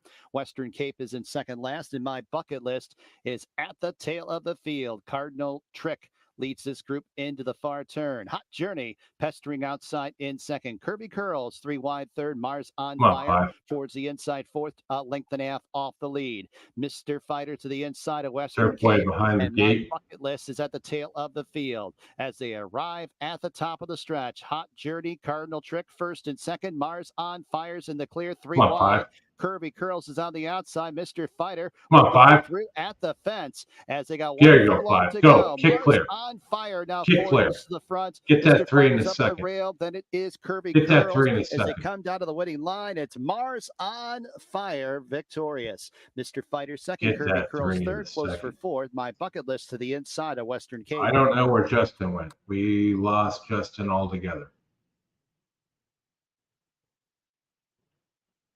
But that's exactly what we needed to have happen there. So I'll go get the, maybe he ran out of battery. I don't know, kind of anticlimactic, so to speak.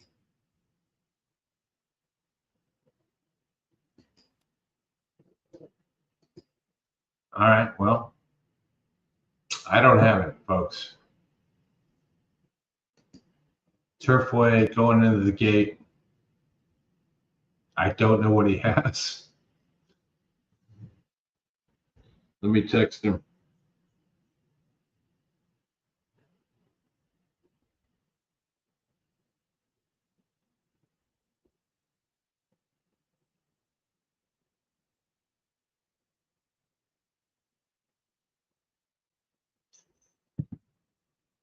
I asked him. I honestly don't know.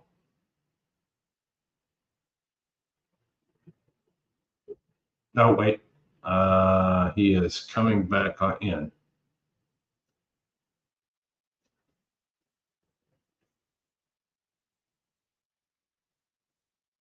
Not in yet. Here he comes. What do you have? I have the 11. I played the 11. I thought that we take the 6 just to wire the field, to be honest, right now. I thought the 11 had a big look with the 7. We talked a lot about that, so we'll see. Brad had the 7. Yeah, most people are going to go there if they needed it. I get the play, to be honest. We're not. Come on, 11. We'll take some money. We'll take some money going tomorrow. Come on, 11. Come on. Get up, baby. Come on, 11. Get your 6. Come on. Get your 6. Not the 5. Get up. Get up. Oh! 6. Advance, brother. We advance. That's good stuff, man. 10,000, buddy. Yeah, that's good, man. We hit Sunday. What a run, man. I appreciate everybody here, man. I really do. A lot of you tuned in all the last 2 days. Rico, good job, Dad. You guys have been hot, too. Yeah. 6. Yeah. 6. Well, That's been fun. What a ride, man. We were hot early. We cooled off. We're going to have to turn it around tomorrow. But, hey, we got enough to get through, brother. Hey, man, what did we talk about? We talked about this Thursday. Play Friday, play well, play Saturday, play smart. Try and get to Sunday. And you got to Sunday, man. You cashed. This is your first real NHC, and you cashed, man. 1 for 1. I know. You walked through it. Yeah. You talked it out. Great content. I'm happy everybody that joined us. I don't. We're off at like 9:10 tomorrow. We'll make some tweets or do some points to carry over. This is cumulative, Kevin, all the way. Yeah, I think we might. I will see if Scotty might join us on tomorrow too. I think we'll get him to get on the show a little bit, just so we don't have to get a little bit of dead time there. James, everybody, Cincy, Dyer, Kevin, everybody. Yes, Kevin, you continue. It goes to a final table, so we're gonna have to start to figure that out on what that looks like. But Scotty's gonna have to join when you're at the final table because you have to go up there. So yeah, that is true, right? So we're marching on our way. When I registered, the lady said to me, she said, "Hey, you're not going to need this. There's a special Sunday tournament if you didn't make day 3." And she said, "You're not going to need this because you're going to win." So that's our goal. We're going to still try to do it. Fastline, thank you, everybody. This has been awesome. I appreciate all of you. Yeah, Oldie. So Ashley. Oldie would have, if I didn't bet the Chosen Brawn, Oldie would have had harsh words for me. We needed to take those 5. We needed to take those 5 points. And to be honest, it was a good thing to do. It didn't end up really costing us or anything. So, well, let's see if we can get a quick leaderboard before we sign off here. I couldn't tell you to take the Chosen Brawn, but. Yeah, that was certainly the way to go there. Just take the free points. All right, so here we go. This was updated 2 minutes ago.